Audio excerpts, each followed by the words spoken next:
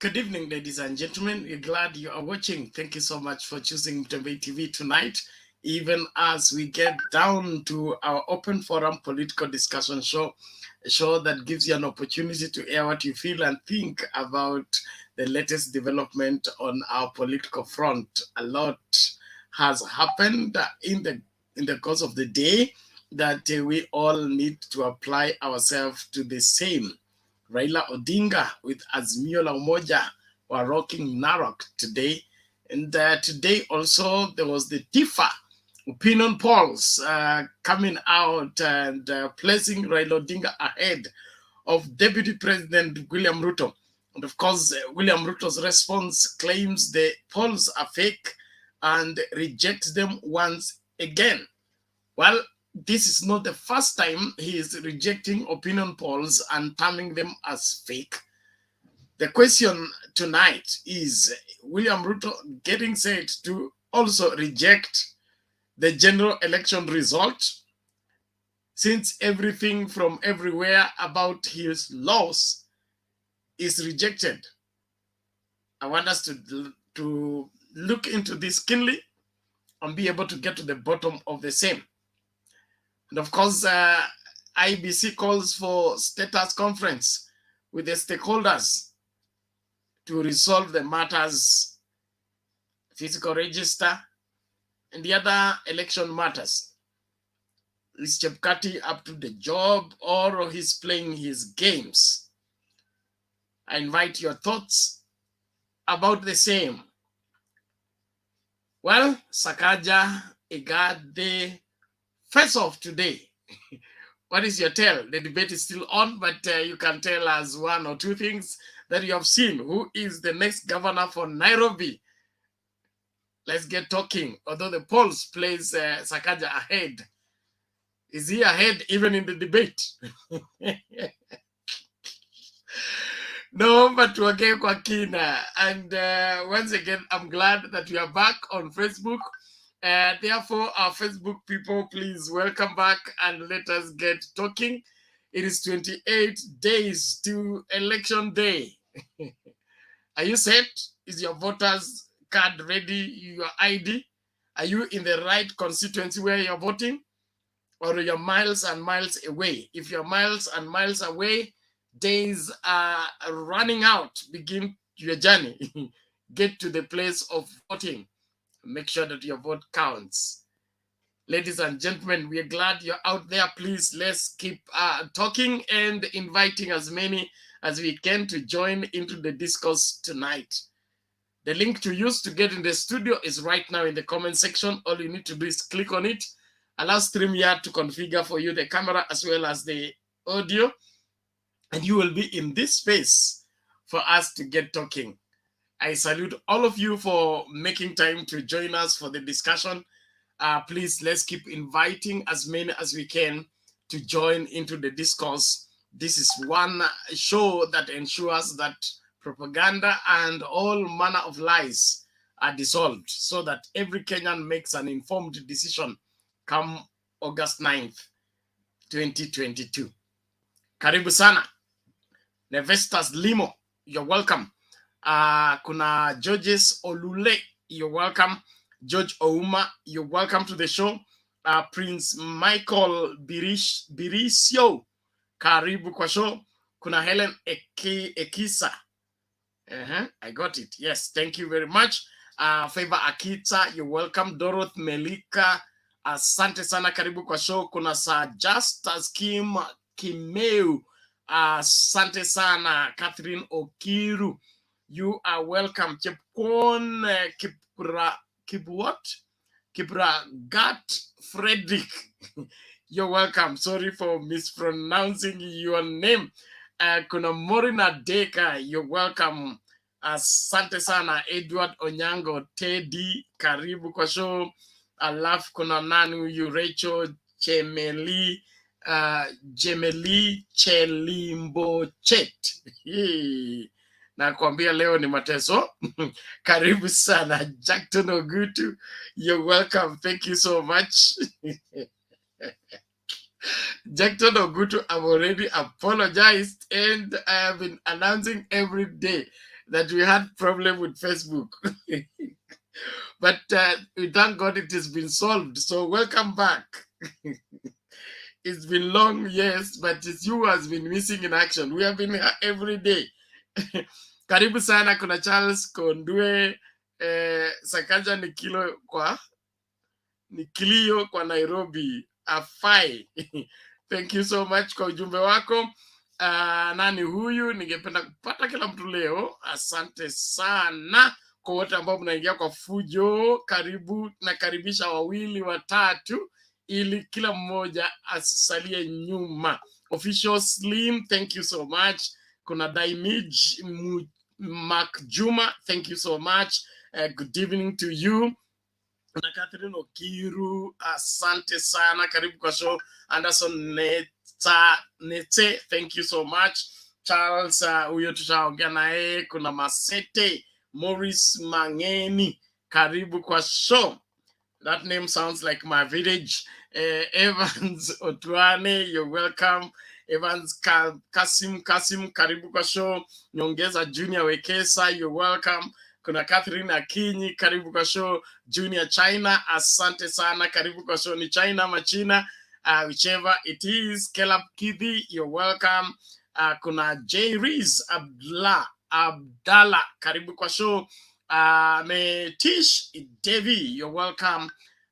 Michael Ngige, you're welcome. Alafu kuna nani, James Ocharo, you are most welcome. Kuna Tinana Nyamagwa, you are all welcome to the show. Thank you so much, those of you that are coming in. And please, if you are able to get us, make sure that you help somebody to get us. The link to use to get in the studio is now in the comment section. Click on it.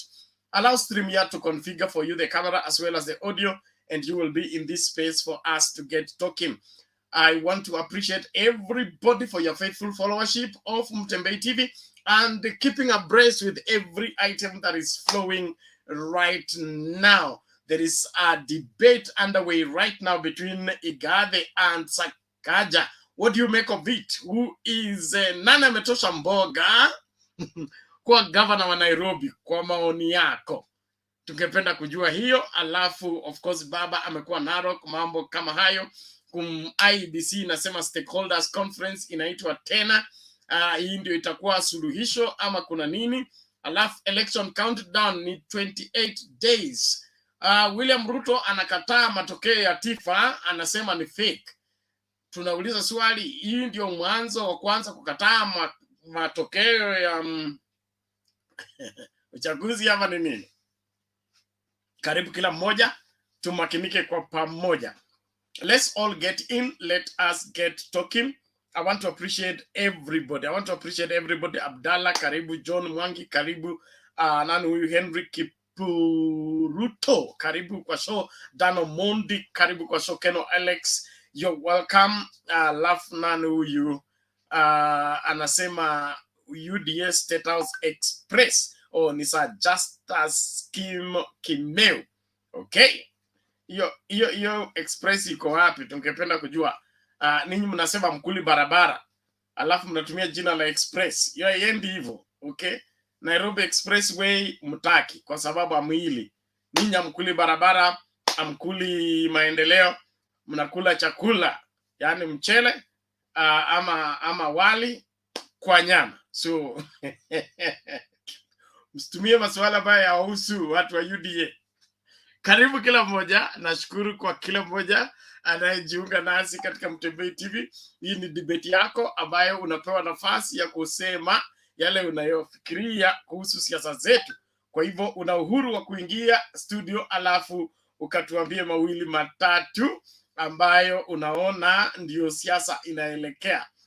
Kulingana na mimi kumekuwa na dini hiyo Tifa, hiyo matokeo ya Tifa sikubaliani nayo, lakini hayakwezi koza kuwa na ukweli fulani kwa kiasi tu.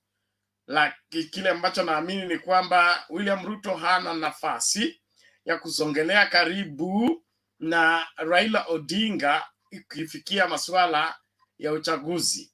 Wa mahala ambapo William Ruto anapata 30%, baba atakuwa na 60 ama at least 50. So history, a difference of 2% is not valid. It is not what is on the ground, and it is all massaging of figures to help somebody feel important when we know he is not, in terms of historical reality of political capacity. And as we continue with the discussion tonight, we'll need to get to the bottom of this.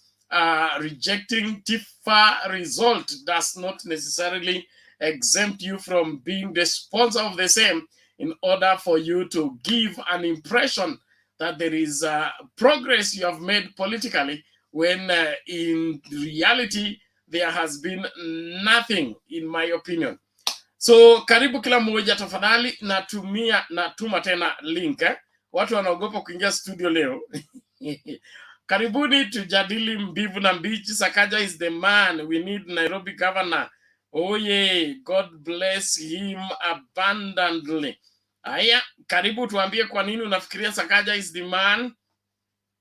Karibu tujadili kwa kina. In the meantime, wacha tusikize hii. Alafu tukitegea wewe uingie studio ukatuambie mbivu na mbichi. Kunaendaje? Aya, tuende kazi.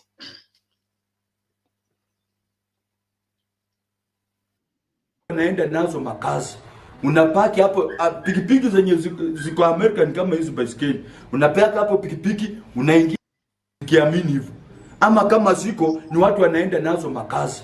Unapaki hapo pikipiki zenye ziko American kama hizo baiskeli. Unapaki hapo pikipiki unaingia kazi, ukimaliza kazi unachukua pikipiki yako unaingia nyumbani una relax. Lakini Ruto anakuambia uamuke saa 9 baridi kuchape. Yeye kama ako na Recho kwa nyumba anaamuka saa 3 ya asubuhi. Na wewe baridi imekuchapa, alafu anakuja kuambia hasola bottom up, matako juu, kichwa chini. Hiyo ni ujinga ya Ruto. Ruto anajaribu kucheka sisi vijana maskini. Kuna vijana wetu ambao wamesoma, wako na madigrii, wako na certificate ya form 4, wamepita mtihani mzuri, lakini kwa sababu ya kukosa ajira ameona kulika aenda aibie mtu, wacha achukue hiyo pikipiki apelekee mtu, ama aendeshe hiyo pikipiki iwe ikimpea 100. Nataka ni advise wale watu vijana wa bodaboda, hiyo kampuni ambayo Ruto anakazana, ama hizo mapikipiki Ruto anakazana zikuje kwa load, Ruto ako hapo ndani share. Yeye anakuambia tafuta 15,000, uende uchukue pikipiki ya mkopo, ulipie kwa miaka 3 400 kwa siku. Pige hesabu 400 kwa siku ukilipia mtu pikipiki miaka 3, hiyo ni pesa ngapi? Hiyo ndio hesabu inamshinda kupiga watu wa form 4. Hiyo utakuta umelipa 200,000 kwa pikipiki moja. Ambapo ungetafuta 80,000 venye Raila anasema, utaenda uchukue pesa, ununue pikipiki, uanze kulipa, hakuna interest. Ruto anakulazimisha unalipa 200,000 kwa pikipiki moja. Alafu wewe unaenda tu huko. Na uko form 4 ulisoma ukapita mtihani. Mtu anakuumiza na uoni. Pikipiki moja unalipa pesa ya pikipiki 2. Mimi nataka niambie vijana, wale vijana wa bodaboda, hizo bodaboda Ruto anakuja kuwachekelea. Ruto anakuja kuambia bottom up. Kama yeye kweli ni hasola, siku moja rali yake apange tu mapikipiki asiende kwa na gari. Mbona yeye anatokelezea kwa gari juu? Alafu mabodaboda mmemngojea hapo chini, mnapigia hapo kelele. Akishamaliza anaingia kwa gari anaenda.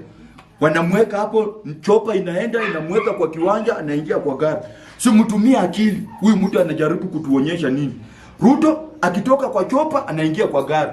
Mshaiona Ruto akitembea venye Martha Karua anatembeanga na mguu. Tunataka watu ambao wanapenda Kenya, wazalendo. Martha Karua juzi alikuwa Eldoret, alienda na mguu akitembea. Ruto mshaiona akienda na mguu bila gari. Kama si kusimama kwa gari juu kwanza kucheka maskini.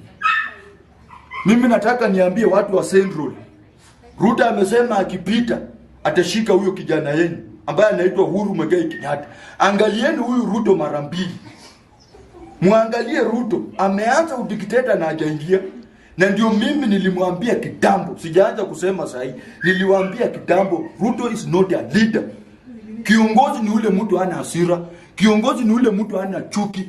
Raila Odinga Azimio angekuwa na chuki, leo hii yenye tunaongea hivi, hii Kenya ingekuwa imewekwa mipaka. Kila mtu angekuwa anatoa, ingekuwa na noti ya Raila Amolo Odinga, ingekuwa na noti ya Uhuru Kenyatta.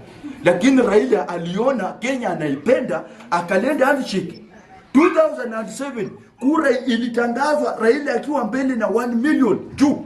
1 million. Sisi mimi nimelala nikijua Raila ni president. Mimi asubuhi naamuka nimejikojolea ni nini mbaya, Kibaki ndio president. Kivuta amemtangaza usiku. Na Raila akapeleka handshake kwa Kibaki na hiyo serikali ikawa mzuri. 2013 the same. 2017 the same. Mnataka Raila kuwe kiongozi aina ama Kenya, mnataka kiongozi mgani ndio mjue huyu ni kiongozi? Mnataka kiongozi mjinga kama Ruto? Tabia za Museveni zimemuingia. Museveni ametoboa Besigye macho hapa Uganda. Besigye haoni. Kijana wetu ambaye ni muimbaji, hustler, maskini wa chini, ameinuka kidogo, Museveni amegonga. Na ndio hiyo tabia iko kwa Ruto. Ameanza udikteta mapema, ati akipita atashika Uhuru Muigai Kenyatta amweke ndani. Alafu watu wa Central mnaangalia tu, mnacheka tu. Nyinyi watu wa Central ndio mko kwa shida na mmechanganyikiwa. Na ninashindwa watu wa Central saa hii nikikutana na watu wa Central wananiambia bwana, uchumi umekuwa ngumu. Kumbe huyu mzee alikuwa anatusaidia. Raila alikuwa anasema tuende maandamano, tunaenda. Na mwisho mnasema Raila anaharibu uchumi na vitu zinashuka. Vitu hazikuwa zinashuka Migori peke yake ama Kisumu peke yake, ni Kenya mzima. Saa hii ujinga ambao yuko Raila angekuwa upinzani, vitu hazingekuwa zimepanda. Lakini nashukuru Raila benye ameenda kwa serikali, ndio watu wamekuja kutambua kumbe Raila ni kiongozi. Vitu zenye Raila amefanya Ruto hawezi fikia, na hata hawezi fikia. Hata hawezi fika nusu yake. Ruto amepinga katiba mpaka dakika ya mwisho akapata 30% na Raila akapita. Ruto amepinga BBI ikaenda kwa koti ikatupwa nje. Yeye ndiye amekuwa wa kwanza kusema Mudavadi nitakupea prime minister. Yeye ndiye amekuwa wa kwanza kusema 1 man 1 shillings na alipinga. Ule mtu ni mtu kiwango, ni mjinga kiwango gani? Ruto ni mjinga kiwango gani? Ruto ni mjinga kiwango gani jamani?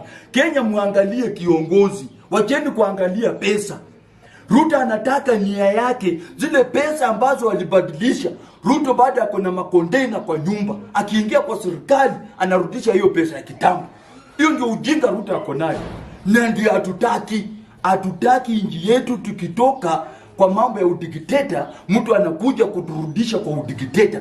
Ruto ameweka konteina mingi, zile pesa za kitambo kwa nyumba yake. Ziko kule Sogoi, zingine hata amechimbia chini. Ziko huko, ni mingi.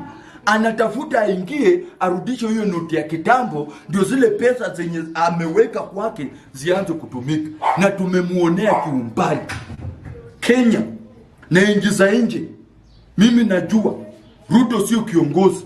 Raila Amolo Odinga ni kiongozi ambaye huwezi linganisha na viongozi wale wamekuwa. Kiongozi ambaye amekuwa alikuwa mzuri ni Kibaki na Mungu akamchukua. Na kutokea hapo hakuna kiongozi mwingine ambaye isipokuwa Raila Amolo Odinga. Raila ni mzalendo. Sijui watu wengine wanatakanga Raila kuja wabaie omena kwao ndio wajue Raila ni kiongozi.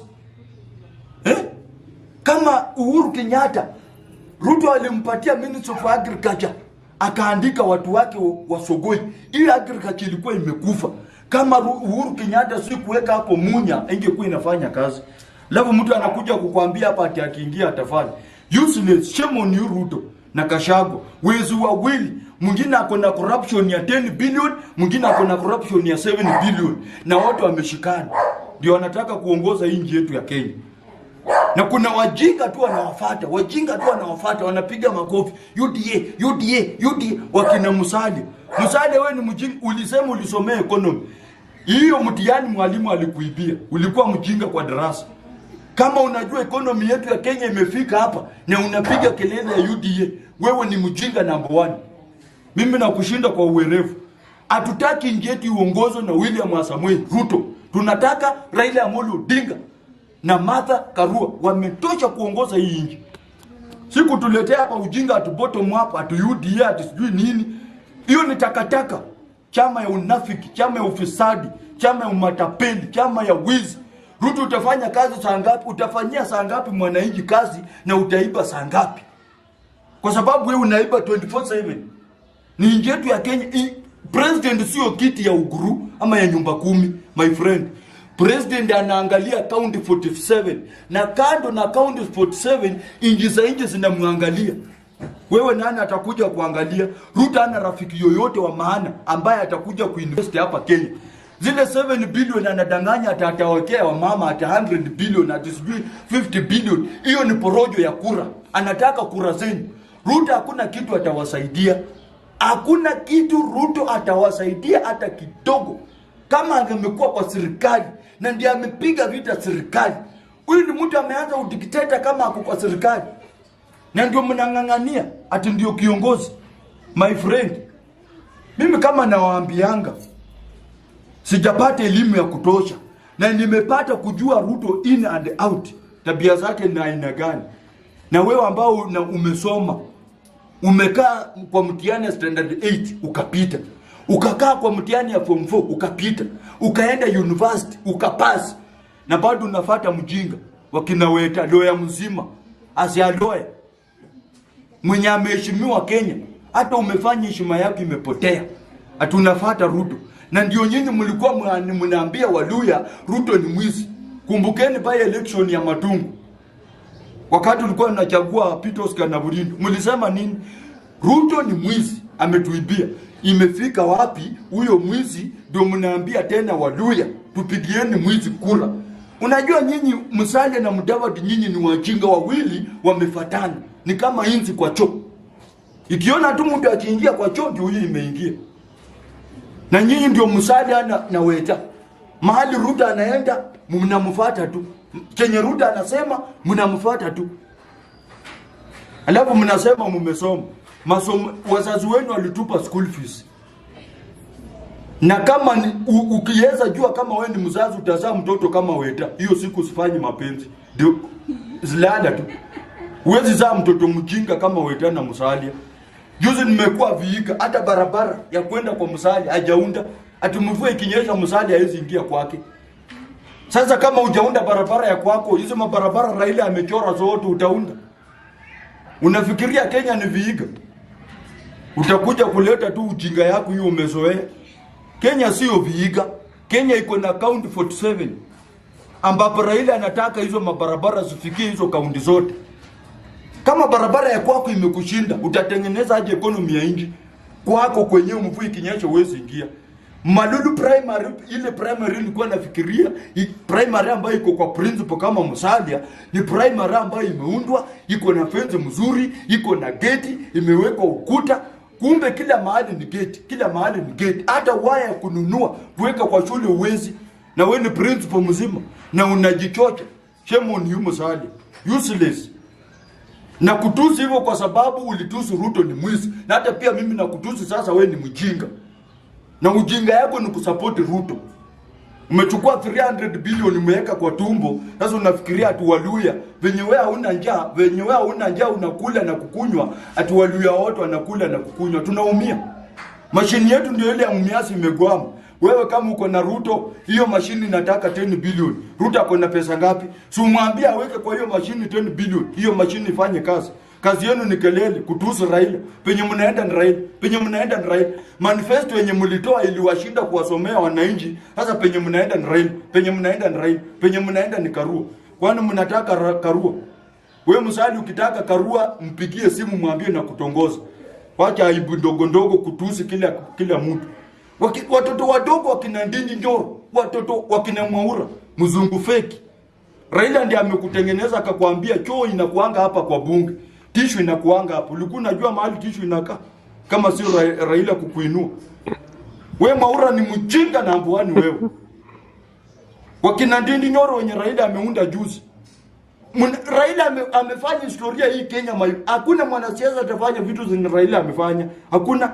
Hizi media, hizi radio Raila ndiye amepigania. Kwani Raila alikuwa anapigania SK Mashara alikuwa Mjaluo. Sasa alikuwa Mkikuyu. Na Raila akajua hii kitu itakuja kusaidia kesho. Na ndiye akampigania mpaka wakatoboa Moi. Wakati wa Moi ungeongea nini? Kama si Raila kusimama imara, hii demokrasi tungekuwa nayo. Lefu watu wengine wajinga na Raila akiwa kwa jela mlikuwa wapi? 9 years mtu amefungwa kwa jela. Kwani alikuwa anafungwa juu ya Mjaluo peke yake? alikuwa anafungwa juu ya Kenya mzima. Mluya, Mjaluo, Mkikuyu, Mnandi, kabila zote zilikuwa hapo ndani. Raila alifungwa, Ruto alikuwa wapi? Hii katiba tunajivunia na Raila Odinga. Ruto ametusaidia nini? Kama si kuiba pesa, ndio yeye ameiba yote, unga imefika to that. Hiyo ndio ametusaidia. Alafu anakuja kutuambia hapa ati akiingia atafanya. Kila siku amekuwa tu akiingia atafanya. Na hapo kwa serikali yenyewe. Mmesikia Uhuru akisema hii maneno yenye Ruto anasema akiingia atafanya. Safanye saa hii tujue yeye ni kiongozi. Si hapo kwa serikali, si hapo kwa government. Ni nini hiyo inazuia Ruto kusema unga ishuke na ikose kushuka na yeye ni makamu wa rais? Alitembea akiambia watu wapande avocado. Utapanda avocado kwani avocado inasiagiwa unga? Ushasikia avocado iko na unga? Huyu Ruto ni mjinga na anadanganya watu wajinga wengine. Siende Ruto mmoja alisema watu wapande avocado. Utapanda avocado mahindi toke wapi? Alafu tena ameanza kupiga serikali vita ati imeficha unga, imeficha mahindi. Si upeleke kisiagi avocado isiagi kuwe unga watu wasogoi wakuli. Wacha kutuletea ujinga Ruto bwana. Usituletee ujinga. Usitupime bangi wewe. Mtu akiniweka rumu moja na wewe, mmoja anakufa. Hata atuulizani, tunaanza tu kunyongana direct. Yuko na upumbavu mingi sana. Useless. Atu Dr. Samuel Ruto. Who is Ruto in this country? Wewe ni sosa, wewe ni kipi kwa siasa. Raila ndiye amekufundisha siasa. Watu wote ambao wamemea pembe ni Raila Odinga amewajenga. Wakina Musali, ulikuwa umeanguka. Raila akakuinua akakupea waziri mkuu, mfuatilizi wake. Kwa nini hakupea Mjaluo? Kwa nini hakupea Mkikuyu? Alijua Waluya ni mashemeji. Ndiye akakuinua kwa matope. Leo hii umeona Raila ni mbaya. Penye unaenda tumbo kubwa ni Raila. Tumbo kubwa ni Raila. Na kuvaa makoti zenye hata hazijapigwa pasi. Wewe ni mjinga, kwani hauna bibi wa kukupigia makoti pasi? Wewe ni mjinga kiwango gani? Na mimi naongea hivyo kwa sababu ile ujinga mmetufanyia hii Kenya tarehe 9 ndio mtajua hii Kenya imeamua. Msione mkitembea mkilipa vijana pesa ukiingia kwa mikutano zenu, mnaona mko na numbers. Zinyi hamuna numbers. Raila alipangi mtu pesa. Mimi hata sijai meet na Raila hivi. Na ndio nimempigia kampeni kufa na kupona. Na hizi siku zimebaki kidogo hizi 32. Na ndio nitazunguka zaidi. Hiyo ujinga yenu mko nayo. Hiyo ujinga Musali. Tarehe 9 uende Vihiga. Weta Bungoma. Mwende mkae huko ina hiyo ujinga yenu. Mtu achie Kenya roho safi. Pana kufuata hapa mtu mwizi, mtu mkora. Ameiba mpaka ameiba tishu. Alafu anakuja kutuambia ataleta wifi. Wifi ya mama yake tapelekee Recho kule Sugoi. Tumekuambia tunataka wifi. Hata every county nitaweka wifi. Wewe ni mjinga kiwango gani? Wifi ya kitu ya kwanza unadanganya ati itatumika bure. Lazima kuwe na password. Utapeana password kiwango gani? Wewe ni Ruto, wewe ni mjinga na danganya wajinga. Mimi mwezi ni danganya.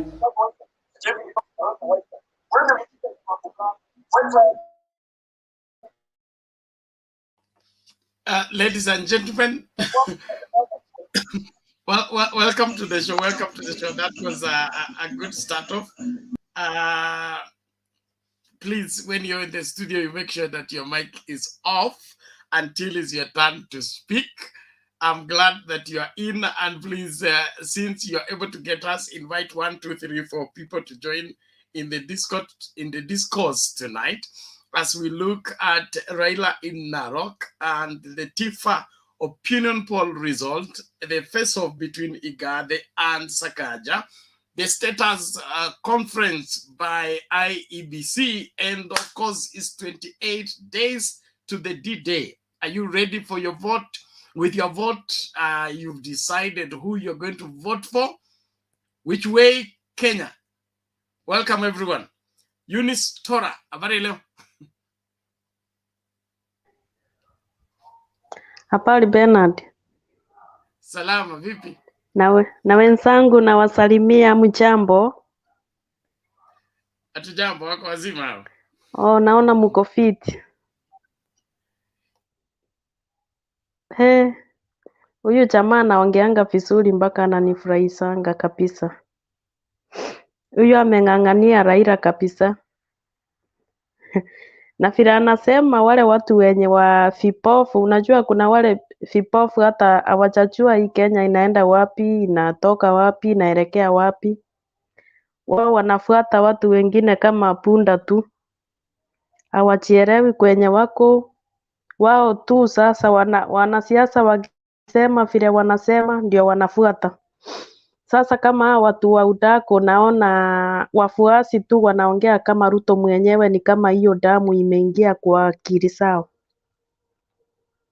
Hata mahali popote tu kwenye unaweza ongea na mtu wa UDA, matusi ni ile ile Ruto anatoa, ndio mtu anatoa. So hii tabia si mzuri kwa wananchi, juu sasa huyo Ruto hatakuja kukupea unga kwako. Usipochagua kiongozi mwenye ataongoza hii Kenya ili tuweze kushiba, juu sana sana tumbo ndio zimesumbua wananchi, juu huwezi ukaishi bila kukula ama kukunywa. Sasa huyu hataenda kwa kila mwananchi amupee kila kitu yenye mwananchi anafaa kupewa ndio aweze kushiba, isipokuwa kuchagua kiongozi mwenye ataangalia wananchi wote na kila mtu aweze kukua ako sawa na mtu anajisikia ako kwao na ako Kenya. Okay, hii maneno ya Ruto ya kulalamika kila pahali ni anaona hakuna hata waisi. Sasa ni ajiandae kukua opposition. Ruto anajifunza. Juu najua mtu akiwa opposition huwa ajuangi mazuri, anaonanga mabaya kila saa. Akiona ile kitu ikitendeka kwa serikali ni kibaya, mtu wa opposition yako hivyo. So Ruto saa zingine hajafanya makosa, ni anajifunza opposition vile kunaendanga, juu najua ni raundi yake ya kwanza kuingia opposition kwa maisha yake. Saa ni anaanza new life ya maisha. Saa lazima aweke bidii kwa sasa, juu ndio mara ya kwanza kuingia opposition. Aonja asikie vile kunaenda. Saa ndio asifikirie vile papa alikuwa opposition, alikuwa anatetea wananchi, alikuwa analalamika. Asifikirie ilikuwa kazi rahisi. Ni ajifunze kuanzia sasa, ako sawa, msimlaumu sana. Opposition ni mambo ya opposition, mnajua vile kunaenda.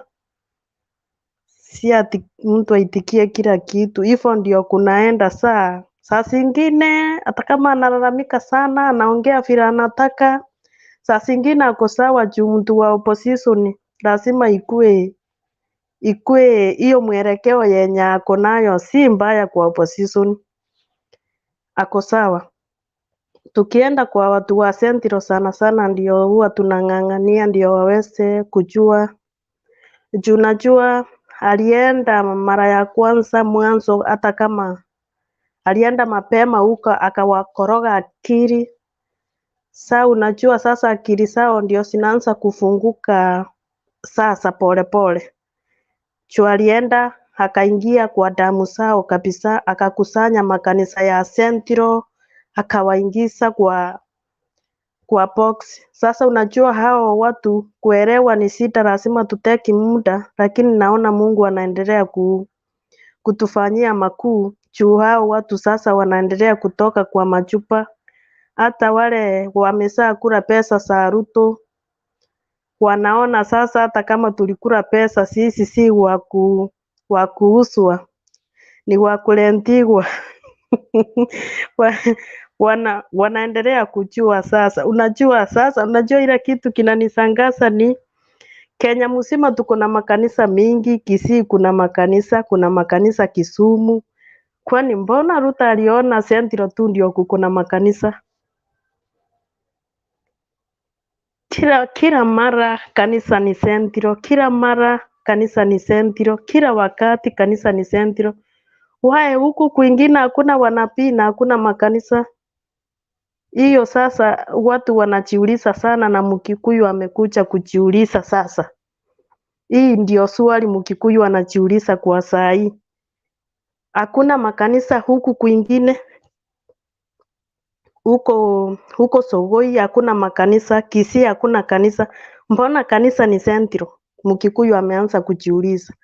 na huyu mtu ako na jambo gani, ni nini anataka na Central. Sasa wanaanza kuelewa kunaenda hivi na hivi, kuna kuja hivi na hivi. Sasa watu wameanza kukua werevu. Okay, mimi nimeoleka Kiambu. Mimi nimeishi Kiambu tangu nioleke huko, nimekaa miaka 13 saa hii. Nimejua Wakikuyu kulingana juu nakaa kule Mausago huko ndani. Najua Wakikuyu saa, najua vile kunaenda. Mkikuyu ukimuona kwa campaign, usifikirie ati huyo mtu ndiye amependa. Hiyo wacha niwaambie saa. Mimi nimekaa na wao, hizo campaign nimesaa sifanya kuanzia 2013, 2017. Watu wale wamama wenye hawana makazi, hapo ndio kazi yao iko hapo. Hata mimi ndio nilikuwa mmoja wao. Wale huwa wanakuanga wako kazi. Mkikuyu apotesangi saa yake ati aende kucheka pale akupigie makofi. Anakupigia makofi 1000 yake 1 ama 2 siku kwa mfuko kwanza. Muelewane. Sasa ukimupea hiyo uniform ndio aende kuweka madoito pale mbele, umemlipa ako kazi. Munaelewana kwanza ni pesa ngapi? Si achana na watu wanapewa 100. Mkikuyu hawezi akapewa 100 aende kuchoka kuzunguka pale ati kusema ODA, UDA, udako. Hapana. Mkikuyu lazima umulipe kitu mzuri. Sasa kama wamama, mimi nimekaa huko, nimeona tunakusanywa kijiji mzima. Tunaandikwa jioni kitu kama saa 2. Majina hivi kijiji mzima kila nyumba. Tunaambiwa kwa asubuhi saa 1 tunaenda City Rock ama tunaenda Roiro, tunapepwa na gari na tunalipigwa mpaka fare. Tunapewa uniform t-shirt.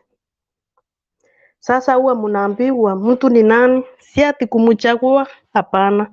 Sasa hiyo sisi tunajua mwenye tunachagua. Kwanza wanaambiana wote mtu ni nani, ni fulani. Huyu mwingine tuko kazi. Na yule mwenye wanachagua hawamkurangi hata hawapeangi kitu. Sasa munaenda munachomewa nyama, munakula, munaweka makelele, munasangilia, munasema mtu ni fulani, mtu ni fulani, munapiga maraundi. Jioni ikifika mugakinya, mnakuacha nimeanza kuongea Kikuyu sasa. Munafika hapo kwa market. Town kama ni Kiambu, kila mtu anaingia supermarket. Unaenda na shopping kwako, watoto wamekula, mpaka bwana amekula. Kesho nao tena mnang'ang'ana mtaenda wapi, ni mtu mgani mtaenda kazi yake. Saa hiyo inakuwa kazi. Badala ya kuenda kufua nguo upewe kibarua 300 na kuna mtu anataka watu anapeana 3000, 2000 uko mbele, unaachana na hizo nguo. Unaenda kazi. Mkikuyu anachua kazi. For example, badala ya kuenda kufua nguo upewe kibarua 300 na kuna mtu anataka kupeana. Sasa for example kuna gavana tuliangusa, kama mnajua kuna gavana alikuwa anasimama anaitwa Getongoli. Huyo tulimukura kabisa. Kila pahali tunaenda ni Getongoli. Kila pahali tunaenda ni Getongoli. Lakini ikifika uchaguzi, kijiji mzima iliambiana mtu ni fulani Getongoli, tulikuwa biashara. So watu mjue Wakikuyu wanakuanga biashara, wanakuanga kazi. Lakini kwa kuchagua huwa wanachagua yule mtu hawako kazi na yeye. Wanajua yeye ndiye ataingia na ndiye atawafanyia kazi. Msiogope sana, mimi nawajua. Mata yangu alikuwa nakataa, Mata Iniro alikuwa nakataa Raila kabisa. Akisikia mambo ya Raila wanapiga nduru. Unasikia huyu atafanya Wakikuyu wafae finyanza sijui nini. Leo hii namuuliza hapo kunaenda namna gani? Atigo sawa komondo ni Raila. Sasa mpaka nikasindwa. Nikamuuliza mpaka wewe unasema Raila uko na uhakika? Akaniambia huku maneno inaenda hivi. Sasa saa hii ndio tunaenda tukijua Ruto ni nini alifanyia uhuru wetu. Sasa hapa sasa ndio tunaenda tukifunzwa nyumba kwa nyumba, tunajua ni nini kirukura kingine, ndio tunajua huyu mtu anatupeleka kwa simu. Nilisangaa kama matainiro wangu ni wa Raila. Bwana yangu ndio huyu alikuwa nakataa Raila kabisa. Saa hii alikuwa wa Huda, saa hii nasikia akiniambia yeye ni wa Chakoya. Leo sasa hapa maneno ina change. Sasa ndio nawaambia Ruto hakuna kitu, ni aende opposition na achiwacha tu aendelee kujitayarisha mapema. Masiku ni kidogo imefika, aanze kazi yake ya opposition. Wacha nifikie hapo. Asante sana. Okay, asante sana Eunice, tunashukuru kwa habari hiyo. Umetuelewesha kweli. So kuna wale wako kazi na kuna wale watachaguliwa. Ukiona hiyo uniform imekuwa yellow hapo, imejaa hapo mbele na wengine wanaambiwa waende nyuma, wengine wachae pale mbele. Ujue hapo ni biashara iko hapo, watu wako kazi. Asante sana, asante sana. Hivyo ndio tunafanyanga. Sasa nimeelewa. Asante sana. Now, naomba tusonge mbele. Nashukuru kwa kila mmoja, tafadhali tuendelee kukaribishana. Hiyo namba iendelee kupanda hivyo. Tunataka kufika hiyo 1000 turuke hiyo the other side. And please, when we add you to the studio, keep your mic mute until it's your turn to speak. That is the standing order here. Kuna nani huyu reality, is it called who? Realia 254. We cannot add you to the nini ukiwa nyuma ya curtain. Ukikuja kwa studio unaweka camera on. The moment you switch off your camera, we get you off the studio because we need to have quality video for the people who come to view this show even after when we are done. So if you don't want to show your face, you stay on the comment section. Huko ndio utapeana maoni yako bila kulazimishwa kuweka kwa kamera. Lakini ukikuja studio lazima your camera ikuwe on. Tunataka kujua nani tunaongelesha na nani anayetuongelesha. Asante sana kwa kila mmoja. Nashukuru wote watu wa comments. Thank you so much for keeping it clean. Na tutaendelea vivo hivyo. Heshima idumu na ukweli ukite katikati yetu, ili tukifanya uamuzi, huo uamuzi ukuwe bora kwa nchi hii, si kwa mtu mmoja, kwa nchi nzima, ili kusikwe na yeyote ambaye atafanya nini, ataangamia ama ataonewa kwa sababu ya uongozi mbaya. Let's make sure that we do the right thing. Boni, habari yako? Mr. Bernard, habari za jioni na entire team. We are good. How are you today? Niko salama, muda mrefu kidogo.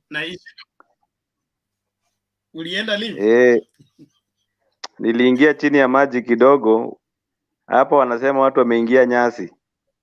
Kuingia nyasi ni kusema kupotelea msituni kwanza.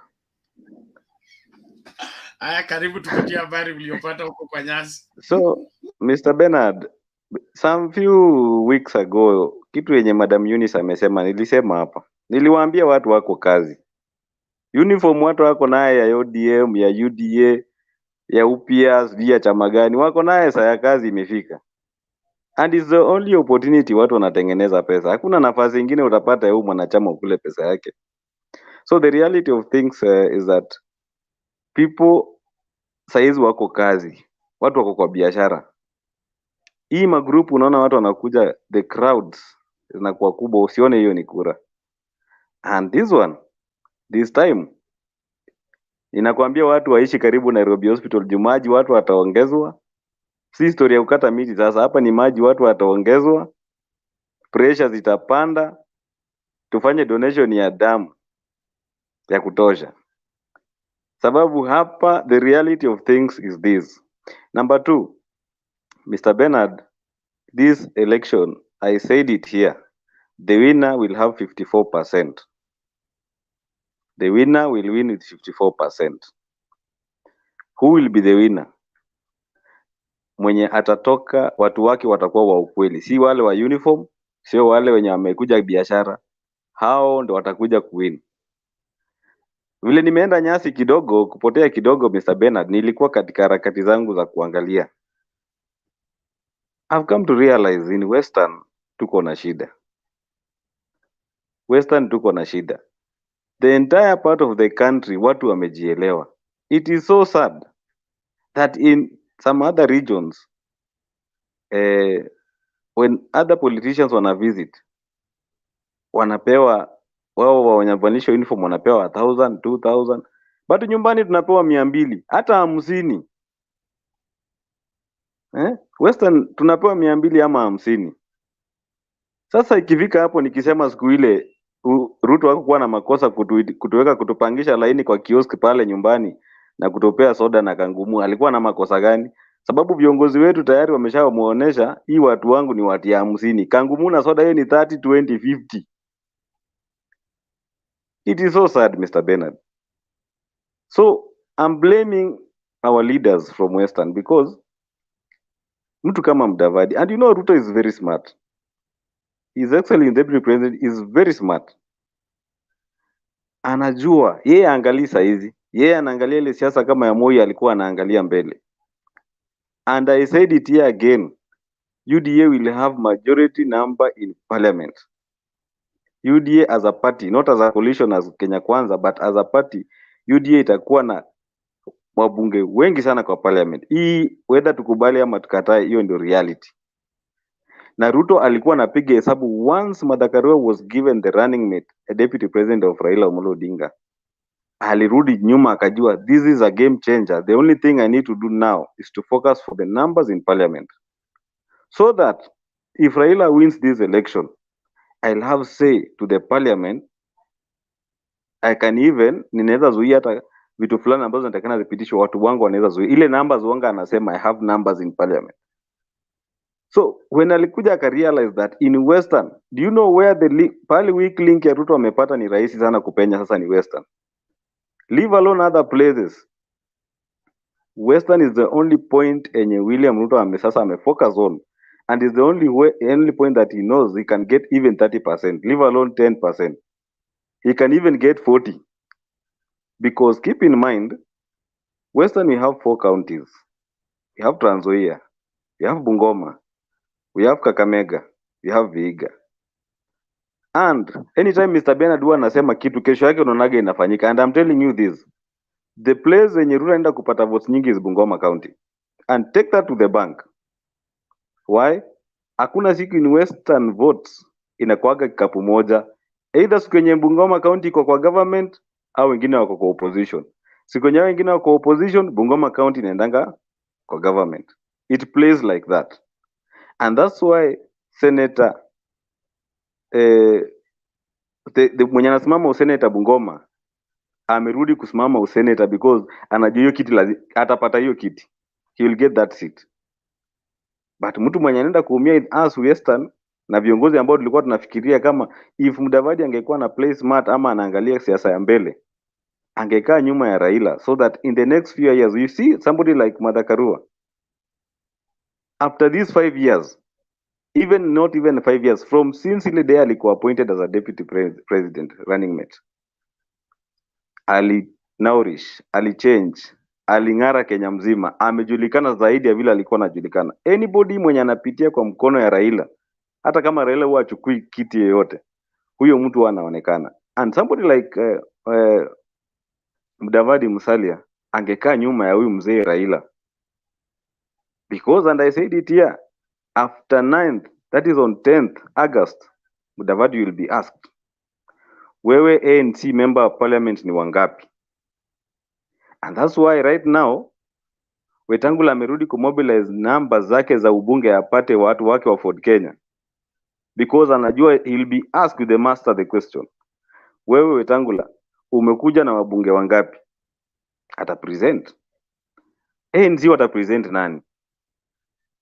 So in short, Ruto amecheza smart, game yake ako very smart, na amejua the only person angeng'ara hapo mbele ni Mudavadi, and the only thing kumkanyangia chini ni mtu kumnyang'anya mpaka wabunge wake. That is the only thing enye Ruto amepiga hesabu na amejua. And I think the game has changed. The remaining 28 days vitu zinaenda kubadilika. But the truth of the matter, Madam Eunice Kenya amesema, people are going to be surprised. People are going to, watu watagonjeka tarehe 9, tarehe 10. Ugonjwa, pressure zitaanza kupanda. Sijui maambulance, ukiona tu Bernard pale huko, kama ni kwa kanisa pale ambulance imekimbia mbio, ujue kuna mtu Karen anakimbizwa Nairobi Hospital. Ukikutana na mimi nikiwa hapa Western, nikutana na nyingine imetoka hapo wakina Weta mbio, najua Wetangula ndio hiyo Nairobi Hospital. Pressure imepanda. So tuombe Mungu, tunataka kura ya amani. Sisi wote, yote ambaye atashinda hii kura, atuweke kama Wakenya ambao tumeteseka, tunataka mtu akusaidia. But all in all, my prayer is, and I'm still remaining with my mama Karua, apige siasa peke yake. Apige siasa, mama apige siasa peke yake. Nataka mama apige siasa peke yake. Hizi siku 28 mama apige siasa peke yake. Ile yako Mr. Bernard nilikubali vile ulinirekebisha last time kwamba kuna game mtu anaweza cheza, lakini mimi bado nataka mama ajefikisha kijiji kupea sasa His Excellency Raila Odinga kwa mkono. Ajefika kwa hiyo lap ya mwisho, bado asukume tu hiyo kijiti mpaka apeleke kwa mkono the last lap, which will be remaining the 1 week. So kwa hiyo mengi nimeongelea, niko hapa backbench, nataka kusikia kwa wenzangu kina Alex wakikuja, kina mama Selina na wengine wote, kina Eliza hawa. Ninashukuru sana kuwa katika hii panel. Asante sana Bwana Bernard. Sawa, asante sana Boni kwa maoni yako na mchango wako. Lakini kuna mtu ameuliza hapo kwa comments, sasa unafikiria Ruto atapata kura nyingi kutoka Western kuliko Uhuru Kenyatta? Wakati wacha nijibu hilo. Wakati Uhuru Kenyatta alipata kura chache 2013 2017, ni kwamba tulikuwa na watu kama kina Musalia, kina Wetangula. Lakini mjue kwamba kuna watu wachache ambao walikuwa wana run nyuma ya hao watu. Ndio maana unaona kwamba Ruto atapata kura sio nyingi, lakini atapata kiwango almost zaidi ya ile yenye Uhuru alipata. Because of what? There are some people, unajua Ruto amekuja ameweka watu wamekuwa blind. Mnafuata tu mtu. Sasa watu wameanza kufuata Wetangula, anaanza kuwaambia hivi na hivi. And the same Wetangula ndiye aliambia watu, nani aliua Jacob Juma? There are these people walikuwa wanasimama kwa podium kuongea hiyo maneno. So my opinion is Ruto atakuja kupata a lot of numbers in Bungoma County as a whole. Bungoma County as a whole. This where naona hapo kuna game. Bungoma atapata a good number, almost let's say 50% of votes of Bungoma County atapata. Then we come to Trans Nzoia, part of Trans Nzoia County. Trans Nzoia County atapata almost 30% up. But the other Vihiga, obviously bado ni Raila anarani hiyo. Vihiga, Kakamega bado Raila ako hapo. But these two counties, I'm seeing something there. But I'm not saying that atapata kura nyingi, but ataget some of numbers ya votes. Okay, thank you Bonnie for that elaboration. And in my opinion, he may only survive with the 25%. You know, it's required 25% in 24 counties. So probably in Western, he may escape with 25% in Bungoma, 25% in Trans Nzoia. High probability. Kakamega, we gave Uhuru 11% last election. Ruto can only make half of that, in my opinion. The same for Vihiga, Busia. Of course, Busia, it was 98%. He got less than 5%. So Trans Nzoia, Bungoma, he may get the 25%. That is if Natembeya and the crew don't do their work very well. Davadi and Wetangula's influence over the voting pattern is very limited. It's very limited. There is, like you said, there is what happens to you when you are with Raila Odinga, and there is what happens to you when you walk away from Raila Odinga. So you see the way Martha Karua's weight politically has increased by his association with Raila Odinga. The same is negatively applicable for Mudavadi and Weta. The influence they had over Western in 2017, 2017. They don't have it now to a larger extent. So for them to deliver Western to Ruto, ngumu sana, ngumu sana. Watu Waluya kupewa 200, 300 is because they have poor bargaining power, although it's not the bargaining power, it is the leaders in between. Au viongozi wanakula hela alafu wanadanganya watu wao. That the sickness we have in our place. We lead as man eat man society. So kinao Malala wanachukua hela, lakini ikifika kugawia watu au wanazila, alafu wanagawia watu hizo 50-50 za kuwafumba macho.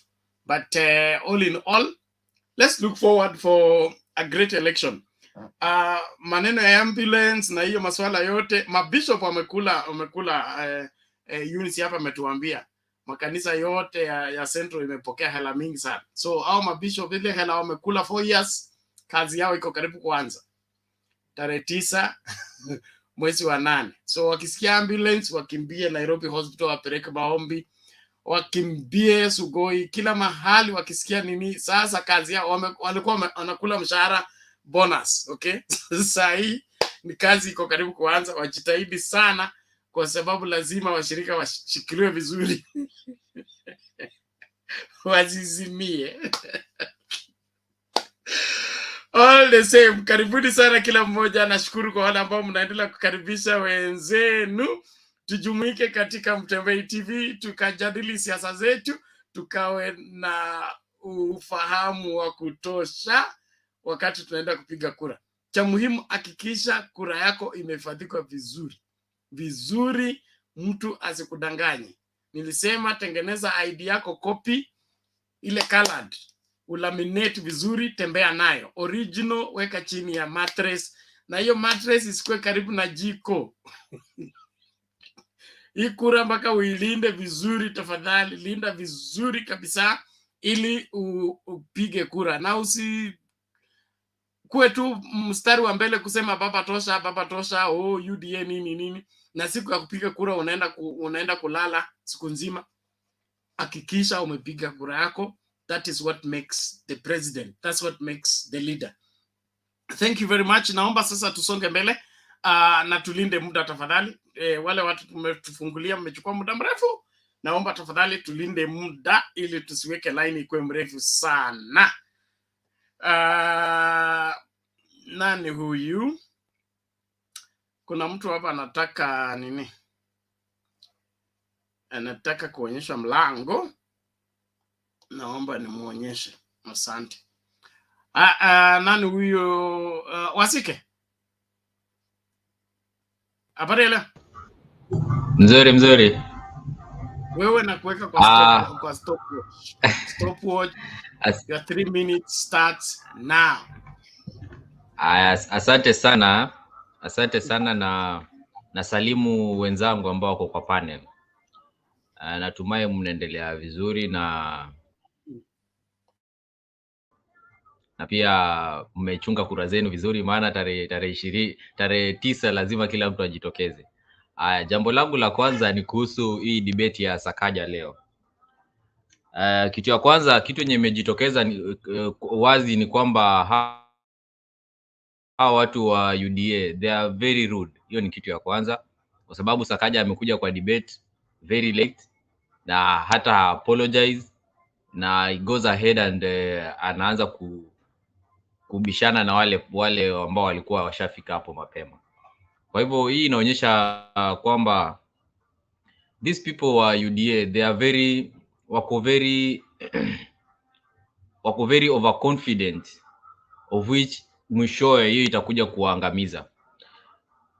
Alafu leo pia nilikuwa naona IEBC stakeholders conference na nikasikia vizuri sana maneno ya Wajakoya, kwa sababu Wajakoya alikuja akatetea baba, akaambia watu hata kama unamchukia baba ni lazima ukubali mchango wake katika historia ya Kenya. Alafu leo pia nimeangalia kwa news kuhusu Tifa polls, inaonyesha kwamba baba ako mbele na 3% anashinda Ruto. Sasa nadhani saizi tumefika the final stretch ya campaigns, na naona sasa Ruto meli yake imeanza kuzama. Rigathi ameanza kupotea, hata juzi aliacha Muturi akikampaign peke yake, amejitokeza leo tena, lakini naona meli yake imeanza kuzama. Ile ningetaka kuambia Wakenya ni kwamba tuzingatie kwamba nchi haiwezi songa mbele mpaka watu wajue historia yake na wasome historia yake, na mtu ambaye anaweza tuelimisha vizuri na anajua pali Kenya imetoka na pali Kenya inaenda ni mtu mmoja peke yake, Raila Amolo Odinga. So kama kuna mtu ambaye ako na tashwishi yoyote mahali Kenya inaenda ama mahali Kenya inafaa ikue, usijaribu kupigia kura yako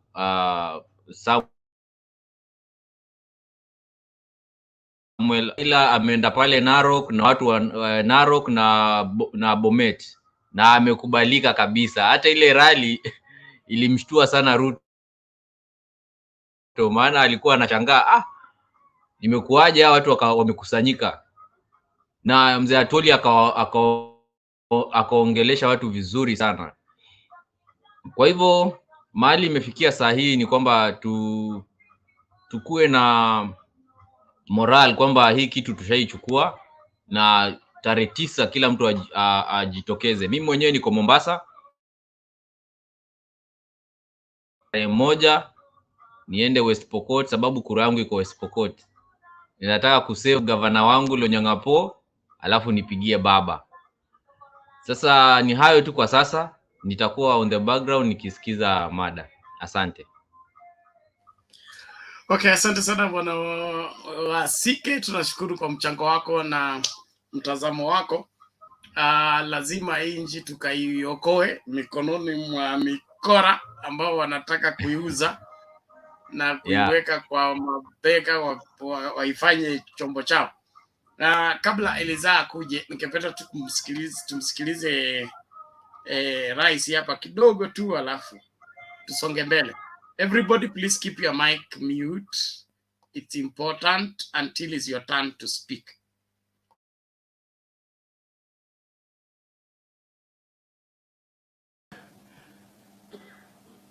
Ni State House ambapo naishi for the next few weeks.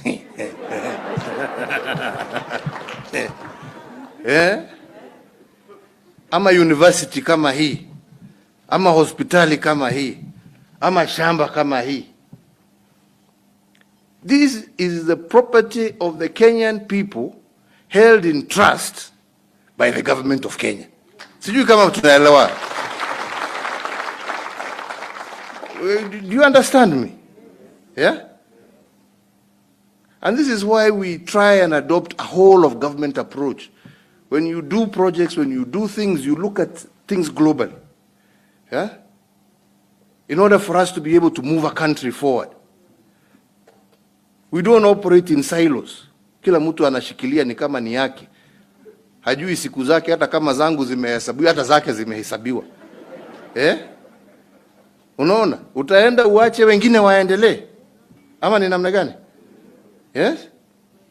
But there are some people who just don't seem to get it. Unaona kama ni mali yako, sio yako, ni ya umma. Na mali ya umma you're just a caretaker. That is all you are, a caretaker. And when you recognize that, and you recognize the whole government approach, then you also recognize that Kenya has never operated in isolation. Kenya is a respected member of the global community. And what this facility is going to do to help us improve healthcare, not just in Kenya, to help us meet emergencies, not just in Kenya, but throughout the African continent. Halafu wewe unaenda kuweka breaks hapo kwa sababu, lakini bado nimebaki wiki 3.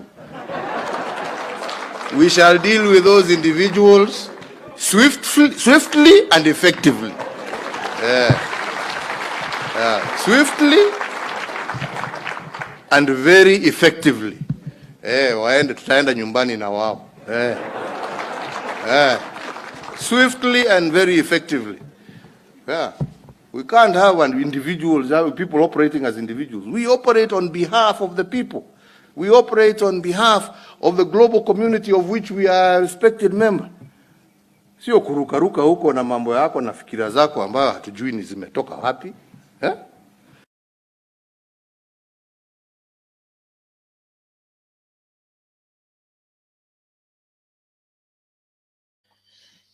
Haya, huyo ni mtukufu rais.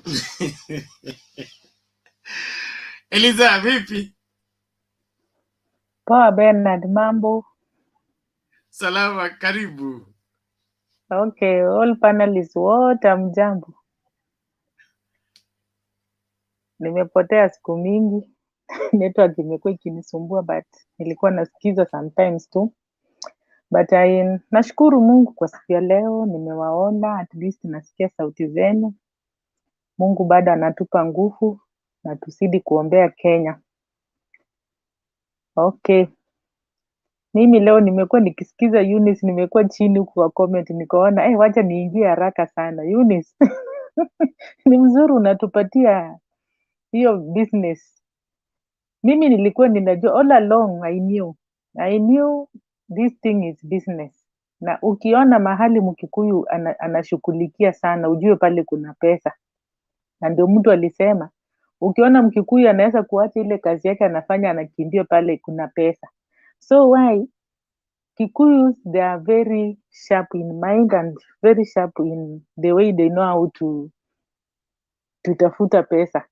Sio kama sasa watu wetu wa Western huko. Hata juzi niliona Mhisa Kitui akiwauliza watu wa Western, nyinyi huko Kikuyuni watu wanapatiwa 3,000, nyinyi mnakuja mnapewa 200. You cannot think. Waluya, huwezi kufikiria.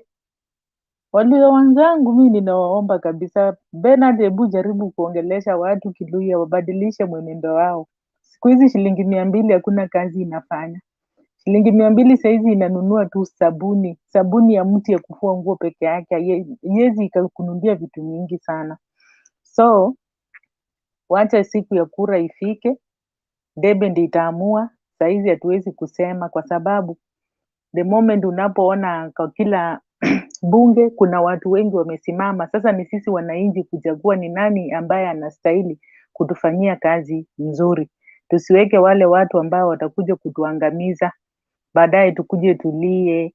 Mimi ninaomba tu, hiyo ndio tunataka, tuangalie watu ambao watakuja kutufanyia kazi vizuri, tusihangaike na tukuje kwanza kusema tungelijua kumbe tungeweka fulani. Hapana. Saizi watu ni kusoma. Since Ruto alianza kucampaign North Western Central, he has been campaigning for almost four good years akikampaign huko. So he was using a lot of money. Amefanya hata wengine, hata kama kuna mwingine hakukuwa na biashara ya mboga alifungua kwa pesa ya Ruto yenye amekuwa kimwaga wapi kule Central. So Central, you keep up, eat that money, but kura ni Azimio. Mpatie Azimio kura, at least sasa ndio mama amuke pia naye mama atuokoe wakati mwingine. So issue ya upande ya watu wangu wa Western, mimi ninaongea. Ni Boni my friend hapa amesema Waluya nani aliwaroga? Nani aliroga Waluya kusema ukweli? Mimi kila siku nikiangalia Mudavadi anaongea nasikianga vibaya sana kwa sababu Mudavadi alimepotesha chance kubwa kabisa. Mudavadi akakaa tu chini aseme kama ni mbaya, wacha mimi nifatane na baba. Hii mwaka tuone kama itakuwa ni mbaya. Sasa Mudavadi ni shetani gani iliingia kwa Mudavadi? Shetani yenye iliingia kwa Mudavadi ni shetani ilitokea wapi ikamconfuse. Na akakuja kuconfuse Wetangula kabisa akawapeleka. Kwa wale watu wangesema this time round hii vile baba amejiunga na Uhuru na Uhuru amemshika mkono, wacha tuingie tuikanyage hiyo mguu yake. At least saizi Ruto angekuwa peke yake, angekuwa anapiga tu mdomo peke yake. Angekuwa na ile nguvu, angekuwa anapiga mdomo peke yake. Lakini sasa hao walikuja kumpatia nguvu. Ruto akaingisha kichwa huko. First of all ameingia kichwa na amekanyaga hiyo chama ya NC. Hiyo chama ya NC huko yote hakuna mtu wa NC mwenye ako na nguvu huko. Ruto amechagua watu wake wenye wako na nguvu, wenye watashinda hata watu wa NC kwanza huko kwa Mudavadi kwenyewe. So Mudavadi saizi yeye kazi yake ni kukaa kuchini na kuanza kusema usitusi Uhuru na not Ruto. na yeye anasahau ya kwamba yeye ako anaenda kupotea, ataonekana, atapotea kabisa. Tutamtafuta vile saizi watu watatafuta shilingi, tutatafuta Mudavadi, hatutamuona kozi mwenyewe alijisika. So asikuje kulaumu mtu yeyote. Saizi ile nguvu yenye saizi Kenya Kwanza walikuwa naye, hiyo nguvu yao saizi imeisha.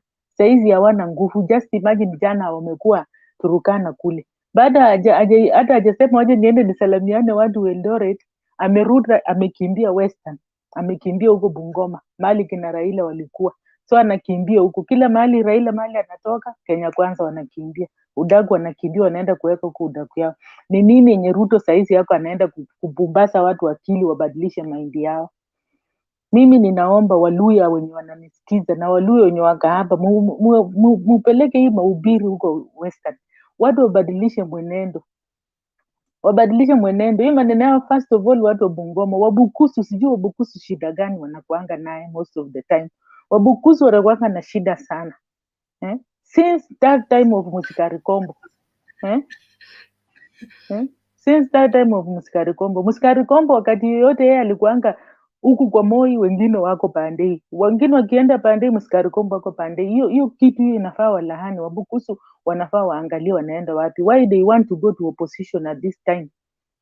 This is the time yenye ilikuwa inatakikana Waluya wafate huyo mzee kabisa. Huyo mzee, imagine Mudavadi ndiye angekuwa the next president after Raila, but now amepoteza hii kitu.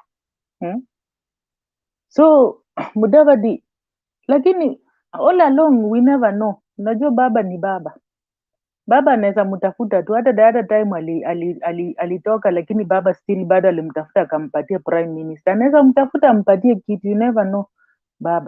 Baba is always ako na ile heart. Mtu unajua hata huko Wakikuyu vile Eunice anasema mama yake kitambo alikuwa anasema haisipigia Raila.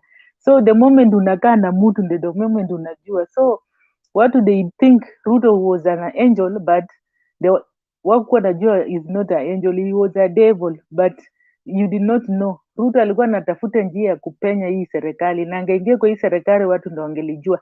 Mimi ninaongea hivi, mimi natoka Wasingishu, Ruto amekuwa mbunge wangu na ninamjua, namjua sana. Tungelia na macho, tungelia kwa sababu hii vitu zote yenye tunaifanya tunaongea haingekuwa freedom, tungerudi kuishi maisha ile yenye uwezi sema kitu. Ukisema kitu wewe ndani, ukitaja jina wewe ndani. So uzuri saizi huko Wakikuyu wametembea na Raila, wamekuja kuona who is Raila. They have known. Hata Mr. President Uhuru, hata kwa roho yake anasema kumbe ningelijua 2013 ningeshikana na Uhuru na Raila, at least tungekuwa tuko mbali. Lakini sasa the moment amekaa na amevaa kiatu ya Ruto, amejua Ruto in and out. This is not the person. So why nowadays unaona hata sura ya mtu, ukitaka kuona sura ya mtu unaona Uhuru, sura yake ako very good, very ana stress yeyote ambaye inamsumbua. Lakini angalia picha ya 2013 Uhuru alikuwa namna gani?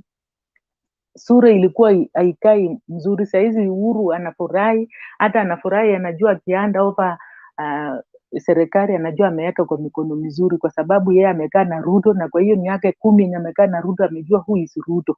So ndio amejua kumbe hao watu walikuwa wanalaumu Raila bure.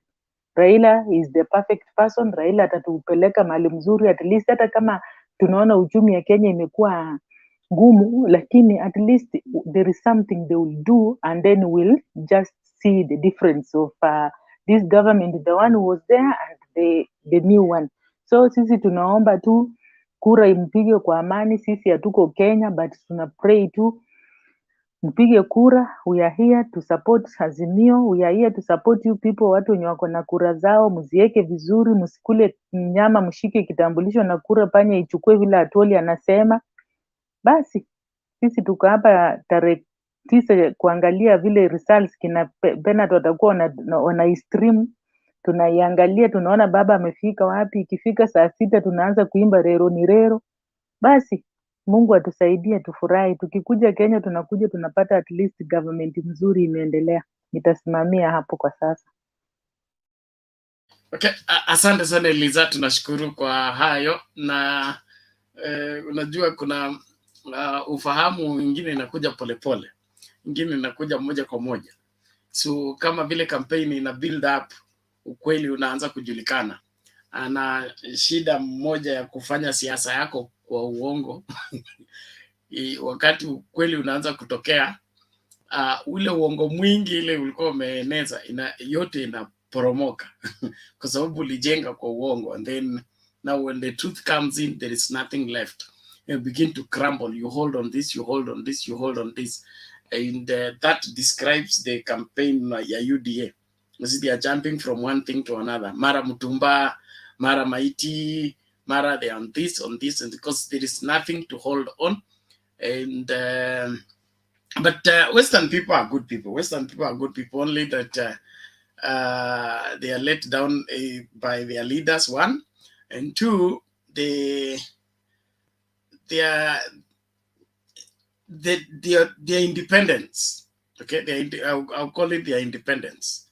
They are independent thinkers in most of decisions. Akunanga ile upper hand ile ya kulazimisha mke wako apige kura kwa fulani. Ako na uhuru yeye kupigia huyu na wewe umepigia hii, na it's not a big deal. Kuna sehemu zingine hiyo kifanyika divorce direct. So huo uhuru wetu ndio unaleta hii masuala mengine. But as far as these elections are concerned, we need to have a very good turn up, especially in Western. It will take care of all this madness. Nani nimeona natembea anaongoza vizuri with 78%, anafuatiliwa karibu sana na Chris akiwa na 20 something. So nataka margin ikuwe hivyo. I want that reflection between Chris and Natembea. That's what I'm expecting between Baba and Ruto. Ili ukipata 20 yako uende tu nyumbani pole pole, usitusumbue. Siku ya swearing in atutaki, handing over Uhuru atafanya. Haitaji Ruto kufanya handing over. Mtu aende tu Sugoi, tutamtumia maaskofu wake wote wa Central wa kumuombea tu pole pole. Kama wanakunya mriziki waendelee tu na maombi huko, sisi tukifanya handing over Kasarani, tukifanya celebration yetu ya 10 days. Let's watch this before we bring in Wangira. I know he's armed and dangerous.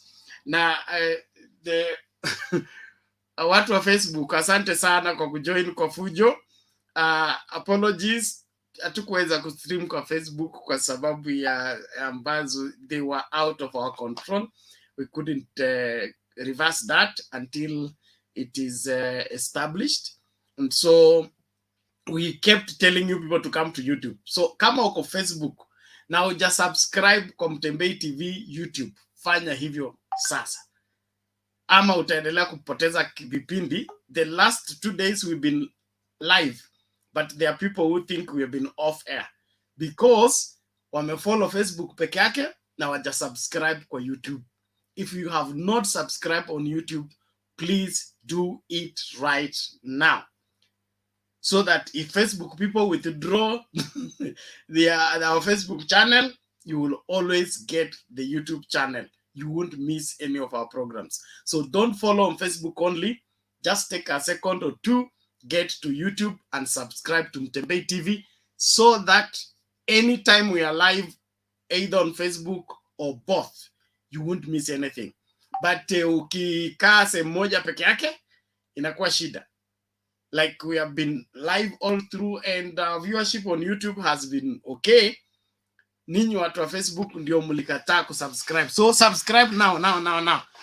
By the time I finish this video, nione hiyo subscription number imepanda kwa sababu watu wa Facebook wamehamia YouTube. That's what we want right now. Kuna nani? President Juliet, we can't add you to the studio when you are behind the curtain. Hiyo ndio sheria. Nani huyu? Oluoch. Amjafikiwa na second mile. Stima bado fika huko. Hebu jitahidi tafadhali. Tunataka bright video so that our viewers will not complain.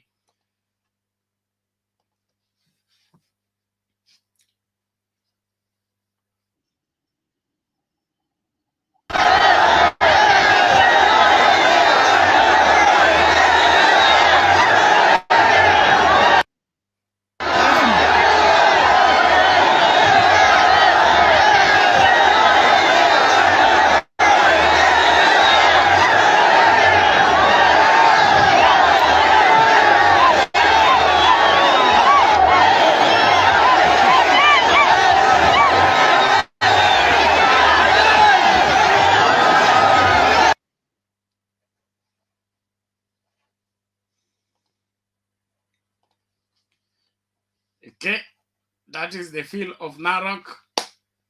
Wangira, habari leo? Mi niko mzima, habari ya masiku.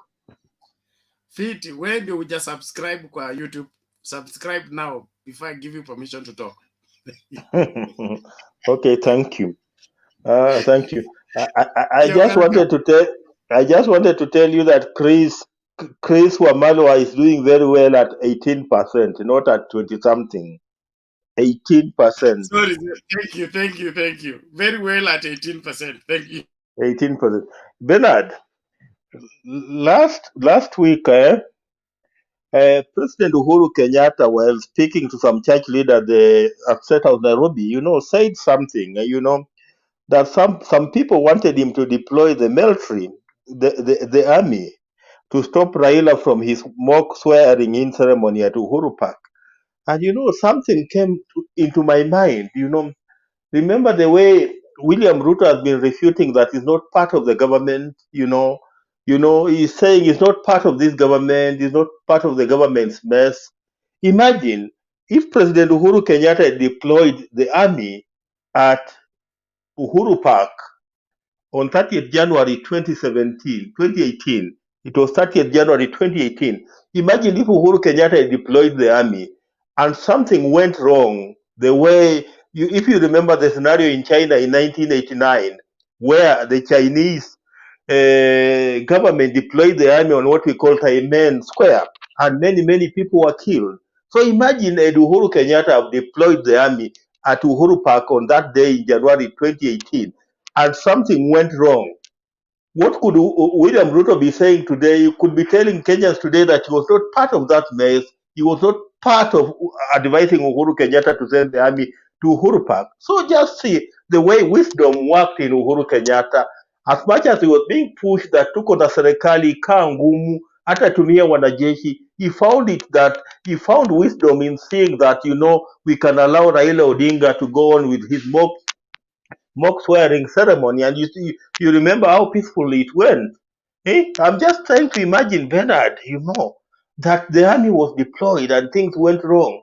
William Ruto could have used that one as bonga point to hit on Uhuru Kenyatta today. He would have told Kenyans today that, I was not part of that decision that decided that we send the army to Uhuru Park.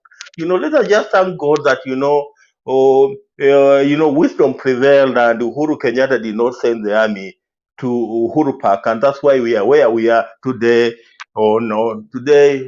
Today, as we move towards the 9th of August, 2022. Bernard,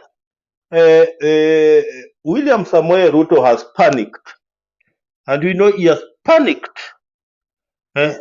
Just watch his body language in the last 1 week. The only thing he talks about is ule jamaa wa kitandawili, hatutamkubalia alete fujo, will not allow him to derail the elections.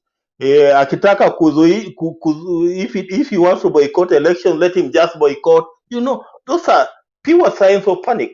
And today, when I listened to him immediately after these Tifa opinion polls were released, he claimed that, they have better manifesto. He claimed that they have even a better agenda.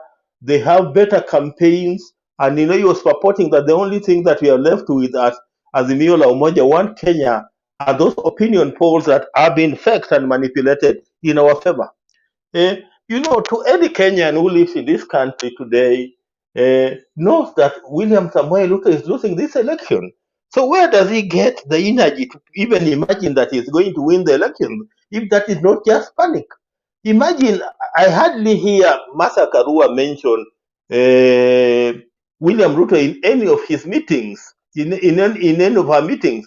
I hardly hear Raila Odinga mentioning William Ruto in any of his meetings. But anywhere William Ruto goes today, nowadays, it's either ule jamaa wa kitandawili, tutamshinda, hatutakubali wang'oe reli, hatutakubali watupe mawe. Those are talks of a man who has panicked, and he has panicked because he knows that he is now losing this election, Bernard.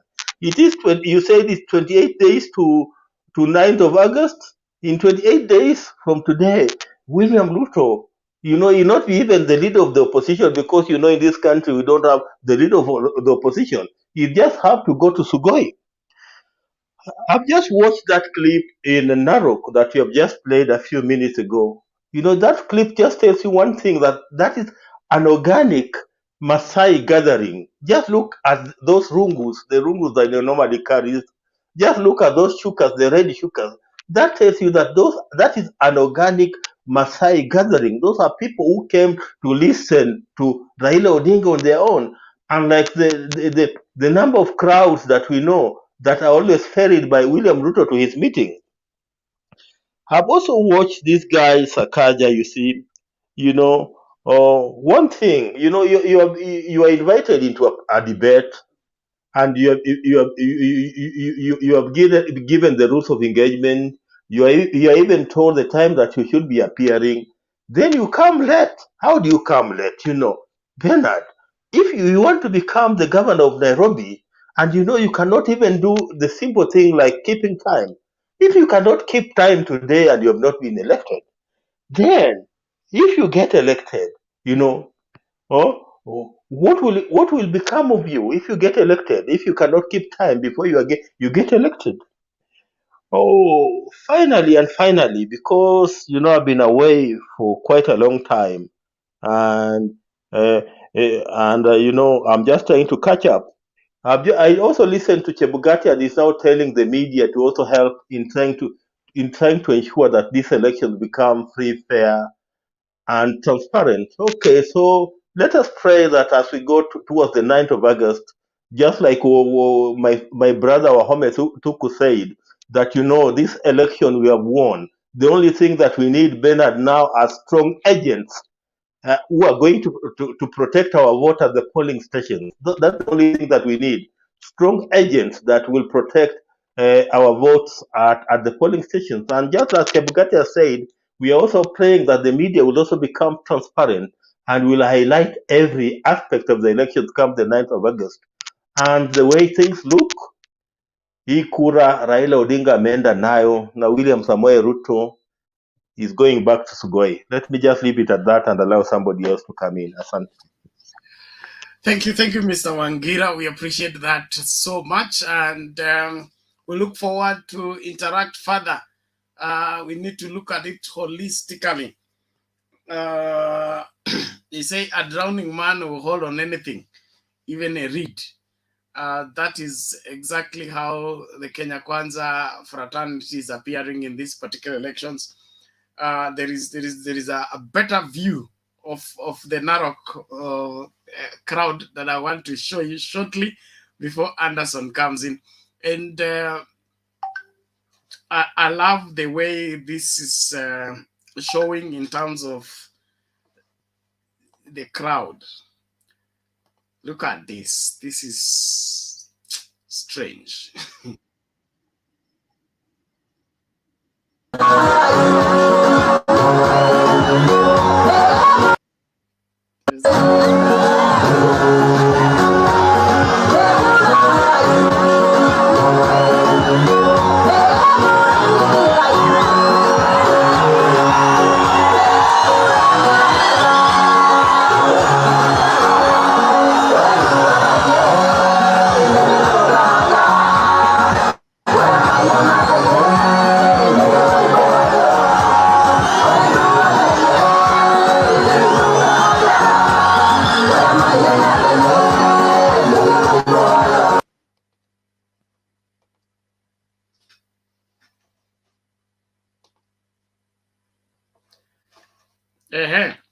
Wale wa Ruto hawananga rungu, sijua wameficha wapi, kwa sababu wakiona Ruto hawakuji na rungu, wanakuja tu hivyo, tena wanavaa yellow. Sasa tunashindwa kuna Masai mara ngapi, kwa sababu traditionally we Bernard, hebu tuwekee Ruto hiyo, tuwekee hiyo Ruto tuone tofauti.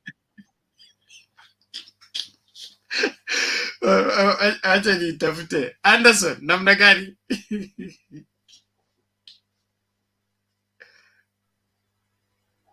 Hello Bena.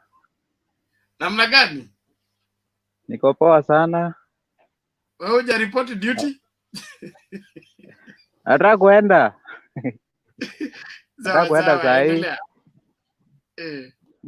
Naona Eunice, Boni, Wasike, kuna Eliza, Joshua, Maina, Mamisa Wangira. Kitu ya kwanza, kuna mwenzangu alikuwa ameongea kuhusu mambo ya Western Boni, akasahau akasema kaunti ni 4, kaunti ni 5 Western. Alisahau ya Busia, tuko kaunti 5 Western. Na nimeshinda nikiongea mambo ya Bungoma kila mahali, hata kuna mwenzangu hapa alibishana na mimi akasema Bungoma ni Azimio United. Na nikamwambia Bungoma ndio kaunti inajaribu kutusumbua Western. Maana Bungoma hata ukiangalia election zenye zimefanyika zote, karibu zote, Bungoma kaunti peke yake ndio inakuanga, yaani inakuanga tofauti na kaunti zingine. Kaunti 4 zikienda left, Bungoma hiyo inaendanga right. Kwa hivyo kwa ajili ya kura ya Bungoma, Ruto, niko sure Ruto atapata 50% Bungoma. Trans Nzoia hawezi fikisha 30. Hiyo nayo ni uongo. Trans Nzoia anaweza pata kitu kama 20, hawezi pita 20. Kikuja Vihiga, hapo ndio niko. Vihiga tumpatie 15. Ingia Kakamega, hapo anaweza pata 10%. Busia hapa hata usimpatie 5. Busia hawezi pata hata 5%. Kwa hivyo Bungoma peke yake, Mr. Boni, Bungoma tu peke yake ndio inatusumbuanga huku. Na sijui ni nini inakuanga imefanyika na hiyo Bungoma. Lakini kaunti zingine zote ziko sawa. Alafu mambo ya pesa, wacha wakule hata shilingi 50, lakini kura tunajua ni baba. Mtu akikuletea hata 100 kula, maana hizo pesa aliiba tu, si zake. Nashukuru huku kwetu, huku Vihiga hatupewi hiyo 200 mnasema. Huku tunakula 500 na tunakula siku 4 kwa wiki. Unachukua hivi pesa, mkiachana hapo mnaanza kuimba baba na mama. Unaona? Mimi niko na uniform za nini? Yellow fever mingi. Hizo ndio natandikia kuku zangu. Niko nazo mingi sana. Lakini haimaanishi nikiwa na hizo uniform zao tunazivaa. Venye Eunice alisema tunazivaa, lakini kura tunajua ni baba na mama. Alafu mambo ya Sakaja. Sakaja alijua. Sakaja angetokea mapema. Alijua IGATHE atamfanyia nini. Ilibidi ajifiche kidogo. Anachelewa, hata hizi apologize, yeye ni kukuja tu anabishana na wale wanauliza maswali. Hiyo, lakini hiyo ni tabia yao. Hata ukiangalia huyo mkubwa wao, mkubwa wa uongo, Ruto, akiwa kwa interview anaambia wale wanamuuliza maswali, uuliza hivi, haifai muuliza hivi. Sasa hiyo ni tabia yao. Hapo tusilaumu Sakaja, hiyo ni tabia zao. Alafu mambo ya Raila Narok. Unajua Raila saa hii mahali anaenda, Ruto anarudi hapo. Unajua Ruto alianza kampeni kitambo, miaka 4 iliyoisha. Akapotelea huko. Nimeshinda nikisema alipotelea Mount Kenya. Alisahau Kenya iko na kaunti mingi. Sasa yeye alipotelea tu huko Mount Kenya. Hizi zingine hakuenda. Sasa saa hii ndio ameamuka. Anajua Raila sasa akienda huku kura zimeenda, inabidi aende huko. Na sisi tunasema aende tu. Kesho aende Narok. Aende auze uongo. Raila ashapeana ukweli, yeye aende auze uongo. Sisi hatutaka kujua. Lakini siku zimebaki 28. Tunamalizana nao mapema. Alafu wenzangu, nataka kuomba wenzangu wale wanatoka nini huko Kisumu, especially Nyanza. Ama ndugu zetu na madada zetu sometimes saa zingine hawapigangi kura, lakini sasa washaanza kucelebrate. Oh, baba ndani. Hao watu hawapigangi kura. In 2007 nilikuwa Kayole. Mimi nilipiga kura nikiwa Kayole 2007. Walikuwa wameanza kutembea Bena, walianza kutembea saa 12. Wanaimba tu baba. Na hawapigi kura. Wanatarajia tu Waluya wawapigienge kura. Sisi kura tunapiga, lakini hao wanatuangushanga. Lakini raundi hii wapige kura, waone kama baba hatapata 60%. Hao wanatuangushanga sana, sitawaficha. Kwa hivyo waamuke wapige kura ndio waimbe baba. Wewe utaimba baba na hujapiga kura. Ati tuko State House. State House gani unaenda bila kura? Waondoke asubuhi na mapema tarehe 9 waende wapige kura. Ndio huyo baba akuwe president. Baba hatakuwa president kwa mdomo, ni kwa kura. Asanteni sana. Tuko pamoja bena. Thank you very much Anderson. Hiyo ni nyundo ambayo lazima kila mtu ameze pole. Kura lazima upige. Aswa kama wewe unatoka Nyanza region, Western region, usiruhusiwe kukula kama hujapiga kura. Mama Selina amekuwa hapa akiniambia mtengeneze uji, mpatie vijana, wababa walindwe vizuri. Asante kwa hiyo himizo. Lakini mimi napeana onyo.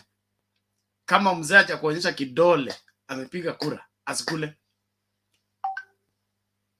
Vijana kama ni kuzurura tu mkisema mtaka kupiga kura, ninyi ndio mnaharibu Kenya. Na huo mzigo mnajua ninyi ndio mnabeba. Mkiacha wafisadi wachukue inji, you are the ones who pay the debt.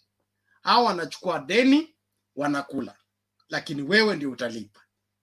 So kama utoke kwenda kupiga kura kuwazuia, kubali kulipa deni na unyamaze. History lifestyle is high, cost of living is high.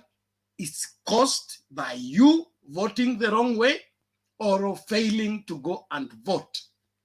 So story ya kulala kama mjinga siku ya kupiga kura, wachana nayo. Amka mapema, piga kura. Kama vile nitatafuta ile video ya the late president Mike Kibaki alikuwa anasema inachukua dakika 15 tu na unarudi kwa shamba yako, unaendelea na kazi yako. Kwani inachukua siku nzima? So wake up early in the morning, go to the queue, make your vote and then go back to your business. Hakuna mtu atakufuata. Lakini wewe ukaa tu kusema tushachukua. Hatuwezi chukua bila kupiga kura. Na hatutaki kura iende kwa Supreme Court. The only way for it to not to go to the Supreme Court, look at this one. This is what I want. I hope this will work. Sorry. One moment. Overlay. Yes. Takubali. Yes. The only way for it not to go to the Supreme Court. Imekataa. Mbona inakataa? It got a lot of files. Okay.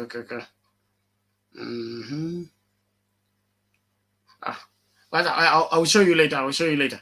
Now, let's listen to this video as we bring in Maina. We listen to this video. I wanted to show you the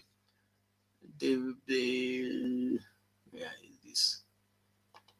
Let me show you this as we bring in Mr. Maina. Iko wapi risasi yako nione? Risasi ndio hii. Bunduki ni gani? Ndio hii. Tarehe 9 uko tayari? Mwezi wa 8. Utafanya nini? Utapigia Raila Odinga Azimio. Inaweza. Wanasemanga risasi na bunduki. Iko wapi risasi yako nione? Risasi ndio hii. Bunduki ni gani? Ndio hii. Tarehe 9 uko tayari? Mwezi wa 8. Utafanya nini? Utapigia Raila Odinga Azimio. Inaweza. Ngoja kwanza tupange kazi. Asante. Sasa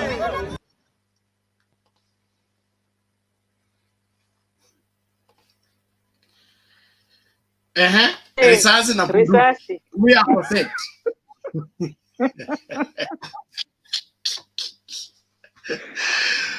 Mr. Maina, karibu. Ama Eliza ulikuwa unasemaje wewe? Mimi nilikuwa nasema sasa watu sahii ndio wanaanza kutafuta hiyo nini. Huko ni Central. Huyo ni Mkikuyu. Sasa wanaonesha Ruto sisi tu kuwa watu wa kununuliwa. Sisi ni watu wa kukula, lakini kura yetu inaenda mahali pengine. Sasa Ruto siku hizi amechoka na Central. Gachagua siku hizi mtombo imepoa. Sawa, Mr. Maina, wacha Mr. Maina confirm. Boni, subiri kwanza tafadhali. Tukianza maswali saa hii, list yangu itakuwa mrefu. Bwana Maina, are you there? I'm there. Unanipata? Yes, but correct your camera. We can't see your face. Oh, I can correct it. You can see me now? Not even by the eyes of the spirit, we can't. Okay. Inaonekana kuna challenge. Endelea kuongea. Niko na challenge kidogo. Sasa endelea tu, tunakusikia. Sasa hapo hakuna maneno mengi, ni tarehe 9 mwezi wa 8 ni baba tu kuingia. Na tunafurahi sana. Sisi tuko pande ya diaspora, tutamchagua hapa South Sudan. Na tuko na kikosi yetu kubwa sana. Wote ako nazo za kutosha. Na alikuwa juzi Juba kufungua ile bridge na tuka-agree ile ya Nile. Sasa huku tumemchikiria mzuri sana. Asanteni. Hey, thank you for kushikilia baba on the diaspora platform. So hiyo kura tumehesabu. Asante sana. Twende kwa Joshua mbio ndio nifungue platform ya maswali. Bena, habari yako? Niko salama, vipi? Salama. Today niliona Narok ilikuwa imechacha. By the way, huwa napenda Raila sana. Even watching Raila, you see there's something, some people are very excited. As compared na hii Raila Ruto, watu ni kama wako matanga. People are so bitter, wana matusi. I don't know nini wa iko bana na watu wa udakwa. I don't know. And I respected huyu mtu anaitwa Kindiki, sijui Ndiki ama Kindiki. But hata si msomi. I thought maybe somebody wise, because nimemwona mali kila mali anaongea. Hii aliachia mambo hii jamaa kitandawili. I don't know problem with this young man, but he's very young boy. Lakini kama na behave miaka 80. He doesn't have any agenda, ndio maana hata Ruto alimrusha nje. Kindiki is one of the fake. Na Gachagua wako sawa tu. Because I've never heard Kindiki speaking any word ambaye ni meaningful. Utamsikia tu ule jamaa kitandawili, I don't know what, so many propaganda. So ukiona kama rushwa nje, Ruto alijua huyu jamaa pia ni kama tu huyu jamaa Gachagua. Kabla Gachagua ambaye ana pesa kuliko mtu ambaye ana pesa na at the same time pia hata nisaidia. Tukienda kwa poll opinion ya leo, Raila is still leading. Na mimi naona kama hii kitu walijaribu tu kunyoa kidogo ya Raila. Raila is far, hiyo not 42. Raila yuko juu sana. But I was surprised kwa candidate ya Azimio, wanaume wana support Azimio kuliko wanawake. I expect women to come out in large number. Eliza na Eunice, kindly try to mobilize women to come out, because I was surprised kwa people who support Raila candidate and Martha Karua, wanaume wako juu kuliko wanawake. So we expect women to come out in large number to support this candidature, because ukiangalia kwa Kenya Kwanza ilikuwa about 50-50. I mean 50-50 wako wanaume na wanawake wako karibu ambao wana support candidate ya Kenya Kwanza. So and I expect candidate ya Azimio wanawake wanatakana wawe wengi sana, because wako na mtu wao ambaye likely in future atakuwa president. So I'm worried wanawake ni wivo mani nini, wanawake wana wivo mani nini, because I'm worried. So they need to come out strongly Watch a month the way they started na hiyo 1 million, they should even make it 10 million so that we can get more women wajitokeze wampigie Raila kura. And then Kiambu naona kama Azimio inachukua Kiambu. The way things are moving right now, Uhuru will not accept Kiambu ichukuliwe na huu jamaa wake wa Ruto, huyu anaitwa wa Matangi. So right now somebody is now celebrating ni James Nyoro. Wacha huyu jamaa, wacha wapigane kabisa. Wacha wapigane. Wache Kuria apigane kabisa na Matangi. Let them fight. So that at least Nyoro avune kidogo kidogo, avune kidogo so that we can have this big counties iwe ndani ya Azimio. Na Nairobi tupate Azimio, Kiambu tupate Azimio, Mombasa tupate Azimio, Kisumu Azimio, Nakuru Azimio, pengine tuachie Eldoret, lakini hizo counties kubwa hizo nitakana ziwe kwa kapu ya Azimio. Niliwatch debate ya Polycarp IGATHE na SAKAJA. SAKAJA was not apologetic, ni arrogant, and you cannot elect a leader who is arrogant. If anakuja kwa debate when it's late, he can't even apologize. So which kind of leader is that? So we need to get leaders who are disciplined, who are not arrogant. SAKAJA is a bit arrogant. Though they tried walishikana ko 50-50 kwa mjadala, but ni kama huyu jamaa wetu hakuwa na come up clear. IGATHE, he was not clear about his issues, but I'm sure he's going to beat SAKAJA. He just need to refine himself. He should come out clear and articulate his issue so that he can sink kwa people very well. Ni kama SAKAJA alienda akasoma, ni kama alienda akafanya revision kidogo. But in terms of discipline, SAKAJA is not disciplined, and I'm sure IGATHE will beat SAKAJA. The only thing that I'm requesting, because when you look at poll opinion, inatoa SAKAJA yuko juu. So I'm requesting wale supporters wa Raila ambao wako Nairobi, ukipigia Raila kura, pigia Polycarp IGATHE kura. Don't compromise kuwa unapigia Raila kura and then one compromise huku chini. Ukipigia Raila kura, pigia IGATHE so that IGATHE can beat this man. But sometimes unaona watu wana compromise, wanasema kuwa let's give IGATHE, no, let's give SAKAJA. SAKAJA hata mtu ambaye alishona masomo. How can you trust somebody who could not even go to school? So I'm praying that Nairobi iwe ni yetu. Raila will win this election a landslide by 60%. I'll come back later, Diana. Thank you. Okay, asante sana bwana Joshua, tunashukuru kwa mchango wako na maoni yako. Haya wa Kenya, tujitahidi, hakikisha kwamba umemakinika.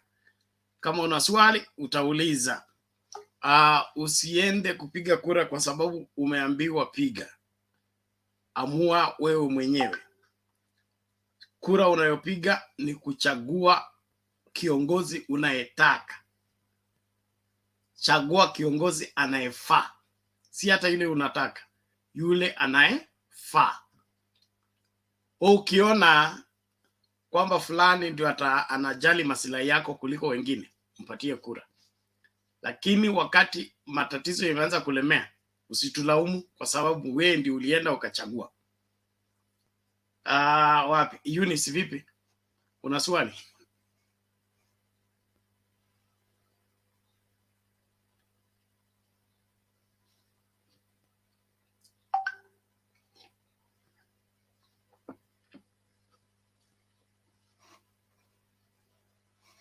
Eunice, unmute, sorry. Unmute, your mic is off. Okay. Mimi nataka kujibu Joshua juu ya Wamama amesema juu ya wamama hawaonekani. Wamama wanapenda Martha Karua, lakini ile kitu wamama wanaogopa ni ile kuenda kukanyagana kule. Najua wamama hawana hizo nguvu wanaume wako nazo ama vijana. Sasa wamama wanawapea nafasi pale, ndio juu wao ndio wako na nguvu, ndio wa campaign. Wamama wanaogopa ile kuenda kukanyagana pale mbele. Wamama wako na Martha, wako nyuma ya Martha, ni ile hiyo kuogopa hiyo kung'ang'ana pale kukanyagana. Sasa wanaachia vijana juu wao ndio wako na nguvu wafanye hiyo kazi, lakini wako nyuma yao. Na nataka kuongezea kwa yule mumesema juu ya Western na Nyanza, watu wa nini hawajitokezei, wanasema papa. Ile kitu kinatuangusa kwa hizi kabila zetu. Sasa kama mimi nimetoka Kisii, hizi kabila zetu hizi pande ya Western na pande ya Nyanza, watu hawakuangi serious na kuchukua ID. ID ndio sina. Tuko wengi, unajua wale wenye wana kaunti kwa ati si Nyamira iko na watu fulani, iko na watu wangapi, ni wale wenye wako na ID. Sasa ndio ikienda kuhesabika wale zile kura siko Nyamira ni ID zinahesabiwa. Lakini sasa kama hauna ID, sasa na ndio unaona watu wengi kutoka Western, unapata mtu wa miaka 50 mpaka wale hajawahi endea ID, mtu wa miaka 30 hana ID. Na ndio maana hao Wakikuyu wanatushinda kwa vile mtoto akifikisha miaka 17 Mkikuyu ako na ID. Unapata watoto wadogo wako na ID mpaka unashindwa huyu mtoto alimaliza form 4 lini, na ni vile ni mdogo na ako na ID. Hiyo ndio maana wanasema Central wako watu wengi kuliko hizi pande ingine. Si ati sisi tuko wachache, ni sisi hatutakangi kuenda kuchukua kura ndio na sisi tuweze kuonekana kwa uongozi. Kama watu wangekuwa wameamua waamue mtoto akifikisha miaka 18, wacha asiongoje afikishe miaka 30 ndio aende kuchukua ID. Mtu akifikisha miaka 18 anafaa kuendea ID, na hivyo ndio Wakikuyu wanafanya juu ni werevu. Unapata watoto wadogo wanapanga laini, mimi nimeona juu nakaanga huko. Tukienda laini watoto wadogo mpaka najiuliza, kwani hao Wakikuyu wao huwezi ukapata watoto kama hawa Western wakiwa wamepanga laini ati ni kura wanapiga? Hawa walipitia wapi? Na mbona sisi tumelalia masikio? Hiyo ni kitu moja watu wanafaa kuangalia. Kitu ya pili, unaona watu wenye hawataki Raila wanasema Wiliparo. Ukiona watoto kama hao ni wale wenye hawana ID. Juu huyo mtoto hana future juu hana ID. Saa uwezi siwezi nikawa na future ati kesho nitapata kazi ya ofisi ama nitaandikwa na mahali fulani na sina ID. Sasa mimi lazima nikuwe na maono ya hapa chini ya kusukuma Wiliparo inahitaji ID, haihitaji. Sasa ukiona vijana kama hao wengi hawananga ID hao wa Wiliparo, na ndio wanaenda wanajirasa pale mbele, mtu ni Wiliparo, bottom up, sijui nini, utako, hawana ID. Juu sasa mtu mwenye ako na ID na anajua serikali ya Kenya ikikaa mzuri, tutaweza pata kazi mzuri, tutaweza ajiriwa. Mtu hawezi akaongea juu ya Wiliparo. Lakini hao vijana wanaongea juu ya Wiliparo sana na hiyo bangi juu hawana ID. Kama angekuwa na ID, angekuwa na future ya kuongea maneno ya maana. Ati kesho tukichagua kiongozi mzuri, kesho nitapata kazi mzuri, watoto wangu watasoma vizuri, familia yangu itakaa maisha mazuri, tutatoka hii maisha ya chini. Lakini sasa kama hauna ID, lazima uimbe juu ya Wiliparo. Juu Wiliparo haihitaji ID. Ni kusukuma tu hapo kwa soko, misigo, sijui nini. Unapewa 200, 100, maneno inaisha. watu wa wheelbarrow wako na hii akili juu ya kutokuwa na ID. Okay, nienda hapa kwingine kwenye huyu amesema juu ya kulipwa 200 kwa kampeni viongozi. Nyinyi ndio mnajitakia hiyo juu. Uwezi ukatoka kwako, uende kurukaruka, uende kufinyana na watu juu ya 100 ama 200. Sasa kama pande ya Wakikuyu mimi naonanga huwa tunaelewana. Kiongozi anaulizwa, tuko na watu 500, utawapea pesa ngapi kila mtu? Anasema yeye ako na pesa fulani, watu wanagoma wanasema hiyo sitaacha kibarua yangu niende kusunguka huko na hiyo pesa. Kiongozi anapewa ripoti, anaambiwa watu wamekataa. Pesa ngapi? Pesa fulani. Sasa mkienda pale mnajua mnaenda juu ya 1,000 ama 2,000 ama 3,000.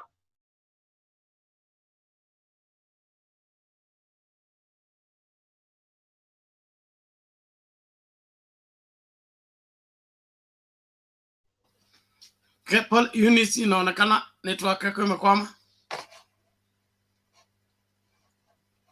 Okay, thank you everybody. Please let's Bonnie had a question, huh?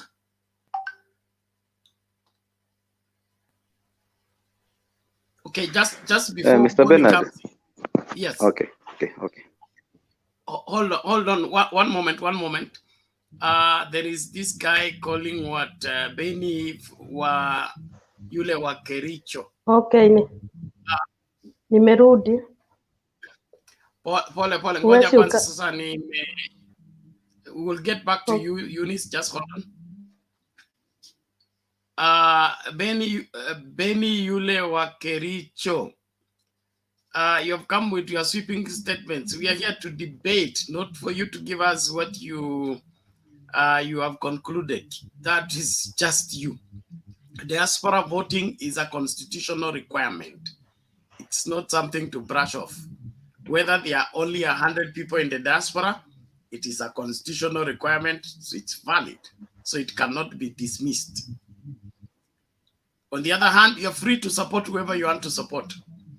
But that does not give you any right to ride on anybody or write off anybody. Not at this point in time.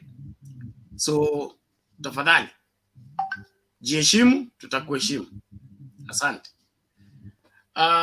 Naomba hivi, Eunice, ebu tamatisha tafadhali ndio tulete Bonnie, tusikae sana kwa mtu mmoja. Debate inaleta kizaza. Line unaona imeongezeka. Watu wamekuja wawili watatu. Wacha nimalize. Ifo ndio wanafanya huwa kuelewana, alafu unaenda huko kiwa unajua unaendea pesa ngapi. Kama ni 100 unafanya kazi yako wako, ukipanda sukuma pale. Uwezi ukaenda kwa kusurura juu ya 100. Sasa wao huko Western na Nyanza wao ndio hawajipangi mzuri, lakini Wakikuyu wamejipanga sawa sawa. Wacha niachie hapo. Okay, asante sana. Thank you very much. Bwana Benny yule wa Kericho, sikiliza tafadhali. Tunamheshimu Ruto na tunadadisi siasa hapa. Makosa yake ya kisiasa lazima tuyaangazie.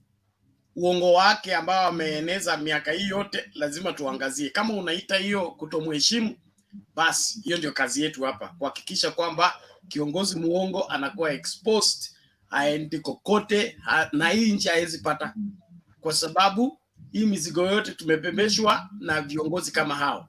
Viongozi ambao wanasema hawakuli barabara, hawakuli daraja, hawakuli maendeleo, wanakula nini? Nyama kwa wali. Okay? Sasa hao ndio viongozi ambao 2022 wote tunawatupa nje. So kama William Ruto ni mmoja wapo, ndio hao wanaenda na deputy wake ndio kiongozi wa wali na wali kwa nyama. So if you are here to defend that kind of line of thinking, too late. Go and advise William Ruto to bring us something substantial that we can follow. But if it's bottom up and the other mixture of jungle of madness, it's not welcome. Thank you. Now Boni, ulikuwa unasemaje in less than a minute please? Thank you. I'll not take long because kuna wenzetu wameingia, tunawakaribisha. Lakini Madam Eunice, nikitaka kuchangia kitu ambacho umesema, hiyo mambo ya 200 na kitu kama hiyo, sisi tunalaumu viongozi wetu wa Western. Kwanza tunamlaumu kama Musalia Mudavadi, yeye alipatiwa wakati mwingine Ministry of initagwa hii ya kushughulika na mambo ya market and whatever construction, kujenga masoko. Hakutusaidia hata moja. Na unajua unapokuwa na viongozi wenyu hawasaidii nyinyi, wale viongozi wa sehemu zingine watawadharau. Watasema hao watu tuliwapatia hii nafasi ya ministry hawakufanya kitu chochote. Sasa hao wakikuja watakuja kwa madharau ya njia hiyo. Sio mapenzi yetu tupewe shilingi 50, ni wakubwa wetu ambao ni viongozi wetu tunawatarajia watuongoze, wametushapeana huko mbele, wameshasema, wameshapiga bei yetu huko mbele. So tusamee. Kwa hiyo Madam Eunice, ni yao wanatufanya hivyo. Kitu cha pili, Bwana Bernard, kuna huyo Ben wa Kericho. Nilipoingia katika hiki kikundi ambacho tuko ndani kwa hii forum, nilitangulia nikisema mimi nilikuwa mfuasi sugu wa UDA. Na ni kwa nini nilitoka UDA? Ninaomba ule mwenzangu anaitwa, umesema Bernard wa Kericho, ambaye anaongea hapo, akiingia sehemu kama hii tunamkaribisha, lakini atoe mawaidha ama jambo ambalo litatufanya sisi wengine tuko Azimio turudi wapi? UDA. Na ndio siasa ya sasa. Mimi nilitoka UDA sababu tuliambiwa sisi ni watu wa bodaboda na mama mboga tutakuwa kwa serikali. Lakini kitu ambacho kilinitoa pale ni katika UDA hakuna mama mboga hata mmoja ama mtu wa bodaboda alipatiwa direct nomination paper ya kusimama UMCA, hata kiti cha UMCA katika eneo. Ndio maana nikasema hapa hakuna cha mama mboga na bodaboda. Hii ni serikali ya mataikuni. Ndio nikatoroka nikasema afadhali nikuje kwa Azimio pahali watu wanaambiana ukweli. Lazima muingie kwa mjujo ikuwe hivyo na hivyo. So ninamuomba Bwana Ben asione kwamba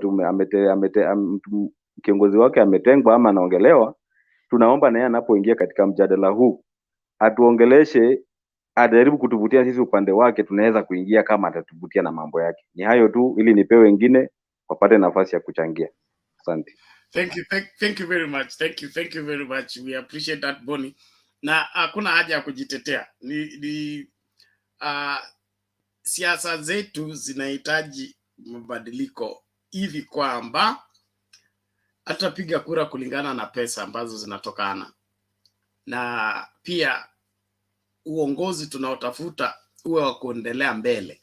So I want my prayer and my wish for Kenyans is to vote for a cause, vote for something that is bigger than a plate of meat and rice. Vote for something that's bigger than feeding your family. Let it be something that will help this country be put on the map as the most progressive country that is able to feed its people, take care of its people health-wise. The education system is the best in the world or the best in Africa. We want to be ranked like that. Not we are the best in corruption, the best in how easily things get lost, and the best in wrangling between the president and the deputy and all that madness. So let's correct the wrongs through this voting process. And as a people, we are different. So varieties, God believes in varieties. That's why he made us different and placed us in different regions for different purposes. So nobody should apologize for who they are, but we will do what we are required to do. The women constituency is an important part of these elections. And so kina mama, najua watu wa Tifa hawajawafikia kwa sababu labda walikuwa wanatumia zile simu ambazo mtumii nyinyi. Okay? So kwa siku ya kura, okay, tunataka kuona wamama mnaongoza kwa mstari wa mbele, kwa sababu kulingana na ile register ya Chebukati muko hapo tu, mmeshindwa na kina baba like zita 1 million less than a million. So ni lazima mjitokeze na let your voice be heard. The moment your voice is heard in this election, there is no election you will be taken for granted. everybody will consider the women constituents. So this is one of the greatest historical elections that are going to make the Kenyan woman especially stand out and be counted. So baada ya kuuza omena sokoni, kufunga leso, siku ya kura, make your kura count. Hata kama kutakuwa na kusukumana hiyo siku hiyo, Eunice, sukumana na wewe vile mnasukumana marigiti tu hivi. Jitahidi mpaka siku hiyo ufanye nini? Upige kura. Ukishapiga kura basi nenda ukatengeneze chakula yako nyumbani, kula polepole ukingoja matokeo.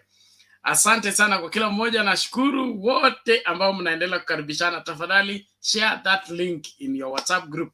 Na watu wa Facebook, tafadhali kama unatufuata kwa Facebook, hakikisha kwamba umesubscribe kwa YouTube. We have been off air 2 days on Facebook because of some crisis. That crisis, we cannot rule it out. It may reoccur again. So if you missed this show because you were not on YouTube, please subscribe now.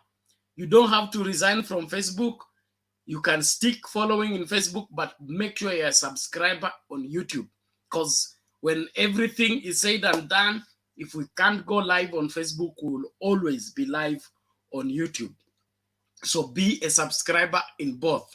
Follow us on Facebook, follow us on the profile and the page, but more than that, subscribe on YouTube.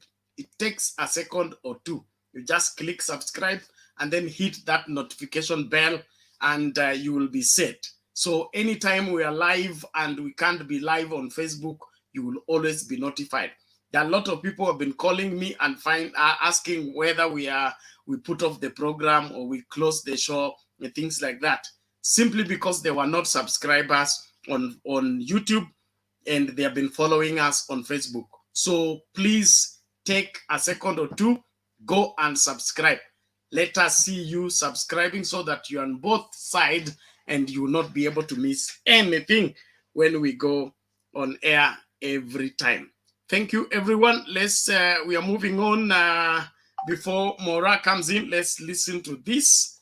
I love to song mbele. Okay, mliniambia nicheze hii tuone fimbo za wapi ndio za kweli na gani ndio za uongo. Hamjambo. Narok hamjambo. Enda subabogi. Bwana Yesu asifiwe. Muriega. Chamge. Bwana Yesu asifiwe. Ebu Narok munisalimie, Narok munisalimie, Narok munisalimie. Asalala. Ala. Narok, mimi nataka niwaulize, mumeamua ama bado? Narok, mumeamua ama bado? Narok ni kuzimia ama ni Kenya kwanza? Narok ni kuzimia ama UDA? Harambe! Harambe! Harambe! UDA! UDA! UDA! Allah!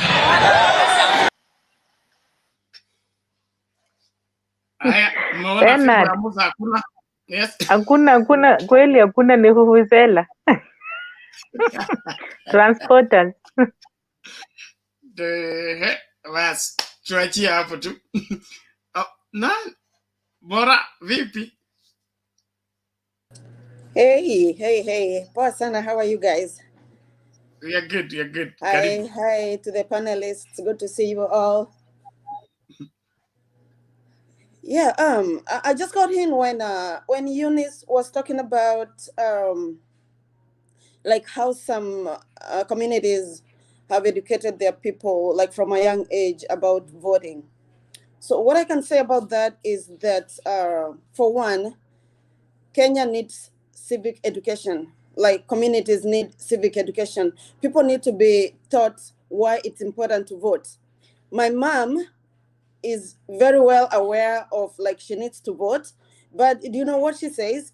Oh, it doesn't matter if I vote for Uhuru, if I vote for Raila, they are not going to change my life directly.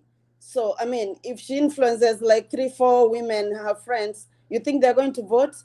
So what I'm trying to say is that our people need a lot of civic education. And another thing that has actually been discouraging people from voting, it's because the presidency has been circulating between two tribes. So the people don't see the need to even vote, because why would I like go make a line to go get a voter card, and yet the presidency is already decided? I mean, like, since I was born, it's been a Kikuyu, a Kalenjin, a Kikuyu, you know. So people didn't see any, probably, that's what I'm thinking. People didn't see any need of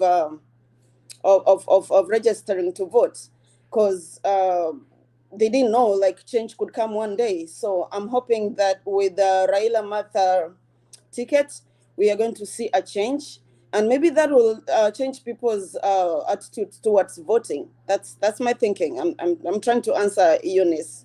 I hope I came across. And for the Raila Odinga Azimio La Umoja rocks Narok, I mean, it's not just rocking Narok. Since it started, like, I think last week, going to Western Kenya, you've seen the crowds at Bukungu Stadium. We've seen the crowds everywhere in the Western region. And then he came to Kericho. Man, Kericho, that was a takeover. They did very, very well. And Kericho, being like in the Rift Valley, was kind of a rocky place. Like, you could see Junet trying to get the mics from people because he didn't want them to say some things. They really had to pick. Let me say, they had to tread carefully. They needed to pick like what they were saying. We need votes from everywhere. So I don't mind that they picked their language. But I think we got a lot of votes from Kericho. And also, I think it's today they were in Suswa, I believe. Man, when I drive home, I normally drive on the Narok Road. I didn't even think like there's so many people live in Suswa area. I was amazed. There are so many people. So Martha Karua and Raila are doing well. Well, I'm not saying the other group is doing well, but my take is on Azimio. I pay more attention to them. I mean, those who support the other group, well, they can come here and like talk about it for us. I'm not gonna dwell on UDA, because half the time I don't listen to what they're saying, because you try to listen for 5 minutes, it's so disgusting. I just can't continue listening. So that's about that. And then SAKAJA and IGATHE, I watched the whole debate. SAKAJA is street smart. I mean, granted, he didn't graduate from college, so he's very, very street smart. He articulated his points well, but I'm still one of those people who want to see his degree, because that's the requirement for that position. IGATHE is very smart, like academic smart, and I believe is a very, very good leader, and I think is a very good manager. So I'm sure if people vote right, the person that is going to deliver better for Nairobi should be a manager and a leader, and not someone that is just a politician who is street smart. But again, SAKAJA needs to show us his degree that he qualifies for that job. And the Tifa opinion poll, it may or it may not be accurate. I mean, opinion polls are opinion polls. They point fingers, they point like they're pointers towards who they think is going to be the winner. On a bad day, they could just interview people that are only Azimio. Or maybe another day, they only interview people that are leaning towards UDA. So you see, all those numbers are going to factor into the score. So I don't really dwell too much on the opinion polls. They're important. They're important. They kind of give us an idea what to expect, but they are not the last word. Voters are the last word. let's encourage our people to go out and vote. And about the crowds, I'm going to say one more thing about the crowds. Crowds don't translate into votes. I mean, half the people that you see attending those crowds are maybe even children, people who are like under 18, who are not even going to vote. But crowds are they serve they serve as an influencer. They shape perception. So, like for example, when so many people saw the crowd in Kericho, more people are going to vote because they saw like, oh, okay, so people are actually leaning towards Azimio. Okay, I'm going to vote too. So crowds influence voter perception. That's all I can say for now. Let me see if anything else. And then we just have a few days, less than a month to the elections. Let's just encourage our people to vote. As many people that can come out to vote will make a difference for our camp. And thank you guys, and let's keep on debating. Asante sana Mora, tunashukuru kwa mchango wako na maoni yako. Tutasonga mbele. It's important that we keep everything in their right perspective. Kenyans, it's your responsibility. This country is your responsibility. It's my responsibility. It's not a reserve for the politician. The politician is asking you to hire them. Don't hire anybody you don't trust. Don't hire anybody you have not done background checkup. That is your duty. So before you cast that vote, ensure that you know the person you're casting the vote, because you are giving them a power of attorney. They are going to act on your behalf. And if you give to your enemy that power, he will use it against you. So Kenyans, let's wise up and do the right thing. Come August 9, 2022. Tuendelee kukaribishana tafadhali. Kama unatufuata Facebook na uja subscribe kwa YouTube, make sure that you do that. If you have missed this show for 2 days because you are not able to join on Facebook, na bado unataka tu kuendelea kufuata kwa Facebook, sitakusamehe na sitakuhurumia siku ile tutakosa kwenda Facebook. Make sure umesubscribe kwa YouTube. There is no harm in being in both places, because it's going to help you. We listen to this video and then we bring in Omosa. Omosa, just one moment. After this video you come in, I have a bishop friend, it's called Omesa. So I don't know how you are Omosas. You will need to explain that to me. Okay, 1, 2, 3, 4. 2 quick videos.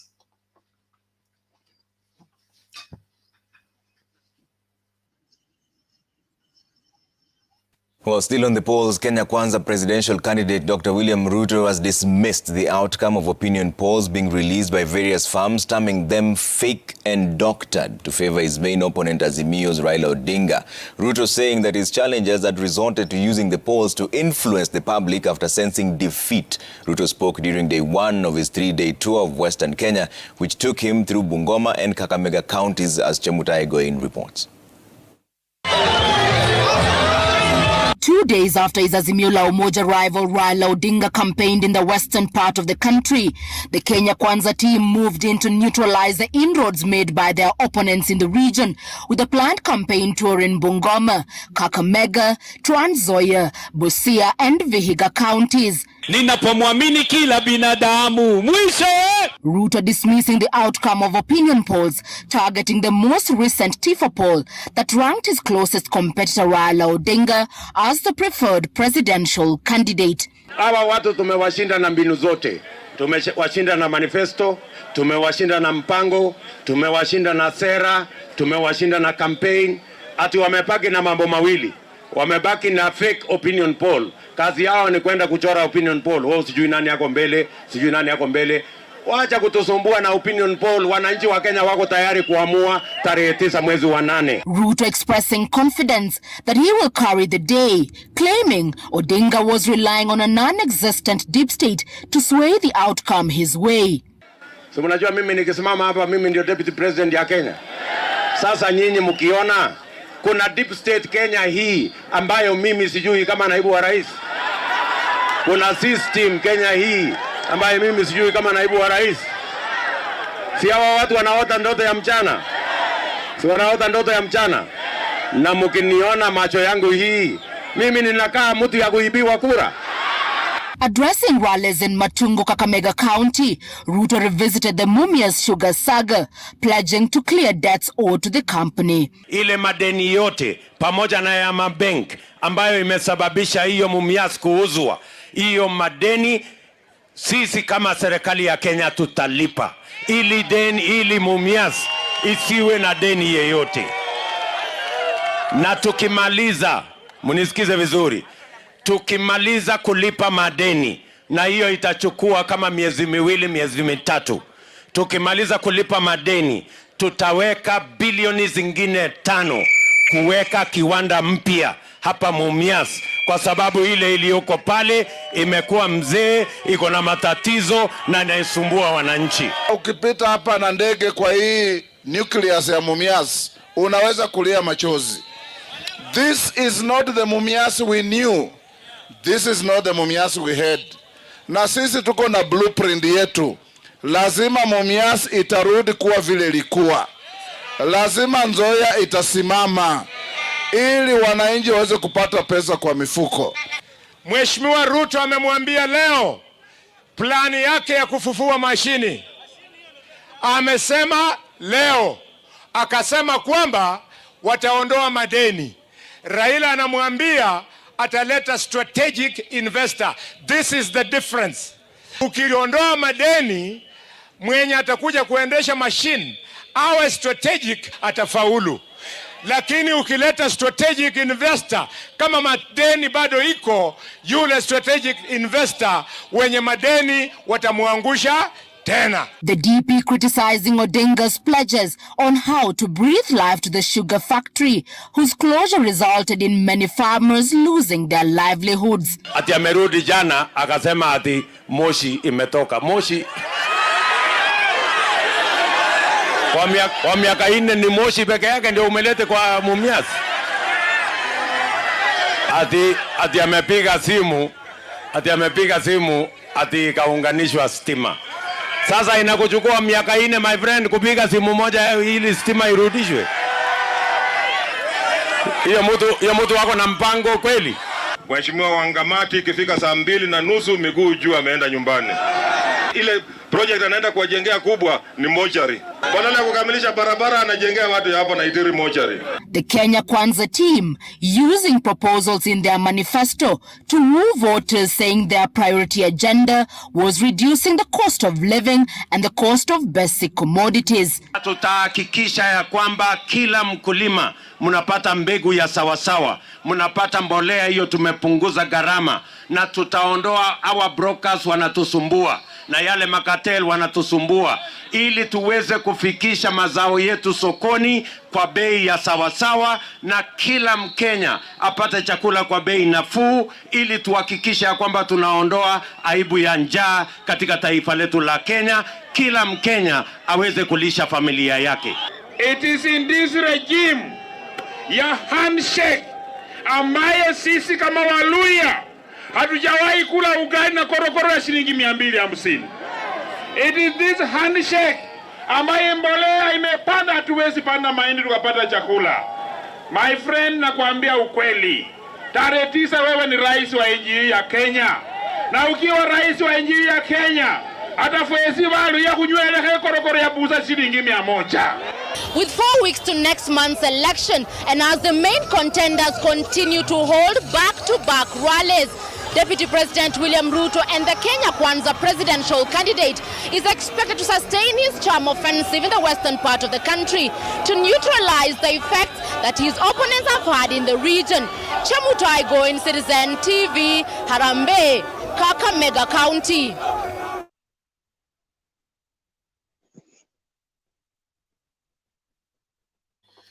Eh, 2 months. Deni la Mumias limelipwa. What he has not been able to do in 10 years will be done in 2 months. Hey, tell you the truth. No, Eliza, I'll give you half a minute. Tumlete Omosa. Ay. Bernard, nilikuambia na nimekuambia hapa, Waluya ni watu wengine. Kwanza hao Wabukusu, huyo mtu anaongea nini maneno ya busa? Waluya kweli, nyinyi Waluya, kusema tu ukweli, inafaa waende waombewe vizuri sana, kwa sababu watu badala waende waongee maneno ya manifesto yao, wanaenda kuongea maneno yenye hata ielekee, haina mwelekeo. Mtu kama Lusaka anaongea vitu gani? Yeye alikuwa gavana, si ati ndiye anatafuta, alikuwa gavana. Alifanya nini huko Bungoma? Alileta wheelbarrow na pesa ngapi? Hiyo wheelbarrow yake, project ya hiyo wheelbarrow, hiyo ndio hii project ndio wameanza kufanyia watu hapa. So hao wasikuje kudanganya watu. Waluya Wabukusu waamuke, waache hiyo maneno hiyo ya kudanganywa pale. Sasa mwingine anaongea anasema korokoro shilingi 200, bara anarudi kuambia wanunue busa ya shilingi 100. Hiyo ndio kitu yenye wanaweza kuongelesha watu, na watu wanasikiliza, wanapiga makofi. Wamenikasirisha sana. Pole Eliza, pole Eliza. Na hiyo ameongea kivyake binafsi, hajaongea kwa niaba ya Waluya. Na mimi nimekukumbusha hapa, viongozi wa Waluya tuliwa replace katika Buhungu tu. Sio Weta, sio Mudavadi. Kiongozi ambaye amepakwa mafuta sahi kuwa kiongozi wa Waluya anaongea kwa niaba ya Waluya ni Wycliffe Oparanya Ambeta, alafu na nani? Atuoli mwenyewe mzee. Hao wengine ni fake. Ni kama wale nani alisema ndoa imeisha, bwana asawa kwingine, lakini wewe unatembea na karatasi ukisema ilikuwa nimeoa, tulikuwa tumeoana. It's finished. But all in all, ukweli utasimama. Uongo hauwezi kudumu milele. Omosa, habari ya leo? Unmute, the mic is beside your name on the screen. Sasa unanipata sasa? Yes, karibu. Asante kwa kunipa hii ruhusa, na wenzangu ambao wako mtandao na wasalimu. Na jana wa leo umeshika, hata nimesikiza maneno ya Ruto yameniacha kinywa wazi. Ndipo saa mwanasiasa mwingine akasema is a promise after promise, you know. Bado hatujasahau ya 6 months. Sasa tumerudi back to down to 2 months. Na nataka kujibu dadangu Mora hapo hivi. Kuna vitu ambavyo aliongelea about importance of for our people to know about importance of voting and bringing on the civic education on our people. But sometimes I think like our people needs more than civic education. Not that they are stupid, but I think what is killing us, most of us Kenyans, is our ignorance. We know what we are doing. We can see where we are heading to, but because we are blind, we can't make the right decision. Actually, for the past 10 years, we have seen the kind of the government that we have been having. We have seen where we have been having the loopholes. We have seen what has made the country to suffer drastically. A lot of scandals. If we compare the government of from 2013 to now, we have been having a lot of scandals, and in these scandals, we have been having names being involved in these scandals, and these are the people that have already gone out there seeking the mandate to be elected back to parliament again to represent us. Na ndio unapata watu wanaimbia, wanasifu sana huko mitaani. So when we say like Kenya is not developing, like it's stuck from where it was, how do we expect that we are going to move a step forward if we can't make the right decision? So it's not about civic education. What our people need to do is to open their eyes, think using their heads without thinking using their heads, or I mean their stomachs, because most people are easily deceived by a few coins, and they end up making the decision that makes them to suffer for the next 5 years, of which I'm seeing from most areas in Kenya. we have a lot of people from a lot of constituencies who have sold themselves to just a 50 shilling or a packet of unga for the next 5 years. Because right now, if we see, if we, for example, like if we have been going out there, like kwa vijiji, we are seeing on how in our language wako rokonogo sera, yani watu wanapeana pesa 500, 300, without us knowing like the money which we are getting right now are our money that was stolen, and this is the advance of the future development. So, Sister Mora, what I can tell you is that our people don't need civic education. Actually, they are smart. But what we need to do is to shun our ignorance and think straight. With the issue of SAKAJA and the IGATHE, actually listened, I partly listened to their debate. It was so fascinating, and I like the way both of them were composed. But I can tell like SAKAJA, even though he has like questions about his education, he's smart. As you said, he's street smart, and also he's a politician. Nairobi doesn't need a politician. Nairobi needs a manager. Nairobi needs an administrator, somebody who can administrate the duties and make sure that Nairobi is going to the next level. But if our honorable people of Nairobi are going to be deceived by the deceptive nature of SAKAJA and elect him as the next governor, then they are going to suffer. They need somebody who has the interest of the people, not the interest of his career in his heart. In his heart. Na vitu zingine nimesikia hapa hivyo ndugu Bernard amecheza hapo juu ya Ruto. But he talked about a manifesto, and we saw clearly if we go through the UDA and the Azimio manifesto. Actually, which one do we see? Can we consider better? It's Azimio, because like it touches every aspect on how it's going to help the people of Kenya. So I wish our people would just think straight and call enough is enough. Ruto has been the government for the past 10 years. He has never done anything. Now coming here, playing the mind games about him going to do it tomorrow, yet he has been having all this time. He could have done it long time ago. It's a total lie. Wakenya walisha Kenya, lakini sio hawajaisha wote. That's what our people are supposed to see. Mambo ya Ruto waachane nayo. This time is past. Bato yake ilikuwa wakati waliingia ilikuwa yake 10 na ya Uhuru 10. Kila mtu amefanya 10 imeisha, waache watu wengine. Na watu wengine nao wachukue nchi. Sitaki nichukue muda mwingi, naona watu wengi wanataka kuongea.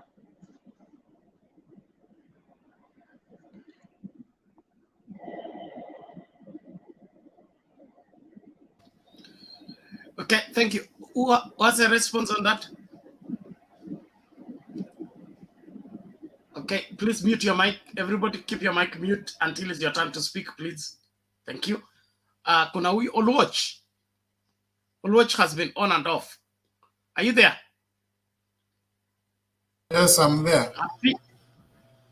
Yes. You're hiding. I think I have a little bit of problem with my camera. Or you For the first time I was joining. I'm so from Kisumu. we can hear your voice, and I understand the story of your camera. Just yeah. I'm from Kisumu, and I'll yes, just go straight to the point of the Tifa polls Ruto was disputing. Go ahead. As per I think numbers speaks for themselves. If we start with Ruto himself,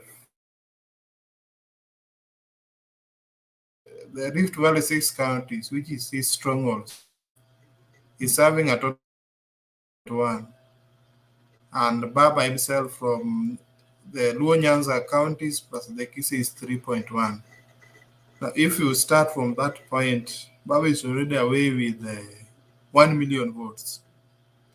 Now, if you leave Central, which is the Mount Kenya vote, which is 5 million, as the battleground, you go to Coast,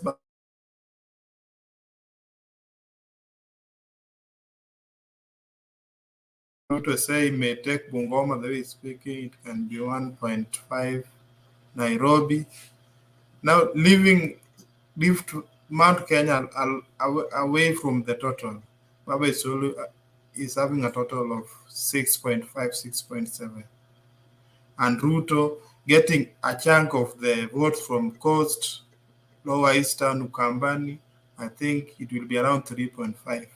Now it means Ruto must scoop all 5 million votes from Central for them to be on a 50-50 balance, which is very difficult.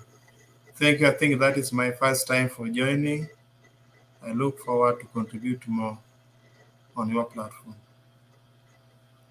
Okay, thank you very much. And for your camera, you need to minimize on the, remove the background. You're using replace the background and you have over what? You have over removed the background, so it has deleted you. Okay. Yes, so you need to go slow on that. It will just bring your image back. Otherwise, thank you very much. I appreciate that. Let's keep moving. 1, 2, 3, 4. I think twende tu kwa WG. Tukienda namna hiyo. WG, namna gani? Salama ndugu yangu Bernard, umeshindaje? Nimeshinda salama. Ehe. Hii story ya Tifa ndio inikasirisha. Kwa nini? Mimi najua tofauti kati ya Ruto na baba ni kama kati ya Chris na Tembea 78 to 18. Hii maneno ya kusema difference of 2%, which 2%? Hiyo ndio inafanya mchezo inakuwa tamu. Wakiweka hivyo wazi ni 70, wengine wetu tutaenda kulala tukasema baba ashashinda. Unaona? So ikiwekwa hivyo inatupatia motisha, lazima tuamke asubuhi, otherwise baba atashindwa. That should be the spirit. You can hear me. You can hear me. Yes, go ahead. Oh, asante. Yes, so sawa, endelea. Yeah, so I have a few issues. I want to begin with Ruto's campaign in Bungoma today, where I have an issue with Wetangula mentioning Chebukati's name, yet he knows quite well that he's one of the culprits, the accused in the alleged plot to rig this election. So if he was a wise man, then I think he would have steered very clear of anything touching on Chebukati. But I think that is not his line of thinking.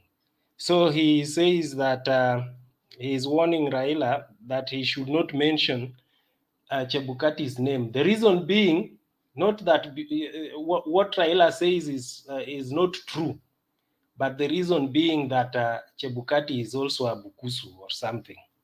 So it makes no sense. Coming to Ruto's again in Bungoma, I'm seeing a sequence whereby Ruto has no agenda to follow. He has no itinerary on his own to follow. But trailing Baba wherever he makes rounds, he prefers tagging along. So if Baba leaves Western, Ruto is in Western, undoing what Baba talks about. So today they were in Bungoma, but partly he spoke about the opinion poll, whereby personally I think he's kind of soothing his followers. He wants his followers to be in some status of denial until the very last minute. He doesn't want them to feel like they are losing. He wants to make them believe that he's actually winning this thing, even if it's contrary. For 4 years, William Ruto has made Western Kenya to be his sitting room. going there, dwelling there, then leaving for 1 week and getting back again, you know, and it has been like that for 4 years. And for us to learn that it's only he's gone nowhere through these polls, it should just be an indication that we should not expect anything higher than the 39 he is having today. The only direction this poll will take is south for William Ruto in a near future. The other thing I wanted to come now to the Nairobi debate today.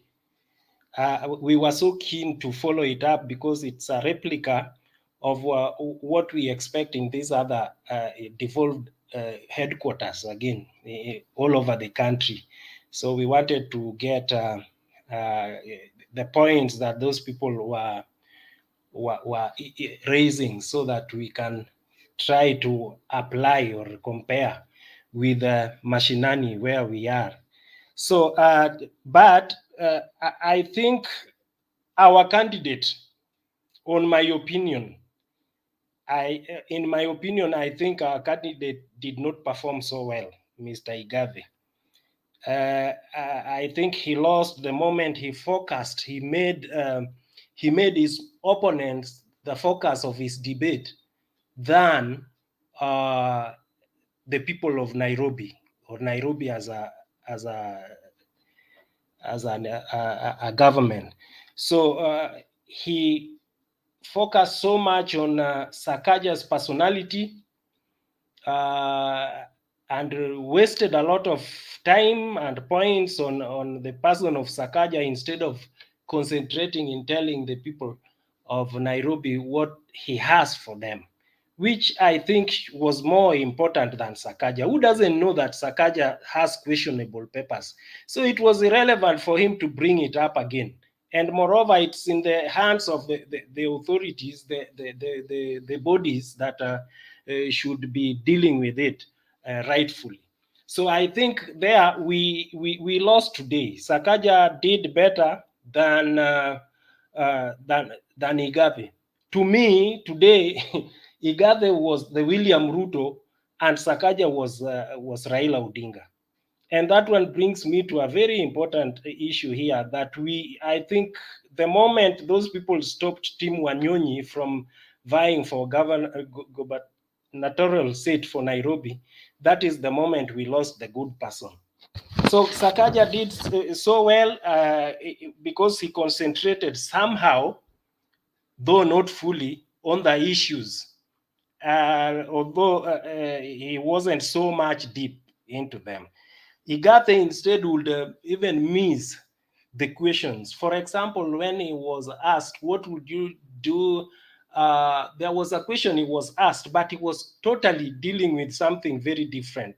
I think he wasn't focused himself. So therefore, in his presentation, it was haphazard. It was haphazard and very, casual. I don't think he performed so well. The only mistake SAKAJA did was, like most people said, he arrived late there, but he instead, displayed the kind of arrogance that is so synonymous with UDA. He did not apologize, and it was so casual on his part, which is a very wrong indicator. I think next time he should do better. Thank you. Okay, thank you, WG. We appreciate that. I try not to get sucked into that. Let me just play this video and then we get here. Here we go.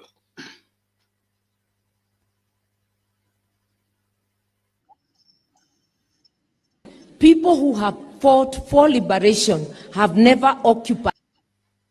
Okay? In this country, people who have fought for liberation have never occupied the presidency. At independence, it was not those who were in the forest who occupied, it was others. after the 202 liberation, it's not those who were in the trenches occupied. We went into government, but we were not in the presidency. This is a unique time. It's the only time that those who have fought for liberation are likely to sit in the presidency. Make it happen. Make it happen. Make it happen. The generals of the liberation are now likely to sit in the driving seat. And I want to promise you and to promise before God, we will make it work for Kenya. It is not about us, it's about our country. Women arise. People of Kenya arise. Ours arise. Our husbands, brothers arise. Let the nation arise. It is our time. Let us go to work. Please don't wait to be sent. Don't wait for a letter. This is your space.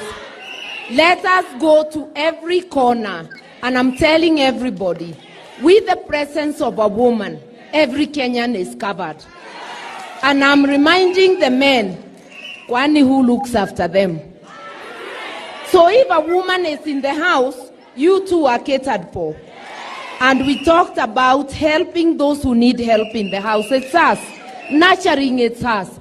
This is about us and our families. Ladies, let's go to work. Ni wakati wetu mama. Can we end with mama? Can we just sing one verse of mama? Because that song is not about one mama. Ni mama wewe na mimi. Ni wakati wako.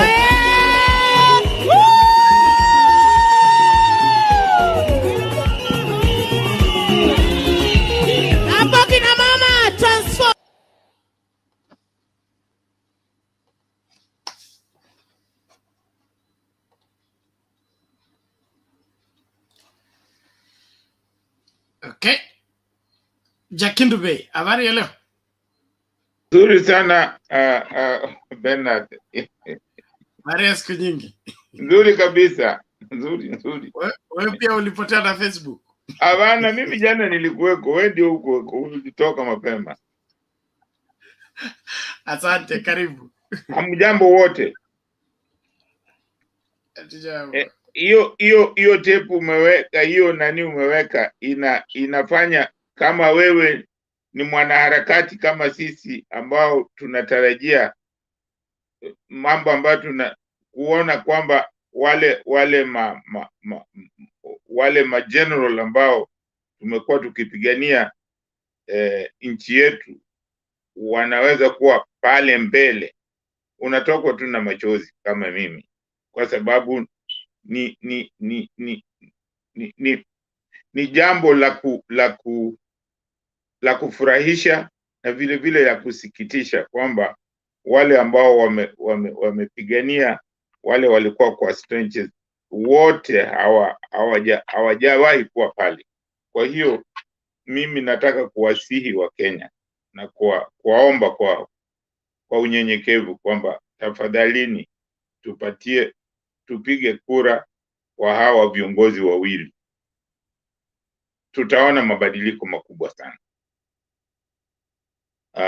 Sasa nikienda kwa mjadala wa leo, naweza kusema kwamba msafara wa Azimio, mimi naona inafanya kampeni nzuri sana, kwa sababu jana kule Kericho ilifana sana, na leo kule Narok, sijui kule kama ninyi mnaonaga tofauti ya wakati Ruto anapoenda Wamasai hawako wengi, lakini Raila akienda huwa kuna Wamasai wengi kwa sababu ya zile fimbo. Wakati wa Ruto hakuna hizo fimbo za kuonyesha wakaaji wa sehemu hiyo, huwa haiko, huwa zipo. Muangalie, jaribu kuangalia wakati Ruto anapokwenda sehemu hizo, kuangalia wale ambao wanakuja kwa hiyo mkutano. Wengi wanaletwa na magari ambao ni wao wamekodisha. ili kufanya watu waone kwamba kuna umati mkubwa. Hii tuliambiwa na nani Moses Kuria ndiye alituambia na yule jamaa mwingine anaitwa nani, Kabogo walituelezea kwamba hawa jamani watu wa kuleta nani watu. Jambo lingine ambalo ninataka kuzungumzia, nataka kuambia watu kwamba tafadhalini watu, mtu kama Sakaja hafai kuchaguliwa, kwa sababu jambo ambalo leo ameonyesha ni mtu asiye na nidhamu, ameonyesha ni mtu hana heshima, anaonyesha ni mtu ambaye hana accountability. Kwa sababu kama unajua unaenda kwa debate inatakiwa ianze saa fulani, alafu yeye anakuja amechelewa na wala haombi msamaha, apologize, anaiona kama ni mzaha. Huyo ni mtu ambaye hata kama mnasema ati anazungumza vizuri, hiyo ni mtu ambaye ni porojo tupu. Hii mji wa Nairobi inafaa na mtu kama IGATHE. Tafadhalini IGATHE, manake IGATHE ndiye anaweza labda kuendesha Nairobi, lakini mtu kama Sakaja hakuna. Hata akipewa hata faulu, bado atakuja tu na hizi porojo, atakuwa kwa sababu kama unaonyesha siku ya kwanza unaenda kwa interview na unakuja late, hiyo kazi utapewa na nani? Na uombi msamaha. Hebu niseme unaenda kutafuta kazi popote, alafu unaenda pale late, alafu wanakuuliza kwa nini umekuja late, unawaonyesha kwamba hiyo late yako sio muhimu. Kweli utachukuliwa, kweli utaandikwa kazi hiyo kweli?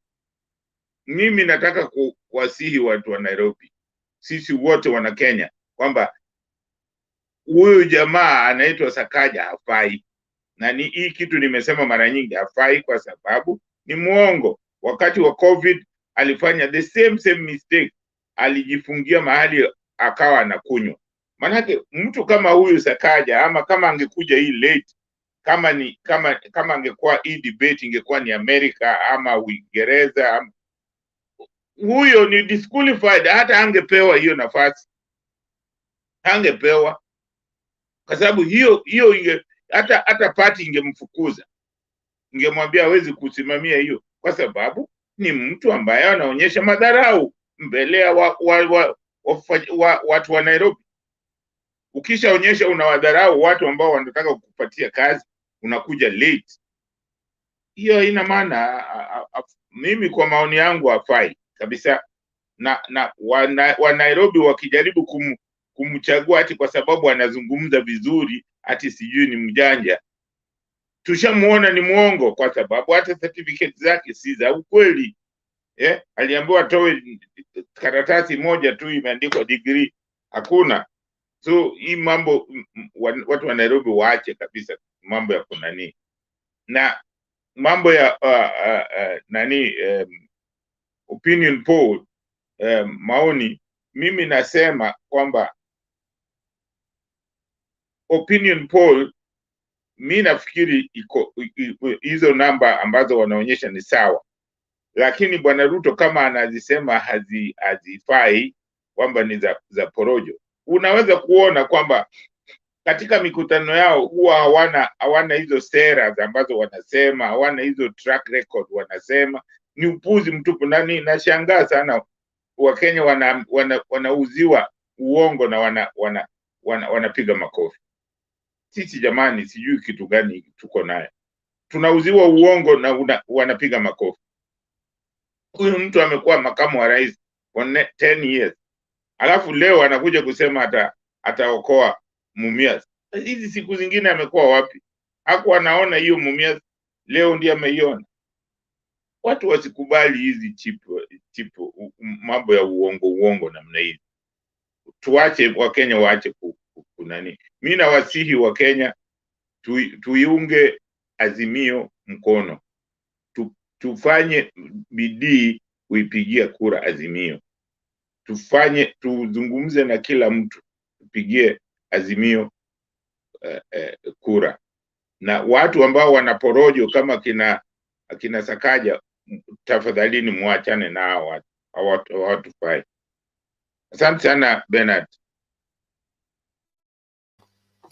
Okay, asante Jakindube. WG, what is it? Yeah, I just wanted to say something about what Jakindube mentioned about Sakaja and what were Nairobi. As much as Sakaja is not our candidate, we also want to hear and plainly,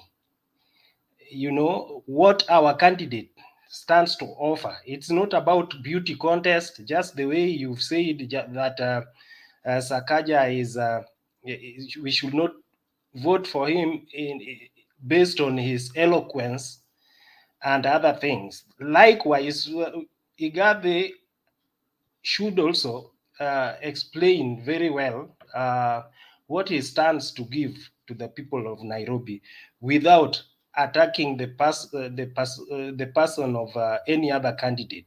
I think if we focus on the personalities of people, we are losing the focus and the mark. We should dwell on what is expected of us. The other thing, Mzee, that you said that is actually so well is William Ruto's mind game. You realize that in most cases nowadays he goes to the rallies, and the rallies are not held in the fields or stadiums. He goes to the market where he knows the place is so squeezed. So already there's half the population who is there already engaged in their own business. So when he comes with these few people and then adds to the already existing, and then people around marvel how those people are so many. And then that is what he's using to base his denial that he's doing well in he should do better in opinion poll. But I think he's very far away. It's only that he has observed Kenyans. He knows the psychology of Kenyans, the way they think, and therefore he wants to play with the Kenyans' mind. Asante sana. Yes, Jakindube. Nataka kusema hiyo kitu umesema ni kweli, lakini kitu ninachosema kwa Sakaja, kuja late alafu uonyeshi heshima. Hakuonyesha heshima, amekuja late na aonyeshi heshima. So hata kama anasema, hata kama ana plan gani, hiyo sasa tutaiweka ni porojo, kwa sababu huwezi kwenda kama tuseme wewe umealikwa kwenda kwa kazi, alafu wewe unaenda late, alafu hata uombe msamaha, wanakuuliza kwa nini umekuja late, unawaambia hiyo usiwasumbue. Unafikiri utapatiwa hiyo kazi? Inaonyesha huna heshima, inaonyesha wewe si mwadilifu, kwa sababu kusema kuwajibika ni lazima uje on time. Hizi vitu zote zinafuata kusema wewe ni mwaminifu. Mwaminifu lazima uwe pale on time, kwa sababu unalipwa na masaa za kazi. So huwezi kuwa unasema eti wewe mwadilifu na unaenda kazi saa 8 ambapo unatakiwa uwe pale saa 2. Yeah. Unakuja saa 6, watu wanakungoja. Hiyo Sakaja amefail. Mimi nakwambia sasa opinion yangu, amefail. Hiyo number 1, siwezi kumwandika kazi, kwa sababu ameonyesha madharau makubwa sana mbele ya watu wa Nairobi. Okay, thank you, Jakindube. I've tried to avoid talking about Sakaja and the debate, but you have pushed me to it. Let me say something. UDA does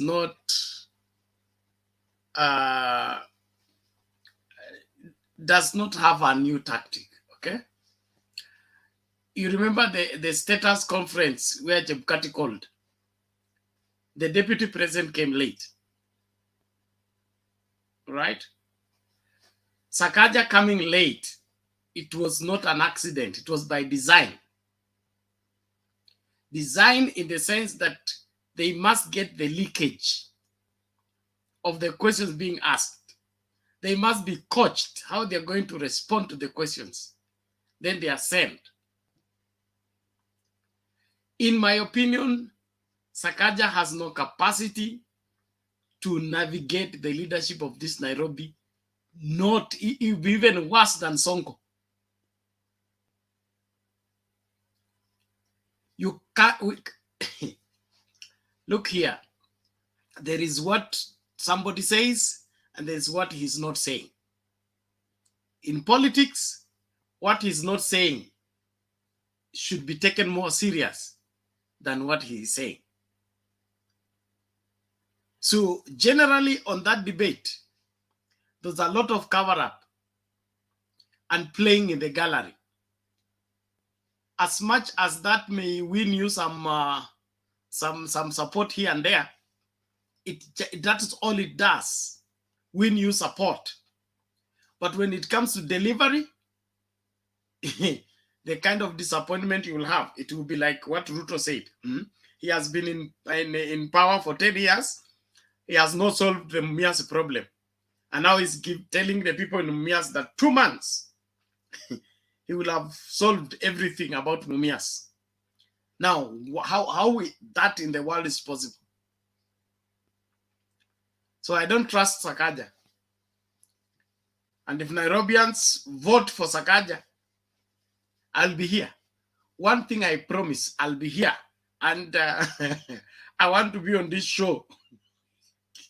And then just like we were telling the Jubilee guys before we became good friends, okay?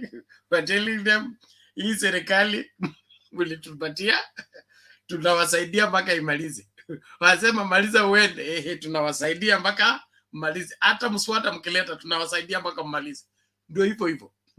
You make a mistake of voting SAKAJA, the moment SAKAJA begins to run away with Nairobi, with his high priest of corruption, mutu asilie hapa, utabeba mzigo wako pole pole, vumilia kwa Nairobi ikikushinda, enda ukutane huko kwingine.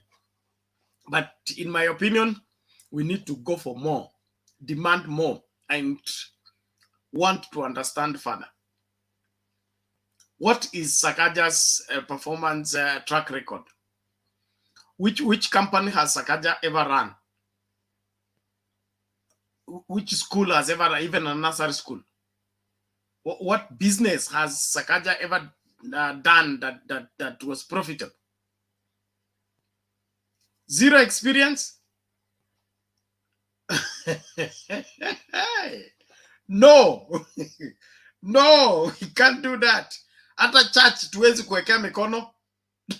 Lazima you either have served under a master and that master has recommended you because of your outstanding performance. SAKAJA is not different from William Ruto. William Ruto never worked for any company. William Ruto never ran any company. He has had his politics, and all his money he has made from politics. Hawezi kudanganya ati aliuza mayai. Mayai zinauzwa hapa Marikiti, chakua na mabilionea wanauza mayai, vifaranga zinauzwa hapa nini. So there is no difference between SAKAJA and William Ruto, even from the education. At least William Ruto stayed in school akamaliza. But giving Nairobi to SAKAJA is worse than giving it to Sonko. Afadhali Sonko arudi, if that's the case. Sonko alianza kufanya biashara akiwa standard 4. I think that they had better experience in terms of running the affairs of Nairobi than SAKAJA. SAKAJA ameuza hata kwa kiosk. No. Nairobians, wake up. Naomba tu nini one tape alafu tumlete nani Nyerere amefika. Nyerere huyu ndio Julius mwenyewe ama mwalimu mwenyewe.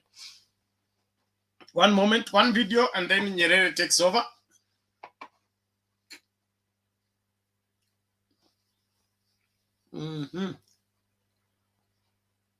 Where is the video? No.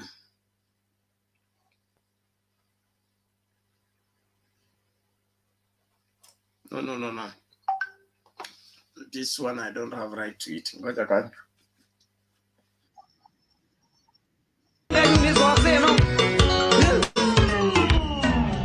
Asante sana, our fifth president, your deputy, all protocols hapo mbele, na nyinyi wananchi wote hapa Kericho, hamjambo. Nimefurahi kusikia ya kwamba hapa tunapata makabila zote za Kenya, na niko na ujumbe kwa sisi wote wa Kenya.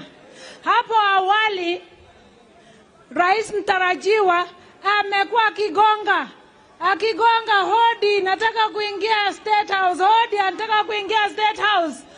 Mara ya 5 saa hizi anaingia na mama. Tutamfungulia mapana. Tunamfungulia ingia wapi? State House. Baba ni wapi? State House. Asanteni sana. Haya, okay. Haya.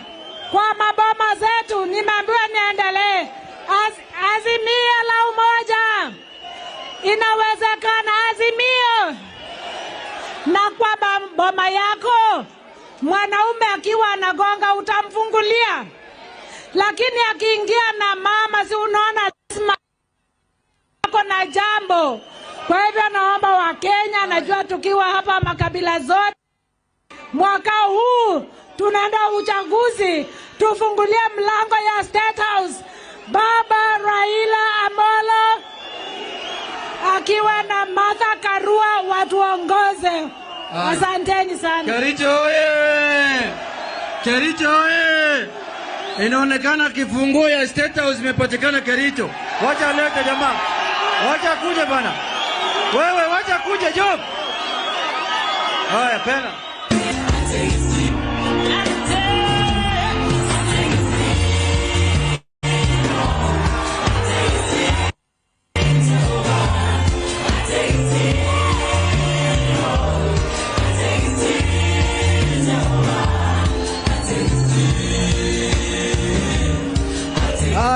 Asante sana, asante. Haya, kuja sasa. Wapi? Pitia Joe, muone hapa Joe. Pitia kwa Joe.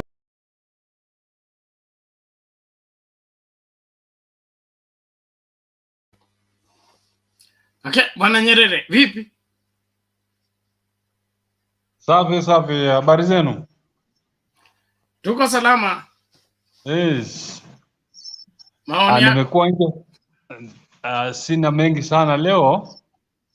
Niko wasalimu na machache niko nayo kidogo. Napongeza na mjadala vile naenda.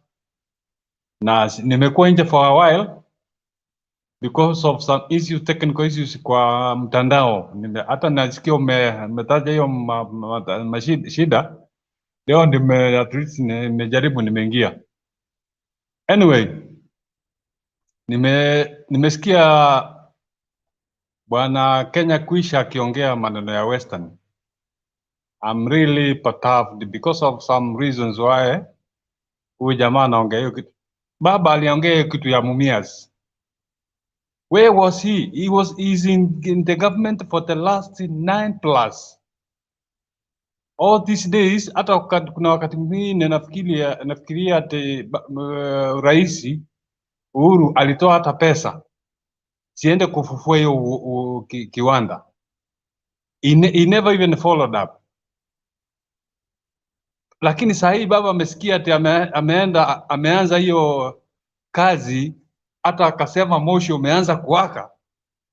Kusema moshi umeanza kuwaka doesn't mean ni moshi tu peke yake. That's the start of his work.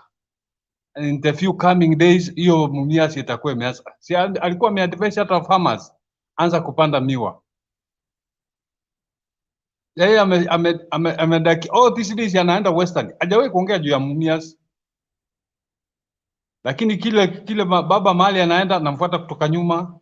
You see now, Mambo mengine hapa, mambo mengine huyu jamaa ni ile tu anashindwa ile kitu kinaitwa sera. Hana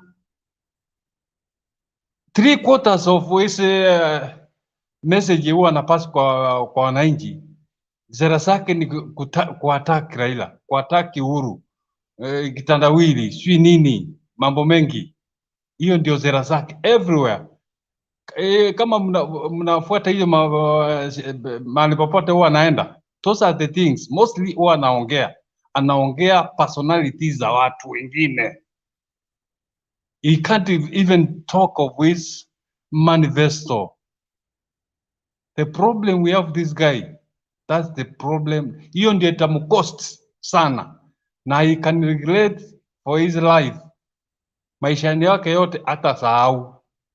As the time goes by, as the things are going on, things are changing. Have already changed. If hata angalia hata jana Kericho, who never knew what happened there? Very good number. Very good number. Hata kuliko ile yake ameenda anaweza kuwa naye hapo kwake hapo Kericho. Angalia South Rift, that's Narok. Maajabu, showing out that Azimio all the way to State House. Mambo vingine kama for example, kuna kitu kingine hapa kama hii umeweka hapo, kuna video nyingine hapo umeweka ya mama. Surely to me, kwangu hiyo ndio kitu inanitaji sana. Hiyo ndio kitu inanipatia moyo. I've got no doubt with that. Huyo mama ametuweka hai. Huyo mama ametuweka mahali pengine we never expected to be there. And the way we are going now, we are just counting days. 27 days too. We only waiting the time be sworn in. Next thing, nataka kama nyinyi so penad, that thing you have to talk with as from now, even if past election, hiyo kitu tuongee. People have been campaigning all the way since Baba started campaigning. There's some people here, when Baba will take over the government, there's some people who are just hiding somewhere. Yani hawana mahali wanashikilia, wanaangalia huku na pale. Ni wapi? Where is the winning place? That's where we are going. Hao watu, let's talk about them. We just foolish them kabisa waende. Baba asiwasikize. For example, kuna watu tulikuwa nayo from there earlier wakati kama huyu jamaa anaitwa SAKAJA. SAKAJA unajua ni mtu alikuwa wa TNA. Akakuja Jubilee. Ni mtu wa Uhuru. Akatoroka akaenda UDA. As from there, kuna watu wengine kama for example, mtu kama Alfred Mutua. Alfred Mutua tumekuwa na yeye. Amevuka the other side. When the winning team will be in place, those are the first people to kuja kwa Baba wanamuomba. Sio wataomba handshake, I don't know. Lakini huwa kwa hii platform tuko nayo kama Mtembei TV, let's talk hii kitu na tuishtumu na tuataki watu kama hao kabisa. Let them be very far from Azimio. I know there's some people and you will see them after 9th of August.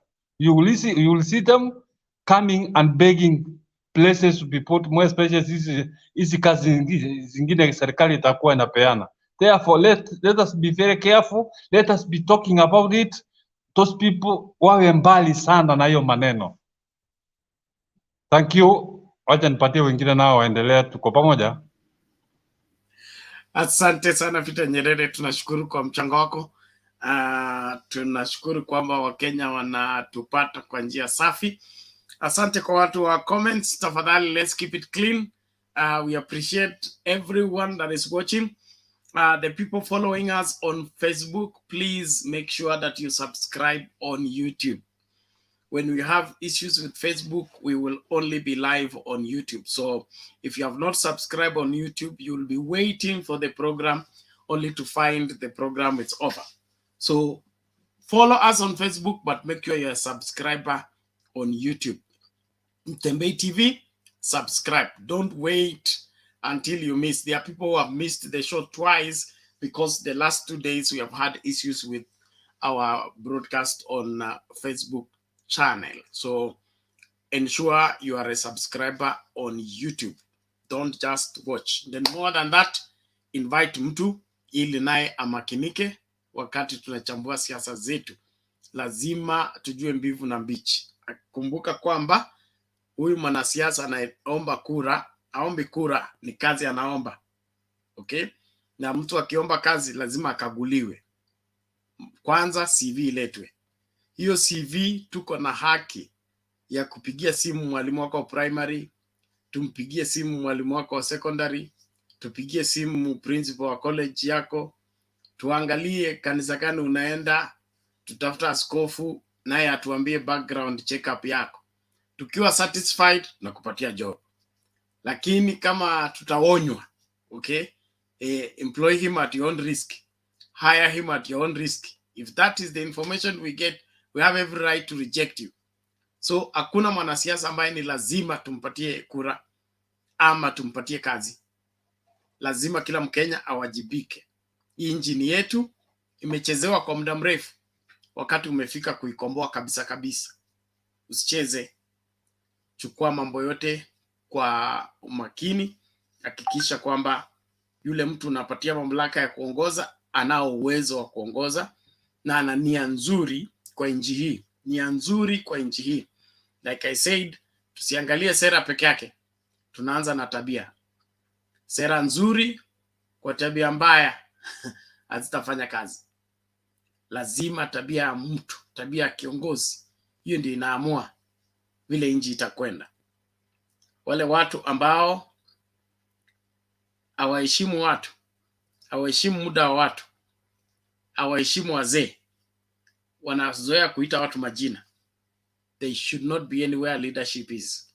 They should go back to learning fast and learn how to get along with everyone in order for them to be charged with the responsibility to lead this great country. Remember, Kenya is a diverse country. We have variety, different, yet one. Our difference is part of our resources. Yes, our difference is part of our resources. Any leader who has a problem with our differences, he has a problem indeed. He should be kept off leadership because he wants to destroy our resources. Our differences and our variety is part of our resources. And let's have leaders that can shoulder the problems of Kenya and solve them to the betterment of this great country. Naomba tusonge mbele sasa. Videos I want to play, but they seem to be disappearing. Kabla tumlete tumleta Mama Selina kwanza. Richard, ngoja hapo hapo, umetangulia lakini utasubiri naomba. Okay, let's go listen to this first.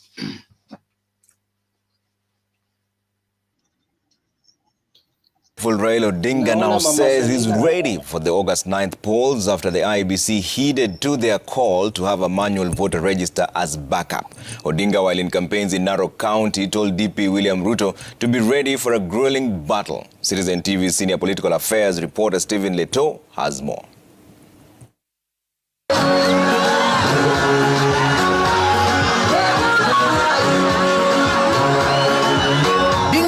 A series of campaigns in Narok County and addressed rallies in Narok West, Narok South and Narok East constituencies. Odinga thanked IEBC for accepting their call for a manual voter register to be used during the August poll. The IEBC tayari imehakikishia sisi ya kwamba ile manual register za kweko, ili kama umeenda pale vidole zako hazijatambulika katika ile nini kimskit, watakwenda kwa hiyo kitabu na kuangalia kama jina yako iko huko.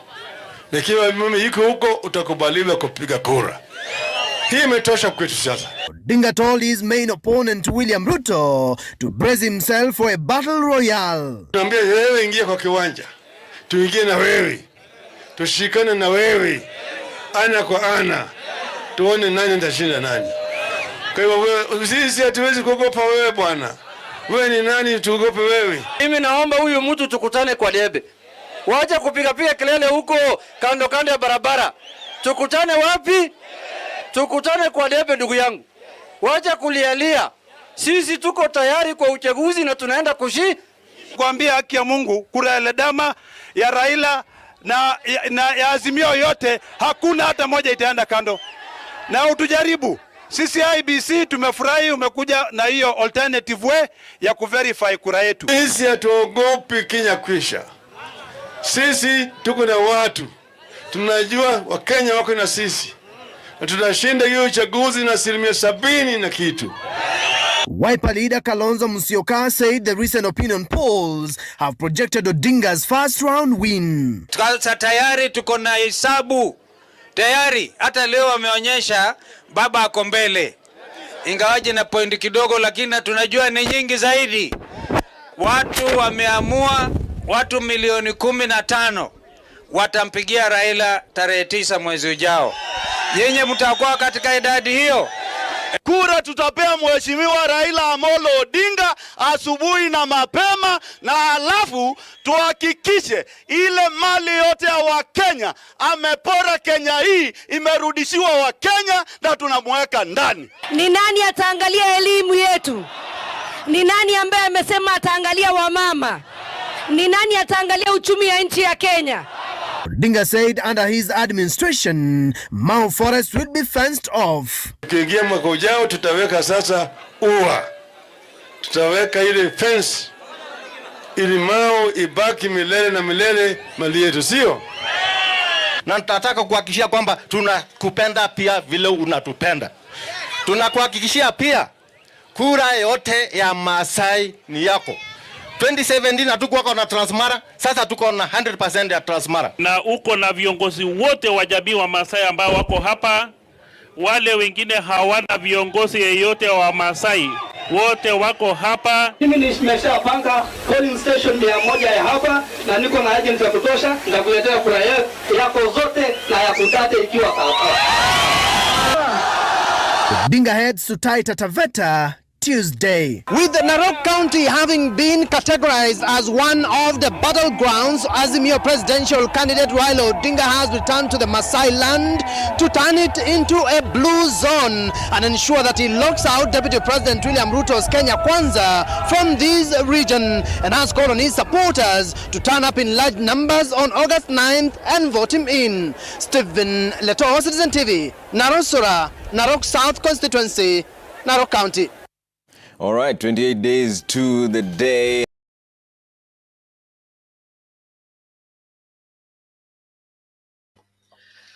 Haya, mambo ni kama haya Narok.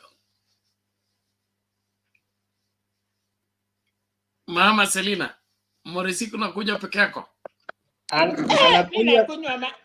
Anakunywa na kikombe ya Kimbo. Utajuaje yeye ni legend? Unajua hii vikombe ya Amerika ni kidogo na sisi hatuchuangi vitu kidogo. Sawa, karibu mami, karibu. Ya nyumbani. Yes. Anyway, Penat. Leo nimehangaika. Haikuonyesha Penat vile anaanza. Sasa nimesema, mpaka nikasema Penat kwani amekataa leo kuingia? Lakini asante, hii kipindi Penat inatufanya wenda simu. Kwa barabara karibu niweke kari kando nitafute. But anyway, I thank God you are there. So Narok, hata hakuna kusema, yani hata comparison hakuna. Narok wametoka kutoka 3 constituencies ya Narok Penat. bila mchezo. Hiyo wacha tu. Tunaambia asante, na nimeshukuru mwenye amesema agency yangu yote watachunga kura yako, na hivyo ndio tunataka watu yote ya Azimio kutoka MCS, members of parliament, kwa sababu kila mtu wako na moja moja, so tunataka wote wachunge kura ya baba. Nimeshukuru huyo mwenye amesema hivyo. Bernard, mimi sitaki kujua vile wanasema sijui ya Nairobi. Mimi najua Azimio. Hiyo story nyingine mnatuambia ati tukombea. Unakombea what? Tunataka baba ashike Nairobi. Hiyo vitu vingine yenyu mnasema ati tuone vile watu walisema nini. Wewe unawacha nyumba ya baba ikue wasi ati kwa sababu mtu anajua kuongea. Chenye tunataka Nairobi ni Azimio. Final. Baba haezi kuwa capital city na ati cover na sijui ni kitu gani hiyo. Hiyo mwenye alisema hiyo kwanza aseme sorry. Haezi kuja kutuambia ati anataka nini? Azimio Nairobi. Hiyo ndio tunasema. Kama uko hapo sawa. Hiyo police penalty.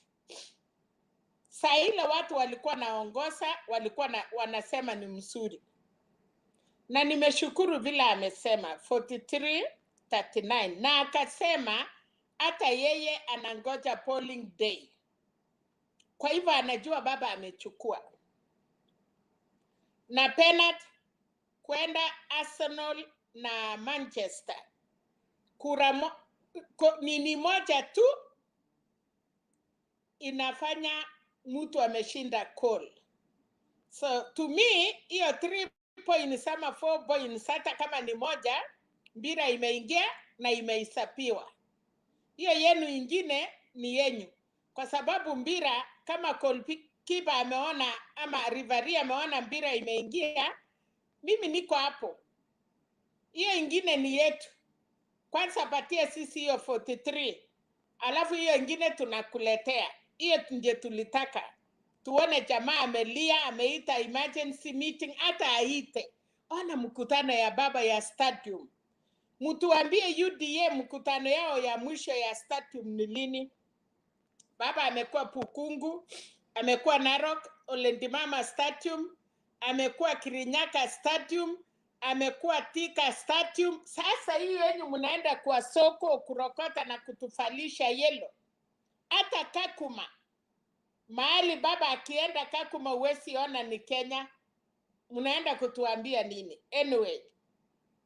Tunangojea 28 days. Najua Kenya sasa mukia ni 27. Naona baba anaenda Taita Taveta. Aenda amalizie.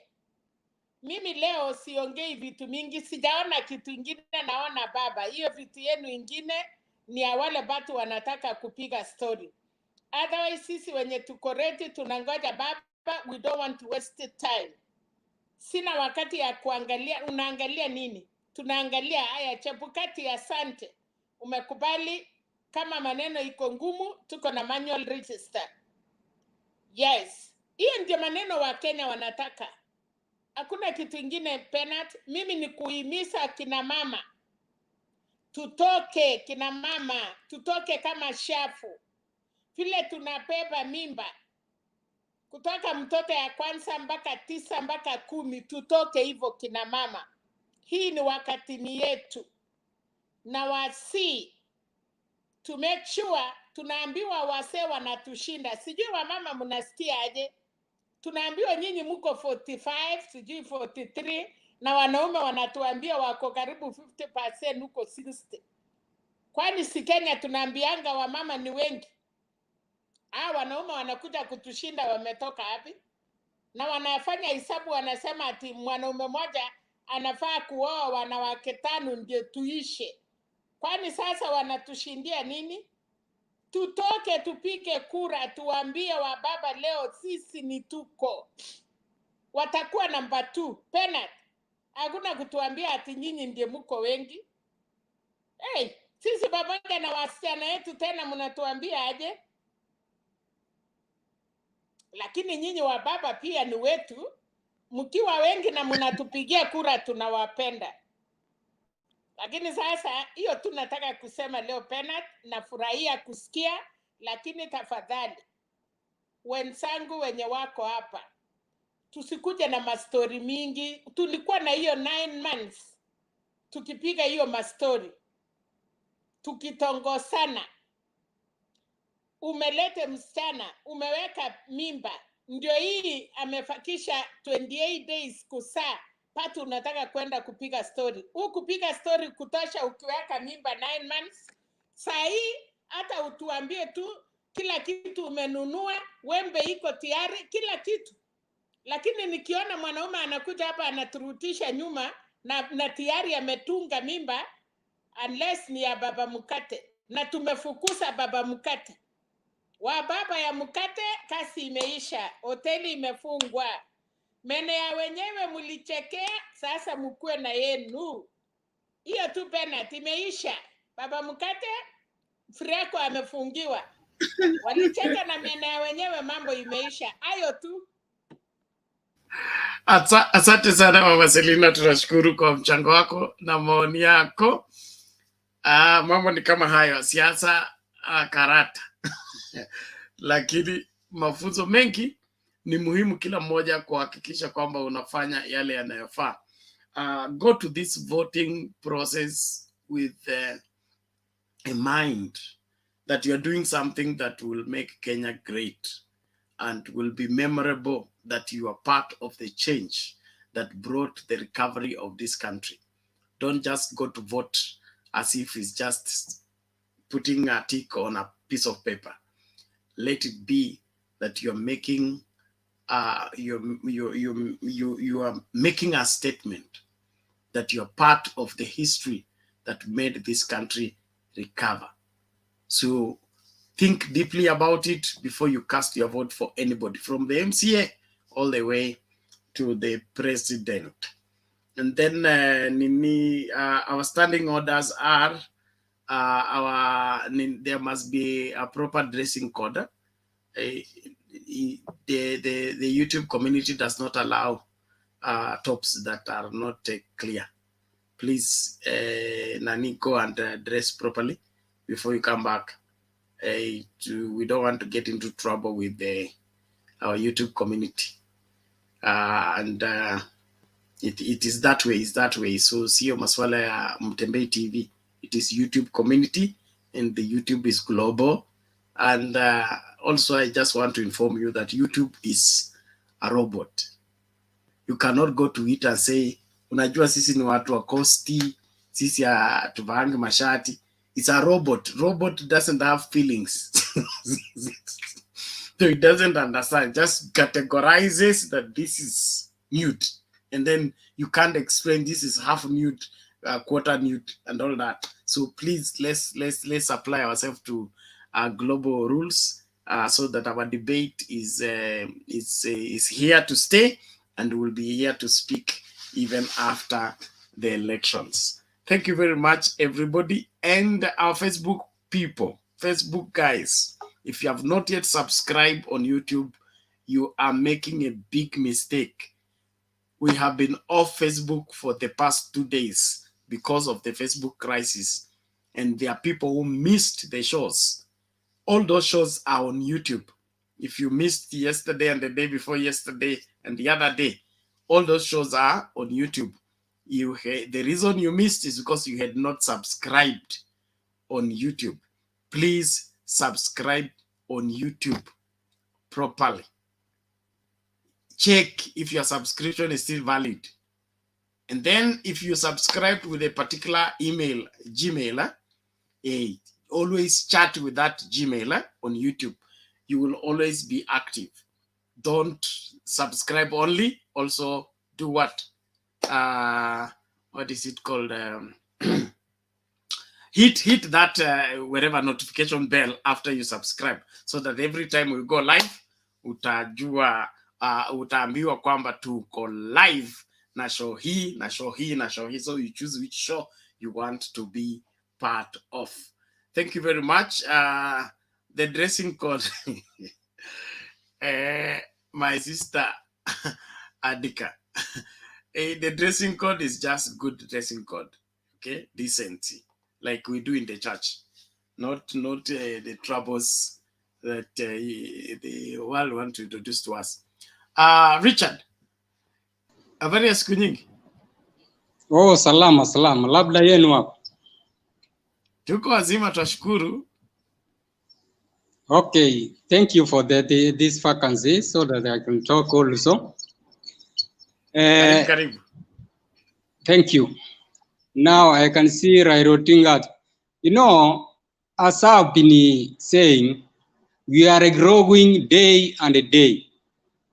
You see, Narok or the Maasai community, they trust the Papa from the beginning. And now, those are the really faults of Papa. They will not go anywhere. You saw yesterday at Kericho, now we are adding day after day. As Serena was saying, this time we are remaining with 27 days to go. This time our work is to pray hard, and even not to, because we are not persuading people anymore. Now we know we are going to win, and we are now prepared that Papa will be the next president of the Republic of Kenya. If I talk briefly on what was happening at Western with the UDA, you see, DP always copies what Papa is doing. Already when Papa was in Ukung Stadium, he told the people that he has approached the investor is inside, they refused, those people of power refused to bring power. Papa talked with them, they brought the power. Now the industry will start be working after 2 to 3 months. Now DB is running there to better himself. Even I don't think whether, why should people not ask him for the last 10 years, have you ever talked about Mumia's sugar? He has never talked anything, but now he's going when he has said that Papa has done something there. But that one is a decrease to his faults. If I can talk again about gubernatorial seat in Nairobi. You know, this time round we said, and we are saying, and we will be saying until on 9th, what we want in Kenya now is leadership, genuine leadership. We don't want those people who are choking with the job. We want to put people who can work and deliver. Of course, the debate, I saw it. SAKAJA was there and IGATHE was there. SAKAJA came late intentionally, as you put it. It is not that he didn't know that the time the debate was starting. He knew. He arranged with his boss, DP. He came late intentionally so that they can know first what is being talked there, so that when he goes, he has a brief how they are talking. So he came intentionally. And when he is being asked the question, why have you come late? You heard what he said. That is not the way we are now supposed to respond. He could have even have excused himself, but he never did it. He said that is none of your business. Just let us continue, which is very long. SAKAJA can speak well. SAKAJA is a good orator, like his boss, but SAKAJA will not deliver. He will not deliver. He cannot make a good CEO of Nairobi. Nairobi needs somebody who has experience of governance. IGATHE can do better.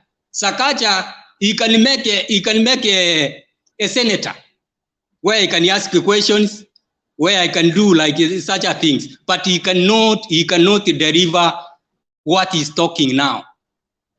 So me, I urge those people who are voting for Nairobi, please If it is at your own peril, if you choose SAKAJA, after 3 to 5 months, still there will be an impeachment.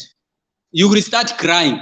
So make a wise voting and select somebody whom you know is going to deliver.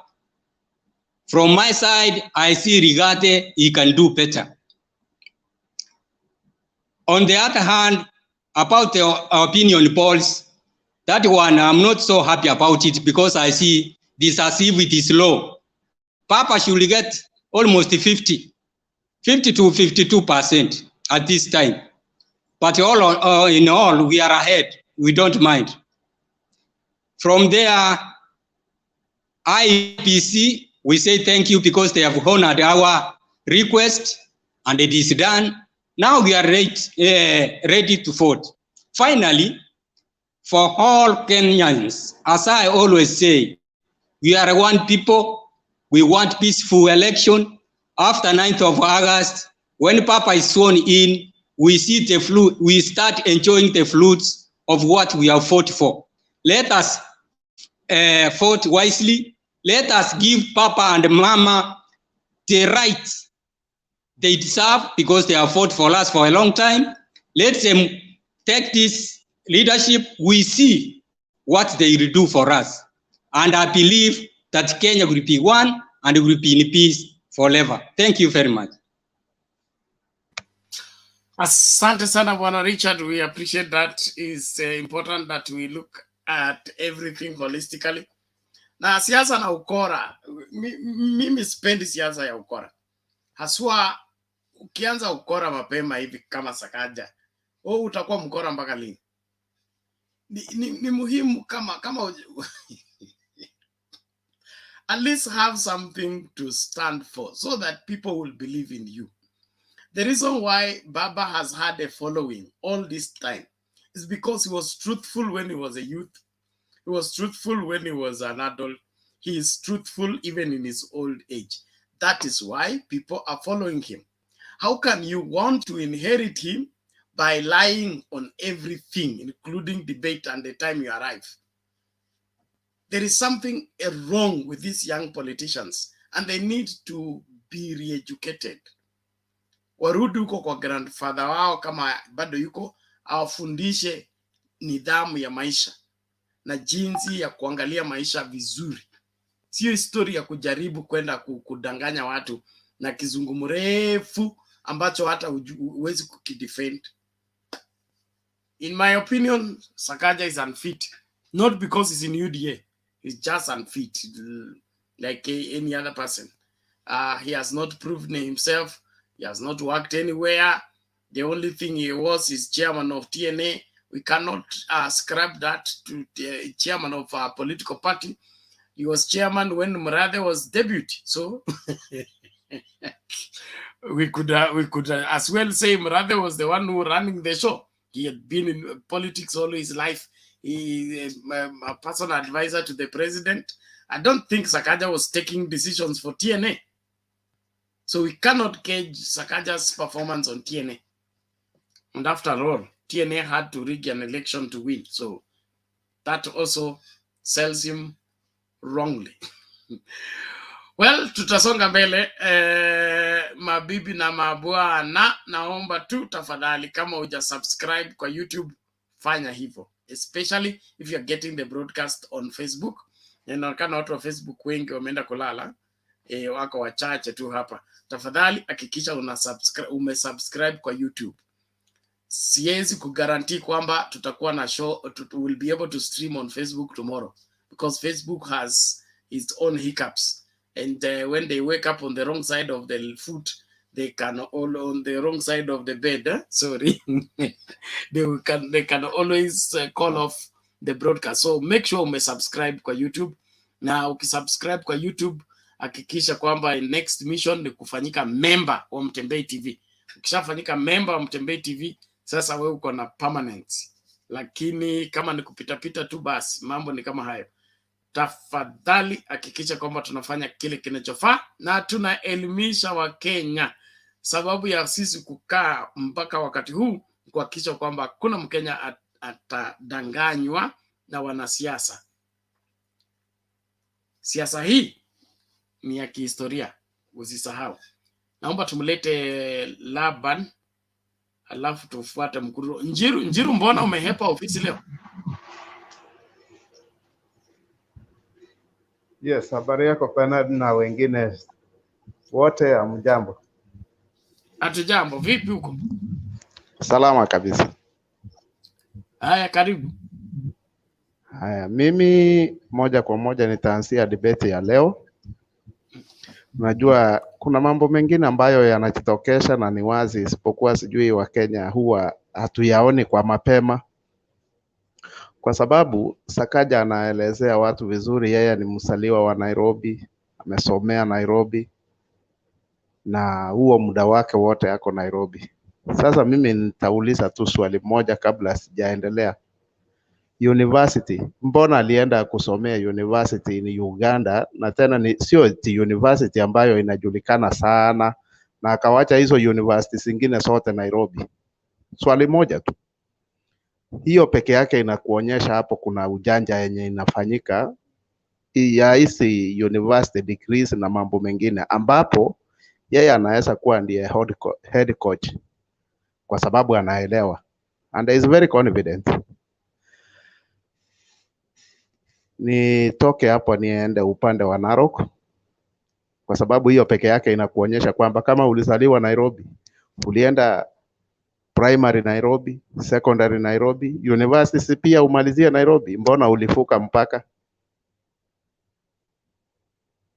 Haya, sasa mambo ya Masailand.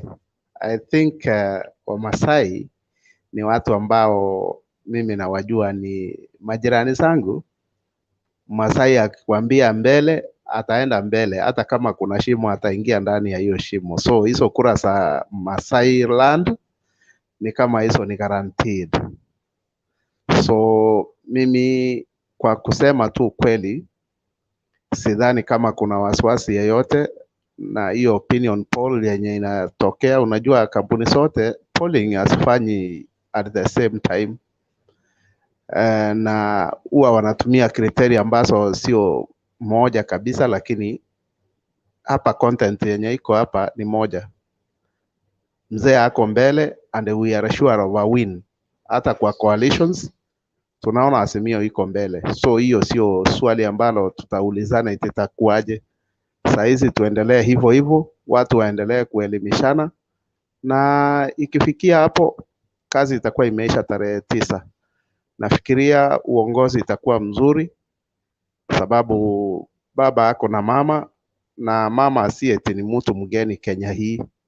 So mambo ya ufisadi yote tunajua kabisa itakuwa imefagiliwa chini ya meza kabisa, na nchi hii yetu itakuwa na opportunities nyingi ambazo zitatokana na uongozi wa hawa viongozi wawili, na Kenya itakuwa mzuri kwa kila Mkenya. Na labda hata wengine watakuwa wanaulizana, kwani tulikuwa tunajua huyu mzee alikuwa kiongozi mzuri hivi, hata tungemjaribu mapema. Nikikuja jambo hilo bado la Nairobi, mimi ninajua ukweli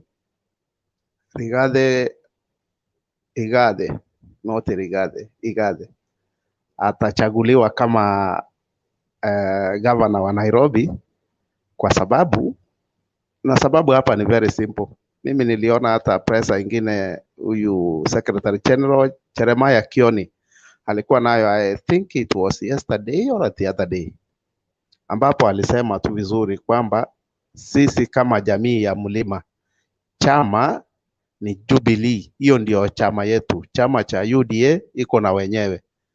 I hope hiyo peke yake, hata kama kulikuwa na watu ambao walikuwa bado wana doubt, nafikiria watapata ripoti kamili baada ya rais kuita Sagana 4, I think so, na watapewa direction. So I doubt kama kuna issue ya SAKAJA in Nairobi, hiyo nayo sioni. Hata hizo okay, kama ni opinion polls na mweka mbele kidogo kwa IGATHE, most voters wenye watakuwa polled kwa hizo opinions za Nairobi, I think wengi wao hawatakuwa voters pale. Ni kama utaenda kwa streets na uulize watu maswali ambao pengine wataenda kuvote elsewhere. most voters wa Nairobi watajitokesha siku ya kuvote and they will vote otherwise. So sina wasiwasi kwamba the city of Nairobi itakuwa na governor ambaye ndiye IGATHE, ambapo tutaona mabadiliko. By the way, ile kitu yenye ilifanyika na Sonko inaweza repeat in case kutakuwa na SAKAJA governor in the city. Hiyo ni hakikisho. I hope sitasema sana, nitafikia hapo kwa sasa, nitakuwa very brief. Asanteni.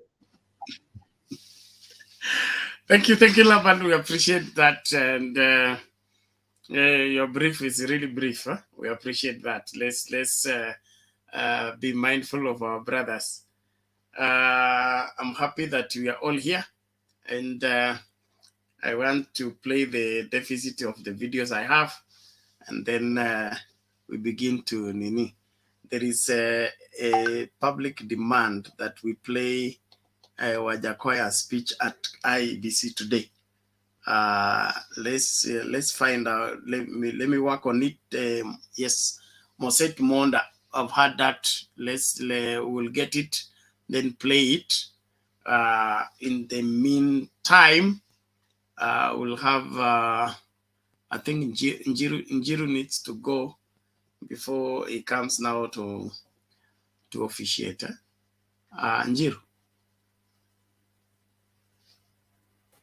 How are you? Jema kabisa bwana Bernard, how are you? Siku yako imekuwaje leo? Niko salama nashukuru. Ya, hata mimi niko salama. Sijui kama unataka nichangie kidogo kabla ya... Yes, nataka uniambie kwa nini opinion polls zinanikasirisha.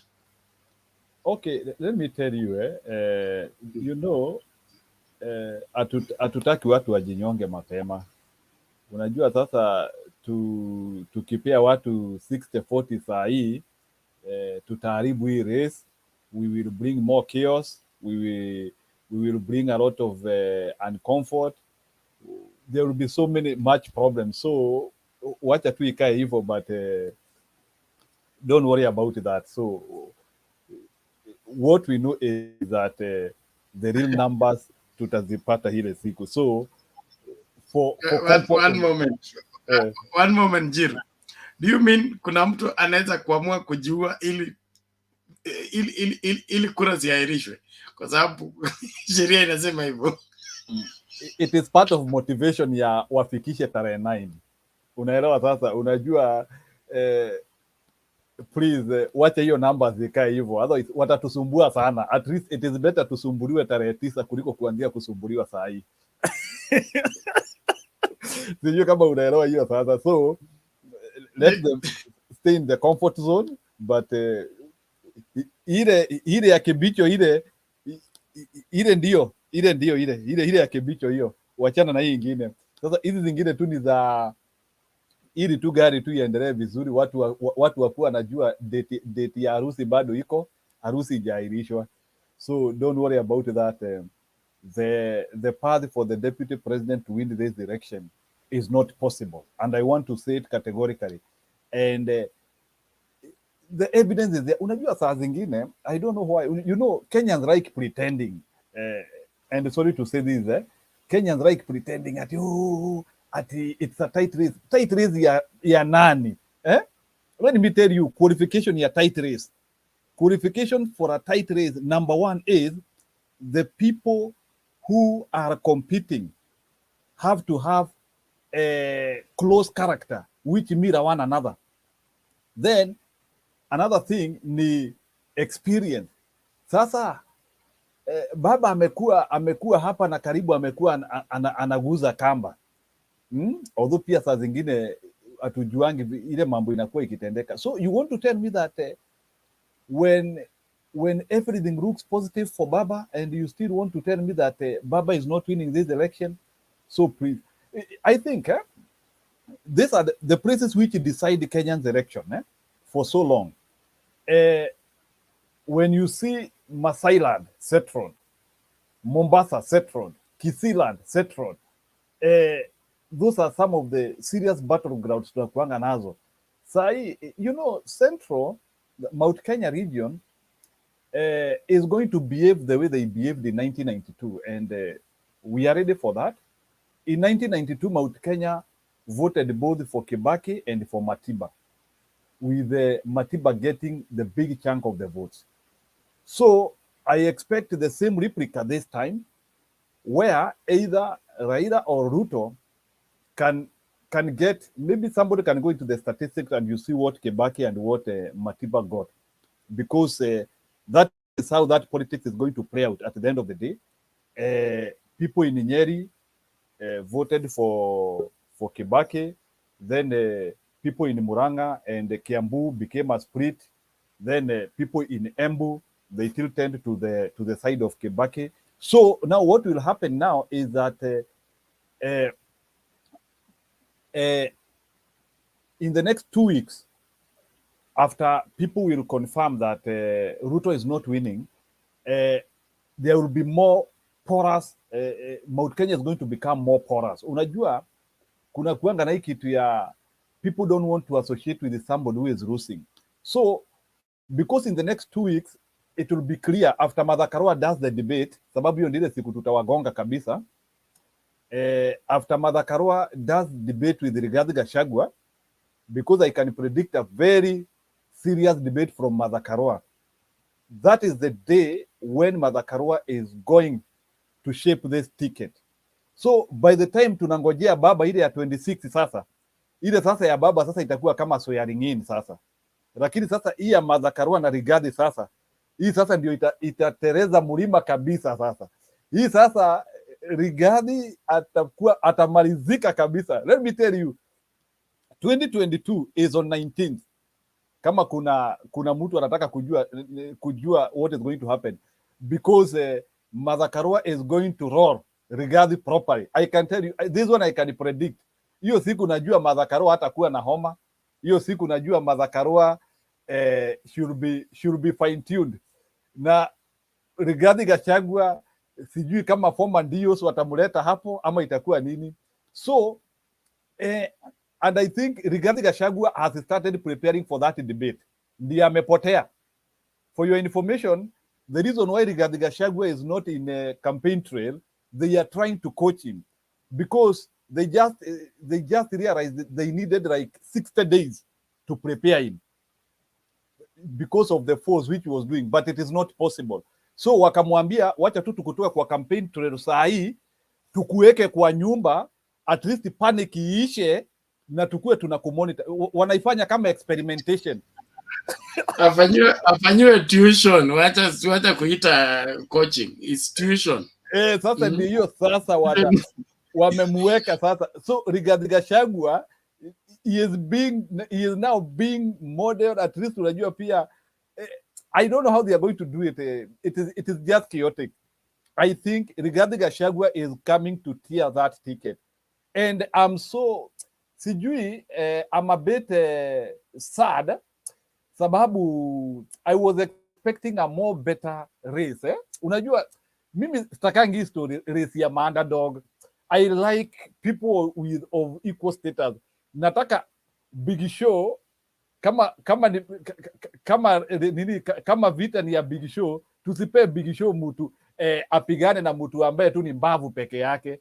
At least let's have a replica. So I wanted 2022 to be a bit exciting, but you people, you decided to destroy this race. You decided to bring people who, let me tell you, by the Rigathi Gachagua has totally been rejected. Even in Mount Kenya, let me tell you, Ruto is depending on the outflow of what he did. But Rigathi Gachagua has added 0.000000. Ameleta nothing. Enda pole pole. Gachagua ni dio wewe. Hakuna. Ameleta 0.000. Hata ukitaka kuweka into the nearest whole number ama decimal, there is no input from Gachagua. There is no input from Gachagua. I'm telling you. Sawa, malizia hapo. Nataka kuondoka. Sawa, wacha niingie kwa nani sasa, kwa IGATHE leo. In fact, I'm very proud of IGATHE. Wale watu wanakuja ati kuturingia na SAKAJA hapa, let me tell you, SAKAJA is out of place. Forget the issues of he got late. Number one, SAKAJA is representing a third mentality, which has been destroying Nairobi for the last 10 years. Now, we cannot risk Nairobi for another 5 years to somebody who cannot think through the nose. 15 years is close to 0.15 of a century. That's a lot of time. It's almost a 10th of a century giving Nairobi to squanderers and the people are not thinking. So what I'm saying in a brief hapa nisionge mambo mingi, timu ya baba, you have no option. We have either to vote IGATHE or we roll Nairobi to another chaos for another 5 years. You will try to impeach SAKAJA, although I know he is not going to. I'm just trying to simulate a case if he is inside. So if SAKAJA gets in, you people, you'll get so much tired, you will want to impeach him and it will not be possible. It will be chaotic. So to avoid, and because we have been in this scenario, we are the Sonko, who never worked or that thing never did anything. The best thing is, Baba hakona kura ya kutosha, for your information. Nairobi, Azimio has enough votes. So mimi hata nashangaa hiki kitu. Let me tell you, SAKAJA is not in this race. Kwanza, hiyo degree amesema alitoa teams. I'm still not convinced. I'm still not convinced that SAKAJA has a degree. It might be, inaweza kuwa ameipata, kule ameipata, but anyway, to cut the wrong story short, Azimio, we have no option other than to vote IGATHE. IGATHE, he has qualities, he is honorable. Kama leo, kama mumesikia, at least SAKAJA leo hata sijasikia ame-mention Ruto in the name. Maybe you amesikiliza debate. Can you tell me if he mentioned? At least today, SAKAJA even respected Raila Odinga, na he even gave a character of Raila Odinga in that debate. Leo akasema he is the most for. I wish Bernard ukipata hiyo clip, there is a very good statement SAKAJA described Raila Odinga. He is leading the most disciplined party in Kenya. That is what SAKAJA said. No, not SAKAJA, IGATHE, I mean, IGATHE said. So what I'm trying to say is that we have no option other than to vote IGATHE. IGATHE amekuwa kule makampuni kubwa kubwa, amemanage pesa. So to me, I think SAKAJA, I think people are just trying to over-amplify him, but I still think his fate is just like for his boss. Wote, mmoja akienda Sugoi, mwingine sijui, Kosgei sijui ataenda wapi. By the way, I was so surprised today they never give us his full names. He is called Kosgei. Kosgei. Nilikuwa nikitaka kusikia Johnson SAKAJA Kosgei. People need to refer themselves in their full names. Thank you, Bernard. Okay, asante Njiru, hiyo ni kali. Unajua majina imeleta kizaazaa. Ameulizwa, je, unaitwa SAKAJA? Sema na wewe unaitwa Subaida. So ikawa ni kuulizana majina. All in all, ukweli wa mambo utajulikana. Naomba tusikilize hii tape alafu ndio papa akuje. Tukiendelea hivyo. Mimi naona nianze kungatuka nawe. Tusikilize huyu the candidate for Roots Party.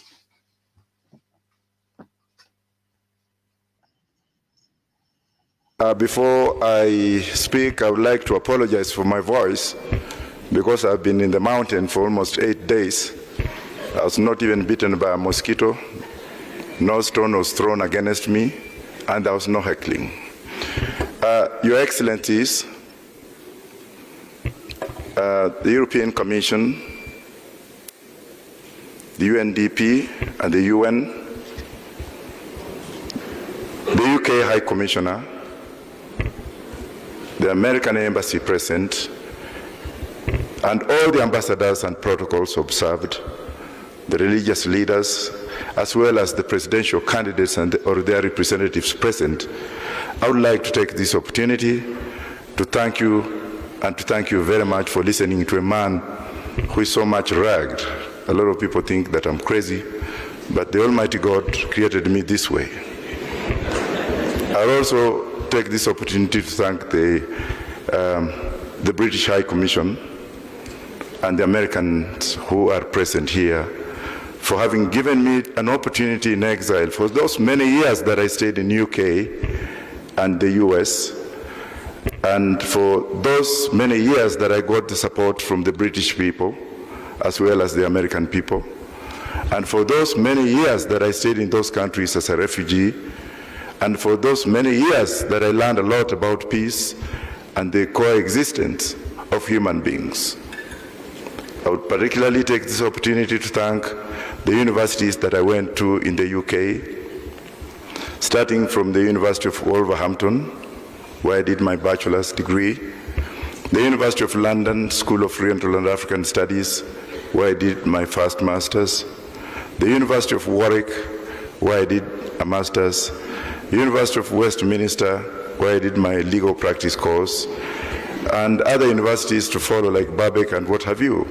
I also want to thank the Americans for allowing me to work very hard to join the University of Baltimore, where I did a Master's of Law in the laws of the US before I took the Washington, D.C. bar. Why am I taking this unconventional approach while addressing men and women of honor? The point that I'm trying to make here is that it has come to the realization of the many who may not have done their conjugal research that I am a British citizen.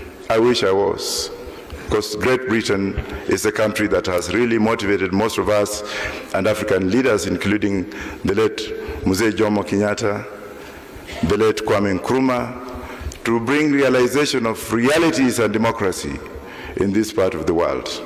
I'm a permanent resident in the UK, and I'm also a permanent resident in the US.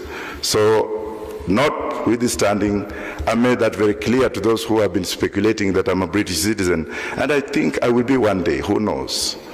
Now, let me also take this opportunity to thank those who have been with me in the mountains, those who have never thrown stones at me, those who have not heckled me, those who have not told lies without preference of researching. And most of those who have been talking are people who are men and women of honor. Now, for the IEBC, and I know that our colleagues have been here asking for more times. I don't like writing speeches or written speeches because they always disrupt me when I'm talking. But at least I make some notes. And I also don't like speaking on reading speeches on behalf of others. A man or woman should actually read his own speech and translate the mumble. And we in Roots Party, the so-called Weeds Party, or the marijuana people, we are peaceful people. We are peaceful people. We are not advocating for smoking. And religious leaders, please, I'm thankful to those who came to me and those who are now already pleading with me. Do not confuse society, because some of you are the starting point of impunity. When you talk on things that are not right, you ought actually to do some research instead of coming out to condemn me.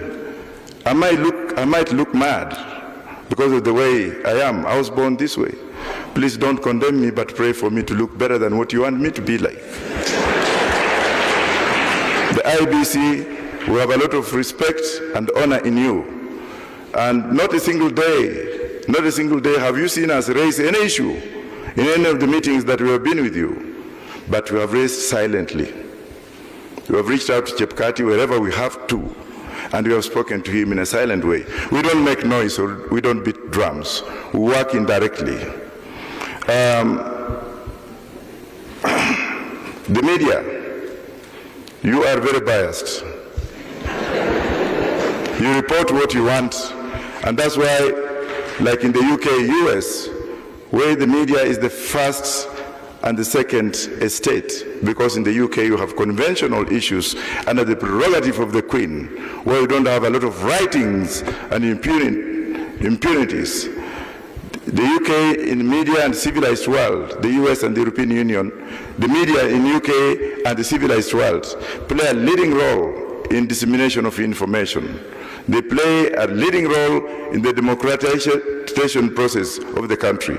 But in this country, the media is owned by hell-bent individuals who give them directions on what to do. That's why in my government, I'm going to look at the media and I'll make sure that they're paid properly. I will also make sure that the media becomes participants in wherever media houses they come from. So media, please, don't give us unbiased reporting. We love you. We only sympathize with you that you are paid peanuts, but we shall make sure that you're paid well. As to our presidential candidates, please, and I beg you, you'll never hear Professor Wajakoya talk against any presidential candidate in a debate. You'll not see me talk about Raila. Raila is an enigma. Whoever doesn't trust and know and respect Raila, take it to the bank. He's a man that I respect because I'm standing in this platform because of the freedom, because of the role Raila Odinga has played. I'm not trying to say that I'm supporting him, but the good part of Raila makes some of us to stand here in freedom. And yet you'll get some presidential candidates abusing Raila. On that one, I say no. And I've also revoked and invoked in my party. If you are making your speeches out there, do not touch on Ruto, do not touch on my colleague and senior counsel, Mwaure, a good man, a man who wears a collar, but please speak to your expectations. Don't attack me again. And also, William Samoei Ruto, he's a presidential candidate, for God's sake. Let's respect him. Let's respect each other. But if you attack me, I will attack you. I promise that. I will rebut as a lawyer, but I will not be the first person to be doing what has been done. And to our colleague, Lady Justice Njoki, you've played a big role in this country. People may not know, but I know. I've known you fighting with Martha Karua. You are women of honor. I respect you. I respect Martha Karua, women who stood firm in those dark days when democracy was not even seen. And as a presidential candidate, I have to reveal, I have to speak from my heart, even though my voice is gone. I have to give credit where it is. My colleagues and opponents, you are my brothers and sisters. That's why when I was in Meru, I was inviting everyone to come to the podium before I spoke. I invited UDA, I invited Azimio. No abuse took place. Let us cherish ourselves. I know that I've been given 5 minutes, but I'll speak little. I would also like to take this opportunity to recognize the government of Serbia as a legitimate government. I will not recognize Kosovo for now. I am with the international community on that point. I am with the Americans on that point. I am with the European Union on that point. And I am with the people of Serbia in solidarity. Finally, when it comes to our international relationships, this is not my voice. Maybe you people might think I've smoked weed. I don't smoke at all. When we look at our neighborhood, our neighbors, our foreign policy is a policy of encouragement. Somalia is there to stay. It will be there. It was there. It will exist until God says amen. Therefore, the people of Somali origin, I'm here to appeal to you wherever you are, and those who are in Kenya especially, that you are part of this nation. When it comes to identification or people's identity, we don't want to have a government of impunity, a government which creates rules for them and rules for us. It makes it very difficult for the Somali people or children of Somali people to get their national identity cards because they are Somalis. I'm going to extinguish some of these regulations when I take over as president, especially when it comes to issues of extrajudicial terrorism act, which violates the very, very human rights we are trying to uphold, which violates the very, very human rights where we take small boys and girls because you have suspected them of terrorism, you put them in for 14 days. Is that not discriminating? That's why we've had a lot of issues, and we have had a lot of issues. When it comes to the Constitution, I would rather also say that the United Kingdom's Constitution, which is not written, which is coupled in the Bill of Rights, which works through conventions with the royal prerogative powers conferred by Her Majesty, the Queen of England, which empowers the ministers and the civil servants to look into the people and talk to the people before they make legislation. And that has worked very well. So is the United States Constitution. So when I say that we are going to suspend the Constitution, I have a backing point. Kenya Constitution is written mayhemly by men and women in suits who fly out of the country, and they come back with very copy and pasted kind of memorabilia, and they ask Kenyans without giving them the right time. I'm equally thankful to the state of Israel. It has to exist whether one wants it or not. And the Muslims also have to exist whether one wants it or not. Israel has always legalized ganja for commercial and medicinal purposes. As also, I'm about to go, we are also going to follow that trend, and we shall not allow our kids to smoke non-detox marijuana, but you're going to support it. And with those few words, thank you very much.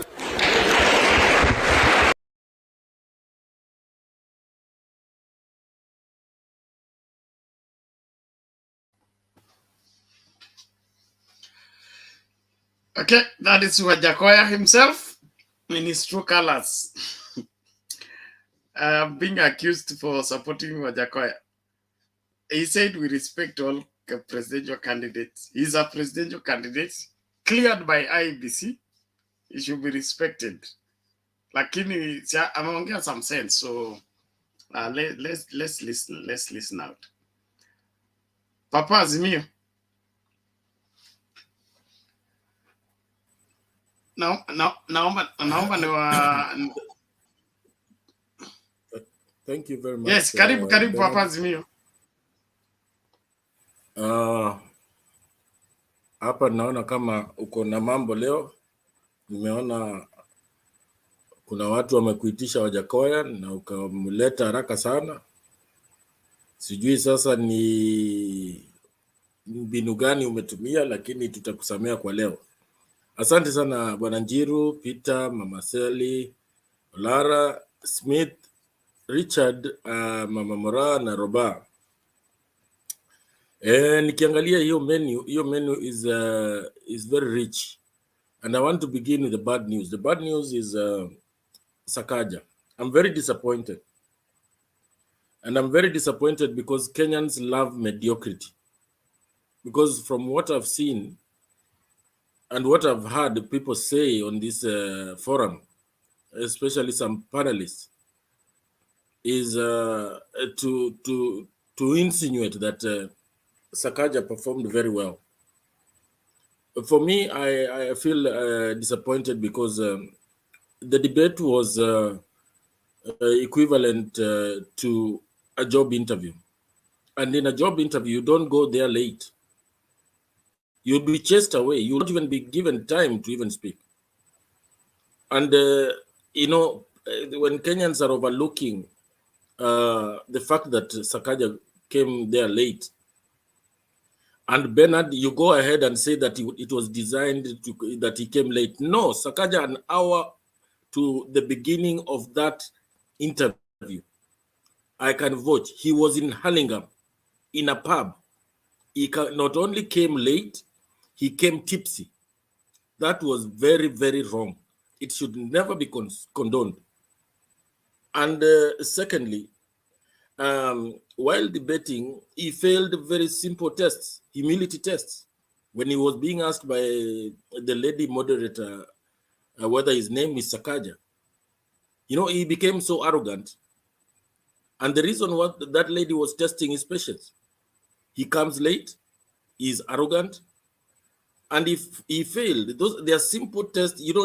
When you're doing an interview, it does not necessarily need to relate to what the work you're going to do. You can be tested on very many things, and on that he failed miserably.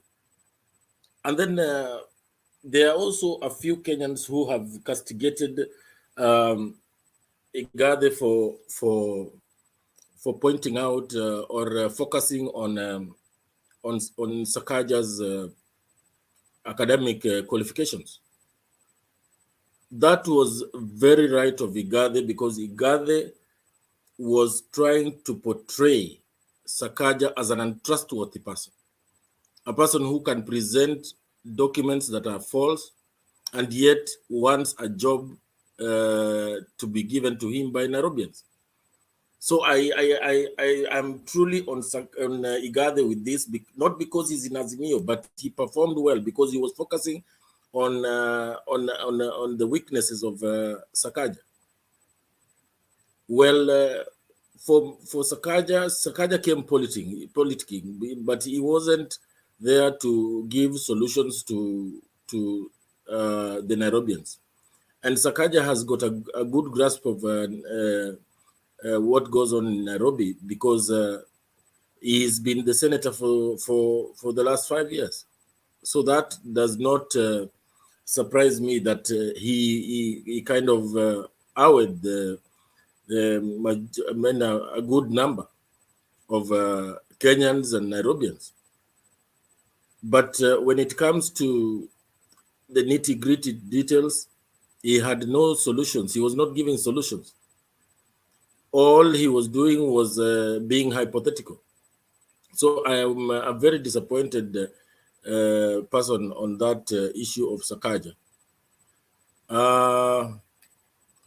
Now, I can see Black is still talking about questions, silly questions.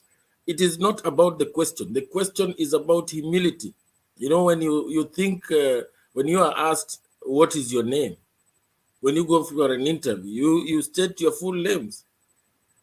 You know, you don't, this is not something that was out of the blue. Where before he was asked that question, he had already displayed arrogance. So that question was on point for me. Okay, let me go to Raila in Narok. Raila, I don't know. I kind of thought that the Maasais, the Ma people were almost going to war today because they were so charged and ready to it's like they wanted to defend Raila on some attack on Raila. And they were very enthusiastic. And that shows me that there is solid support on for Azimio, and I have no doubt they will do a good job. And on the Tifa polls, I tend to think they are still they are not as such accurate because my reckoning is that Azimio is at least nothing less than 10 to 15 points ahead of UDA. So I wouldn't want to dwell much on those polls, but I know Azimio is doing well. So I believe we are going to finish this race strongly. On the IEBC stakeholders conference, I didn't want to read much on that because IEBC are trying to redeem themselves, so they want to be on the I mean in the news day by day, so that at least Kenyans can gain confidence in what they're doing. But we are yet to see, because with all those preparations in 2017, they still gave us a lot of average work. So I don't want to go much into that. Thank you very much, Bernard. Back to you. Okay, asante sana, Bob. We appreciate that. Black is asking a question. How can somebody call you Bob and ask you whether Bob is your name? Your English is an interesting subject that some of us seem not to have gotten very well. And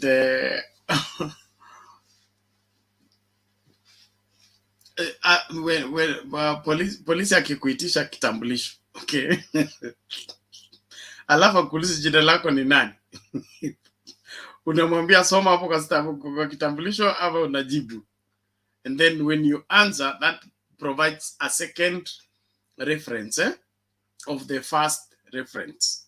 So the asking of SAKAJA whether SAKAJA is his name, it was not asking whether SAKAJA is his name. It was confirming SAKAJA's documents, whether they are valid or not. And looking the other side will not help the situation. He will need to reconcile the SAKAJA, the Kosgei, the other one. I hear there's another new name in between. Is it Savior Magani katikati hapo? It's a new name added to the SAKAJA many names. Arthur. Yes, there is an Arthur in between there. So we'll need to work hard to do that. Please, our standing orders require to have your camera on. If you put your camera off, we give you 3-5 minutes. If you don't work on that, we kick you out, because we need only the people on camera to be in studio and make their presentation. So Smith, if your camera is off, we can't add you to the studio. That is our law. Thank you. Nini ingine? Okay. Now I want us to go to Roba. We go to Roba, please. And Njiru, I think you should be set. Mi naweza kungatuka anytime. Already someone's raising up his hand before even I start. Is there a question or something?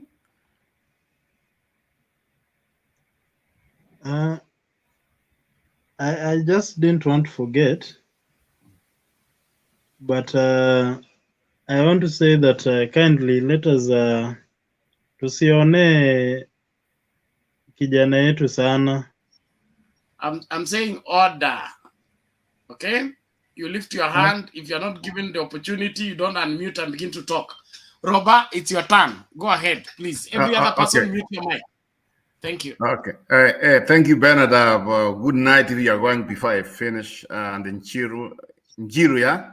Okay. Thank you, man. I really appreciate it. I saw the way you've been doing. Okay. Let me just start a few things. If you were yesterday, you listen to some of us, if you never had the opportunity, you can go back and watch the tape. We just said, Kenya, our democracy is growing. But the problem is, we keep on making some mistakes. If the Constitution says very, very clearly, you need a college degree in order to be a president or to be a governor, then all of a sudden now people are pressing somebody who doesn't have a degree, he has not proven yet. And we are giving airtime. And the first person who is encouraging that is the vice president. He's saying the man's qualified. So, which tells me the vice president was against the Constitution of 2010. He gives us a candidate who doesn't have a qualification as far as the Constitution goes. And that one tells me you also don't qualify to be a president of a country. So the thing is this, the vice president can do what he wants to do. He's the one who put SAKAJA on us. And he keeps on bringing up his name that is qualified, but people are trying to destroy SAKAJA. But I believe the people of Nairobi, please, we have to go with our Constitution. This man, until he proves he has a college degree, we should not vote for him. And I strongly believe, and I believe, in fact, I believe from my heart, he's not going to win. Because Raila, President Uhuru, Kalonzo Musyoka combined in Nairobi, then Ruto's candidate is going to win. Let us not go that way. Because if this man wins, Nairobi, the first time Nairobi He's not only going to be shown here because people are going to go to court. The man does not have a college degree. And that's a fact. So on SAKAJA, let me just say, we should not even give him airtime. We are just wasting time. It does not be wrong to be a governor of Nairobi. He's not qualified until he proves so. Okay, on the Azimio in Narok, I've always said this way. No, Papa, when this year, I mean this time too, this year, a few weeks from now, he has an advantage. And the advantage is this. If you look back to 2017, 2013, there are some places where Papa did not perform the way we expected. Some of us who, in fact, who were behind his candidacy. One of the places was in, if you look in Mansailand, in Narok, and the other places, it did not perform the way we expected. And this time, Papa is going to do very, very well in Mansailand. That's Narok, and other Krigolis and other places. Then from there are some other places I want to add on that. Kuria. You know, Kuria is in Migol County. But if you look at the results of Kuria, Uhuru, I think he ought to even more votes if it was almost 50-50. But this time, it's going to have 70 plus. That's in Kuria. Then you look in Kisii, my home county. Kisii, if you look from 2013, 2017, even Kibak before that, it was just like almost 50-50. But this time, I predict not less than 70-something percent, 75%. Then Nyamira, the same thing. Nyamira, in fact, they won Nyamira the last time. But I think this time Baba is going to clean up. So that one brings me to the next topic where the vice president says the opinion polls are fake. Maybe they are fake because I was expecting a bigger number. But at the same time, I think Ruto has lost this one here. He has lost it. The more we go, the more he keeps on making mistakes. I mean, the first mistake he made was to go against his boss, who is the president of our country. Then he came another time when he was supposed to have a running mate. He made another mistake. So the more we go, the more he's losing it. At this point, I can just say, to my opinion, I don't care what other people say, from what I know, and some of us, we are high-wired about him. I know his campaign, people campaign, I mean, it's the people who is advisors from internationally. In fact, a few minutes ago, from what I know, they have already started packing things. He knows he's going to lose this election. So as the week starts next week, he will start moving from where he wants to go. He's going to the coast or he's going back to Sigoi, whatever he is. He knows he's gone. So this is a gone story. Let us wait for the few days from now before our conscience. And I'm very happy for our country. I'm happy for the democracy. And if you can see some of us who are on overseas, we know how everybody's interested in Kenyan politics, our coming elections, our neighbors, we know them. Even the US, they are interested to see Kenya. In fact, everybody's happy what's going on. And let us keep the same way. Let us be peaceful. Let us respect, even if some of the candidates, they have a right too. The most important thing, they have a right. But we should stand for what's right. If we had a new constitution, let us respect that constitution. We cannot have people who praise the constitution, then we start impressing them. That one should not happen. If somebody never went to school or he has not finished his college, he should not be given that chance. If that's the case, then why should we have a constitution? So just let me leave it there. But I'm very, very happy where we are. We are a democratic country. Our democracy is coming on. Let it prevail. You know, I would never compare any country in Africa with our country. We have the best country right now. A few weeks from now, we fought it, we move on. Thank you very much.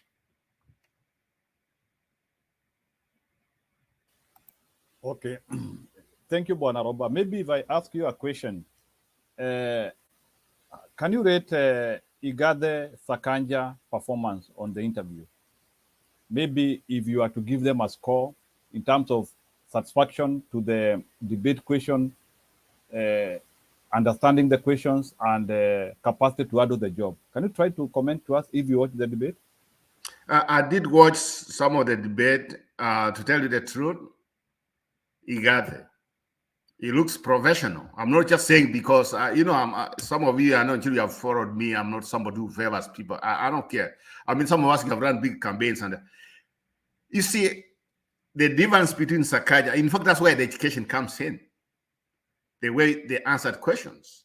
So IGATHE, you saw, he was telling you what he has done, what he wants to do, and what he has for Nairobi. And I know somebody was asking him a question, and he looks like he quit the people of Nairobi. But he told them, I never quit. I left because I felt like I didn't have a job description. I mean, what he wanted to tell us was, is the governor, the former governor, and that's why education comes important, because I know in Sonko, even before he came in, he was asking about his education and other things. I don't know how he got the papers, and that's why Nairobi was rent battery. IGATHE looks very smart. He gives you what he has done, and you know what? If there was a debate, and the debate was the people of Nairobi, and then somebody comes in and shows up late, you know what? That man does not serve your faults.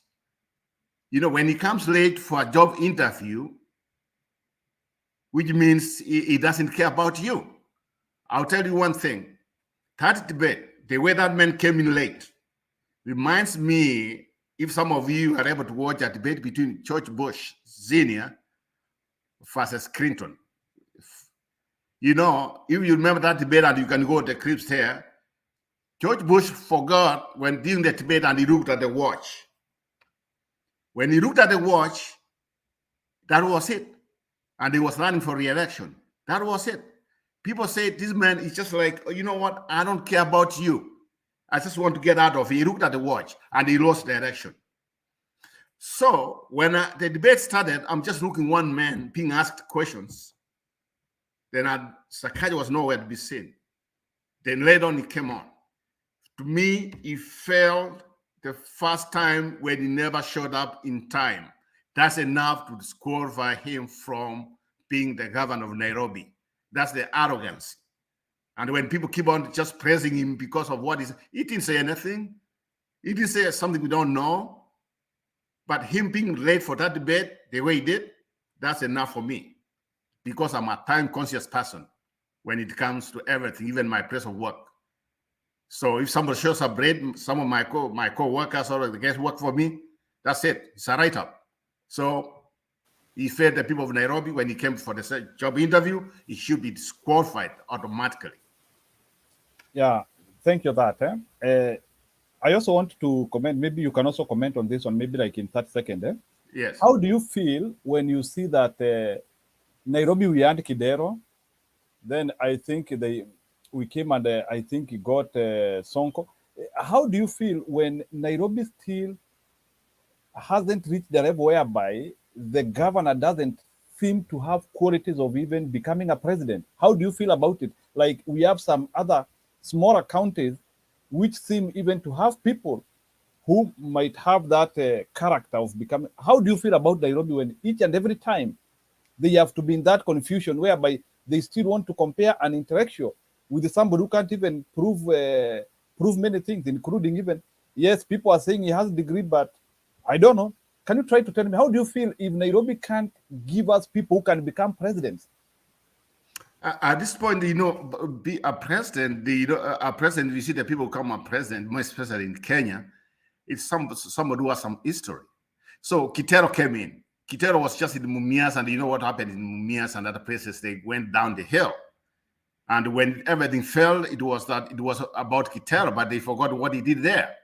Then it came this wave. If you remember Uhuru and the Ruto and whatever it was about cases and that's how Sonko came in. And some of us, in fact, to tell you the truth, we were against him. So we said this is not the right man for Nairobi. He cannot. You are making a mistake. The problem is, at this point, our people in Nairobi, they have been making mistake after mistake, and now they are about to make another mistake. So, to answer your question, all this time, people have not got it right. You know, I think when Kitero came in, there was high hopes, but he let some of us down because he never did what he was supposed to do, even though he was capable. But at the same time, he went on during the last minutes, he started very well. Then from there, he collapsed somewhere. Then came the man we know right now, what happened. So Nairobi has never been run with somebody who just say we give him time, except Kitero, and Kitero now looks like he's the best person ever to run Nairobi. So the thing is this, let us not make another mistake. Nairobi, everybody of us, that's our capital city as a country. Let us get somebody who is going to do some work. Because if you go to Nairobi right now, man, how up in some parts of Nairobi, it's really bad. It's very, very bad. And did whoever runs the city, the county of Nairobi, gets the job done, then that's when we start talking about it. But at this point, we talk of Kakamega, we talk of a little bit of Machakos, even though I don't like that conman called whatever his name is. He's done a lot of Machakos. But there are some governors like in Kisumu. The governors in Kisumu has done a lot of things. So Nairobi, people need to wake up and choose the right person. And the right person right now is IGATHE, if I'm pronouncing his name properly. And IGATHE has potential to go beyond Nairobi from what I predict to you. One day, the guy can be a president because he's qualified from the debate. He's qualified to be a president of Kenya. I want to be sincere, and I mean it. Okay, thank you, Bwana Roba. No, I don't want us to allow questions now. I just want us we just move the debate a little bit. Yeah, I'm feeling the tendency to respect Mrs. President a little bit. Madam President, how are you? Juliet. Habari zenu, niko salama. Mko salama huko? Sijui kama unataka kutuambia kama utatokezea debate ama ni namna gani? Kabisa, chances we are pushing, as I told you, the case is in court, and I have put my case forward, not just because of anything, and let me say that I thank our court systems, as I've said, because we have to have level playing fields for ordinary Kenyans. I will not stop saying that in your program, and I will continue saying that until the last minute. But above all, it's great to be here. Always good. Mtembei TV. Thank you, Bernard. Thank you, Njiro. Thank you to all your hosts in the program. And it's always good to turn up and listen to all these views that you guys are coming in. It's great to see people following some of the things I come up with. I see duplication. Sometimes I speak and I'm excited. I think it's an interesting time. I think it's a great time to have politics now. Kwa Kiswahili too, and Mama Selina is there today. Asante sana. I can see Papa. Greetings, and Roba. I've been listening very carefully to what you're saying. Na pia Blackie, I'll greet Black. And I love to also greet Lemek last time. Mlinichokoza kwa sababu I greeted Lemek. But so today's program, munaleta mambo ya Narok. Can I also greet the people of Narok? Because in Narok is where I started my Form 1. So I have a special heart. I have a special space in my heart. Okay, can I ask you a question before you present? I just want to go ahead. I think now we have, I think there are 4 presidential candidates, I think, who have been declared officially. So the question which I wanted to ask you, I don't want to make you to lose hope, because that is not my work here. But let's assume you will not be in the ballot paper. What is your next step? Are you considering to vote for another person? And if that is said, out of the 4 candidates, together with their deputies, who do you think is exciting you? Just a question. If you do, this is maybe in terms of if you don't get an opportunity to be in the ballot, because I think it's also fair to be practical. Can you try to show me your practical methodology of 2022 presidential race? Thanks so much, Chiro, and it's a good question. But let me answer this question in a very subtle way in terms of how do I speak back to you. First of all, I told this platform that I sincerely believe that within the rules that are there currently, I have said it enough times, and in many other platforms, as you know, I have said it enough times that I sincerely believe that if there was equal access to many of the presidential elections, I sincerely believe, and Blackie was quite focused, asking me a question last time, do I believe I could win it? And I said I could win it. So I sincerely believe it. Even the last minute, Mama Selina Salma tried to say that, no, I should have started off with women representative before I went to the highest seat. And I remember the debate very well. And I said, no, you start off from what experience you have. So again, I come back to your question and answer back your question that I will not be pinned down to suggest what presidential candidate within the 4 candidates that have been given right now and suggest that this one is the one that I'm backing. I will not say that. I will suggest to Kenyans that I don't care whether they give me my IEBC certificate the last minute or whatever. I sincerely believe Kenyans should vote for me. And I will stand by that in every minute, in every stand, so that we change the politics of Kenya.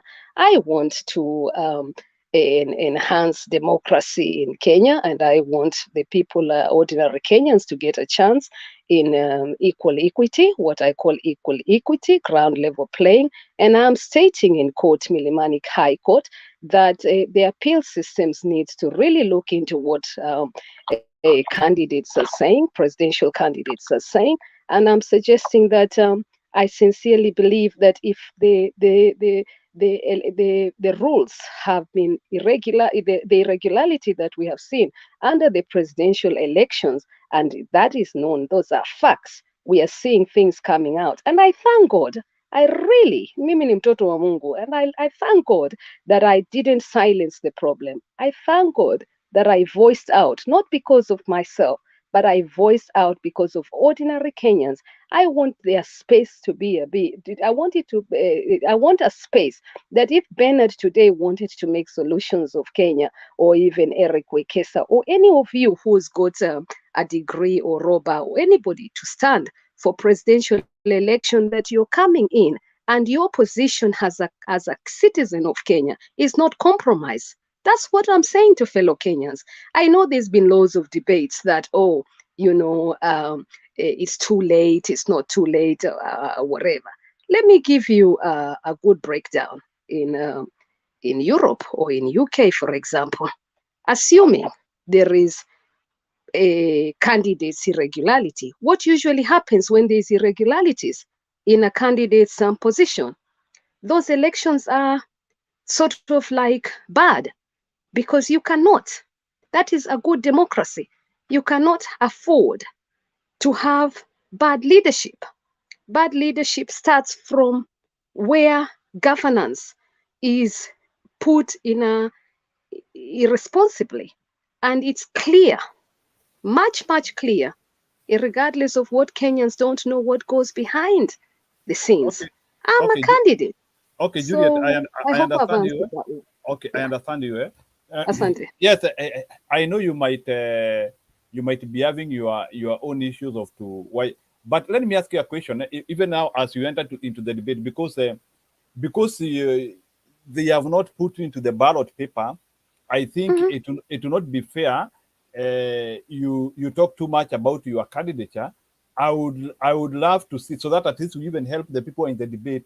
Is it possible we hear an alternative opinion from you, even for the people who are already in the ballot? Because those are the people who have been voted, who might be voting.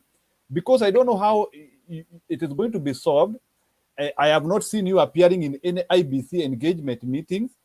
I don't know how you are still mobilizing your people.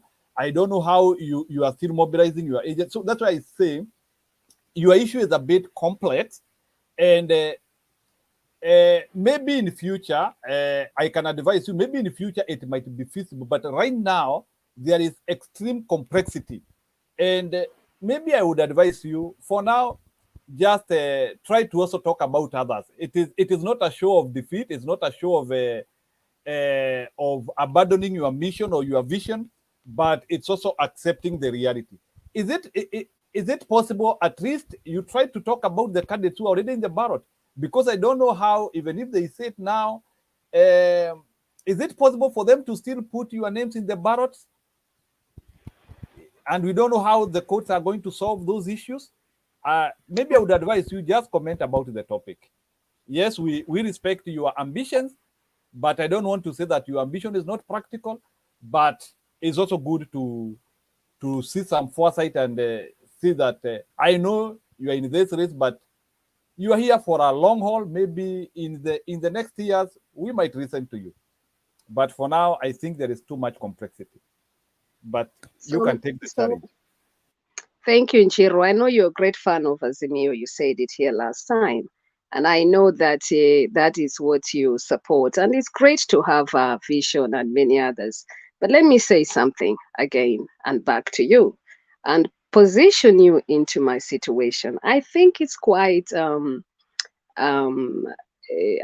said it earlier on, maybe I could repeat, but in a subtle way again, that it would be not fair for me. I love to promote inclusion in a fair manner. It would be unfair for a candidate like me right now, in my position, in my capacity, to come out and say to you that I prefer a particular candidate. I think that is for my Bwana Chair to come out with it in my political party. And if our party was to decide that it wanted to take a different direction, then I think it's members who would decide. And I feel that the direction in taking that position would need seeking our members' position of who we would feel that we wanted to support, because I'm not going in as an independent. I'm also going in on behalf of a political party, which all of you know is Republican Liberty Party. And that is why I have said to you, now, I also want to comment on in terms of the interesting political position that Kenya is in right now. If you think about the position right now, the coalition Kenya Kwanza has got 12 affiliations, or has got 12 political parties that has joined in it. Azimio has got 23. 12 plus 23 is what? That is for those who like mathematics, they can add up that. But think about the interesting position. How many political parties have we got in Kenya? So I want to appreciate the other political parties who decided they did not want to go into any coalition. And that is an interesting position within the Kenyan government and the transition that Kenyans are seeing here today. I want to take you back to what Robert was saying in terms of enjoying the fruitfulness indirectly of where Kenya is right now, whether it is obeying our constitution. Now you've asked me. We want to ask to answer the question. We will forget, so you give us time to ask you questions. If she continue long, we will not remember what she said. Okay. Mama Selena, go ahead and ask me the question. I cannot. He has to give me a chance. You know, we follow protocol. Okay, then I'll go ahead. Thank you. Because you interrupted, so I thought let me give you so that you could You could Okay. come in. Maybe Juliet, you can maybe like conclude in 2 minutes. Then you nataka kukuuliza, and maybe I would also like to maybe give some small advice. Even as we are trying to ask Juliet maswali, let's not concentrate with her presidential bid because it has not still been approved. It would be better. Let's ask her more issues about already the people who are already in the ballot.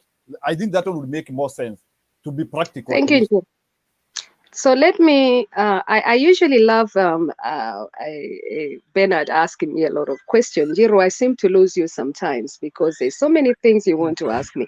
But let me go back in terms of some of the questions you want me to capture.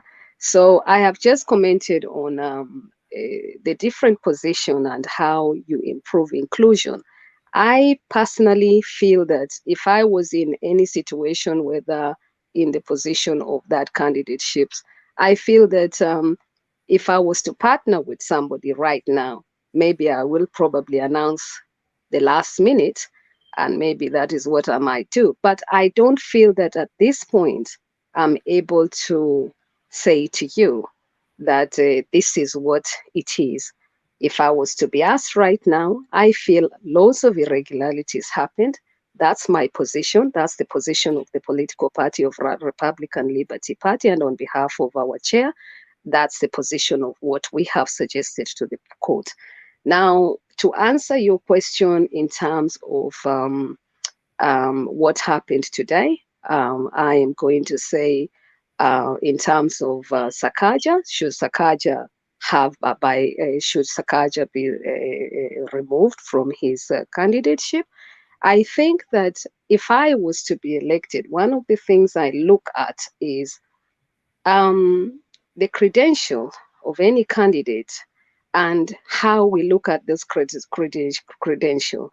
Now, is it okay for a Kenyan citizen, and this I pose to Kenyans, is it okay for a Kenyan who has finished school and has gone to all the colleges and has graduated in all diplomas and whatever, and trained properly and has got experience, is it okay for that candidate to be given a chance to lead the country? I'll leave that question to answer to Kenyans to answer. Now, I'm not talking about Form 4 school leavers, but I'm talking about a college leaver.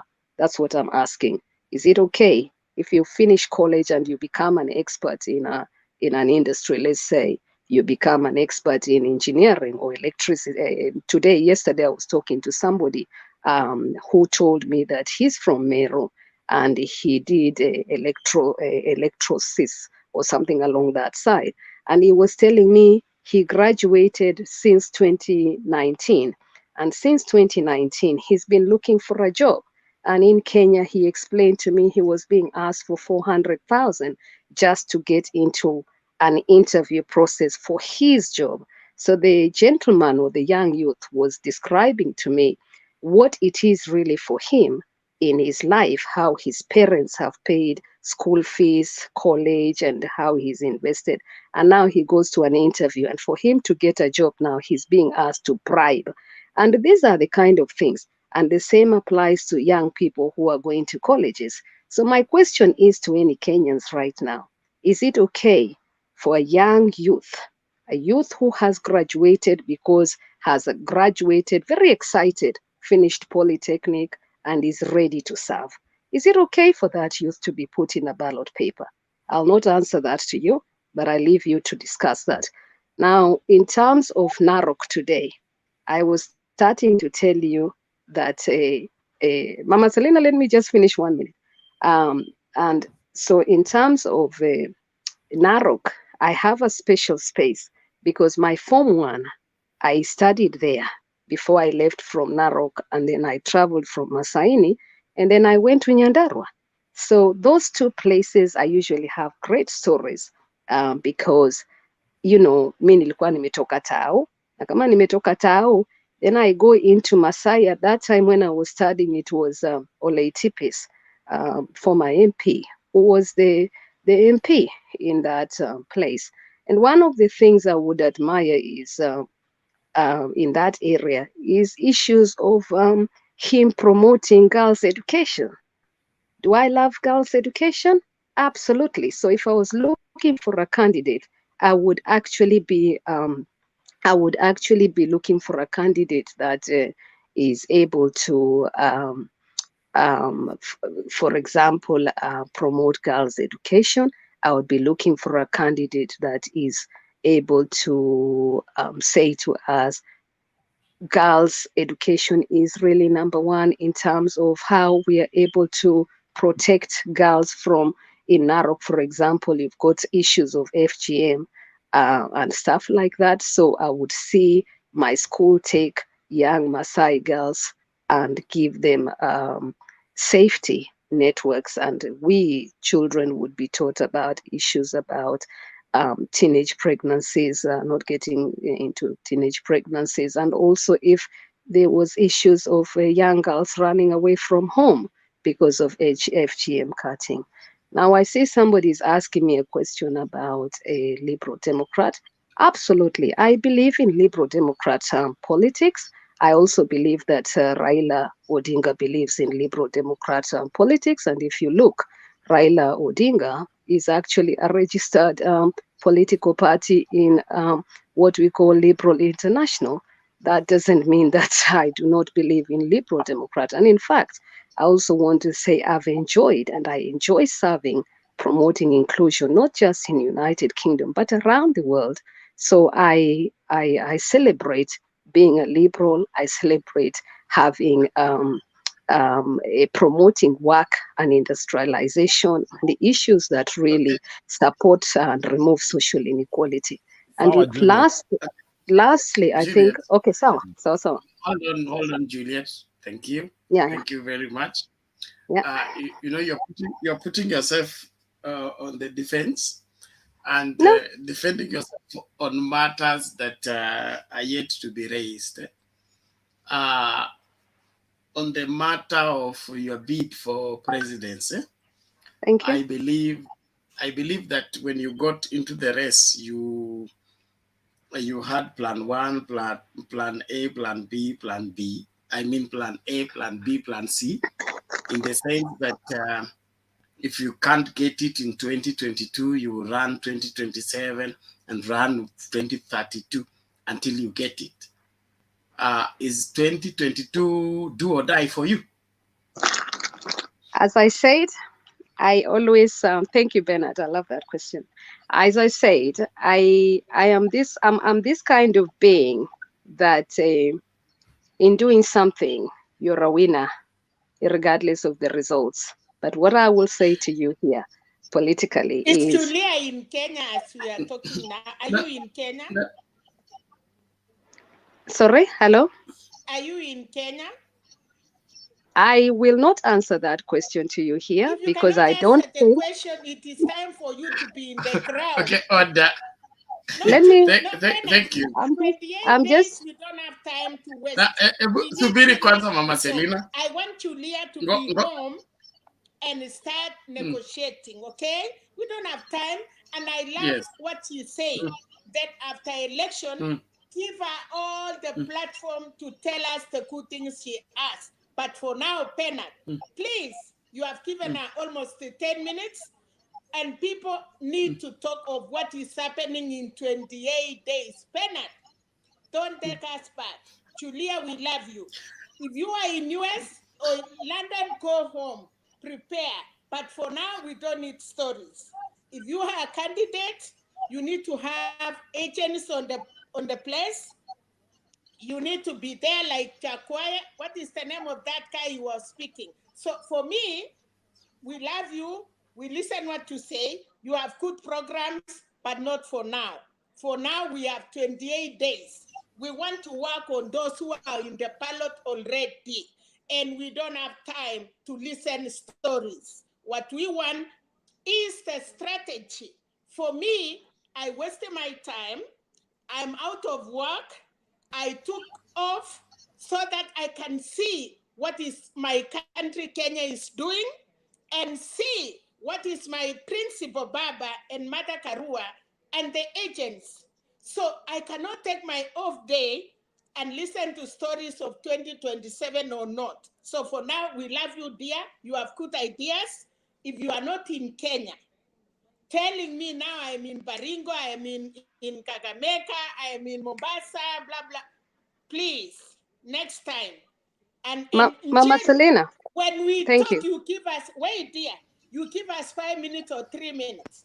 And then she spoke for 10 minutes. If I hear you telling somebody you have talked a lot, you have to compensate what you are talking here with Julia. So everybody who is here and you tell them to stop, we will not. Today you will see we are also serious. Thank you so much, Mama Selena. Now let me talk to you as well. And I'm going to talk to you. Not talking to Okay, me. No, I don't have time to listen. Order, ladies. No. Order, ladies. Thank No, you, Mama Selena. Please, I everybody like mute your mic. I don't want Please her to address me. mute your mics. Tafadhali, mute your I mics. don't want somebody to address I me think, ngoja tafadhali, kila mtu subiri. We are going to lose it if we let it go that way. Let's do this. Everybody has liberty to present what they need to present. Thank you. But we need Can to be I mindful finish, of Bwana others. Bernard, please? Also, Juliet, please. I don't want to send anybody to quarantine. The show has to continue, and for it to continue, we must be able to ensure that we make room for everybody to make their presentation. After you've made your submission for a period of time, there are people who've been on the queue. There are those who came before you, and there are those who have come after you. They are all waiting to make their submission. So you can't have all the time to make the presentation. If you want to address a matter, I've given you the liberty. You have my phone number. We can arrange a special show for you as Juliet. I will give you 2 hours on Mtembei TV still, but exclusively me and Juliet, or Wekesa and Juliet, and then you will air out everything else you want to air. But this particular program is different in that it's an open forum and it has different people making submission, and so we can't give too much time to one person while the others are waiting. That's being unfair to them, as much as we would also want to be fair to you. So my suggestion is, let's slot out time for you. We do a special show for you, exclusive out of this. This is different, and we want it to be exclusively for that. Different people speaking for 2 to 3 minutes as we exchange ideas concerning the elections. Please. Thank you very much. Now, Wananjiru,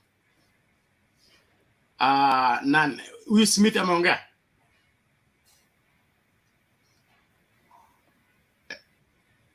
Okay. Yes. Oh, I think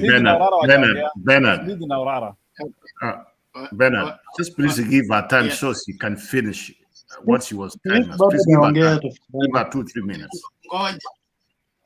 I just Smith inquired. Okay, Smith bado hajaongea. Olara. Can I proceed? Bernard, I'm talking to Njiru, please. Okay, Njiru was the one chairing. Just want an update. Na Smith hajaongea. Olara bado, Smith bado, Mundua nyumba. Nyerere pia, I think. Nyerere spoke before I left. I left Roba speaking. So that means since I left, it's only Roba and Juliet that have spoken. Now that is a long time. Now let's do this. Juliet, please conclude your submission as we line up a show for you, either tomorrow or the day after. An exclusive show where you're going to tell us your experience with IEBC, what you aspire to do, what you want changed, and all that. You will have all the time to do that. But in this particular show, let's just be focused. We are looking at Kenya, and it's not about Raila, UDA, or anything. We're here for a better Kenya. What we seek is a better Kenya. Not a better Kenya for women against men. We want a better Kenya for all Kenyans. Okay, sorry. I think She either left or she has been thrown out by the net. Whichever the case, naomba sasa tuende hivyo. Na tunaenda kwa mkururo dakika mbili, dakika 3. Sio mingi zaidi ya hapo. Thank you. Aya tu Olara. Inaonekana nani ameenda Smith. Asanteni sana. But by the way, that lady is a brilliant lady. And she's a future. If we can get somebody like her also talking, she had a lot of insights, and we should have been patient with her a little bit, because 1 minute cannot, we have given her 10 minutes, a minute cannot delay us here. I'll come back to SAKAJA. SAKAJA hajajisaidia leo na kusaidia Kenya. Unajua, ukiwa unataka kuongoza uchumi ya Kenya, unataka kusimama governor wa Kenya, kwanza heshimu, just respect the podium. The podium is more important. You can perform miserably or you can do anything you want to do, lakini watu wamekaa hapo, airtime ya Wakenya wamekaa hapo. Some of them bought 10 shilling airtime, view sasa. They wanted to hear something out of you. Alafu, a simple question like, what's your name? You cannot answer it properly. You arrogantly navigate yourself around it. Here, it costed Boris, the Prime Minister of England, was costed by that arrogancy. Your arrogance, hiyo kutosema tu ukweli. Unajua, jina yako ni nani? Kama huwezi kusema hiyo, kuna shida. And as you approach Bernard, nimejoin late, hiyo situation yetu kwenye Facebook is not doing us any favors. We have to resolve that. You have to come back into Facebook, because this is where our base is wananchi. We're not doing this for anyone. We're just doing it for everyone here. Wakenya wakupati kwenye Facebook, na hiyo ni problem kubwa sana. Na Njiru, jana umeneka usiku mzima na kungojea ukurisha kwenye panels, sijui kwa nini. Mr. Olara, keep to the topic. Bernard, direct this man. Kuna kitu ulifanya jana ndio you did a bad thing. Wananjiro, let's it is out of topic, this man. You guys, order everybody, please. Order. Sawa. Namaliza. Tafadhali I don't know what I did. Order everybody. Everybody speaking at the same time. What you're doing is creating noise. We are all adults here. Can we handle ourselves with the discipline required? If there is an issue, you discuss it. There are issues to discuss kwa curtain. Kuna issues to discuss in public. And then, can we... I went personal to him. Hakuniambia nini nimefanya. Tafadhali Olara, have you finished submitting about the debate? We go to the next person. No, I was attacked, so I want to defend myself also. Mimi, I know I have no intention of showing myself publicly to discriminate, to criminalize myself. Kama kuna kitu mbaya, mzee kama huyu angeniambia tu, Abuya, hiyo kitu pengine kuna scene kwenye my camera, mostly is camera. Angesema tu hiyo kitu itoke. Mimi ningezima whatever was listening to. Bernard, why are you allowing this, please? I was just explaining. I was just explaining myself. I was saying, I'm even lost. What exactly is happening here? Okay, I'm not in the picture of what you are discussing. Or Olara, I gave you time to make submission. I'm just saying. Yesterday. I don't know what's happening. No, yesterday I was on panel but your next panelist who was controlling the panel somehow blocked me, and I just stay in the black. I cannot contribute. I cannot do anything. If I did something wrong, he can just punch me or message, hey, pengine your camera angle is wrong or something. Then I come back to the panel correctly, because I always come to the panel correctly. And we are here. Okay. A chairman should not take an option on person.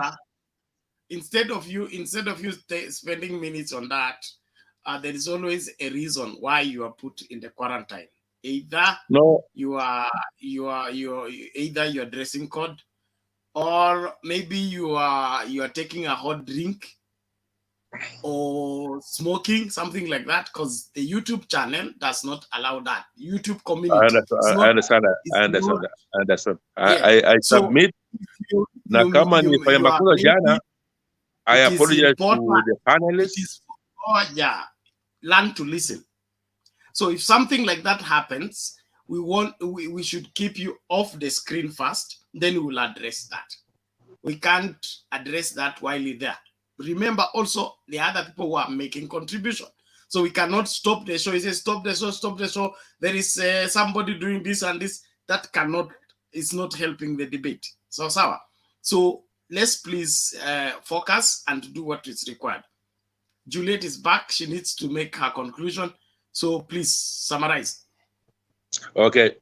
Juliet, you've been amazing.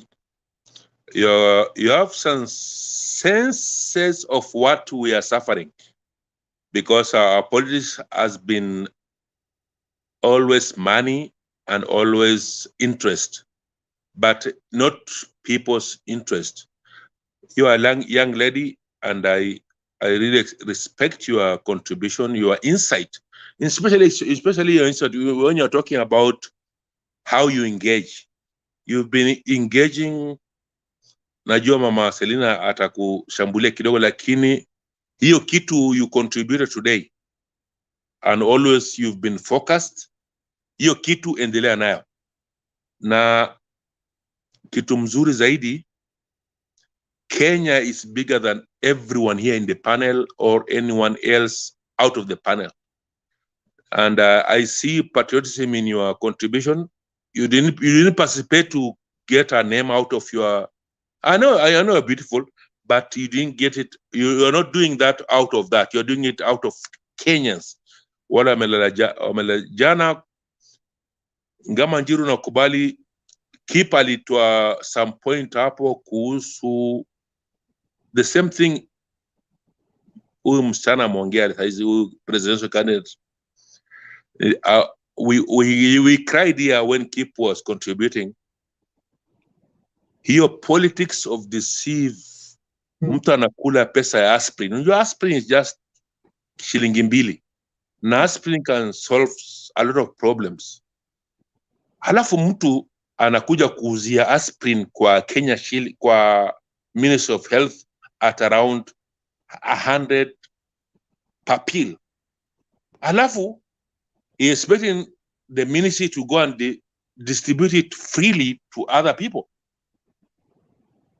Hizi mavitu ya kama hizi malaria queen pills cost ni kama hiyo pesa kidogo, alafu mtu anachukua hiyo pesa anauzia government at 1,000 times, then he comes back and complain about the same problem. Keep jana alifanya very I like the Talai talks that jana mama Selina, na nita stop hapa kwa sababu najua Bernard anataka kuniuma, lakini Mr. Panelist, kama nime misbehave jana, lakini it's not my intention, na washukuru nyote, asanteni sana. Okay, thank you Bwana Lara, and mimi sitakuuma lakini naomba tufanye debate nzuri na tusaidie nchi, tusaidie nchi. Juliet, take it in the summary, please. I'll summarize, and thank you so much, Bernard, to give me a chance to summarize. And thank you so much, Olara, Yuli. And just to summarize, I think I was talking about Narok. I love Narok. Narok is a special space. So to summarize, there was an issue there with Raila Odinga Azimio La Umoja, rocks in Narok. Oh, yeah, sorry. The issue of polls, that's what I wanted to talk about, the issue of polls. And I hadn't touched on that before Mama Selina came in. So the issue of polls is interesting in Kenya. What I see is, and that's a personal view now, is the issue of some candidates putting up themselves with survey forms. Surveys are easy to do. I could sit here today and create my own survey. You haven't seen me do that. Why? Because I know if I was to make a fair survey here today, I should put all the candidates. There's no way you would put in a few candidates and think that's a proper survey and condense it in a few places and put it with candidates of your likings and expect that's a fair kind of polls. So for me, when it comes to issues, and not just in Kenya, but in issues of Africa, I'm usually very hesitant in terms of the way polls are seen in an African perspective. So I'll leave that one there. So I think, and in terms of what Olara was saying, I'm not just here. You know, there's a question somebody asked me here a few weeks ago. Am I doing this just for fame? If you look at my record, I'm sorry. If those who don't know me, then you probably don't know me. I'm already, I don't like to say, but I'm already visible. So I'm not looking for more visibility than I have already. I'm looking for success, for promoting Kenyan talents. Purpose. What is your gift in life? What were you born to do? That's what I'm looking for, because I sincerely believe everyone is talented, and I believe that we need to be adding value to each other. So I'll leave it there, Bwana Bernard. I'm not intending to take another show, but I was just in. Bwana Themba is here, Bob Papa is still here, and Rob Raba was here. So I think that in the efforts of also promoting women gender, and it's very important to understand about women gender. I took Chebukati to court because the two political parties have broken the rules. I will not hesitate not to say that here, Tembei TV, and in any other stations. I'm the only woman who voiced that on behalf of ordinary Kenyans because I was able to do that. Why am I doing that? Because women is a specified category within our constitution in Kenya. Is that being told in Kenya? So if I was asked right now, what would I do? I would say dismiss both Azimio's candidate and dismiss both Kenya Kwanza. So Kenya is Kenya is able to get the candidates that are rightfully obeying the Constitution of Kenya. What am I saying to you right now, Kenyans? I want to suggest to you that, and I will never stop saying that mpaka watu wasikie kwa masikio, because Kenya ni yetu wote. I want Kenya to be the best. I want Kenya to shine globally. I want Kenya, or anybody being elected, that is what we aspire to. That is what we want our government to look like. Today in one of the shows, I was asked earlier on, what do you see in just before I came here, Bernard, I was even texting, there was a time Bernard called me, but actually at that time you called me, I was on another show.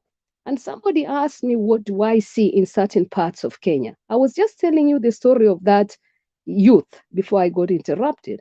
And what was very interesting in that story yesterday was the youth reached out to me. Simujui Bernard. I don't know this Bernard, and he said, Juliet, tusaidie kuondoa, mimi nimetafuta kazi, si ati sina hiyo certificate. Rabba was asking me. So nikamuuliza shida iko wapi? akaniambia anaenda interview, anapita, lakini huko nyuma anaitishwa hela na aliquote 400,000. Convert that even into pound or into Europe, if you have a friend in Europe or wherever, or dollars. So that person is supposed to send you money for you to go to court, to start that job. What do you call that? Hata huyo mtu akisoma amalize hata university hata PhD, lakini ndio apate hiyo kazi ni lazima ati apate kwanza kupitia. That youth gave me names. Alinipea names. The youth aliniambia, mama, I will tell you. This is a youth I don't know. Bob, I am sure hata papa will agree with me that any kind of corruption is terrible to our state. So I'll leave it there. I submit, and I want to thank you once again for listening. But I also think that it's polite, if I'm here, and let it not happen again, that you give me my due respect, because it's only important if I also am able to answer certain questions that people want me to answer. So thank you so much. I submit. Yeah? And good night as well. You know, I take my time. And by the way, I will answer Mama Selena on, she keeps asking me my location. Mama Selena, when I'm ready, I'll give you an invite, but not now. I will give you an invite. You know, last time you wanted to visit Nakuru, feel free to visit Nakuru, but for my safety, I'm asking for the highest position in Kenya. Be mindful with what you ask. Asante sana. Thank you.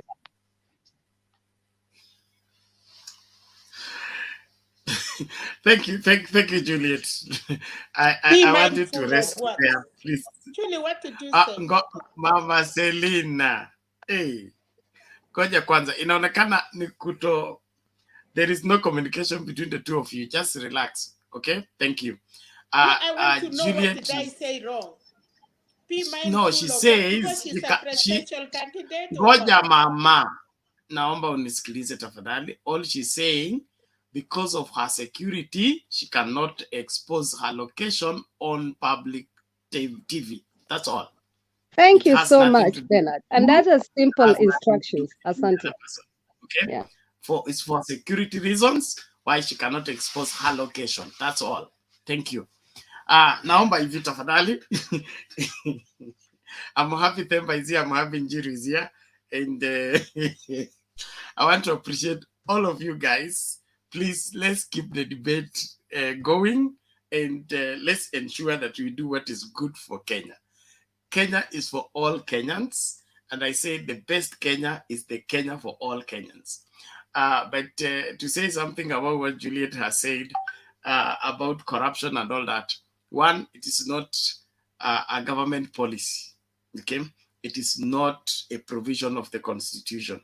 It is a violation of the law. So whoever is asking for the bribe, or whoever that is giving the bribe, is breaking the law. They should be treated as criminals, not as a norm. And it's not everywhere.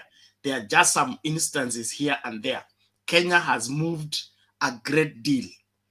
There was a time when you couldn't do anything, absolutely nothing, as far as government services are concerned, without a bribe. It was impossible for that to happen. But now you can get your ID, you can get your birth certificate, you can get your passport without all those bureaucracy or files disappearing. You look for a file for 6 months. All that has been weeded out. So we may be having some instances here and there, but we are better off than we have been for a long time. So I would not want to say that whatever that young man said or young lady said is the norm in this country. It is not. Just some instances here and there, which we are intending to clear with a new government that comes in to set new order, a new order in terms of governance, and reintroduce some sense of patriotism in serving your country. For long we have had government service that looked like they are the bosses and we are the servants. But that is going to change, where every civil servant is going to be a civil servant serving Kenyans, and Kenyans are the bosses and the civil servants are the servants, not the other way around. We inherited a colonial mindset, and that colonial mindset has lasted too long, and that's why people think that being in government office makes you a boss, and the people coming for service are your servants. So you send them around. I believe that we are moving in the right direction. Let's do it together. The other things we'll discuss later on. Now, by everybody has made submission except Themba.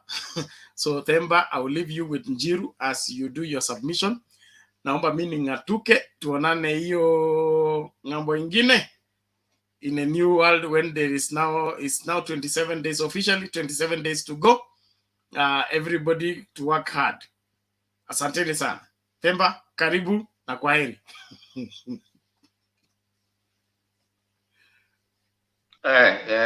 Asante sana Bernard. Kuwa na jioni njema. See you 27 days to go. It is good morning in Nairobi. Not jioni. Yeah. Oh, my jioni, my own jioni. Asante. Okay, sawa. Good greetings to all panelists. Nice to see you all. I just want to speak to one hi Mora. I just want to speak to one thing, and that is the Azimio thing, and then I also speak to the debate of IGATHE and SAKAJA briefly, so that I allow the rest also to chime in. Of course, like I've seen most of the other people have highlighted the idea of Ruto going into Western and trying to, wipe out, trying to go back to where Baba has been and trying to see if he can dilute the messaging that Baba has done. But one thing I've realized is the Azimio caravan is on, and there was one that was being led by the head of Royal Media Services. He was down there trying to, in Western, sustaining the pressure. And that is what has eluded Kenya Kwanza, or rather UDA for that matter. That was very, very, very good. And I mean, it's up to Ruto, whatever he's doing to be the president, that's good enough for him. But I don't see him having so organized team. I had Gachagua was speaking today, and yesterday rather, and he said that we need to take to State House. One thing that stood out was the idea that he said that we need to take to State House someone whose children have not have been sent away from school, and when Gachagua said that the person whose children qualify, he qualifies to be to State House because his children have been sent home for school fees. Then he said, Ruto, I said sometimes we are taken for granted and we are taken for a ride. Ruto straight, there's no tarmac in Kenya. He went straight to Moi's, Youth for Kanu 92. And this person who made millions during Youth for Kanu 92, we have been told that his children were sent home for school fees. That is the absurd thing that we are going to hear this season of politics. But again, Kenyans, I saw they were talking to some primary school, or this primary school, they had collected some people that they are trying to address. I think there's something that is happening that is a little interesting. Now, fast forward to IGATHE and SAKAJA thing. Now, there's a question that the SAKAJA kept on bringing up of IGATHE, quitting work after 6 months. And we need to ask a simple question that, I mean, most of us, when you go for interviews, what is better? Someone who shows up late for an interview and someone who quits work because they think there's nothing useful to add in an organization. I think all of us will agree that the person that shows up late for an interview will not get the job. Now, SAKAJA does not only show disdain for the people of Nairobi, because the debate was not about IGATHE. The debate was not about the media. The debate was about interacting with Kenyans to understand who you were. And when you're coming in and you're showing up late and you don't apologize, that is being condescending, not only to the interviewers, but also to Kenyans who want to listen to you. And then when he's asked why he was late, he says that I wanted to give this person a head start. So he reduced the debate to being an interaction between him and the guy, and not between him and Kenyans. That one I found not so good on his part, as someone who wants to lead the city. And the city members, when you're going to a debate like that, all of us, all Kenyans across, they were waiting to listen and hear. And then you're coming in late. When someone shows up for any interview late, a person ought not to get the job. That is the question number one. Number two, he kept on evading the questions, even when he was asked a very simple question. One of it that stood out was, tell us what you're going to do in 100 days. He couldn't do it. He couldn't respond to it. In fact, instead, he spent much of his time attacking IGATHE. While the issue of his certificate came up, I mean, he still stood that he has his certificate and he has presented to have come with it. Yet he knew, he said, I would have brought it here. That is not something you say. He knew he had an interview, and indeed he was intending to come and show it. He should have come to show it. So that he didn't, and he was saying that was very interesting. There's a lot still to do in terms of these debates and their relevance and significance, because at some point it was reduced to attack on personalities without necessarily addressing the things that affect Nairobians in general. Other than that, I think I want to stop there for now so that we can proceed on with the debate. And Njiru, back to you. Okay, sawa. Thank you, Themba, for that. Karibu sana.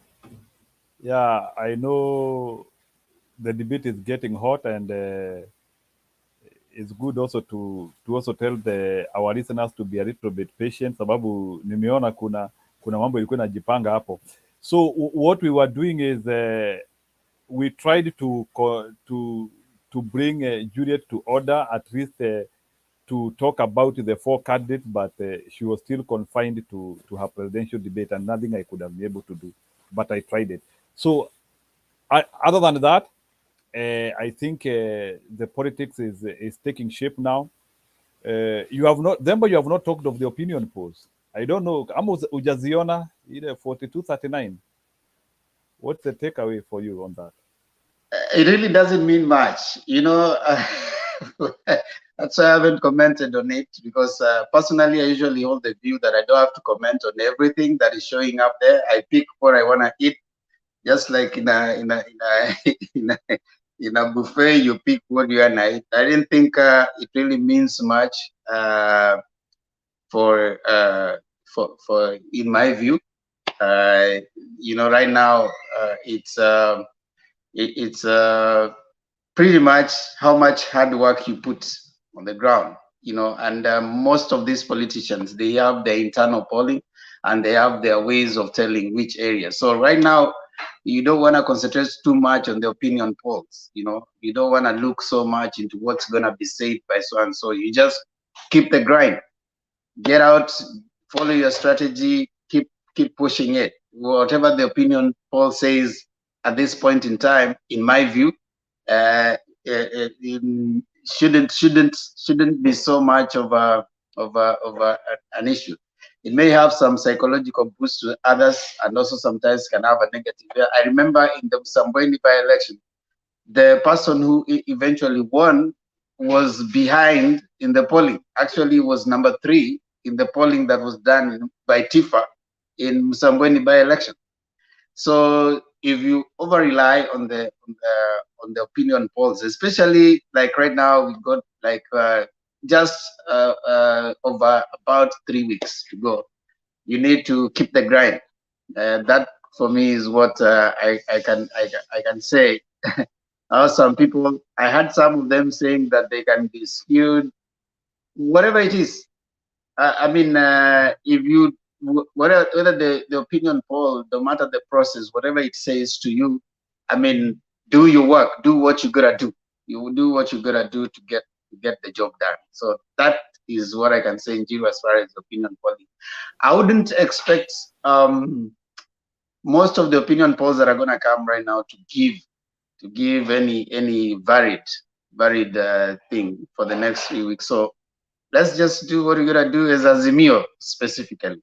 And again, there's something I wish to say. There's Mama Selina asked a question to the so-called presidential candidate. It is incumbent upon any presidential candidate to answer questions of members who are going to vote, because you don't want to vote for someone whom you don't know the location they are. It is, if they are presidential candidates, it's the government that provides for them security. So this issue of coming to say that don't ask me where I am, and you want to be a presidential candidate in Kenya, I show so much, in my view, so much of a joker that you are. If you want to be a presidential candidate and you cannot say where you are, Wajakoya has had to defend himself about his citizen. He was in Nyeri yesterday, and he was saying that in UK you are allowed to vie for a position if you have residence. That doesn't mean that you are a citizen. I don't know about it. So I found that a little condescending to tell Mama Selina that be careful of what you say. It's if she is a presidential candidate, she needs to be ready for any question. And one of the questions is Kenyans want to know. And when Mama Selina is asking, she's not asking because of her. She's asking because of many viewers and many Kenyans who want to know, if you want to be a presidential candidate, where are you? We are not seeing you campaigning. You can't be a presidential candidate and the only place you campaign is Mutembei platform. If you are campaigning, then you need to go to the voters, and voters ask you, we want to see you, we want to meet you, we want to see you. So when if you respond to a question like what Mama Selina was saying, and then you're not answering her, then you don't answer because of security reasons, and you're a presidential candidate, that for me, if you are a presidential candidate for real, then you need to go to the ground. We need to see you. I never, personally, I think that was, in my view, not necessary. Yeah. So if she's having advisors, let her tell her to go to the ground. And people want to know where she is. You know, that's the thing. Yeah. Yeah. Themba, you have talked about many things, lakini sija umeongea story ya SAKAJA na IGATHE. I've not heard you talking of your satisfaction level from either, and can you scale them in your level? Like, according to you, who do you think, in a scale of 1 to 10, can you score them?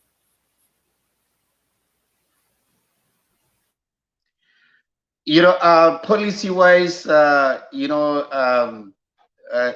did pretty well. He was responding to the questions. SAKAJA was a little all over. He was trying to be more populist and more, responding to IGATHE and hitting in IGATHE, trying to be more populist. Which, of course, if you refer to the two, he might have scored more on the populism. But on issues and strategy on how to solve things, IGATHE did well.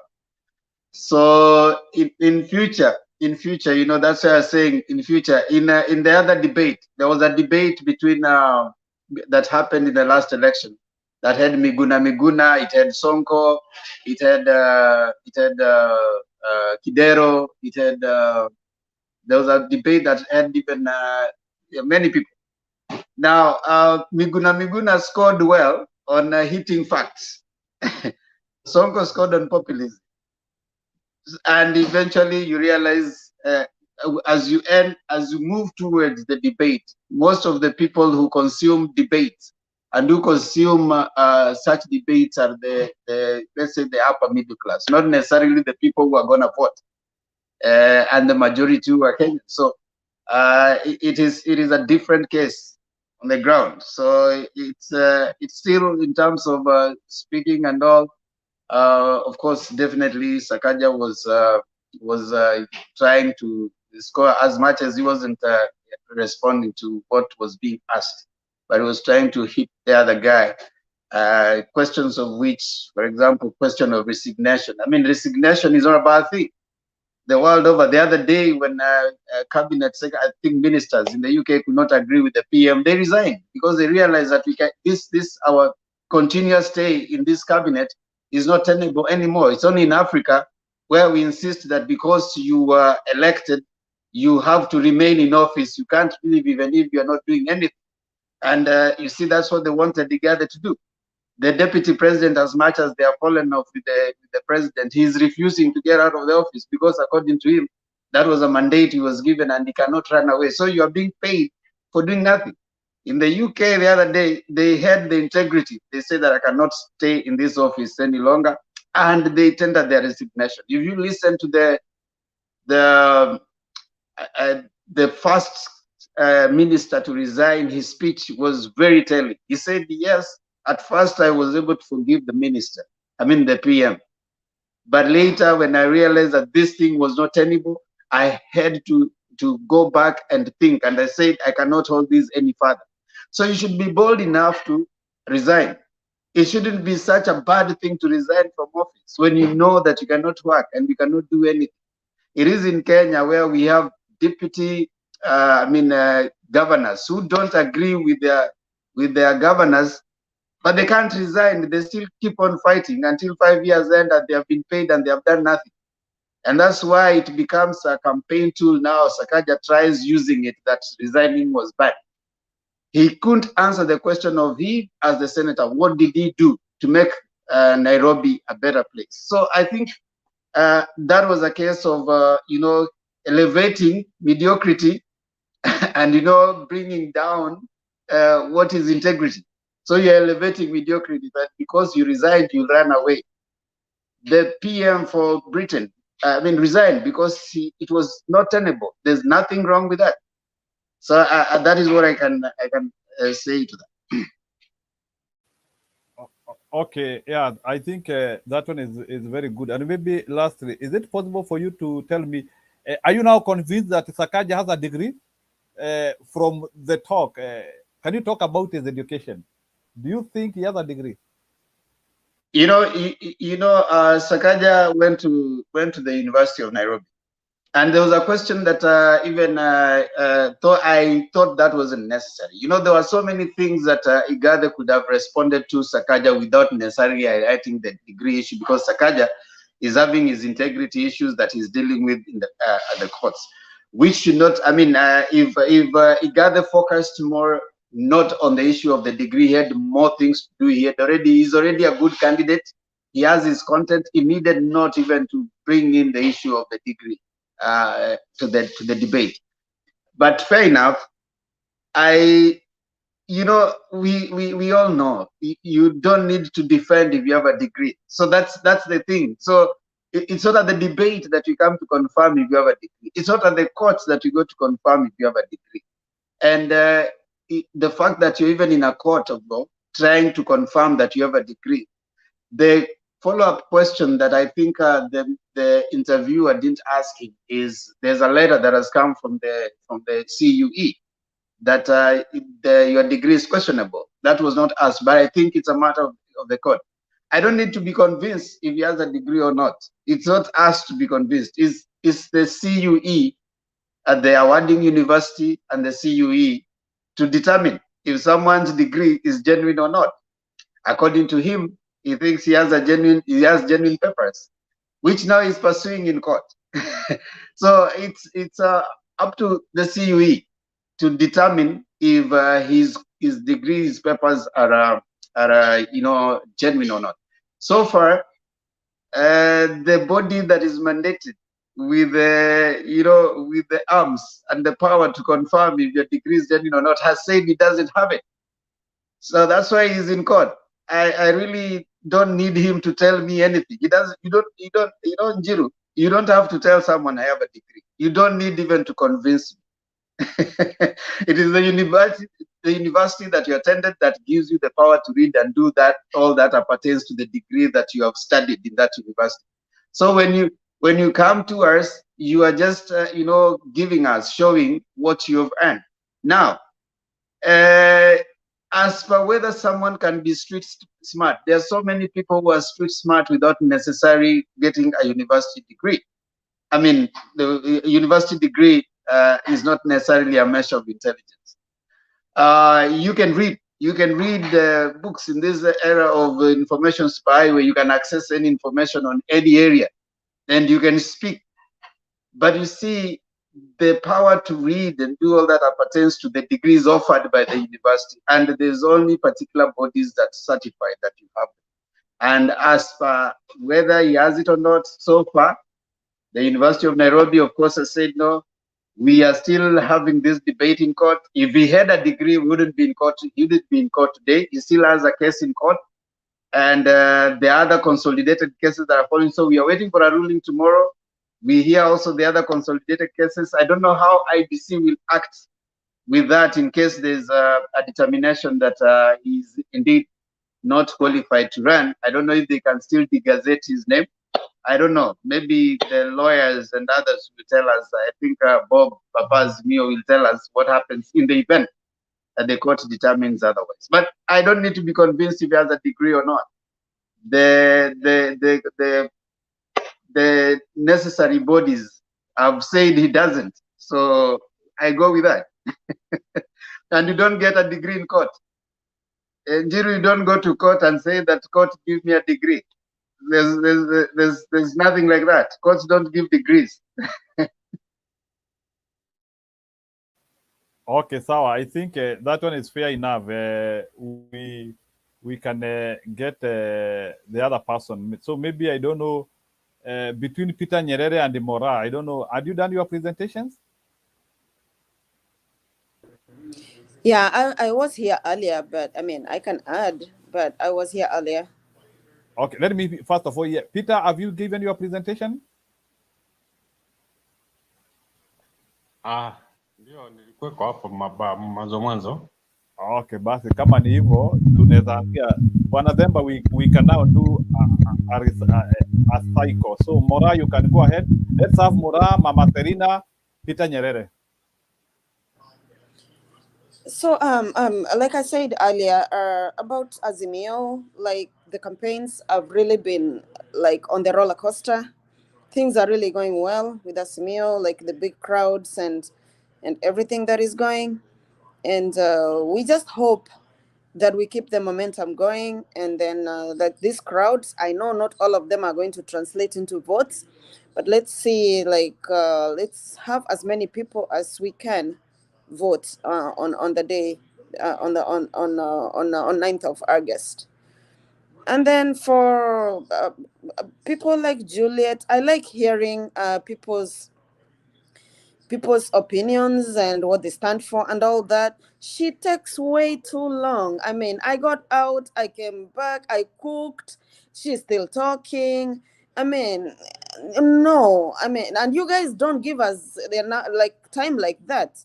Why do you guys give other people like more time and special treatment than others? I find that to be really not fair. And then plus, she does not discuss the topics of the day. She is just like all about herself. That's I find that a waste of the panelists and even the listeners, whoever is watching. I find it kind of a waste of everybody's time. I may be wrong, but I wish she could discuss the issues that we have. I mean, she is a presidential candidate. I do not know, but she still needs to discuss the topics of the day. Like, what's her take about the topics of the day? Other than go like everywhere about herself. And no, I can't do that. If I was Themba or Njiru or Bernard, I can't have anyone come and do that. This is a forum and we have like topics of the day, I mean, sometimes we deviate to other topics, but whoever is coming on, I see you guys like bring them back on track. Like, hey, you're going off track. This is the topic of the day. But for her, when she comes, she wants to talk like for half an hour. Come on. And you guys are, can I talk for half an hour right now? Njiri, you're going to be saying, no, no, no, no. Why do you give some people like special treatment? Okay. Oh, Mura, I understand you. When Juliet came here, I categorically tried to tell her to talk about the issues.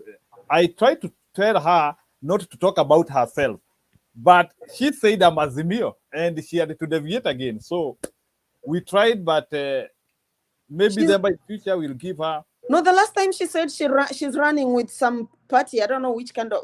I've never heard about it. She's not Azimio. I mean, anyone can come to the the platform. Not her. I'm saying me. When I tried to bring her on track, she said I'm Azimio. So that's why she wanted more to speak about. She says she has nothing to speak about other candidates. That is the problem. So maybe unless if we have a parallel program for her, and maybe yes, then she shouldn't be coming to this forum, because this forum is for people to give their views about like what's going on. Like if like she doesn't agree, like Raila is rocking in Narok, then she can talk about it. But when you bring someone in, like I saw Mama Serena getting very angry with her too. I mean, if you bring someone like and they're like off topic completely, and they're just talking about themselves, and she's actually not even on the ballot to run as a presidential candidate, she is ultimately wasting our time. I mean, like me, I put aside time to come to this forum, honestly. And then someone comes and they're talking for an hour, because honest, I left, I went, I cooked, I ate, I came back, she's still talking. Seriously. I mean, Themba, come on, am I lying? I apologize. I think I'm the one who let it loose. Sorry for that. Yeah. I mean, like, I'm sure I'm honest to God, I'm sure I'm not the only one who feels like that. I know for sure. I even saw some of the comments in the comment section. I know I'm not the only one who feels like that. She's welcome to come, but, well, she just has to, as much as possible, like, keep to the topic.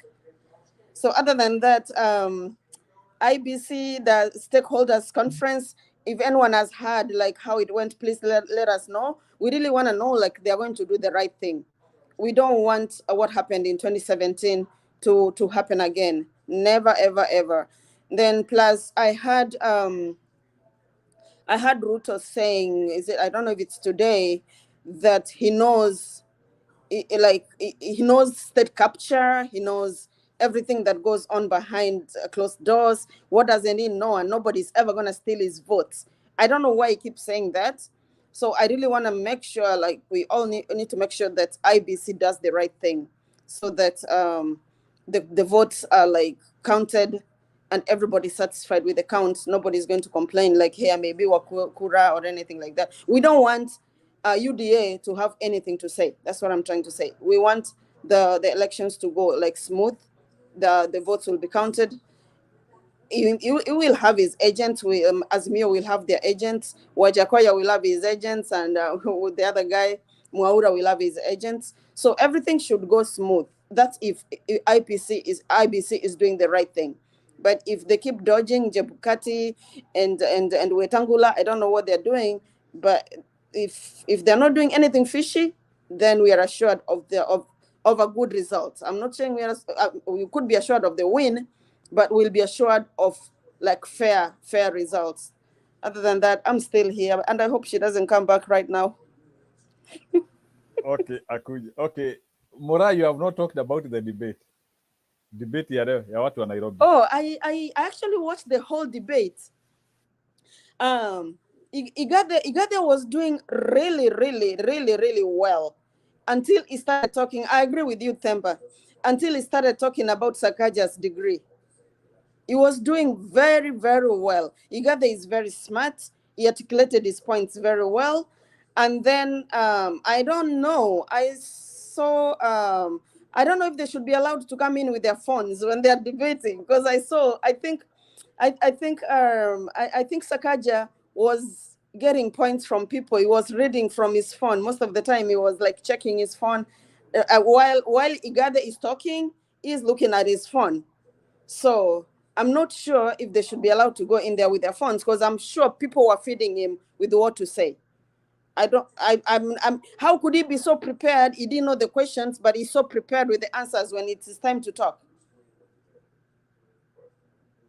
I'm not sure if anyone saw that, but that's what I saw. How can he have all the points like at the fingertips like this?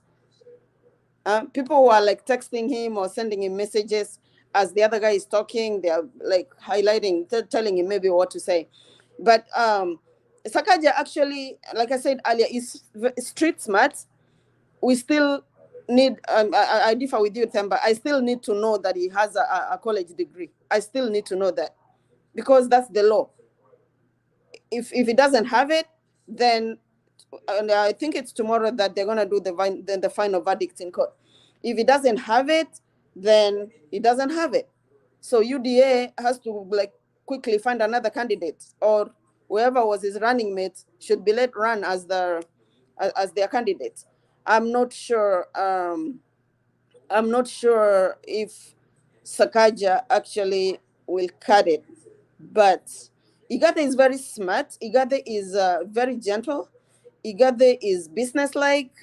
Is very smart, let me say. And then he's a manager. He's a leader. But this is politics. He needs to know how to behave, because that's a political post anyway. So he needs to like divert from being a manager and a leader and be political sometimes. It was too managerial and too much of a leader, but he did very well. I mean, I was proud of him. There was some joke he brought when SAKAJA came, because I think that one can try to bring some politics in him. That's why I want to.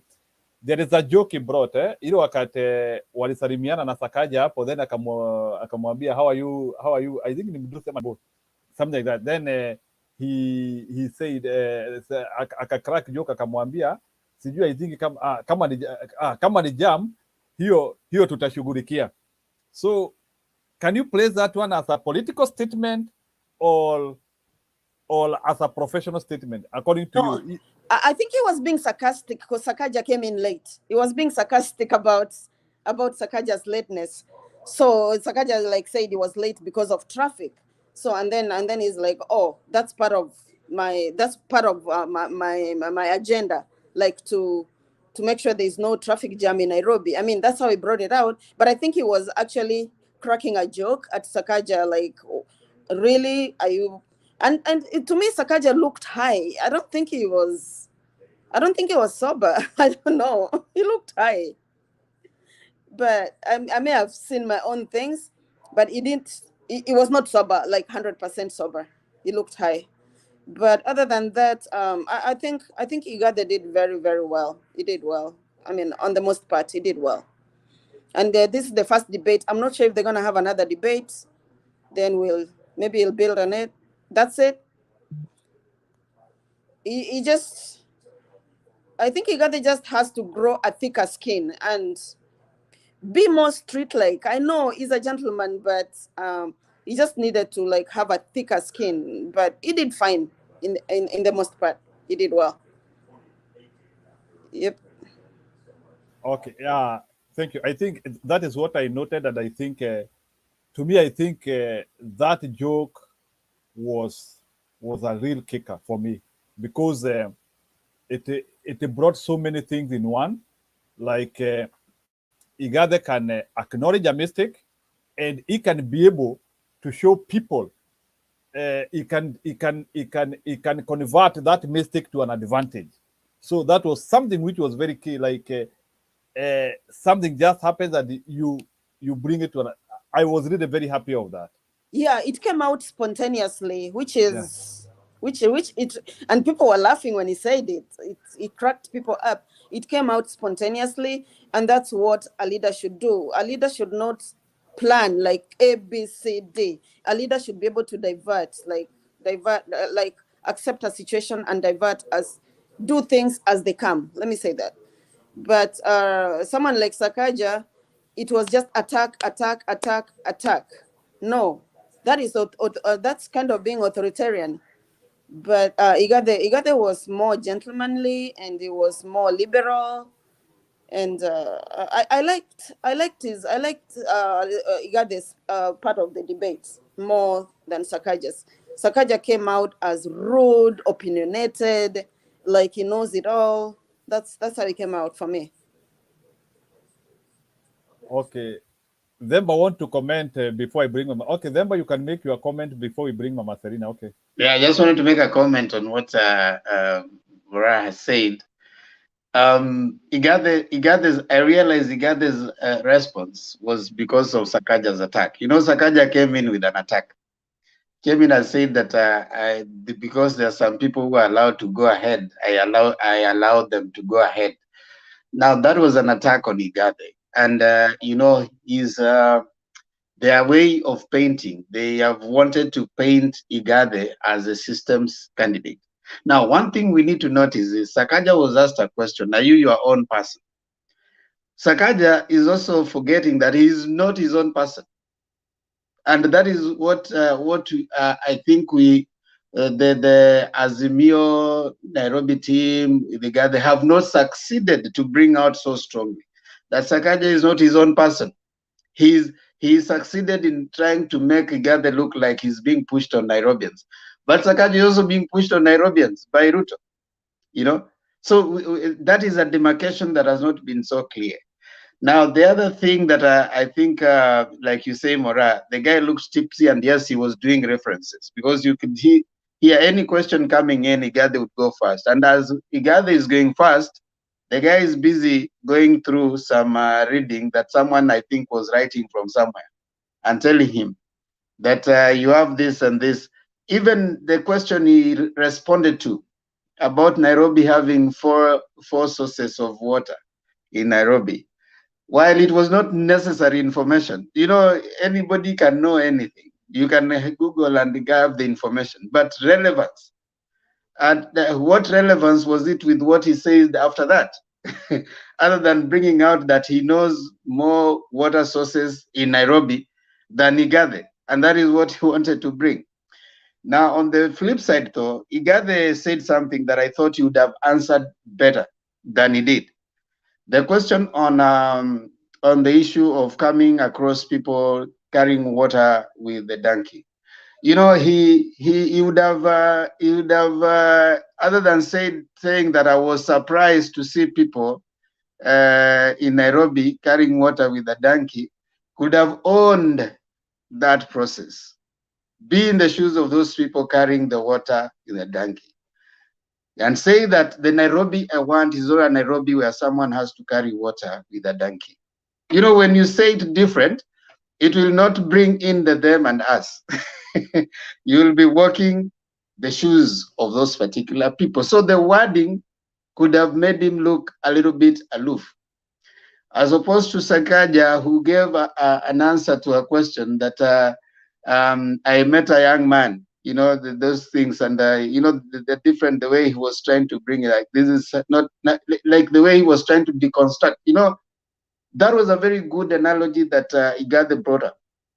That is, we are like an egg, you know, and you have the egg yolk and stuff like that. It was a good analogy. But you see now SAKAJA telling him that usitubebe kimayai tu hapa Nairobi kikuja hivyo. You know, that was misunderstanding the analogy of what. And then I like how IGATHE responded to it, like in reference to like, this is a joke and this is an analogy, but you might never understand it because you never went through university. Yeah, so it was interesting, but I believe like you're saying, IGATHE was knew his stuff, and he's connected well. He has a strategy, and the question he said is not the what and the how, it's the who that Nairobi is looking for, and he's bringing that who, and he actually was so solid on first of all, He knows the how, he knows the what, and he is the who can do that because he has integrity. When he said that we need people with integrity, someone who cannot defend his papers. He swore different papers in 2017. Now he's swearing a different paper in 2022. We don't know which papers he'll swear in 2027 if he comes up again. And there was a question that was asked. We even don't know who he is. Is he Johnson, SAKAJA, or is he Koskei? So, there are those things that were unnecessary, but they came out to bring out who he was. Yeah. I hear that someone saying, it was stupid. Generally, like Murai is saying, I think he was a little tipsy. He was a little not himself, and it shows the way they take Nairobians and they take people. They imagine that if you come and just be a good speaker, I mean, just play your word, cheza karata here, there, then you can be elected. I think Nairobians should be, and especially those who can access. One thing that happens is Nairobians who can access internet, Nairobians who can access the TV and even watch those debates. Those are fairly affluent Nairobians and are fairly people who have gone to school. Because you can't say that life is hard in Nairobi and then the other person who is probably not doing well, who has to think about internet and bundles vis-a-vis watching this. The ones who are watching are fairly people who are educated. Mostly they are people who have gone to school and they can tell who is telling the truth. So I think, in my view, IGATHE did well. Yeah, and then how to know like someone has been drinking? That guy needed water. Like his mouth was getting dry. Like we've seen these things. So, but anyway, yeah. All in all, like in a nutshell, IGATHE did well, and I really wish him well, because I think Kenya needs Raila and Martha, and we need someone with a sober mind in Nairobi. Then things will work out really well. But if they get SAKAJA as the governor of Nairobi, and then we have Martha and Raila, we're gonna be having a lot of wrangles, and so yeah. Then something else, just as Morais finished. Yeah, did you realize that SAKAJA goofed? IGATHE says that the problem with Nairobi is cartels, right? Then SAKAJA comes and says that the word cartel is used by lazy people,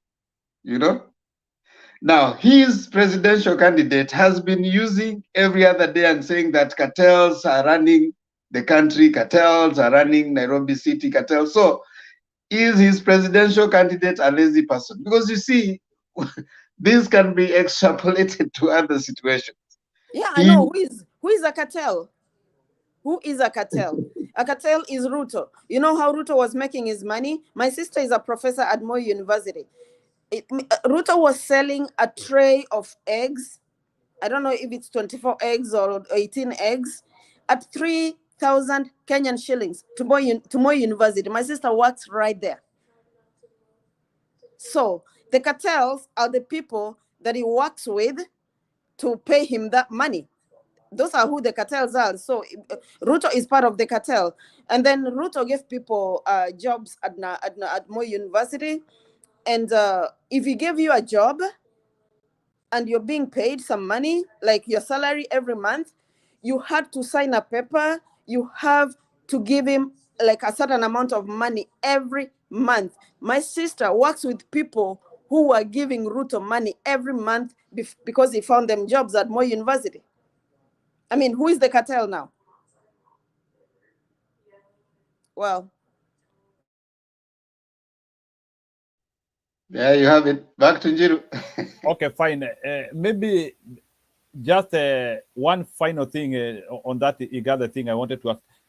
So, Mura, according to you, because I can see you are trying to expound this discussion, do you think IGATHE was able to show that it can now get out of the corporate world and handle a sensitive county like Nairobi? Did you get convinced now it can now be able to transition from corporate world to to a complex, to account which has those cartels and maybe so much leadership complexity, so many debts.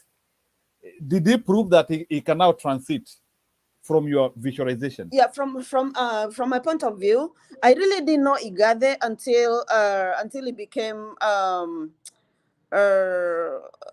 Sonko's deputy. I really didn't know anything about him. And then I started reading about him, like as time has been going on. I mean, I actually even got more interested in him when he quit, when he walked out of that job. That's when I even got more interested in, like, hey, who is this person that is living, like, being a deputy at the, what is it called, at the county of Nairobi. So that's when I actually got more interested in him, and I was reading about him. He's been a really successful businessman. He ran, I think he ran businesses with the late Chris Kirubi. So I'm sure he has a lot of experience in handling people, handling money. And so I'm not sure if he's going to be one of those, after everything that is going on. Martha is coming on, and Baba is coming on. I don't think he's going to be one of those people that is going to engage in corruption, like misappropriate money, like Sonko was sending his wife and his daughter to America, like on county money. You know, I don't think he's going to be one of those. He has a lot of business acumen. Let me say that. And I think he has handled a lot of money. So that's kind of a plus. So given a chance, I think that's who we need in Nairobi right now.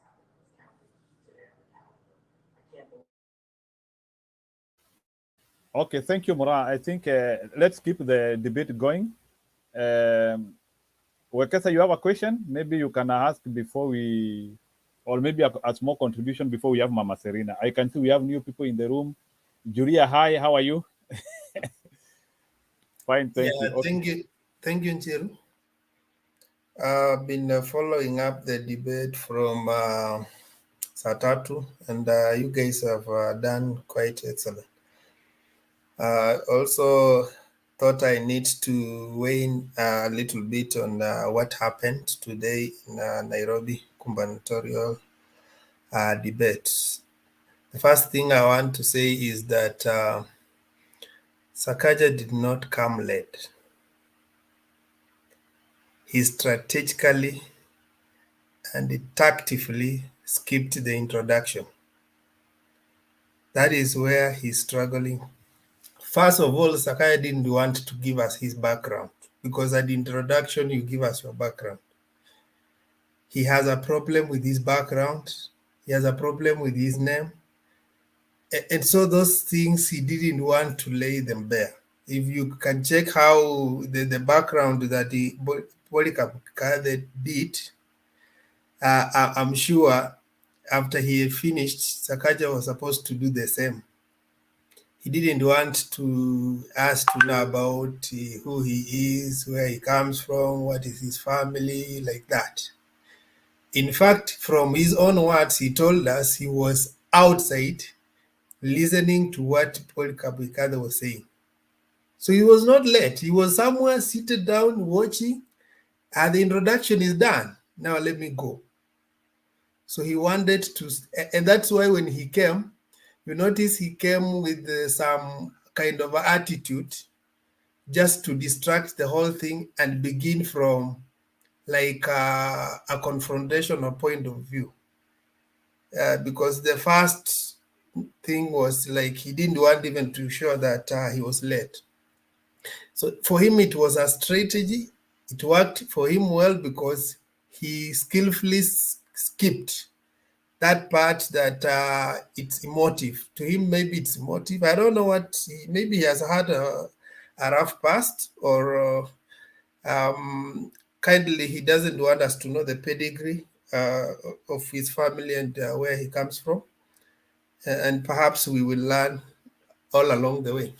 But IGATHE tried to bring in that bit kidogo. But again, he said, I don't want to, he used that term that it looked rock to that guy, a dead dog. So if someone is already down, I don't want to smash him.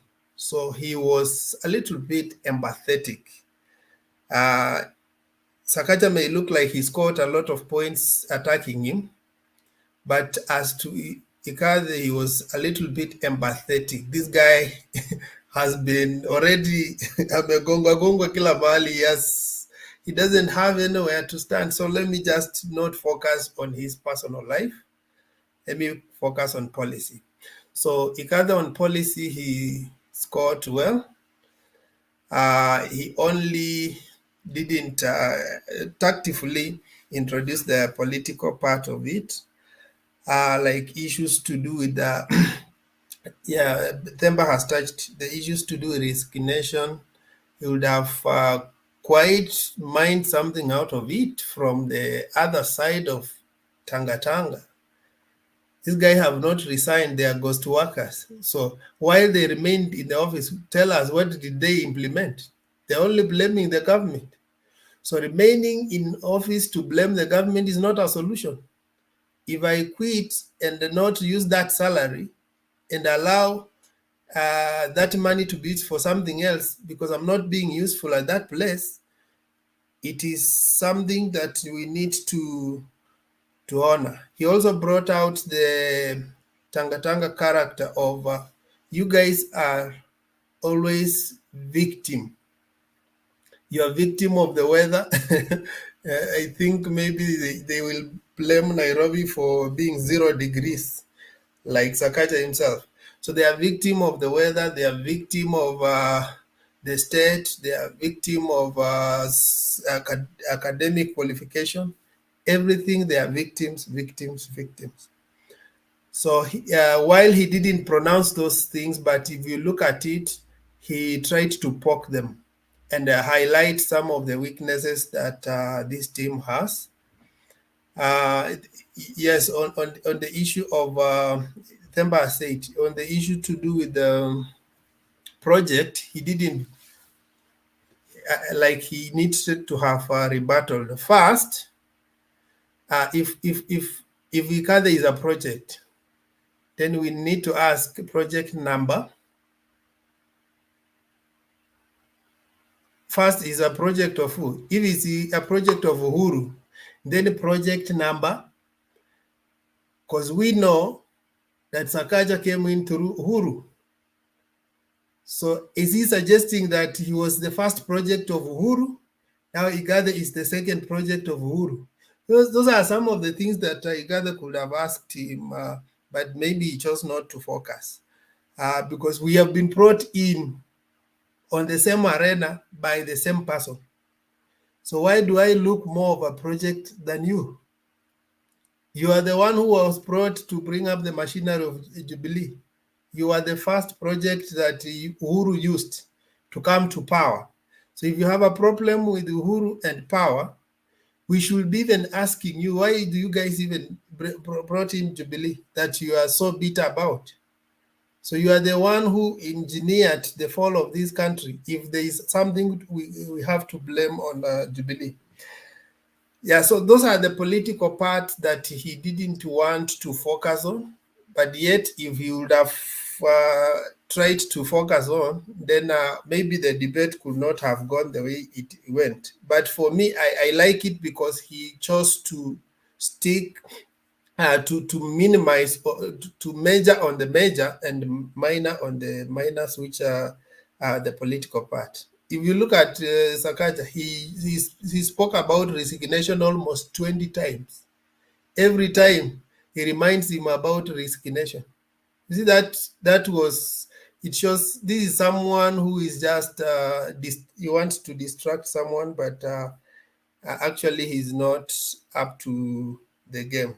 So let me stop there. The other issues I will pick because I was just contributing on someone's chance. Yeah. Okay, fine. Let's have Mama Serena. Then after Mama Serena, we will play one video. Then we allow the new team in the program to go ahead. So Mama Serena, leo sijasikia pia ukiongea story ya hiyo debate. Si utaguzia pia kidogo ama? Leo sikukuwa na debate, wewe ndio ulikuwa na debate na Julia. Sababu ulitaka atupatie story yake. So how do you want me to say ya leo na ulitaka kutuambia vile, you know, Njeru, we have 27 days to go. Chulia anaongea vizuri, we don't refuse. Lakini hayuko kwa ballot. Nikauliza swali mzuri kwa sababu nyinyi yote mnataka atupeleke story. Nikamuuliza, okay, Chulia, umeenda ground, where are you in Kenya? Na wewe umekuwa na agents. And then mkutano ya IEBC imekuwa mara 2 mara 3. Aenda atuulizie hiyo maswali. In fact, na nikaona 5 minutes imeisha, 10 minutes imeisha, karibu 1 hour. Na hakuna mtu anaongea, Njeru ananyamaza, Penat ananyamaza. Then atukatai kama ni candidate. Tuna support wa mama.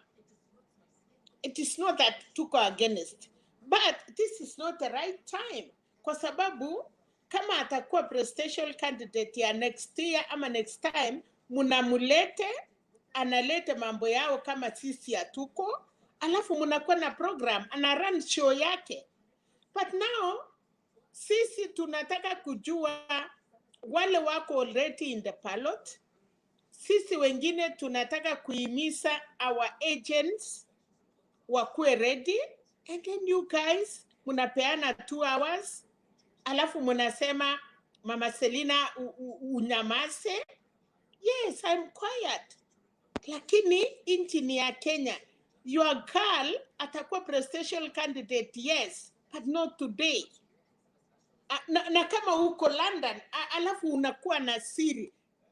Kwani presidential candidate ya Kenya anaficha ajulikana ameipa nini? Yeye ni mwisi.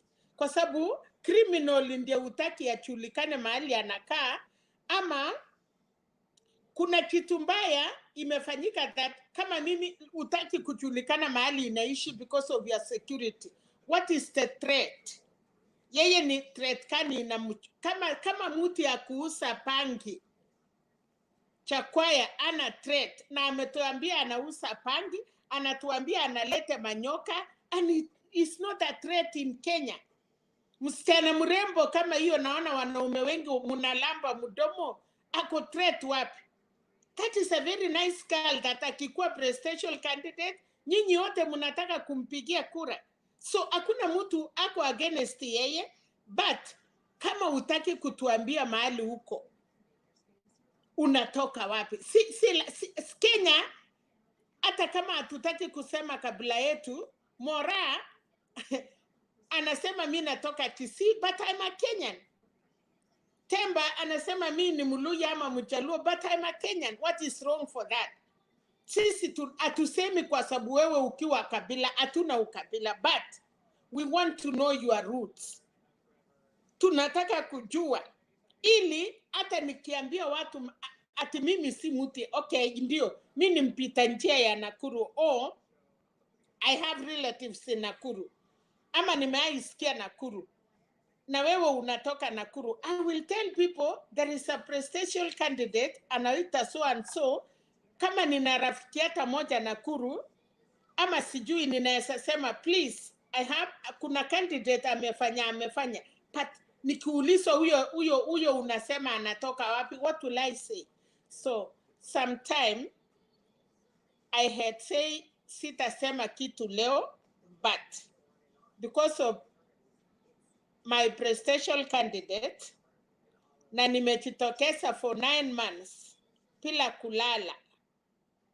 Hiyo ya siku moja hiyo yenye hata sijui kama watasimama ama hata boyfriend yake labda hawezi kumpigia kura. You know, you cannot just tell us you are a presidential candidate na uko London. For real. Chakwaya anasema yeye ako America. Ma'am Selina, we have to stop you. In fact, you are using a wrong term. It's not a candidate. A candidate is someone who has been cleared by IEBC. But these people are jokers. I know, but a candidate is someone who has been cleared. Wacha nikwambie Wekesa today, huyo Njeru na Penat wanampatia time kama candidate, lakini mimi nilikuwa naambia tungependa after election wamulete tutamusikiza kwa sababu wako na mawazo mazuri. Akaulizwa kati ya Raila na wale wako, akasema she cannot. Yale mambo ilikuwa inasemwa huko KICC, nilipenda hiyo mtu ya Pangi for the first time today. He spoke sense. Aliongea sense. Alisema haki ya kila mtu na ametetea nchi. Akaulizwa kama yeye, akasema Raila no, Ruto no, she want to be. Huwezi kuwa wewe tu, kuna watu wengi, kuna candidates wengi. Huwezi kuwa ni wewe tu unataka kujirembesha. No, hiyo ni kupoteza wakati. Wacha nikuulize Mama Selina, other than Mutembei hapa, ni wapi pengine umesikia huyo msichana amekuwa mentioned as a candidate? Sasa mimi sijui. Mama Selina, kulingana na vile amesema Temba, amesema ameitwa akiwa na another very important show. Alitextiwa akaambiwa kuja. Akiwa na show ingine ya muhimu, akawacha, akakimbia hapa. Mama Selina, she's listening in the background because she has commented because you know I commented in the private chat. I said, hey, you guys are giving this lady too much time. So she waited until I said something, and then she's commenting in the comments. So she's a coward. That's okay. She's listening to what we are saying. All I can say, and she can hear me. Let me add to what you're saying. She's just full of herself. She's not nobody's presidential candidate. She just comes to this show to show off. I'm done. Thank you, Mora. No, let me say something as a moderator now. I will finish. Sitaongea. Tunataka tu kumwambia Mutembei TV, we are not special. Hakuna mtu ako special hapa. But tunauliza kunyenyekea. In 27 days, we don't need chokers. Hata sisi kama tuna choke, we don't have time to be listened to chokers. Watu ya UDA kina tuku wakikuja wanauza candidate yao. Sisi tunauza candidate yetu kwa sababu hatuna time, lakini na yeye anakuja na good stories. Kito hata sijui nitafananisha na nani. Anyway, I'm sorry. She's a young girl, but wako na future. But kusema ati Mama Selina, you know, ati yeye ni presidential candidate ya nani? I'm even better. Nilisimama kiti ya parliament and I was even with people. Unajua vitu zingine. Anyway, wacha niende ya leo. Nashukuru baba Narok. Mambo ya SAKAJA unaniambia kama sikusikia, nilisikia wakiongea. Na mimi kasi yangu ni kusema hivi. Mimi uongee mzuri, ukose kuongea mzuri. Mine ni kuusa mtu ya Azimio.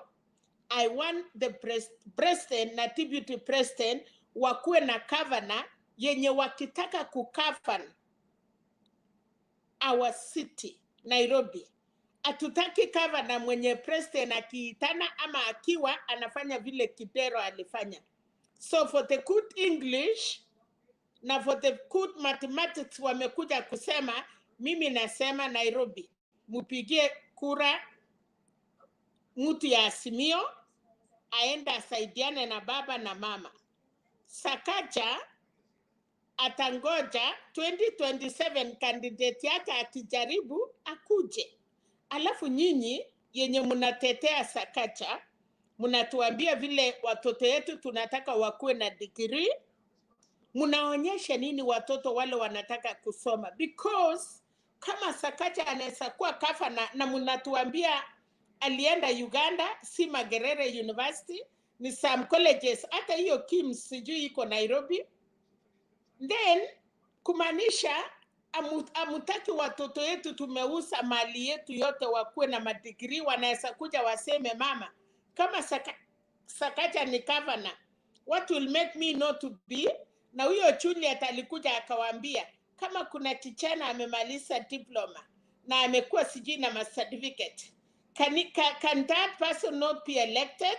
Kumaanisha ile madigrii anatuambia ako nazo, ataki hata hiyo yake ako nayo, anataka watu waruti nyuma. So for me, si kuelewa na hata sijui. Chenye najua ni wamama tuamuke, twende tupigie kura mtu ya Azimio ili baba akiwa Nairobi aweze kugovern the country.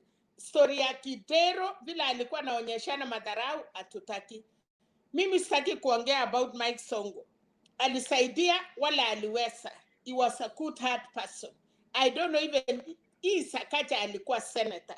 Hii mambo ya maji mumetuambia Nairobi. As a Nairobi senator, wacha senator ya Kericho, wacha senator ya Bungoma, is a Nairobi senator. Aliweza kufanya nini wakati IGATHE na Songo walikuwa napigana? Alisaidia nini Nairobians wakati Peter Salachi alikuwa napigana kama speaker? As a senator of Nairobi, atuambie ile mambo aliweza kufanya kama senator. Ile pesa ilipatiwa Nairobi. Yeye kama SAKAJA alifuata vitu ngapi ya Nairobi? I will listen to that. Yeye si hakukuwa senator ya Mombasa. So how could you guys anasema huyu aliresign? Yes, with principle. Kama wewe ni deputy na wewe hakuna kitu unafanya, ukatalie kiti kama Ruto, aliresign, he has come back. Na chenye ninamheshimia ni moja. Wakati hakuna mtu alikuwa nasikia Raila, he organized for business people, professionals wakutane na baba. That is the work of IGATHE. Yeye alifanya kazi mingi sana. Heshima yangu ni hiyo kazi moja. Leo baba ako juu, it is because of those people. Tujue sisi Azimio, unajua saa zingine I like you guys, napenda vile mnatipet kwa sababu lazima tutipet, lakini huwezi kuja anua nyumba yako uchi because you want to say nani alikuwa na tipet. Muna walevi mwingine anasema SAKAJA aliletwa na Uhuru Koskei. Kama baba yako ni Mkalenjin ama Muluya, sema baba yangu ni Kikuyu ama Muluya. Nani anakataa? Hakutoka pinguni. He has a father somewhere. Kama mama yake ameolewa, amekuja na mtoto, yes, ako na stepfather. Kama ni single mother kama vile tumeambiwa, hata mimi ni single mother, but I know who is the father of my children. Ni vile tu labda siishi na yeye, but siwezi sema watoto yangu wametoka pinguni hawana baba. Every woman ila ako na mtoto, he knows who is the real father of a child. Uwe umeolewa, uwe uchaolewa, hata wewe mwenye bwana unaweza kuwa unalisha watoto 10 ya mwanaume mwingine na ujui. It is only the mother who knows the father of a son or a father or children. So mimi nataka kusema hata hiyo SAKAJA asijifanye pupu hapo. Mara sijui kibnani ataki kusema. Anyway, Nairobi, tupigie Azimio kura, baba akuwe na gavana. Hii Kiswahili mingi, mimi Selina sijui. Ya mwisho, Narok, well done. Mumefanya kazi mzuri. Baba amesimama na Wamasai, alikosa kiti 207 kwa sababu ya Mau. Na Mau saa hii inanyesha. Na tulikuwa tunaongea tukimwambia baba, unatuuliza mvua kama inatoka juu. But watu wamekundua what Raila did to Narok, to Mau Forest imesimama. Kwa hii siku kidogo imepaki kwa sababu ya upendo ya Kenya na amani ya wamama. 27 days mtoto anasaliwa, mimba tayari iliwekwa 9 months, hatuwezi rudi nyuma. Baba na mama waendelee, tusherekee Julia. Tuko tayari kwenda Kenya tufanye hiyo sherehe. Hatuwezi kuwa kwa hii kipindi miaka yote tukichapwa na wababa na vijana alafu tukose. Tunasema tutapepa hiyo bendera vizuri sana. Nataka kusema kina mama tusilale, tuamuke. Mora, tujipange. Lazima tukue hiyo Kenya, tushukuru baba na mama. we are there, we will go. Tutakuja nyumbani. Na ninajua Wakenya wengi wenye wako nje, kila mtu anatamani kurudi nyumbani, kuona hata wasasi wake. Wengine waliwacha watoto. Wengine wako na grandmothers, they want to go back. Tunataka nchi iwe na amani. Otherwise Temba na Wekesa na Njiru na Penat wenye wanataka wapeane time, mungoje tafadhali. Wewe Njiru na Penat mutangoja tumalize election, mulete yeye kutoka tarehe 1 mpaka tarehe 30, hatutamupinga. Thank you so much. Sawa, thank you Mama Selina for that. Sijui ama kwamba kwa Mama Selina. Okay. Na tuko na video ya kucheza maybe Bwana Wekesa ukimaliza we can play one video. Ulipeana leo una time ya kukatasha watu kuongea, hata usijaribu nyamaza. Wacha mtu mwingine atupatie time. Wewe usimwambie mtu nyamaza, leo hata una sauti, tulia vile ulitulia. I'm a shareholder.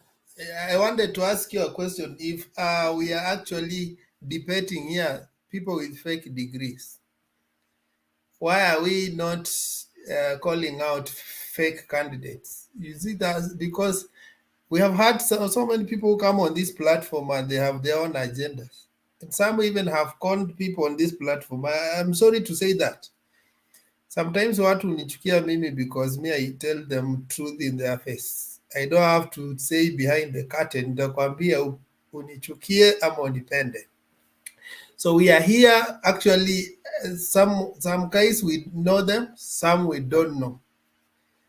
And so we need to treat each other with care. So if you are not bringing an agenda to Atukuelewi, we will not allow you to do it here. Kindly. If you are a candidate, let's know you are a candidate. You are going to vie. You're going to be cleared. If there are hiccups, let's know. But using this platform, you see there are people even who are here and they are using those platforms to expand other horizons. And at some time you will hear that, oh, so and so, tulikuwa tunamchangia, nini, and tutauliza, si alikuwa member wa Mtembei TV. So we have to be very careful. So we have a right to interrogate you. And if we find we don't understand your mission, we will just have a problem with you. I think I've made myself clear. Wekesa, can you confirm that she's a candidate? Because she comes here and says that she's a candidate. Can you confirm that she's a candidate? I really want to know. She's actually in the comment section right now. I really want to know if she's a candidate.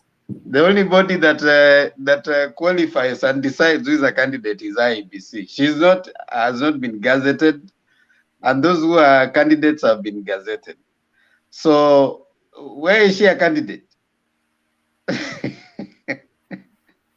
I don't know. I'll be maybe she's a candidate in her head. She's a candidate in her head.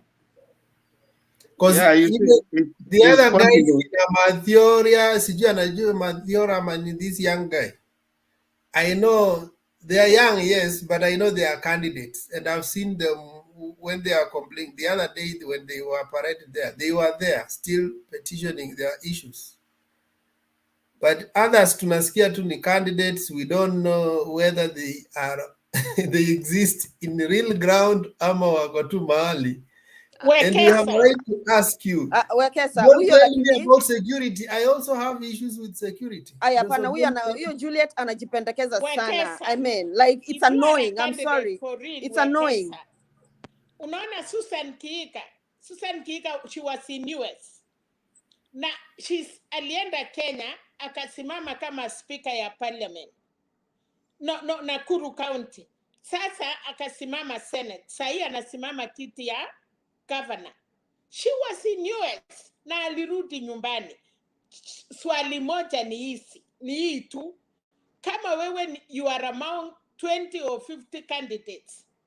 Na kuna kitu Temba, nyinyi wenye mumesoma kabisa muna hiyo, wapi hiyo msee anatuambianga.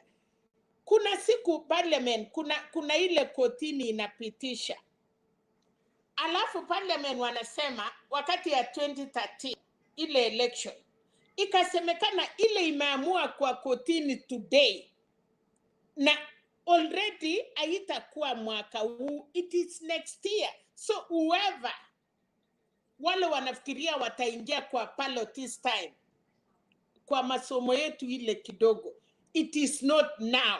Ya sasa iliisha. Kotini hawakupeana mnaita nini order ya kusema Chebukati. Kama kotini ingeamua wote warutishe na wapatiwe court order ya kusema wote wawekwe machina, tungeongea kitu kingine. You know, people are taking people for granted. Degree si wisdom. Na hata vile tunaona na macho, hata kama hauna macho, huyu tunauliza swali moja. Already all candidates wamekuwa na agents, wamekuwa na mkutano, na wamekaa chini na IEBC. Wewe uko London, unasimama presidential candidate, unataka kuongelesha watu kwa TV, unaulizwa hata anyway, umewahi kuwa Kenya, unatuambia security. Kwani wamama ngapi wamesimama kiti? Martha Karua alisimama. Tulisunguka Kenya mzima. Kama Raila na Ruto are not insecure, kwani wewe ni nani ndio uko insecure hivyo? And then unajua hiyo ndio vitu hatuna ubaya, but ni uchungu wakati masiku imeisha unapotezea watu uko na maoni. Yes, hata wewe Temba unakuanga na story mzuri sana, lakini story yako iwezi kukupatia kiti sahi. People need people in the crown. Ndio nauliza, kama ule mtu anauza pangi hakuna kitu amefanyiwa, anasema tuue maumbwa, tufuke nyoka, ile kitu hata ukisikia nyoka kichwa damu inatoroka, alafu inakuwa you know that was wrong. Na kama anasikia we are serious. Na anakusikia hapo chini, which presidential candidate mimi ni mama. Mimi ni mama. Na hiyo Nakuru wanasema mimi ni mwenyeji ya Nakuru tangu nimekaa Nakuru karibu 30 years. Where Juliet? Ngoja Mama Selina. Juliet. Ngoja kidogo. Juliet, come back here and tell us where you are running. Maybe you are a candidate somewhere else. We don't know. Presidential candidates in Kenya wameisha. You don't come to respond to that. We don't need you to come and respond. Go campaign. Don't come and respond to Mama Selina. Mama Selina is just speaking her mind. You will not respond to everyone. Ushaisikia baba ameitwa majina mingi, we ni mganga, ameitwa majina mingi kuliko hii unaitwa hapa. Have you heard him responding? Ana focus. Sasa wewe usikuje kurespond kwa vitu kama sisi tunasema. Kama wewe ni candidate, go campaign. I think yes. As nilikuwa na nyamaza, kuna mtu alikuja hapa na akachungulia na akaniona na nikamuona na ninamjua na ninajua ako kwa nani. So hata hii msichana yenu candidate yenu, huyo mtu wakati alimaliza kuongea alionekana tu kuniona sura, na nikashukuru, nikasema yes, ameniona, wacha aenda report. Mimi Selina siokopi. Wakati nilisema Mama Selina, I cannot even hide. Lakini tunataka ukweli. Kama tunapiga Ruto, mimi napiga Ruto na ni mtoto yetu, kwa sababu uongo anasema, na mimi nataka kama Mkalenjin tunataka mtu. Ruto ninamjua, wacha ile mnasema ati ya kusikia. Nimefanya na yeye kazi na Uhuru. Kama ninaweza kumchapa ama kuongea kuhusu Ruto, hii prestation nyingine zote zinatoka wapi? Ati siwezi ongea kuhusu hawa? Yeah, Mama Selina, let's say things as they are. So when you talk about security, even the major presidential candidates are interacting with Kenyans. Na kesho najua Raila ako Bungoma. I know their schedule. If I want to join his meeting, I will join there. Sasa wewe ukiniambia uko Nakuru, by the way, Nakuru is not a point. Nakuru is a whole town. Even if in Deba you told me you are in Nakuru, how do I get you unless you tell me the real location?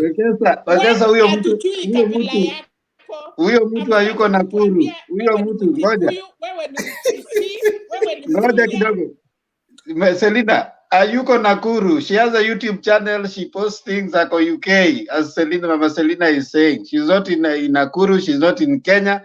She's in the UK. She has a YouTube channel. She's you go there, you tafuta. All of you go Juliet Makapila YouTube. 2-3 days ago, she goes there, she posts, anafanya blogging huko.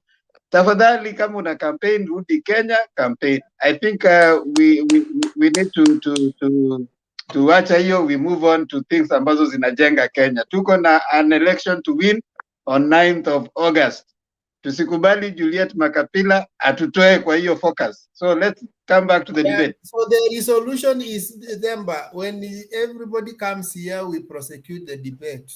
If you want a special debate, ongea na moderators. If you qualify for a special debate, wakweke. But if you come here, let's talk the debate that is there. Full stop.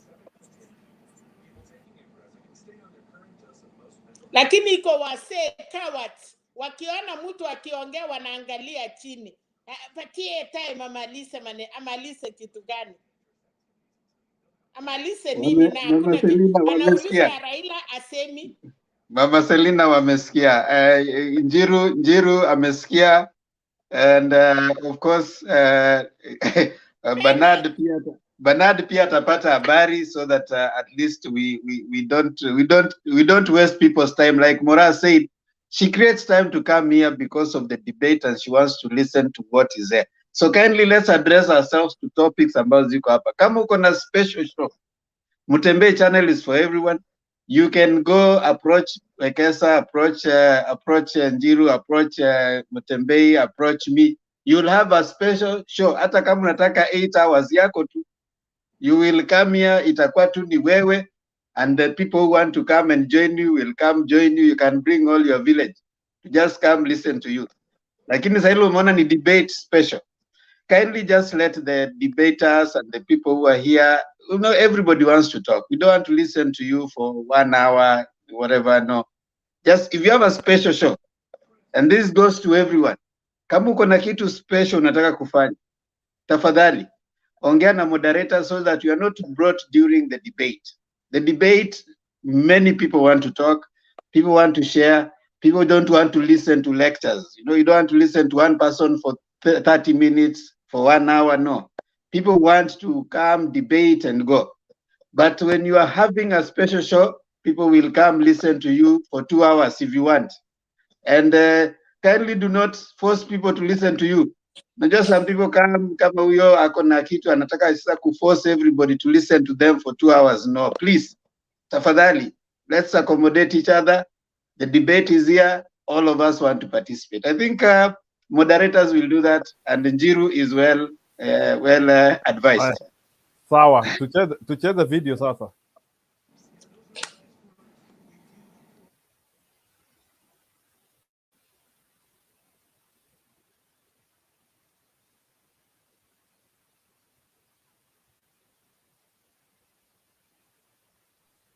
Njiru, unacheza video? Okay.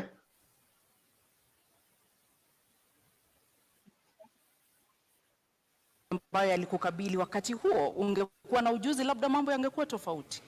Siasa ni jambo la muhimu sana kuachiwa wanasiasa tu. Sisi ambao tumefanya biashara katika sekta ya kibinafsi tunaelewa, na mimi kama kazi niliyokuwa nikifanya kwa benki, nimeona wafanyabiashara wengi ambao biashara zao wamefunga sababu ya maslahi yao kukataa kuangaliwa na watu ambao hutengeneza sera, hutengeneza sheria katika bunge. Na kwa hivyo nakuja hapa na uzoefu wa private sector, na anasema tuingie sasa. Let us change kidogo, let's change the tune, tuingie, tupindue, tulete mapinduzi, tulete ari mpya, kasi mpya, mwamko mpya, tuendelee. Tujaribu mtu ambaye ana uzoefu ambao unaweza kusaidia kisiasa. Na siasa ni nini? Siasa ni ile mambo ya kuleta watu pamoja ili mtimize maslahi ya watu na jamii. Mtengeneze uchumi, tutengeneze mazingira, tutengeneze jamii na tuendelee pamoja. Hiyo ndio siasa. Hata katika sekta ya kibinafsi, kazi ndio hiyo ya kufanya kazi na wenzetu. So nimekuja hapa, nimejitolea, nimeamua kwamba Nairobi hatuwezi tena tukaendelea, jiji kubwa kama hili, kuongozwa na uongozi ambao hauna uzoefu wa kufanya kazi. Mimi na kazi ya kuendesha jiji ni kazi ambayo inahitaji ufanye kazi na wafanyikazi ambao nimechunga. Nimeendesha makampuni ambayo iko na wafanyikazi maelfu, budget za mabilioni, na ndivyo nasema nafikiri nina uzoefu. Hii kazi ya budget bilioni 40, wafanyikazi 15,000, nataka hao wafanyikazi wapate kiongozi bora, kwa sababu wakipata kiongozi bora tutapatia wananchi wa Nairobi huduma na taifa letu litakuwa nzuri, na nitakuwa nimefanya kazi yangu kama mwananchi wa taifa la Kenya. You do have the decorated profile in terms of the boardroom and the qualifications therein. Politics is part of the game, and especially for a county like Nairobi and the position it has nationally. Are you confident about your political ability to make sure that you control and you keep things under control within the capital? Thank you very much for the compliment. I can tell you, even private sector, there's a lot of politics. In business, there are shareholders, there are employees, and there are customers. Shareholders invest in employees. Employees invest in customers. Customers pay the shareholders, and the cycle works like that. In politics, the shareholder is the political party. The political party then nominates candidates who come as politicians and civil servants who come as civil servants. And the work of civil servants is to then serve the public. And the public in turn keeps giving power to the right party. I am very proud to be a member of Azimio La Umoja, led by the most disciplined shareholder in politics, if I can use those words, Raila Odinga Baba. He has run the most disciplined political party. I'm very proud to be a member of his team. I'm very proud to be a member of the Nairobi team with my colleague Edwin Sifuna, with my colleague Esther Passaris, with all our MPs. I'm very proud. And because I'm joining a disciplined team, we are going to serve the public. What has been the problem of politics is just like in business, we have employees. In politics, what we see is that you have politicians, political parties and politicians who have come together to steal from the public. It's like a shareholder and an employee and management stealing from the customer. That's not sustainable. What I can say is, in closing, that remark is, when a customer loves you, no one will harm you. When a voter and the public loves you, no one will harm you. We are seeing it in Sri Lanka. We are seeing it in very many countries, that people are eventually, the silent majority, we have in Kenya, we have a very big silent majority. Quiet people, decent people, honest working people who go about their lives. They are really tired of the circus of usual politics, of insults, of drama, of coming late for interviews, of eligibility to a job. It just says this is what the eligibility. People are really tired. And I know that because I live amongst the people and I'm a son of this country. People just want a normal servant, service person. They just want a politician or a leader who just gets the job done. And me and my partner, my deputy governor, who's an accomplished scholar, Professor Philip Kaloki, we are just here to get the job done. And we have come with the full blessing of our party, and we have fused a lot of ways: the Wiper way, the ODM way, the Jubilee way, the NAK Kenya way, the KANU way, the UPIA way, the DAP way.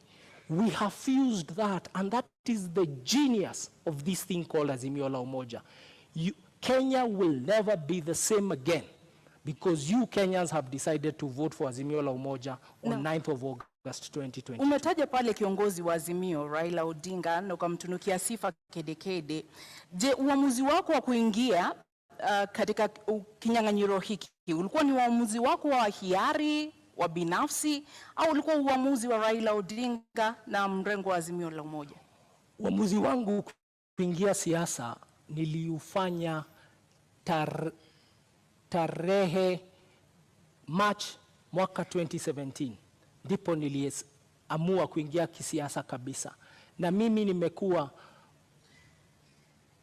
member wa Jubilee Party kutoka wakati huo. Watu wengi wanasema nimeingia siasa hivi sasa. Nilichaguliwa na kura 869,000. Nafikiri na 2017, wacha nimalize. Kwa sekunde chache naomba. Nilichaguliwa na kura 869,000 wakati uliopita. Na sasa nimerudi tena kusimama. Ni uamuzi wangu binafsi wa kuja kwa siasa, na nilipigania kiti, nikang'ang'ania kiti, nikashinda tikiti ya chama tawala Jubilee. So IGATHE is his own man. IGATHE is his own man, and he won his nomination. He canvassed for his nomination politically within the party. Right. And within the party, we also had two other candidates. The people who are running against me also did not have degrees, and I bet them.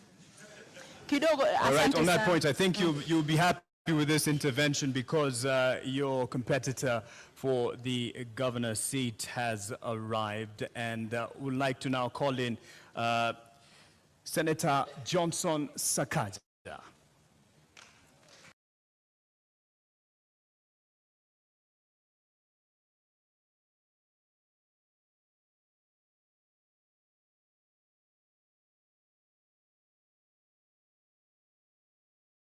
Katika kaunti ya Nairobi. Kwanza wacha tuangalie siasa safi ni nini. Mwaka uliopita taifa la Kenya, the amount of money, pesa ambazo walituma kwa serikali gatuzi kutoka kwa serikali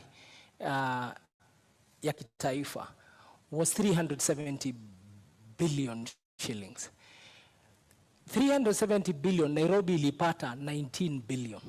5% only ndio ilikuja Nairobi. Nairobi, wapiga kura Nairobi ni 11% ya tuko 2.4 million out of 2.4 million voters out of 22 million voters in the country.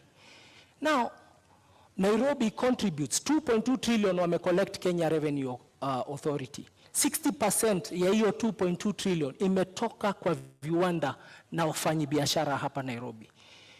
How does somebody contribute 60% of revenue and you only share 5% back?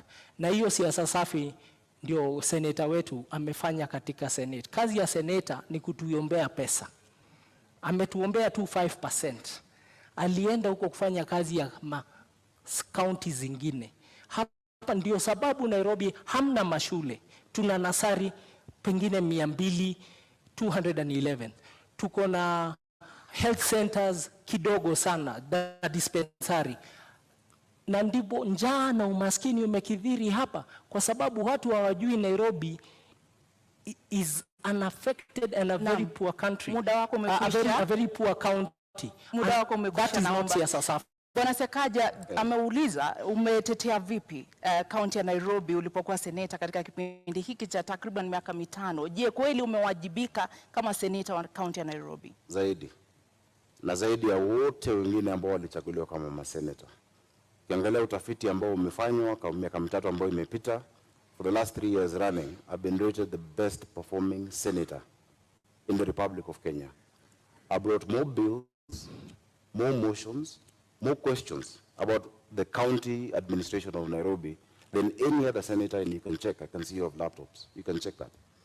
On top of that, the work of the senator is to bring resources to the county. When I became senator for Nairobi, Nairobi was receiving 15 billion. I'm living with it 3.3 billion higher at 19 billion.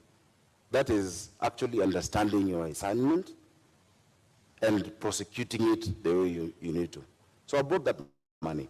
In fact, naturally, it will take more than 10, 15 years in terms of cycles of devolution to get to an increase of 3.3 billion. Something so IGATHE says isn't quite enough, even though you've gotten it to 19 billion. Something he says isn't enough, given the contribution of the capital to the rest of the nation. Now, if you understand the framework of devolution under our constitution, fiscal decentralization has what we call the horizontal division of revenue. In that horizontal division of revenue, you have a county allocation of revenue bill, where you divide the amount that is given amongst the counties. So of course there is a ceiling of what has been given to all counties. What I have fought for is the fair share for Nairobi City County, which remains to be the highest, and over and above what any other county gets. IGATHE, you have a response on that? I don't know how much is enough. What senator ensured persisted in this country is a philosophy that is unsustainable. Njiru, You take from people according to their needs and give to others according to their. You can't play for us videos all through, man. Ungewacha tu wamalize hiyo topic alafu rudi. Wewe wacha bana, wacha watu waongee, imetosha. Ule anataka kwenda kuona iko kwa YouTube yote. Sasa people want to talk. Julia is here, and people, some of them followed. Allow them to put a full stop. Yeah, let's Njiru, wacha Julia waongee, wa comment on the video. They give a commentary. We don't want to listen to them. We want to give commentaries.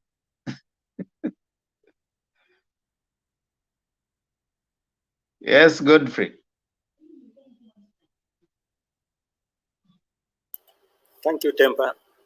I greet you all. I think nashukuru Njiro for playing the video. I came in when Tempa was talking about the same issue, the same debate, and just something that I wanted him to, I wanted to see how to get his views on the same issue. And the issue is, I wanted to know, when you listen to IGATHE, I drag in the name of Raila and Martha Karua in some points. So I wanted to know your views, Tempa. What was he trying to tell Kenyans when he dragged in the name of Raila and Martha Karua in this debate?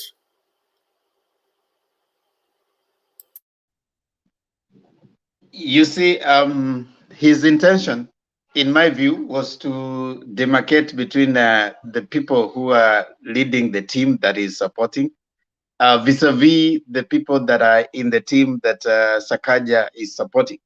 So that's why he brought in the name, in my view, that's why he brought in the name of Raila and Martha Karua as the team. And he didn't only mention him that once. The other time that he did mention, for those of us who want detailed follow-up to those videos, you can go to YouTube and you watch them again so that you can get that. There's a point also that he was talking about water and how he's going to deal with that. He brought in Martha Karua as having dealt with the water ministry and having sorted water issues before. So I think that was the intention. It was on the other side. It was hard for SAKAJA to bring in UDA and his team, because there were several question marks that could have been raised, and the question marks could have been on the person that is sponsoring him. Mama Selina doesn't want us to raise this, but I think IGATHE wasn't prepared so much in the politics of debating. You know, there are some nice hitting things that he missed, that he could have hit SAKAJA pretty well, but he missed. And I think if we were to have a second round, he will have better preparation, especially in the politics of debating, vis-a-vis just the decorum debating.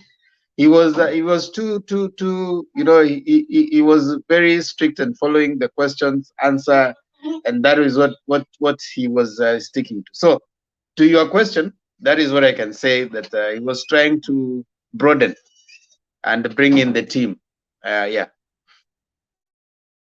And when we connect the issue with the polling, which was given by the FIFA, was it to Tifa, or when he talked about the supporters who are supporting Raila and the supporters who are supporting Ruto, was he proving something? Because the guys told us that the people who are supporting Raila and Martha Karua, they are 90%. But the people who are supporting IGATHE and Annie Rigadia and Ruto, around 60 something or something percent. Was he proving that is true? People who are supporting Raila, they support him with all heart. I don't know about that. I didn't hear that. I didn't hear about the support part. I wish probably I would hear longer, but I didn't hear the support part. What I know is he was trying to buy in the popularity of Baba in Nairobi. You know, Baba has always won in Nairobi, and he was relying on that sense of affirmation and credibility of Baba, that he's going to be able to win. You know, if he brings in the achievements of Baba, and that is, if you had him emphasizing a lot on the team, and he is aware that the team that is coming in is going to work with it, and I think to some extent that will earn him some points. And of course, we are saying, like Selina has reiterated, that we need to bring in Azimio. And IGATHE is a pretty good guy, sound, and is grounded. And Nairobi needs such a person as a governor. So we don't need jokers like SAKAJA. In fact, if I was the debater, I would have said, when he told me that I resigned after 6 months, I would have said, if someone can have if someone can be ashamed to go back to finish a degree, they can be ashamed to even run the county. If he doesn't finish stuff because of certain things, I would have given him a lower blow too. That you don't finish university, we don't know who you are. So there are people we cannot trust with running a county. We need to trust a county with people we know and who they are. So we are not sure even if tomorrow someone will wake up and the SAKAJA has graduated from another degree, another university. So that is what I can say, Godfrey. Probably we can allow Julia also to come in. Julia, karibu. Before we bring in Kuseo. Kuseo amefika baada ya wewe, na unajua Kuseo akianza kuinua mkono, you will be here. Asante Themba. Makiadi gave me the trick about Kuseo. Hiyo ni siri. Nice to see all of you, Mr. Oma, Mora, Peter, Mama Selina, Kuseo, Njiru. Njiru, sutengeneza your screen doesn't look good. I can't see people's faces properly. I mean, hawaonekani wanakaa. So I just want to comment about a few things about, okay, you people don't dwell so much on Juliet. I think you just allow her to come here and air her views, but don't ask her those questions about her presidential thing. Yeah, that's how you can make her speech brief. Julia, you want her to air her views for 30 minutes? No, just the way you can't allow me to talk for 30 minutes is the way you should not allow her to talk for 30 minutes. Just the way you tell me, Julia, stop, Sasa. Sawa, Julia, that's what you do. Let her talk. Don't ask her questions, Jiru. I think you're the one, and Bernard do ask her too many questions. That no, akuja ongee kwa topic. Watu wabaki kwa topic. Akikuja akiongea kwa topic, sawa. Yeah. Sasa mukiona akideviate, namwambia Juliet, the topic is Baba in wherever, such kind of a guideline. That's what you do. Otherwise, I think she has the right to come here. We don't need to get so mad about her speaking. Now, about what happened, there are two things that I want to talk about IGATHE and SAKAJA. I also want to talk about Azimio, what's happening in Azimio, that is Raila Odinga, Azimio La Umoja, that they rock Narok. I love the reception. I find that Baba's reception is so natural. Like, people don't have to be forced to come out of their homes to receive Baba. Now, and I'm connecting that to the Tifa polls. Okay, I saw in the Tifa polls that Baba was ahead. So that 42 is a little bit too low. They said they interviewed 1,500 people. So I think that sampling is very small. If you want to get better statistics, you gotta take a bigger sample. Though I know most of the statisticians, that's what they do. They take a small sample. So Tifa poll is saying that pollsters, they say they use 1,500, a population of 1,500, which to me is a very small population. That's why they are getting something like 42%. I mean, I didn't think Baba is at 60-something% right now. That's my own thinking. And I will not be surprised that's what Baba gets when the elections come, because so far so good. You can see the reception wherever Baba goes, or maybe, although we can say having a crowd doesn't necessarily translate into votes, but my take is most of Baba's crowd is very natural. Sidhani wanalipwa sana kutokea. I think they just come out. So that one tells me that Baba is doing well and Mother is doing well, and Mother is doing a good job. And I think we are looking forward to a different kind of a government.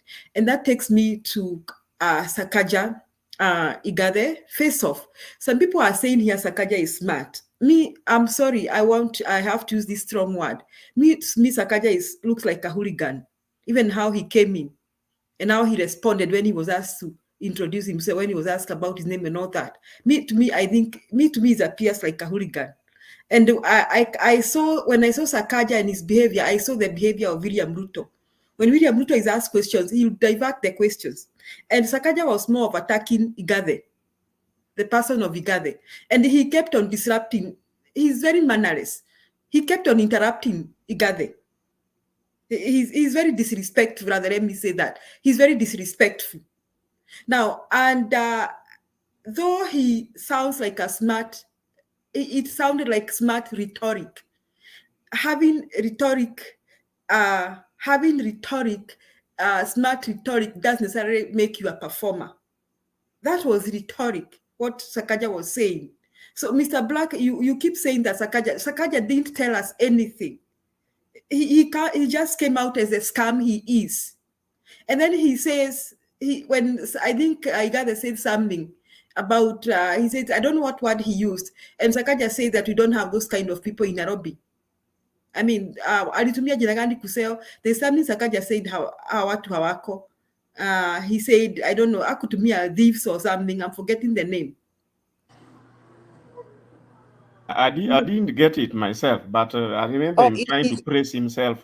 He said there are no cartels. He said there are no cartels in Nairobi. Thank you, Mora. He said there are no cartels. You see, SAKAJA and Ruto belong to the same school. They don't believe that anyone is stealing from this country. Can you believe it? It's like I come to the hospital, kusema ninakwambia ninaumwa na kichwa. Naona niambia siumi na kichwa. And I'm the one who is sick. And I'm telling you, look here, daktari, niko na shida, I have a problem. So Mr. Black, SAKAJA and Ruto belong to the same school. So even if you say here that aliongea aje, rhetoric doesn't make you a performer. Fellow Kenyans, we cannot have people who behave like hooligans for leaders.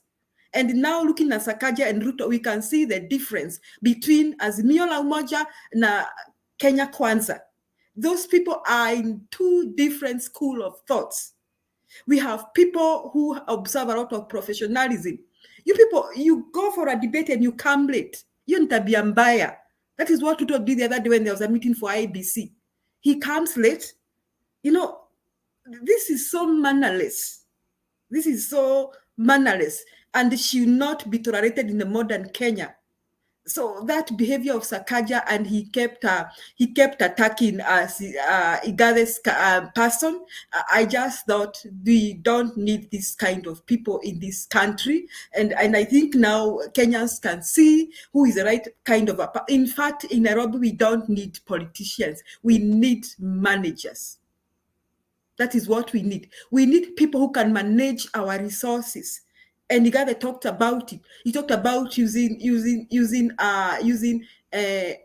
using electronic collection of taxes and all that, and payments, registration for licenses and all that. He talked about accuracy in how much revenue is collected and how it is spent. I mean, IGATHE addressed our problems in Nairobi. He may not have impressed you in the way he spoke, but he addressed our problems.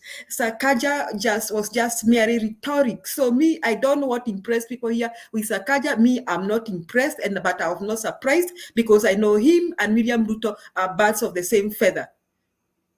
So me, I'm asking Kenyans in Nairobi, if you want any difference in Nairobi, if you not, please do not vote for hooligans. Please do not vote for hooligans with empty rhetorics like SAKAJA. I'm sorry I have to use such strong words because I didn't see anything SAKAJA said.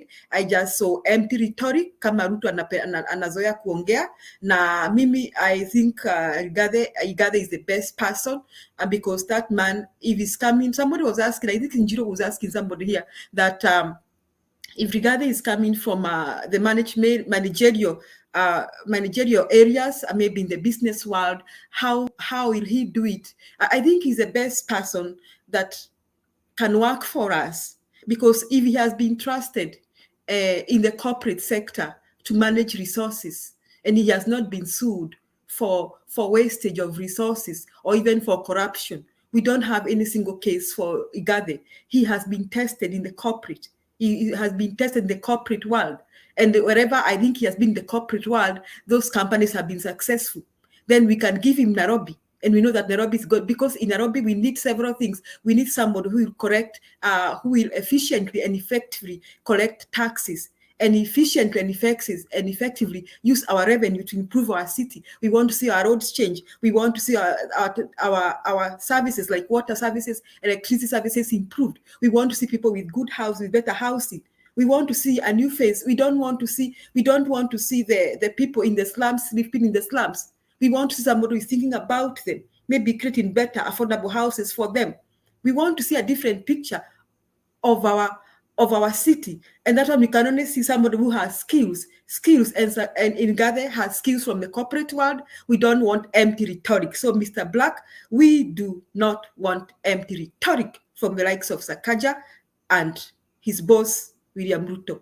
Asante Njiru. I think that's what I want to say for now. I can ask you a question. Can you try to tell us, in terms of the description of their presidential candidate, can you tell us how can you relate the relationship between Raila Odinga and IGATHE over time, from the way he described him in that debate? Can you try? Do they seem to have a relationship? Yes, I think if I look at Raila Odinga, he's a person who has stood for justice. He has been on an anti-corruption campaign, and he has stood for reform. And I think Raila is somebody, I don't think we can say Raila is a very rich person. I think all his paths since we knew him, he has not pursued to be called the richest Kenyan. He has pursued what can be done to make the lives of Kenyans better. If we can all recall, if we can write Raila's history. Now, if we are talking about now compare with SAKAJA, he's coming from first let's look at his resignation. People paint his resignation in a negative way. But seriously, two people can only work together if they agree. So it means SAKAJA could not work with Sonko because they could not agree. And now after Sonko was ousted, IGATHE, not Sonko, eh? I mean, sorry, it means IGATHE could not work with Sonko because they could not agree. And why was Sonko ousted? Sonko was ousted because of those corruption scandals. So now we understand why IGATHE could not work with Sonko.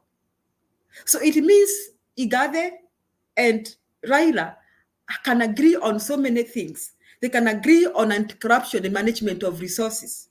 That is what I see in Njiru. While on the other hand, I see a Sonko relating with Ruto, and I see SAKAJA in the Ruto's camp. It means they are birds of the same feather. And today you saw SAKAJA said there are no cartels in Nairobi. That's how I can look at it, Mr. Njiru. Okay, what about infrastructure? Who explained well in terms of handling Nairobi infrastructure? Because I think it was something which was discussed also. Do you think SAKAJA can do anything on infrastructure? Okay, I didn't listen to the point of infrastructure. I can't recall exactly what SAKAJA said. Yeah, let me not respond because I didn't listen to that. Maybe Godfrey heard about it. Maybe he can tell us. I wanted to talk about the cartel, not that issue you're saying. On cartel, I think SAKAJA connected cartels with state, DCC, and assistant chiefs, some people who are connected with the government. Okay, and I also forgot to say, unakumbuka SAKAJA, why I said SAKAJA has a lot of hooliganism. He said, he thought IGATHE, usituone kimayai something. When IGATHE was trying to bring something out of the egg thing, then SAKAJA disrupts him and say, usituone kimayai. Yani these people are hooligans. So that's how I see them. You don't reduce such a serious debate to such rhetoric statements. That is what but maybe Jiro can tell us about what SAKAJA said about infrastructure. Yeah, I wanted us to expound that because I got shocked. I listened to them, but there is something which was not able to come out clearly, because I don't know why when we are talking about issues in Nairobi, the most complex issue which people talk about is only about traffic. So the traffic issue is the one which they tried to analyze, even the other guys who came. But I also have a problem with SAKAJA because SAKAJA is amplifying the issue of water too much. Like when you are talking to him, like what you are going to do in Nairobi, he is talking too much about the issues of water. And I think Nairobi has so many things which people can talk about and discuss. And that's where now I found the distinction, because SAKAJA was not able to connect. And that's why I wanted even to tell the people who are here saying that SAKAJA talked very well. I disagree, because SAKAJA was not able to connect Nairobi holistically with all the problems like water, infrastructure, housing, all those things. He was unable to connect them. And the only creative thing he was talking about is the issues of water and trying to quantify to us that issue of water. And then now trying now to bring now the issue of state capture, which as a governor, you cannot handle if at all it exists. So, because to what I know is that when you want to talk about administration, which is beyond the governor, I don't think that one the governor will be able to handle. And the reason why they are describing the state capture, I know they are trying to describe NMS. And NMS came in because of infunctionality of somebody. Sonko was unable to function. So NMS came. So NMS just came because it was something which even could have brought a constitutional crisis. So, but I don't know the reason why they have amplified the issue of when some things are not working. Like I want to say, like for example, Uhuru Kenyatta brought military. There are some places where the military I think the military has been given some jobs.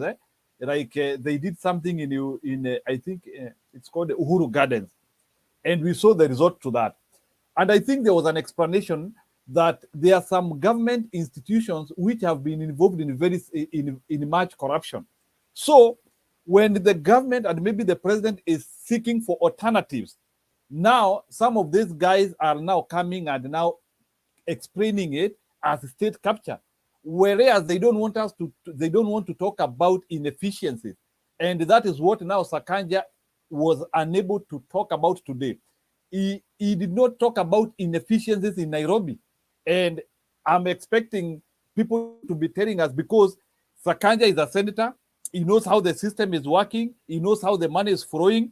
I know they talk with the governor, but he did not talk about inefficiencies, he did not talk about the corruption which happens there, he did not talk about maybe he said nothing in terms of solving inefficiencies. And what is affecting Nairobi is inefficiency. So I just wanted to talk that, because SAKAJA only talked about water and did not talk about inefficiency. So I just wanted Julia to tell you, when we are measuring what SAKAJA said, I don't know why people want to monitor, to look at him in terms of PR. And to me, the PR did not play. If you listen to details, he said nothing completely. Julia, do you want to respond to that before you bring Jose?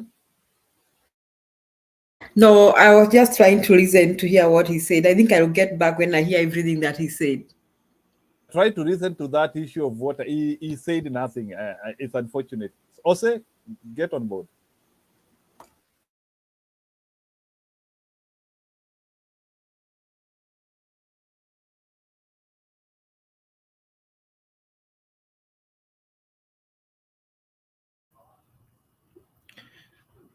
Well, good evening, all of us. Good evening, Selena. Your name has changed again. Geoffrey. I had to put Mama Selena because a lot of people are saying I have not been there because they see that name, so they had to complain. And with these 28 days, I have to be myself. No, So you have your anti-attacks on, eh? You remember they have been bothering Bernard all the time. Yeah, I know, but if Mama Selena is not in, Mama Selena is, you cannot get Mama Selena anywhere. The real names, yeah, I'm Mama Selena, you know. You should say Mama Azimio. Okay. Mora, Nyerere, Julia, Themba. Themba is absent, and Njiru. I want to start by talking about these Tifa polls.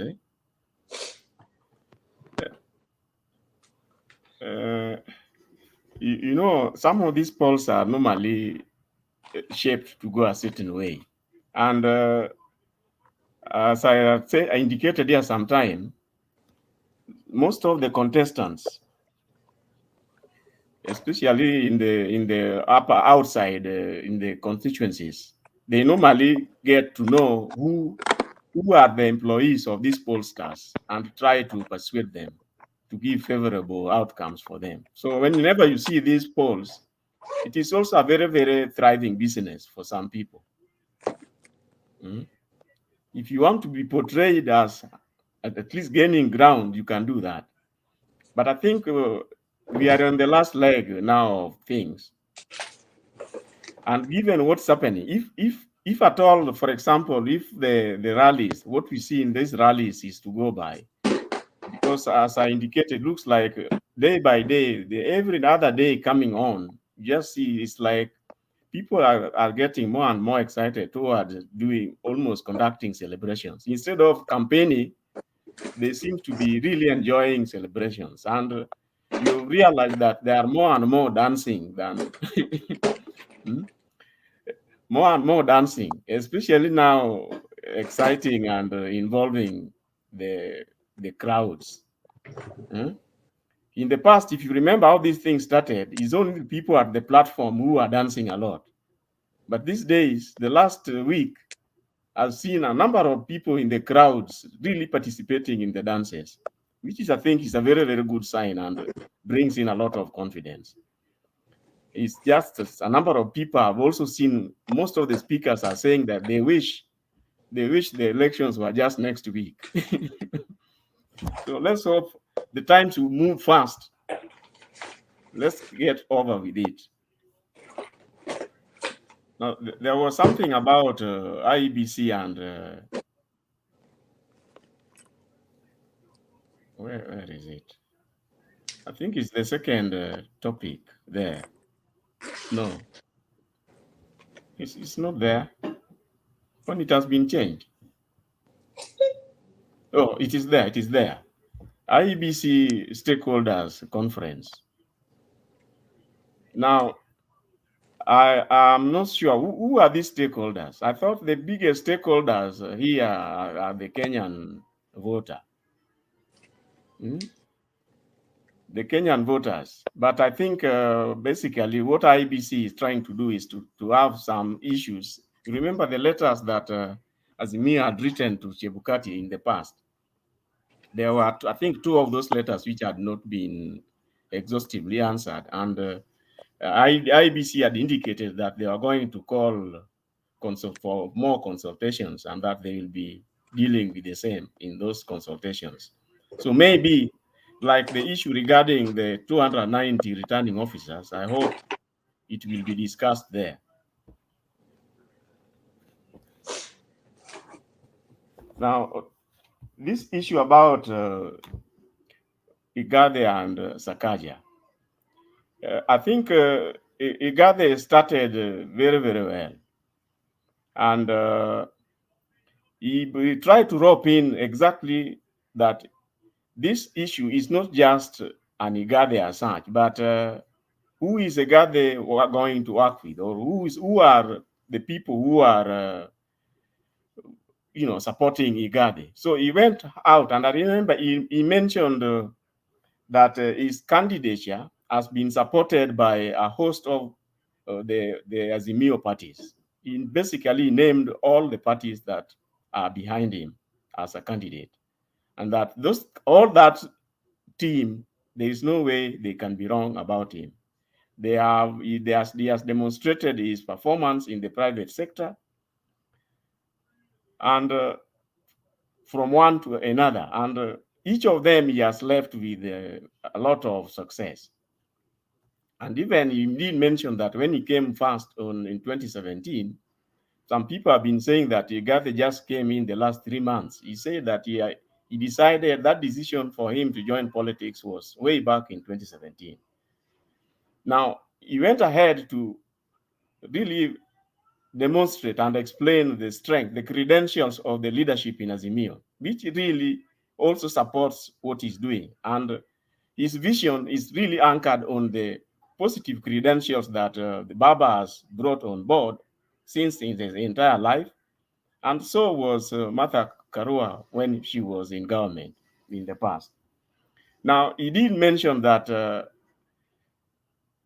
on SAKAJA, when he had a chance to comment on SAKAJA, he did say that Nairobi contributes almost 60% of the revenue the government collects. And when it came to revenue generation, which should be like a plowback to help the Nairobians and to give them services, he said that SAKAJA only managed slightly over 5% of the total revenue. Slightly over 5% of the total revenue to the counties. According to IGATHE, which I think is right, Nairobi needs to be getting the lion's share so that the services given by the huge tax base in Nairobi can receive good services. Now, benched on that, it's quite clear that if SAKAJA could not bring in more revenue for Nairobi, how would he perform as governor? How would he perform as governor? He has no good record to show. SAKAJA, I remember, responded by saying that when the senators were rated, he ranked among the top senators. But well, the thing is that even if you are to have all failures or non-performance, you will still get a number 1 there if you want, isn't it? So I think as far as that is concerned, SAKAJA cannot claim that he is among the top 10 senators in the country. So for that, he did very well for Nairobi. No, Nairobians are let down, given that they are responsible for 60% of total revenue, government revenue.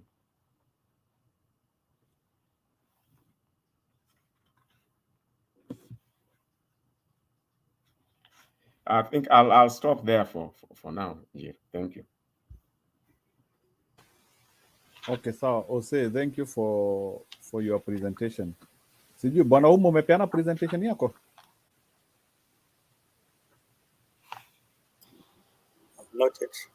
Okay, you can go ahead, please. Okay, I think I will just add something on what Jose has said and what Julia said.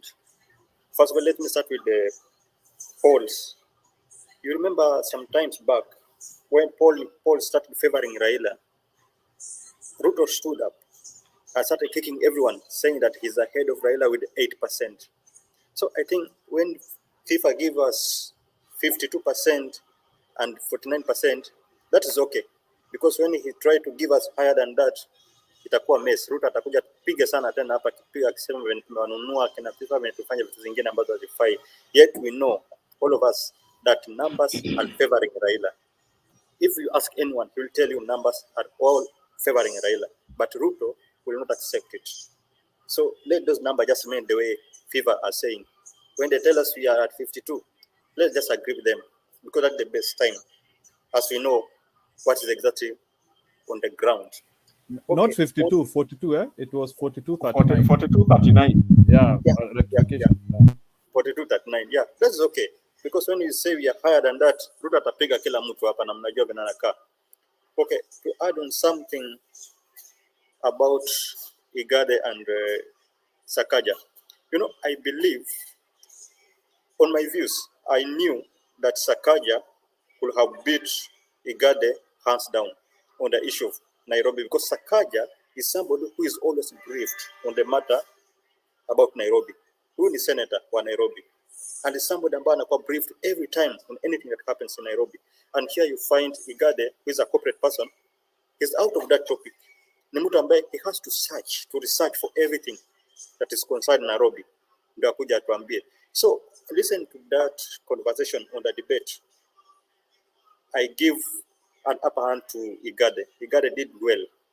Kwa sababu mtu ambaye hakuwa briefed every time, and the way he performed with the way SAKAJA performed, SAKAJA hakuperform vizuri. Although we know that he was kicked all around. Wakati alikuja, that is the time alianza kupigwa with the issue of degree. So you know, when you come and you know very well that you are going to be attacked, and the first thing you get is just to be attacked on the issue of degree, sometimes you just become confused. So SAKAJA, he didn't perform well, although I expected him to perform better than what he did. Okay, lastly, on the issue of Baba and IEBC, I listened to him yesterday and he said that now we are okay to move on. But no, I wanted to listen to you, Njiru. When Baba said in Narok that we are now okay to move on, is it really we are okay to move on? Because he was saying that now they will use the manual register also. Okay, thank you, Bwana Uma. Maybe I want to respond to you in two areas. Yeah, let me comment about the opinion polls which you have talked about 42.39. Whereas mostly I never like doubting things which are placed outside there. I always like picking them and trying to analyze them and try to pick something from them.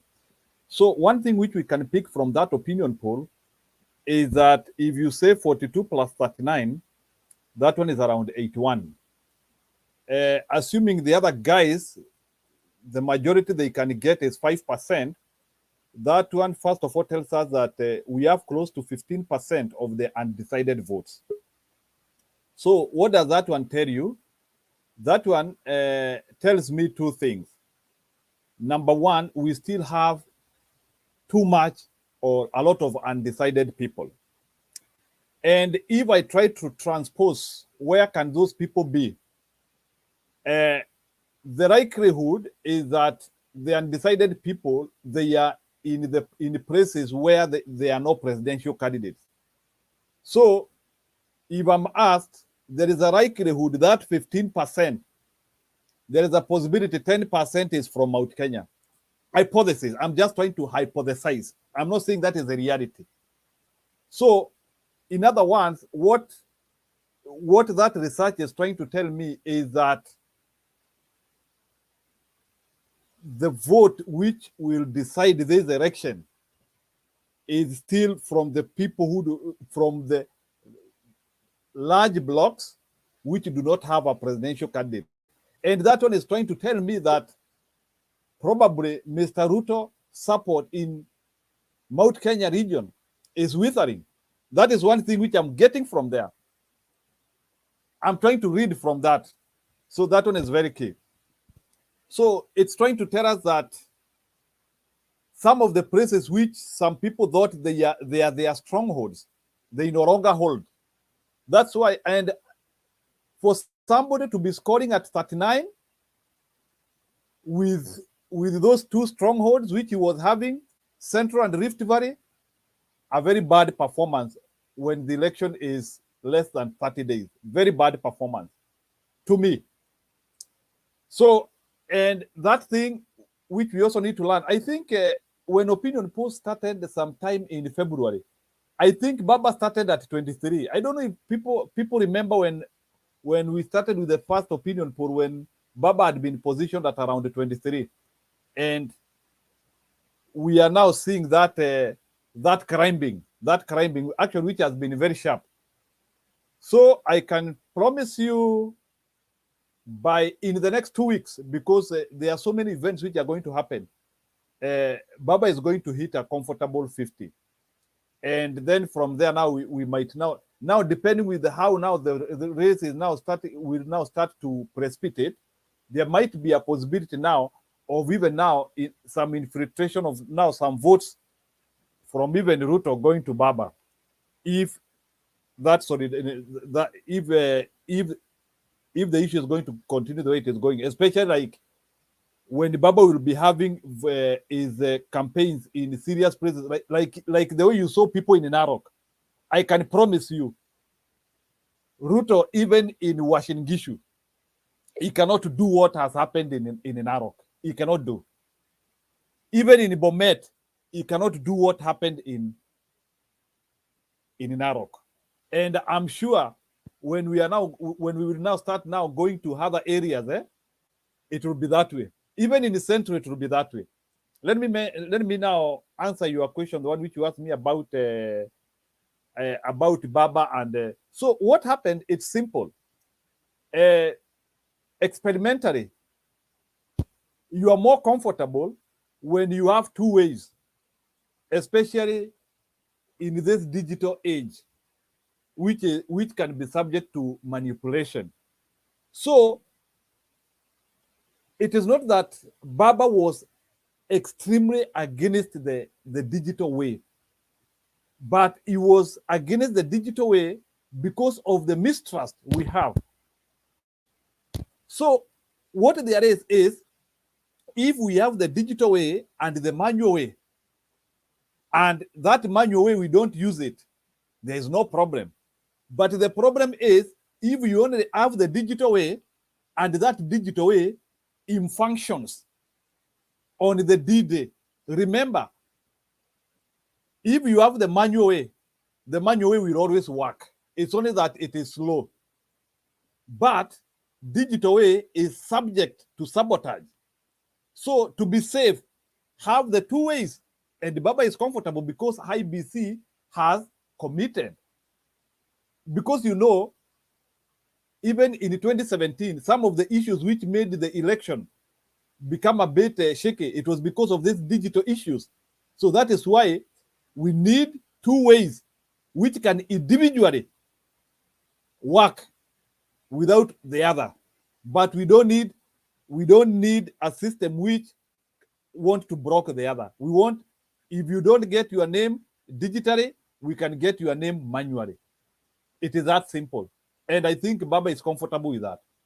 So Baba just wanted a fallback. Actually, and it is safer for both parties. This thing is safer for both parties. Even in Bomet, even in Uasin Gishu, where maybe some people might vote for Ruto, it is safer for him because if somebody from Uasin Gishu doesn't get his name digitally, he can be verified manually. So it is safer for everyone. Actually, Baba was talking for everybody. It is that simple. So Baba was not just complaining and saying that he is not going for election. That's what he just wanted the right method to be applied, and it has been applied.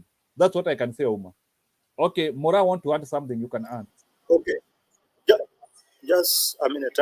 On the issue of polling, I think we know that Ruto only commands 6 counties in Rift Valley. And I have seen a comment there by Stephen Mutumbo say that Ruto acquired 2.1 million. It's very true.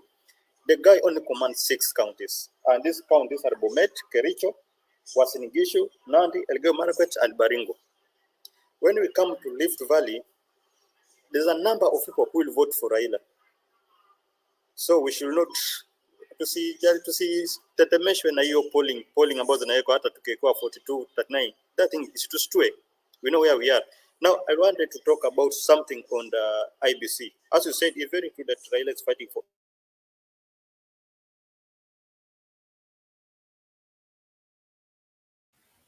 You are mute, sir. You are mute, sir. You are mute. You are mute. Sijui uligonga wapi? Okay, I was saying that on the issue of polling, tuachane nayo, hata tukipewa 42-39, we are okay, because we know that Ruto is only commanding 6 counties, and that is 2.1 million.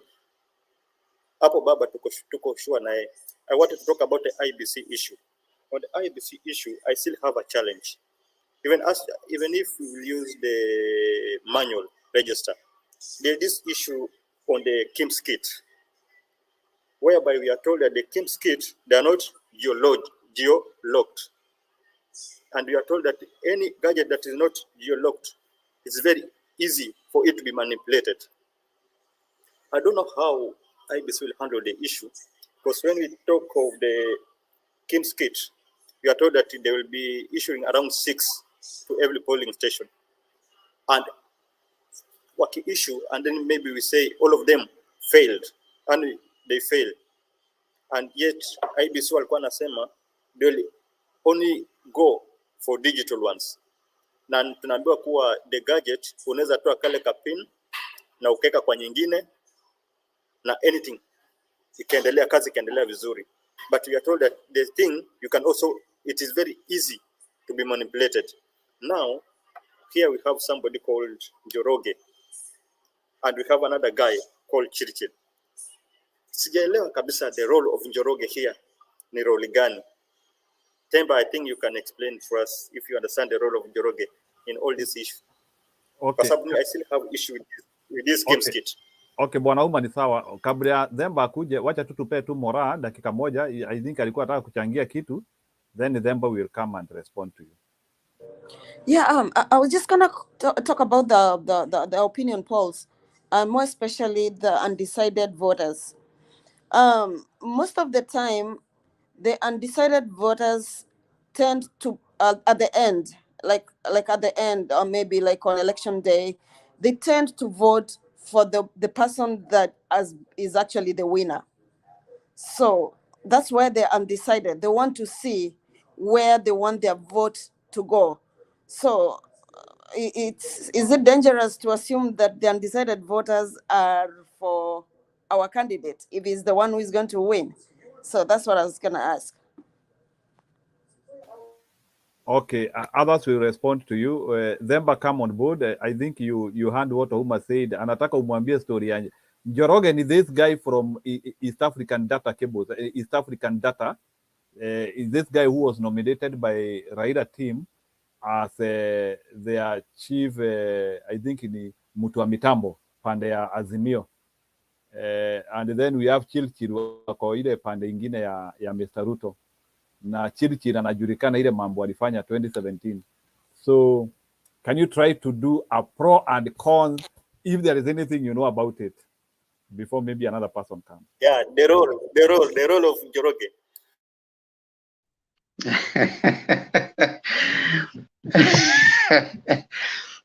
Now, sorry to say, but let me give you a scenario. When you are going to have a game of Gor Mahia and FC, and you have a referee, and Gor Mahia decides to have some technical team. The technical team of Gor Mahia and technical team of AFC have nothing to do with the referee. I'm picking that scenario to tell us that you can in the previous election, yes, there were those attempts that were made at IEBC, but let me tell you something. Whenever you see an outright and blatant interference with an election, there is a betting that is being done somewhere. And in the previous election, there was a betting that was done by the interest at that point. They allowed for those things to happen. And fast forward, we are in 2022, and you realize that for now, it's a little stricter and it's a bit stringent. So IBC will do its job. The reason you are having these people, IT, they are technical people, so that they can point out, they can preempt, they can troubleshoot in the best way possible. If there's anything that is going to happen, and it is required of them, it's incumbent upon every candidate to prepare themselves adequately. What we are having right now is a continuous engagement with IBC to make sure that everything is clear, and that's what's going to happen up to the time we are having the campaign. Because let me ask you, if we would be having Ruto having a field day complaining about IBC and Azimio quiet, not saying anything about IBC, what would be the perception right now? If you flip it and you'd have Ruto and everybody else campaigning. Yesterday Ruto in a rally said that aliwauliza swali ambayo amekuwa akiuliza kila wakati, ati nani ni deep state kama si mimi? I'm the deputy president of Kenya. Who is more deep state? Now, to realize that this person is even more of a liar, I don't know, last week he was in an interview, and this was his response. He said that the security guy has not picked his phone for 3 years. So the same person going to Wananchi to tell them that I'm deep state and kura zangu haziibiwa is here in an interview saying that the security guys have not picked my phone for the last 3 years. No cabinet meeting has sat. I was chased from the security team 3 years ago, and they have refused to pick my meeting. So is he in deep state or is not in deep state? So as to your question, those are technical preparations for each team, and I think it's very important for them to do that. And I can confidently say that as much as I don't trust the IEBC, we are probably going to see the most following 2002, the second next most transparent and free and fair election that we have ever seen, because of the kind of demands and the pressure that is being put on IEBC. So even if you are trying anything, even if you had an idea of trying anything, because of how things are being highlighted and how everything, yani kunamulikwa, you will not even try to put your hands in the cookie jar, because there's already a lot of eyes. Everybody is seeing you. Tunakuona, Chebukati tuliwaona mlikutana siku fulani. So even if you are thinking of meeting anyone, you will not even try. You'll say, wewe beba mzigo yako. And I think Mama Selina highlighted here some time back. Martha Karua said that this time hakutakuwa na institution, hakuna mtu anaitwa IBC. It's an individual who did something. So if you do something, then you'll be held personally accountable. So it's personal accountability. So if you're going to mess an election of any place, even if it's a presidential, if it is history ya Chebukati kuja kusema ati kuna mtu alijaribu kuingia kwa nini yangu 9 times. We don't want to hear an election is going on and someone is saying, yes, there was a bit of compromising. Nothing. Everybody has a role. Huyu alicompromise atatafutwa na yeye ndiye ata answer. The next question that is being asked right now is, if there were voters that were transferred and it was discovered by KPMG, I think, that there were voters that were transferred, what has been done to those returning officers? That is the questions that they're asking in the 2 days conference they're having right now, so that IBC can give us an account. Hopefully, if we continue putting that pressure, these guys, you're saying their names, Chirchir and all, I mean, by all means, Ruto has his right to get whoever he wants for his technical team. Azimio is putting all people that he has for their technical team.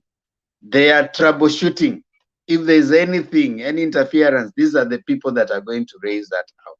That is the role that the campaign teams are doing. I think I've tried to my level best to respond to that. I'm not in Azimio by all means. I'm not in their technical team. I'm not speaking for them. These are my own personal opinions. Yeah, it's very true. Wacha niongeze Themba kidogo hapo Bwana Ouma. So Bwana Ouma pia kuna kitu ingine so ukisikia sasa mtu kama huyo George Njoroge is the ICT expert wa timu ya Baba. That one is just a hint and a small confirmation. Baba amepanda mlima. I don't need to talk much about that. Hiyo ni kumaanisha ako pale Batian and some people within Mount Kenya region are ready to protect his votes. So hiyo tu ndile kitu inakuambia. So what is trying to tell you is that Raila campaign has gotten shape and it has even gone into other areas ambako because not about it can be part of inclusivity. We can even say that Raila Odinga akona roya pia Mukikuyu. I'm forgetting his name, but the fact that George Njoroge is here, hiyo inakuonesha he has now some good relationship with some of the people who thought that those people hand and mostly with the Baba. So hiyo inakuonesha hata ukisikia tukisema story ya 40% hata karibu ifike 50, ndio hiyo sasa. Those are live votes. Sasa hiyo sio ile sasa ya computer, those are live votes. So George is just trying to show you the reality in the ground. People in the mountain are with the Baba and they are ready to protect his votes and they are even ready to take jobs which can make that happen. Full stop. Jose? Okay, just to finish, before Jose say something, because I want to move out, kuna kitu nitakwenda kufanya. Jose is going to add on your question on on the KIMS.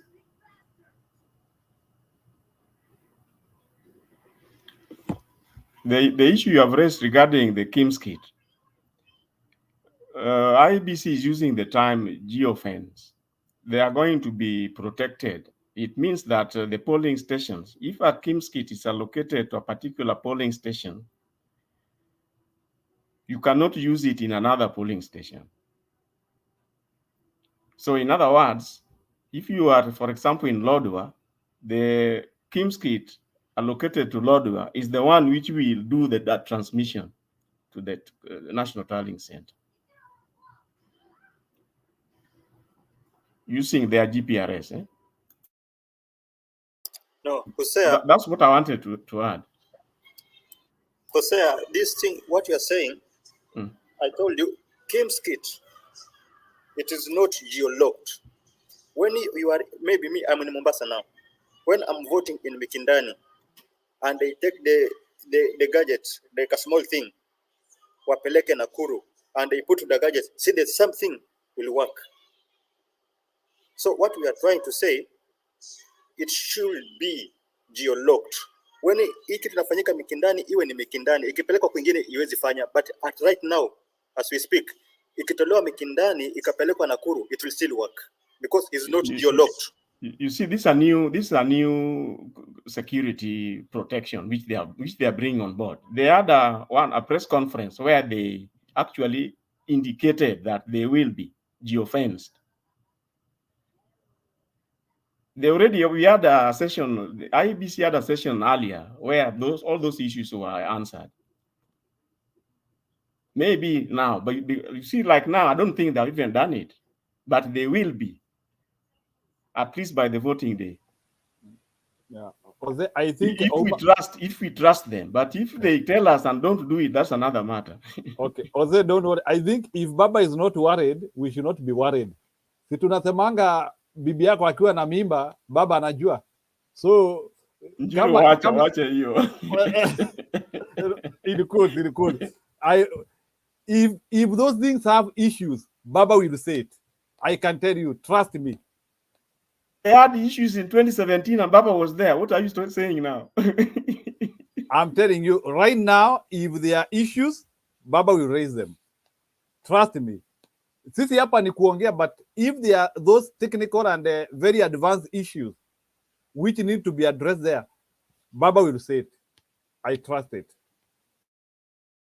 Okay, to Mama Selina, as I finish, Mama Selina, I know you are very connected to Mata Karua, and we are told that we have some areas, almost 1,111 polling stations, where the 3G and 4G does not work. I think my plea to you, just talk to Mama Karua and Raila. They should find people. When Mata Karua alisema kuwa we should be allowed to take pictures, let it be done. Tuwe na watu ambao watasimama pale wachukue picha, and wawe wako upande wetu. Tusiseme tu kwa hii tumeshinda, and some areas kama hii 1,111 polling station, the 3G and 4G does not work. This is a polling station whereby it can be manipulated at any time. Na unapata kwa every polling station iko na stream. One stream take around 700 people. So when we multiply 700 people by 1,111, you get almost around 800,000, almost 900,000. Now, we can manipulate that station, that polling station, we are gone. So my plea is just to, let's find people about us, Mama Nasisi. Come on, take pictures, we should take pictures. And it should be allowed. Thank you so much, but I think vile tunaongea hapa pia, there is a lot of people wale wako underground na wanafanya kazi. I'm assuring you. Na ndio sababu uliona Martha Karua alisema IEBC, the commissioners wachiamini wenyewe. So can you imagine kama wote wangekuwa upande moja, like, okay guys, we are 7 or we are 9, and now all of us we agree to read, okay, ama we agree to do ABCD, then we have new commissioners wale wanajua they still have another 10 years, and we have these commissioners plus Chebukati by January they are leaving. Well, serikali, unajua shida, sisi tunasahau kitu moja, ya kwamba baba alikuwa amepita and he has warned, but the government, ndiye munaona Ruto anahangaika usiku na mchana. And can you go back to what Oburu Odinga said one time? Hakuna kitu tunataka, baba anapita, but the only thing we need is free and fair election. So, to me, with the commissioners, na ulisikia vile Martha Karua alisema vizuri, they know, they have information. The only thing is, at our message as we are talking now, a lot of people are listening. Even them, they are listening. But it is good kukumbusha na kusema, hey guys, musilale. Baba has been out for 10 years. Martha Karua has been out for 10 years. And this is their last chance. Are you sure they are sleeping? Do you want to tell me wamepata hiyo chance tumewapatia nafasi? Na baba ameambiwa na Kenyans, we are not waiting for you to come back and tell us kura imeipiwa. So, na ndio unaona these people are panicking kwa sababu hakuna vile watafanya. The only thing is, tuambie watu yetu. Ile kitu tungeongea hapa badala ya kukuwa na uoga ni ya kwamba mahali popote tunatoka, can we go back to our people? Kama Geoffrey, in your village, can we tell our people to go out there? Baba anasema vijana musitoke. Hata leo ameambia Wamasai, Ngilu ameambia Masai hiyo marungu yote tunataka ikwe kwa polling station kuchunga kura ya baba. That is the only way. Akuna, akuna, people are very ready. Kenyans are very ready. Baba is very ready. And by the way, nakwambia na I don't know. Nasikia commissioner sahi. Unajua ile message Matakarua na alistaki watu. Na alisema sijui ni campaign ninafanya. Unajua hata acha withdraw kesi. Amestaki walimu wawili, the returning officer, wale walikuwa nafanya kazi. Alisema hakuna kitu inaitwa electoral commission. And now watu wanajua if you mess kama Selina wewe mwenyewe utaenda. Na nikasema for example ile askari alitumiwa. Ingawa tunasikia rumors ni alikuwa ni PA, watu ya Kisii watatuambia. Wanasema alikuwa ni PA ya governor. Or maybe he was a policeman attached to wherever. Where is he? Ako kwa prison, ako kwa remand. So as we are talking today, Kenya ninajua, na ndio mnaona kama Kalenjin wamepatilika. Why are you guys worried? Who want to be in opposition? Nobody. I want to tell you something. Today I have confirmed something that leo mtu wakati tulikuwa tunang'ang'ana na ule mama, somebody peeped in that I know very well, ni mtu ya Ruto. Inside, he wanted to see my face. And I laugh. I see, you know, that I was so mad. That time I could not even smile. But I saw him, he looked at me, and he get out. Because they wanted to see, you know, as nilikuwa nimepatilisha china chips, somebody came and complained. Akasema sijaonekana. So today I put Mama Selina. He came and watched. So how can we say people are not listening us? They are.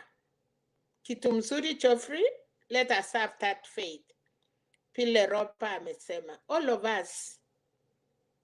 Ndiye na mkisikia sana sana nikisema tusiongee negative, kwa sababu kuna watu wanatuma kutu distract, kwa sababu a lot of people are listening to us.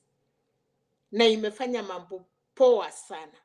But they are, wana make sure wametuma watu yao wakuja hapa kuharibu, kwa sababu the all listeners ndio mnasikia saa zingine nikisema okay, nasema tu kama Mama Selina, but still najua inasaidia nini. They listen to us and we have done a lot of work for the 9 months to make us sana. So we should not be worried, but tusiwapatie chance. Na sisi tumesema mko Mtembei TV. I think those days we should atutalala. Sasa ile kitu tunafanya ni kupeana message. Tukisikia kuna mahali si mzuri, it is up to us kupika kelele na kusema can you run Narok, something is not happening Kirinyaga. That is what we should do. Ni kwamba tuweke watu yetu and we get more information. I think ni hayo tu ninaweza sema. Otherwise we are doing good. Tusikue na uoga. Baba, this is the time. Wacha nikwambie. Baba anajua hakuna nafasi ingine. Unafikiri Ruto anaweza kuwa mad for nothing? He knows. Na anajua hakuna. Uhuru anasema tunaenda nyumbani pamoja. Yani hata amwezi heshimu Uhuru peke yake anasema I'm not going alone. Tumemaliza 10 years together. Wacha tuwache Raila, because Raila anataka kiti. Martha Karua anataka kiti. Can you tell me Uhuru Muigai Kenyatta ametusiwa, amerutushiwa mpaka zero? Do you think that man can really hand over and go? Kama mnaniambia Kesheru, Matiangi, commissioner ya police, hawa ndi watu wamekuwa prepared ya kuhand over. Mkubwa ya jeshi, baba alipatiwa Otieno, is the commander. Where is Kiprotich? Where is Kimutai? Kila siku ni kuambia nyinyi mcheki na meno ya wenyewe ni ya kwamba you don't have anybody in the system. Hauna mkubwa ya polisi, hauna mkubwa ya shahidi, hauna mkubwa ya army. Nani atakushikilia? How will you be happy? Kuna siku State House ilikuwa kama usikii Kikuyu, it is up to you. Kuna siku Kalenjin walikuwa naongea lugha yao. Kama wewe si Mkale na unaketi kwa mkutano, that is up to you. Watu wanaongea na lugha yao. You know, some of us tumetoka mbali. Hiyo vitu tumejua. And that young man, Ruto, alikataa kusikia maoni ya watu. Today he has nobody. Hata Musalia ako na nani? Muluyangabi anasikia Musalia. Wambua ako na nani?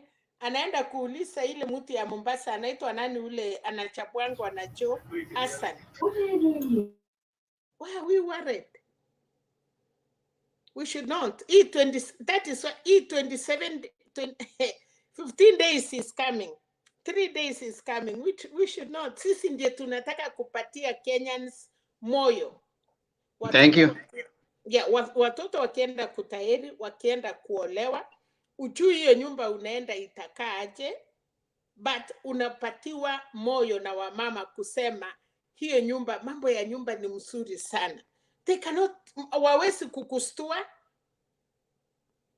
kwa sababu ujui utaenda pata nini huko. So I think that is what I can say. Thank you. Thank you, Mama Selina. Yeah. Ni time ya Adam sasa. Njiru anaweza kusikiza mpaka kesho. Unajua alisikiza Juliet mpaka Juliet akachukua the whole day. So Mama Selina aliniambia leo nisimamishe mtu. Sasa I'm very obedient. Siwezi simamisha mtu leo. Aya, Adams, chukua ukumbi.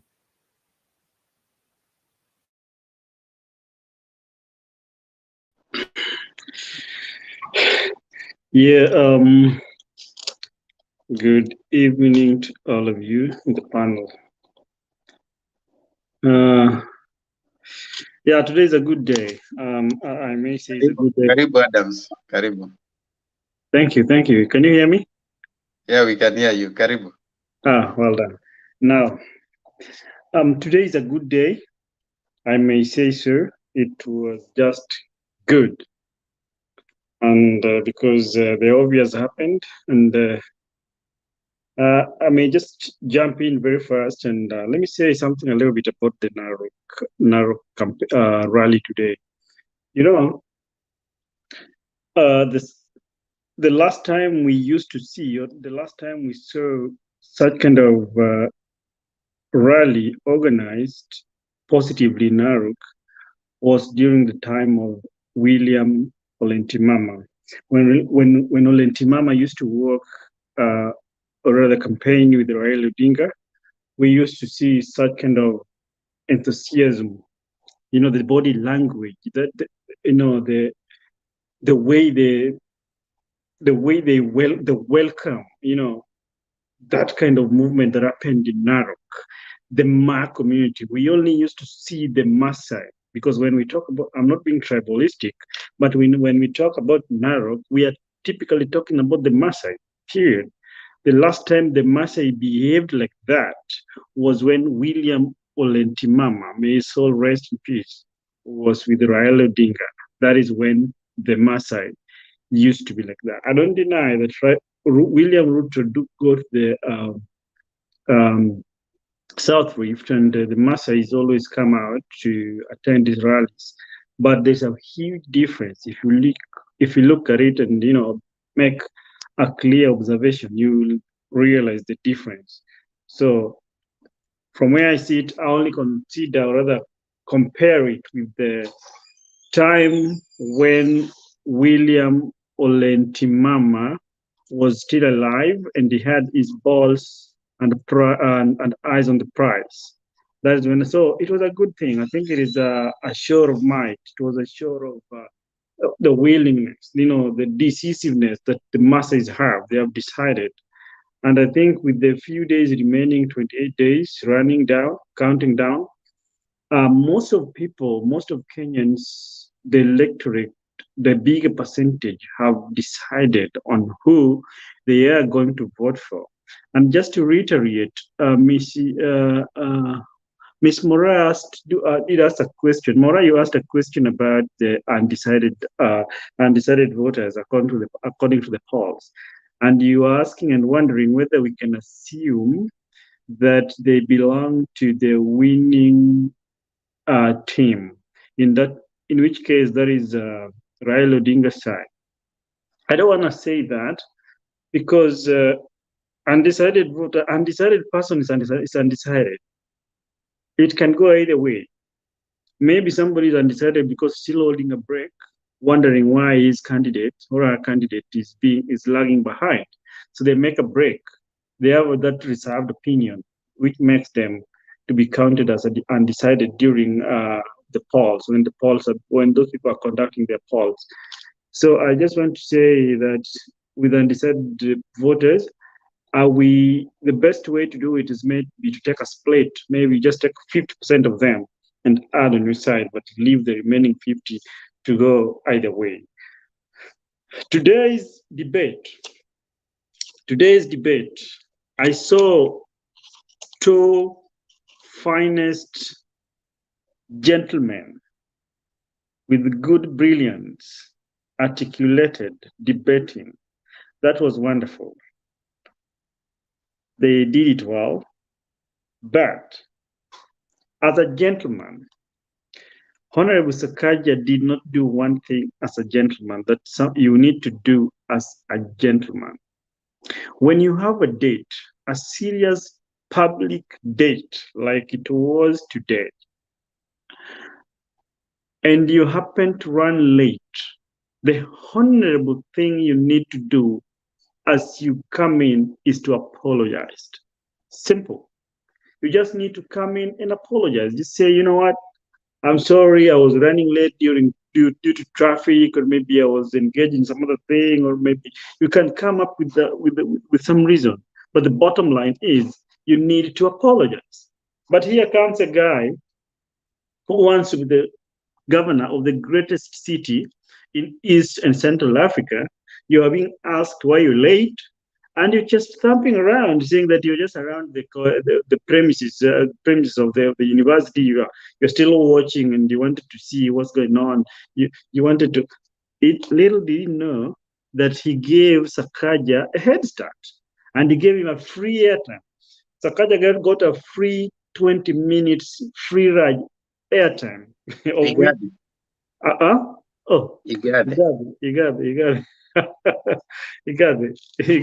a free airtime, which was good for him, and I think he tried using it. So the most honorable thing that SAKAJA didn't do was to apology is very, very important. You just apologize and move on. It's simple. You know, human being is to err, and to err is human. So he just needed to apologize, which he didn't do. So I really took offense with him on that. He was supposed to apologize. Otherwise, I think they did well. It was a bit, SAKAJA's emotional intelligence was not balanced well, because he was kind of a little bit arrogant, and he was he gets provoked so fast. By and large, I think it was a good show, and I wish the Azimio candidate all the best. But it is the truth is, it is Nairobi governor seat is a neck to neck.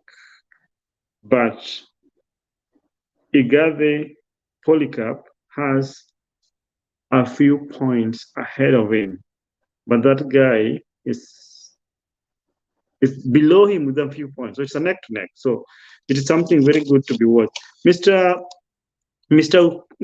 Kuseo was talking, and the gentleman who just left, Ouma or who, they were just talking about something to do with the Kim's kits and the geofencing and network issues. I think the IEBC Commissioner Chairman, Mr. Chebukati, had addressed that issue, and he did say that in places or some areas where they will have network issues or challenges, like the northern part of the country, they will still use those things. But if there's a problem with the network, they will use satellite, if I'm not wrong. They said they're going to use satellite. So I think that issue had been raised and it had been addressed and it is covered. So, and another thing, you cannot use a KIMS kit that belongs to a given polling center in another polling center. So I think they're signed according to the numbers, generic numbers that they're being used and issued. And by the way, if somebody wants to manipulate, somebody wants to manipulate elections, like is trying to do some weird, some fishy things, if they really don't need the KIMS kit, the physical KIMS kit, they don't need it. If they want to steal elections, you really don't need the physical KIMS kit to do that. No, all you need is that is why the issue of this, the computer wizards, the IT guys come in. They don't need the physical thing. It's a matter of hacking. You hack the system and you do what you can do, and then you achieve what you want to achieve. So that's what I may say about that. About Baba and people doubting the winning and the stuff, let me tell you. There is a rule, a very simple rule that has stood the test of time for a long time. When Raila Odinga makes a political comment which hits headlines, it is only fair for you to believe that he is right. Two laws only, that he is right. That is rule number one, that he will always be right on heated political comments. If he is not right, rule number two, then refer to rule number one, which means he is right. So when Raila Odinga says and talk repeatedly about 15 million strong, the only way, the surest way, the easiest way for William Ruto to beat Raila Odinga is to work and make sure that he makes 16 million plus. Then he will beat Raila Odinga. When he says it is 15 million strong, my friend, it is still 15 million strong. Previously he spoke about 10 million strong. Now it is 15 million strong. For Ruto to beat Raila, he is supposed to work extra hard and get 15 million plus one. Yes, he will go to State House, bila kupingwa. That is a sure bet. So, Marcelina is raising her hand so much that I'm losing a lot of things I'm trying to say, but I don't want to go so much into that. The polls, let me finish with the polls. I don't know whether you guys realize that Ruto improved in polls, even though Raila is ahead of him with 4 points. But according to that analysis that I watched, he improved because he previously was 30. I think he went high. He went ahead, like he added like 4 points. I don't remember exactly how many points Raila was, even though right now he stands at 42. So it was 42 and 39. That is like 4 points difference. So Ruto added points, and I was expecting us also to add points. If only we could be playing above 45, that would be good. But the polls are doing well. And like I said here 3 weeks ago, that it will take a miracle. It will surely take a daytime miracle for William Ruto to beat Raila in polls again. It will not be just waking up tomorrow and just like that. I see a lot of points, a lot of comments there. Some people are saying, oh, polls are just being doctored, polls are paid. Oh, well, for you to conduct polls, you have to pay. That is true, but it is scientific. This is science. So if the polls are being paid, why is it that they're being paid so much? Does it mean they're being paid so much now to favor Azimio? What about those days when it was being favoring Kenya Kwanza? Was they not being paid, or what is it? So some of these arguments are not making a lot of sense. But by and large, it is 15 million strong. But let's keep on checking. Let's keep more checks and balances on IEBC. They need more pressure to deliver the promise. Thank you. Mr. Marcelina, you can go ahead.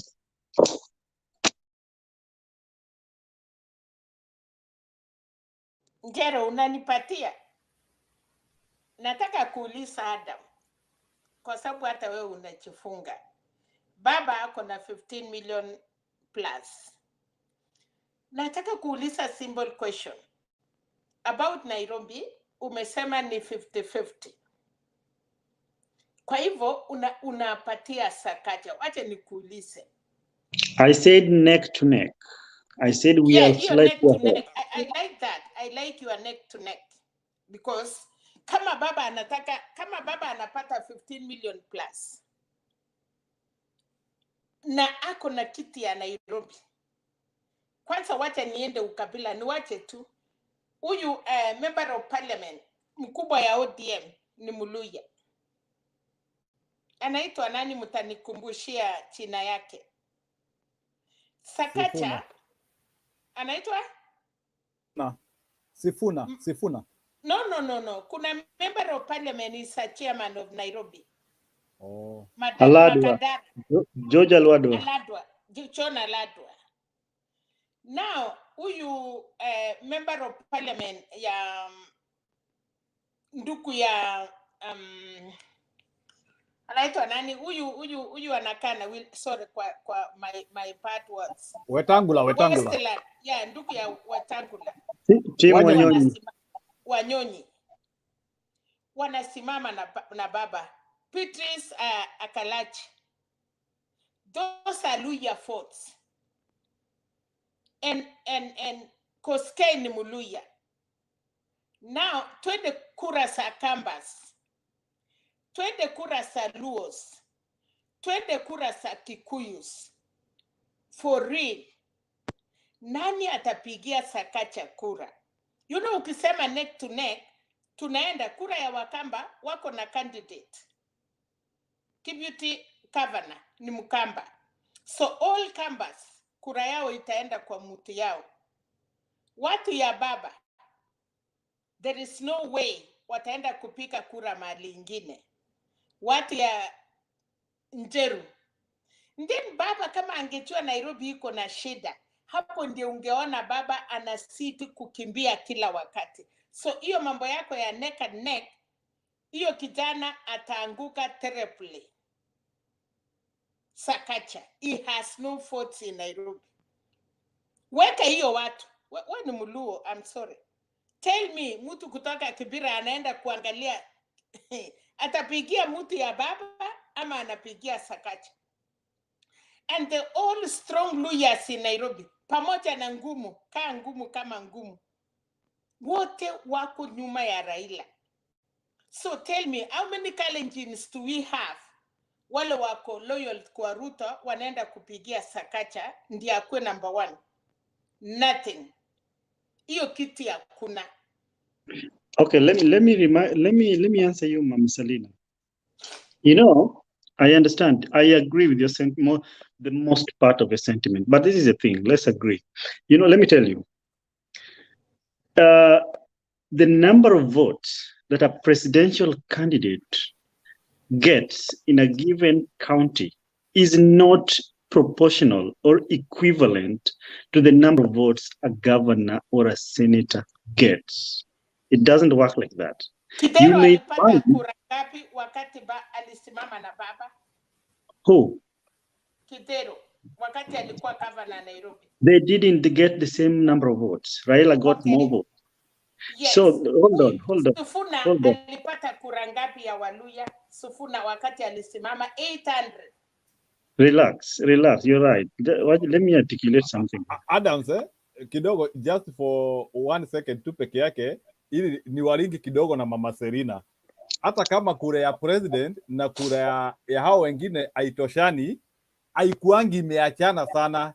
Hata like in Nairobi, kura ya Uhuru na kura ya Sonko iliachana na around 100 and something thousand. Sikatai sababu Uhuru alipata 600 and something, Sonko akapata 800. Na ni vile ya Sonko. I'll give you the exact figures. Can you forget ilikuwa aziachani sana. So ile kitu iko, tungesema the proportionality. Ile kitu iko pali kama Nairobi, one thing which I know and I might want to agree with Mama Selina a little bit. There will be tendency ya kama baba atashinda IGATHE anaweza pata kura kidogo kuliko zile baba atapata, but proportionality ya kushinda vile atashinda Sakaja itakuwa the same with almost vile baba na Ruto, maybe they might fail. The proportionality might be the same, but with lower votes. Okay. Now this is what I'm trying to say. You're right, Mr. Anjiro. Mama Selina, this is what I'm saying. I don't want you to crucify me. This is what I'm saying. Unajua unafanya, Hold unajua on. Nairobi, Let me talk. Oh my God. Tukienda 2017 walifanya vifaranga ya kompyuta. So and today hii kura tunaenda sahi hakuna veva rasmi ya serikali. Okay, relax. Let me talk. Let me say something. You're right, Mama Selina. Just relax a little bit. Let me tell you. This is what I mean.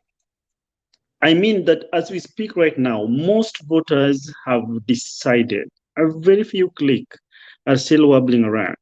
So what I mean is, as we speak today, if elections are called today, there's likelihood that Polycarp IGATHE will beat SAKAJA.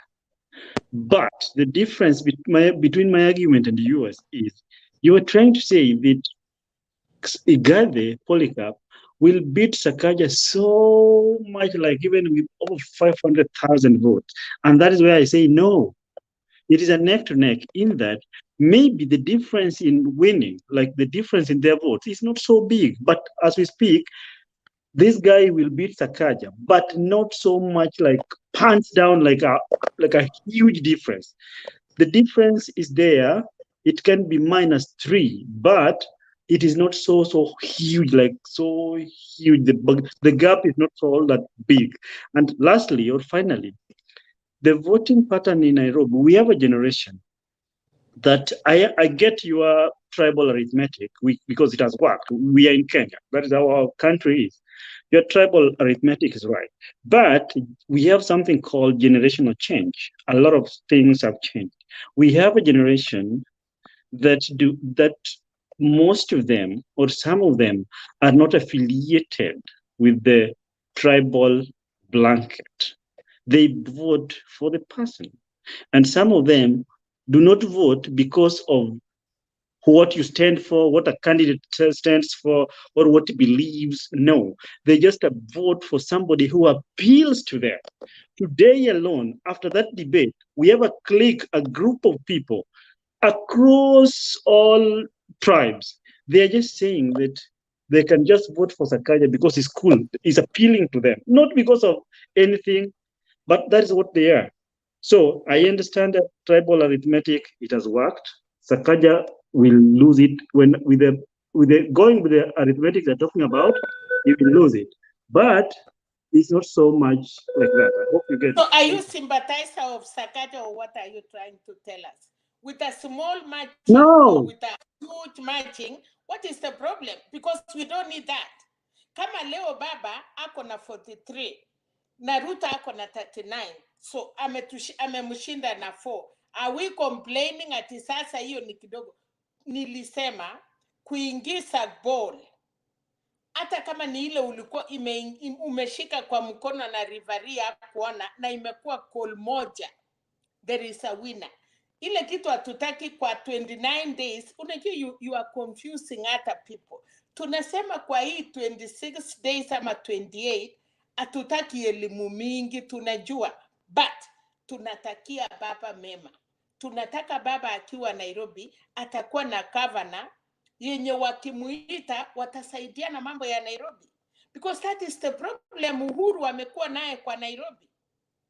So kama unamwekea Ruto, umemfukuza Ruto nyumbani na unampatia governor, then patia Ruto kiti ya president na umpatie governor, because I cannot see why unaenda kuweka SAKAJA nyuma. Ruto ndiye anakuwa nyuma ya SAKAJA. Let me tell you, ukishindwa Nairobi na ukuwe president ya dunia, itakuwa ni zero. Museveni sahi is the president of Uganda, but akushinda Buganda region, the central region, mahali mali iko, is useless. So today if you are talking of ati Sakaja mtu ya Ruto achukue Nairobi na umepeleka Ruto Sugoi, you are saying nothing. Ruto will But be now you ruling see, Nairobi. Marcelina, Yes, anybody who thinks like that. Marcelina, you I'm are not saying saying something. you. I'm You are not saying saying you. something I didn't I'm say. saying anybody. I'm not saying you. Nasema mtu ya Azimio ama mtu yote anafikiria kutipet kitu kama hiyo. You are telling me unafukuza Ruto nje lakini unamweka ndani. Because he will be ruling Nairobi through the governor. What will you do? Sawa, Mama Selina, wacha tulete wengine kidogo wachangie hiyo point yako. Okay, usisema alafu Adams aseme. Maybe wewe unakaa ni kama, but anyway, Sakaja is losing. Mama Selina, let me say Sakaja this. is losing terribly. I agree. Let me say this. You see, Adams, if try to study this thing from all directions, tribal side and alafu development side, and then or whatever. If you listen to IGATHE SAKAJA today, you will realize that SAKAJA was trying to front the idea that he was among the top performing senators in the country in the last sitting. Now, IGATHE reminded him that, you see, Nairobi contributes 60% of the total government revenue. He did not do much to help Nairobi get a good reciprocation towards services, to finance the services in Nairobi. He did not fight enough. As much as he may be the top 10 senators, the inclination was that you may be the top 10 among the failures. And yeah, actually the point, if you check that meeting, the point was driven home. That's the SAKAJA did not do much as a senator to warrant being even considered for governor. Now back to just the tribal arithmetic. SAKAJA would not get more votes than Ruto himself can get in Nairobi. Take it from me. SAKAJA is very, very unlikely to defeat Ruto votes in Nairobi. You will be very lucky to get around 500 votes, according to me. Now, take the strengths of the parties that IGATHE was naming. You know, IGATHE named the joint team, which he considered himself just being part of that team in Nairobi. And that is why he was hanging so much on the credentials of Martha when she was in government, and of course the reform credentials of Raila. Then he brought in the other party members, the Wanyonis, the ones who found it necessary that they all support IGATHE. What about now Jubilee itself? Now, don't forget that the supporters of Raila in Nairobi are not the people who are hoodwinking. These are people, there is no way Raila supporters will not vote for IGATHE. Take it from me. The ones who will vote for IGATHE, assuming some of the people from Western who might want to be inclined towards IGATHE, towards SAKAJA, are the same ones who could also vote for Ruto. And that is why I'm saying that Ruto's performance, which I know Raila will beat him very far in Nairobi, is what is likely to go to SAKAJA. You don't be surprised. Remember that in Nairobi there are 2.4 million votes. So, what can you say? What can you say about the opinion polls in Nairobi? Yeah, the opinion polls, the opinion polls are stage managed. I told you that I know people who work for the pollsters. Are they only? Now, let me just explain to you what I think. Or even for the presidential too. Let me tell you what I think. You remember the other time when Raila got 49? I think one of it was it Tifa? I mean, it was one of the latest opinion for there's a place where Raila got 49 and Ruto I think was 38 or something like that. And then in the same opinion poll, they showed that SAKAJA was leading. Now our question was that these people who are voting for the Azimio candidate, and remember, as that in that poll, SAKAJA had beaten IGATHE. SAKAJA has beaten IGATHE. So our question was, how was the opinion poll conducted? If I asked you, Adams, that would you vote for Raila or Ruto, then you say you vote for Raila, and then that means that you are a Raila supporter. Then the next question, who would you vote for governor? Now that opinion poll was trying to indicate that the people who vote for Raila would turn around and not vote Ruto, but vote for SAKAJA. Then we looked at Safuna and the other lady. There is likelihood, Mr. Kusi. Yeah, we were just trying to imagine. You have a victim mentality. There is likelihood of that. It has happened. Yeah, there's likely. I'm not denying there's likely. It's just that. Okay, Kuseo and Adams, thank you. Can we allow other people who haven't given their submissions? I'm just supposed to respond. Okay, in 30 Remember, seconds. it's not right to before I put a full stop. So what do you mean? No, thank you, thank you. It's okay. You have made your point, and your point you made before you started. You said that opinion polls are stage managed. Let's allow. There are people who haven't submitted, like Robert and Mise. Let's give them a chance. Robert.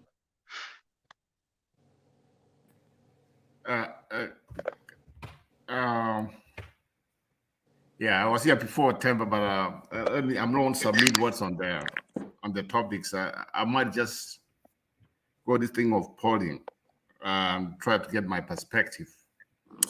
You know, I've been following this guy of Tifa. That man's biased. He's always, and I want to be sincere, and those ones who follow me here, I'm always kind of somebody, I don't favor either side. I'm not somebody who can side. But I've watched Tifa, the Musungu guy. The guy is so biased, even all these years he has been doing polling, more especially against whatever Raila is. I know that for real, and because we did that with some other people, and we find out, even look, you know what? The best way we can analyze their opinion, let us took what they did last time and what the outcome was. The outcome never came the way they did their polling. So I don't trust them at all. Here's why. Sometimes we have to use common sense. Western, Eastern, Northeastern, Coast, yeah, Nyanza. Then now we are talking about Central, kind of divided. It can go the other way around. Then you tell me it's a 3-point point difference. That's where the ball is lying. Some of us, we have done polls, we have seen them, but this one, I'm telling you, to my opinion, it's not even close. This thing is about a 10, 15-point difference. But the good news is we have few days to see the reality. But I want all of you to note that whenever this get through the polling, then when we go after the election, we have to go and we come here and we check them, how they did. And I'm telling you, Tifa, they are always biased, and I know why. I would never say it on this network. I know why. Let me talk about the Nairobi polling. Adams, let me give you the internal thing from what someone told me, what they are saying. They are saying it's going to be it's 10, it's about 8 to 10 points for Podcast. So I can't say that one's a small margin, but that's what the internal is saying. But at the same time, let's wait for the final what's going to happen. But I have this feeling that Mama, I read here, she was right. You know, I don't think Jubilee will lose this seat in Nairobi. Because remember where they did some arrangements. They said the Senate for ODM, then Waiba got the assistant. They will not lose this seat. Do you know why? Let's be sincere. Let's be sincere and talk about the politics. Remember, Nairobi is surrounded by who? People from Central. On the other side, there's a camp of people, very big population. And that's how Soko came in, the most illiterate person ever to run Nairobi. He got there because of tribal. Let's be sincere. He was not qualified. And that thing is going to take place again. I don't see SAKAJA winning this. And at the same time, someone like me is not even qualified until I see his qualification. He's there illegally, he's using money to try to get in. But at the same time, just looking at some people, you know, the people we say we defend the constitution. We want to defend the constitution. You defend the constitution, somebody comes with a fake degree and you are reading, it should not even be given that airtime. It is not qualified until he proves it. And now, even we are still waiting for court, it might not even run. We don't know. So at this point, I kind of agree with Mama Serena, I hope I'm pronounced properly, that it's going to be very close. I mean, it's going to be a wide margin, but at this point, it's okay. We can have a debate, what's what, but Mama Serena also, we are not going to come here and get scared of, oh, you say this and that, something might happen. No, we are a free democratic country. We can say what we want to say, but that one doesn't mean, okay, people listen to us, but if we are coming here and that's just one-sided all the time, we will look not good. Call a spade, not a big spoon. Yeah, but let's talk of reality. We know all of us and most of us, we support Raila. That's a reality. But if somebody like me, who I don't know what he has changed his mind. I want to hear, it's a long time since I heard from him. I want to see whether he's going to accept this, whether he's losing or he's winning or what's this. I mean, I want to hear what he says, but he's a friend. We are not going to tell him, or his opinion does not matter. It matters. And that's why we say that happen what may not. Come August 9th, the truth will come out. But there's something I want to caution you guys. I mean, not everybody. Let me tell you of what I'm getting. There will be security. It's going to be a high security till the election day. Get it from me. And whoever we think is going to maneuver or do anything, they are going to get it very rough. So just wait until a week before. All these places where there's suspicious, you see the full force. And they want to protect now. I mean, for the first time I hear people want to protect democracy. That's something I wanted to hear 2017 and 2013. And I hope it's not going to be one thing. It should be that way, to protect democracy. And there's nobody who's going to they want to do rigging. If anybody does that, they won't be in trouble. Because I tell you, they'll be undercover in every station, kind of what I'm hearing.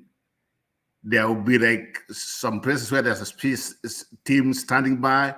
If somebody would mess up, they'll be just right there. They will have some aircraft in between some other places where they're just standing by to fly in, if it means flying in, and to see what's going to happen. Because the government of Uhuru's legacy wants to run this thing. He wants a free and fair election. When it's all done, when everything comes out, whoever wins. If Ruto would manage to pull this one out, we stand up and say, we clap for him and we say you pulled it out. Okay? But we are not going to stand here and say, you know what, if he doesn't win or he's told what, he's not going to do nothing. He has no power at this point. And if you see, just watch the way he's talking right now. The way he's talking is a scared man. If you want to see, he keeps on reminding you. He keeps on reminding you, I'm the vice president of Kenya. We know that for the last 10 years, and you have 3 weeks to be called a vice president to be gone. He's just reminding because he knows what the outcome is. He thinks that by saying so, he's going to have his confidence so that some of his guys will come out. So he's trying to put some confidence on the whoever supporting them. But at this point, as Kenyans, to cut it short, let's not be scared to say what do you think is good or for democracy. Let's not be scared. Let's not be one-sided. Kenya will be there forever. And for us to come here, we just say what we think the truth is, what's good for the country. And always, like I say, democracy comes from the people. Come that day, we see how people force, but we see where the trend is going. But Mama Serena, I'll be point blank. I understand what it is. Okay, everybody, we think it's getting to election day, but let us not run away from what we stand for democracy. And wherever who wins, they are fellow Kenyans. They are not people from outside. If they win, they win. Let's just say they win. It's not going to be like we just run away. They are not enemies. Even Nairobi, SAKAJA wins, fine. That's okay. We can live with that. We have lived with Sonko. We lived with Kitero. What they do? Why do you think all these guys are running to be governors? Because they're corrupt. They want to steal money. Let's be sincere on that. Yeah? Let's be sincere. It's not like they are only there. Let's be sincere. At this point, things like governorship, let's not talk a lot of too much, makes too much. If SAKAJA wins, okay, that's fine. You pulled it down. We respect you. Okay? But I don't think he was going to do it. At this point, it's okay. You guys, we are headed in a peaceful direction. I'm just waiting. I've taken off 1 week just to see what's going on that week. I'm just taking off because I'm excited. I'll be here. We'll be here. So, Miss, I'm ready to celebrate. I want to hear from you when Tamba gives you a chance. Are we converted you, or you are still where you are are? suit? But this is what Suit. Thank you. Thank you, Robert. Yes. Thank you. Let's allow Mr. because we are just now moving towards the Nini time. We allow him, and then now we can have a little bit of a few minutes open forum, then we start closing down. Mr. hajaongea, wacha aongee, alafu tuanze. So, Mr. Karibu.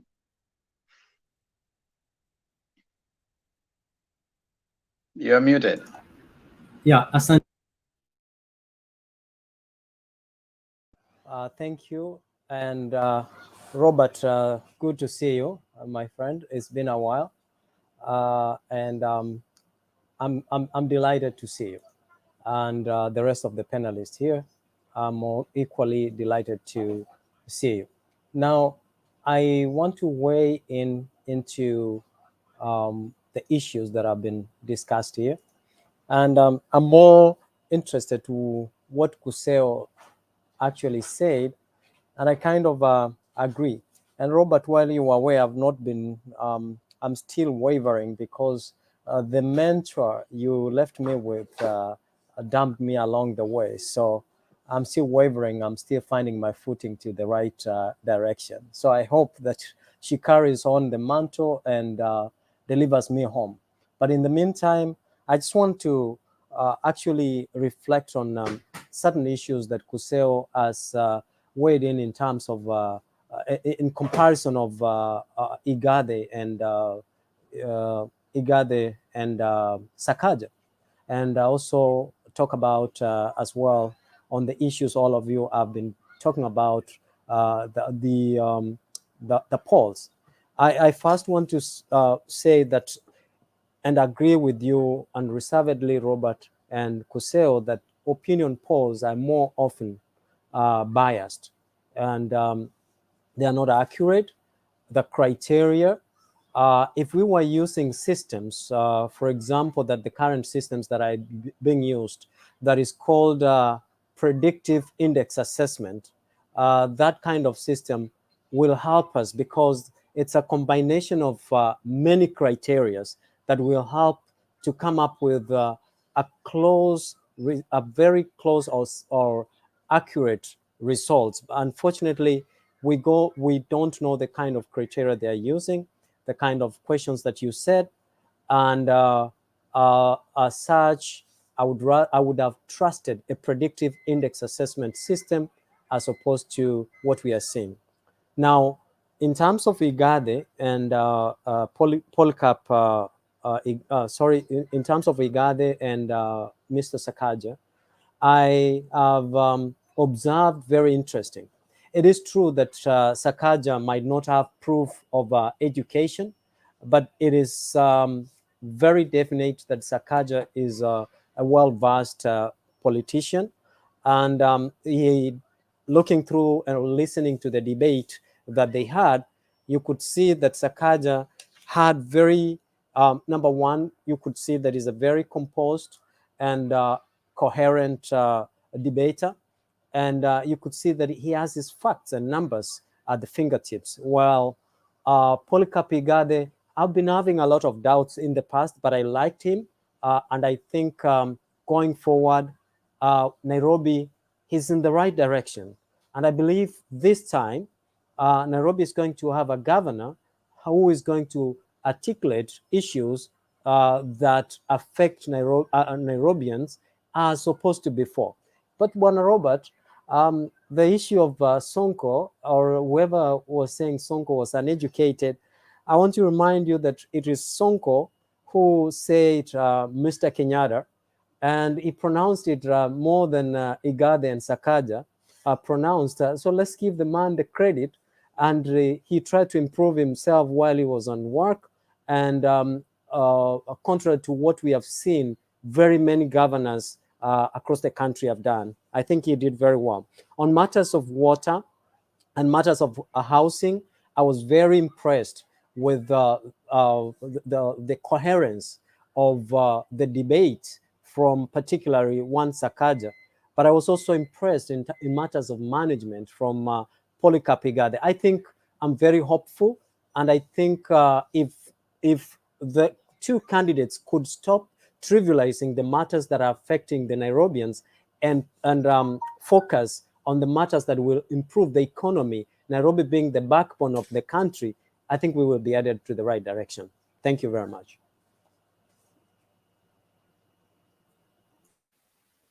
Bwana Mise. Thank you. Hold on. Mise, I appreciate your talking, but I wish to take you off first of all from one thing.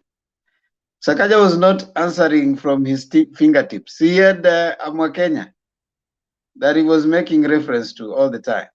That is one. Number two, on the issue you're saying that SAKAJA responded pretty well, the issue of dams, and IGATHE says that Nairobi gets almost 5,000 liters of water. SAKAJA goes and says that it gets this 4,000 from Takaini, 2,000 CG from where. What is the difference? If I ask you what is what food do you eat, one person says I eat githeri. The other one says that you bring some beans, you bring some maize, and then you put together. Does the person know more than the other person? I think that is very interesting, especially from you. And I would like to answer the question. I actually doubt if you are listening to the whole thing all through, because even the fact that you say that SAKAJA was responding from the fingertips. I think I think one thing, Themba, you have to know that most public speakers have to have guiding points, and there is no wrong. Many times I write points here to remember and have a flow of points. So there is nothing like having points written down and reading them word by word is one thing, and having points written down and then elaborating on the points is another thing. It's very common. Mise, why are you being like SAKAJA? He wasn't reading points written down. He was reading from his phone, and people were sending him things from there. Oh, Selina umeenda kulala. Umeona utaki kukaa na Mise hapa. Mise atakuchafua.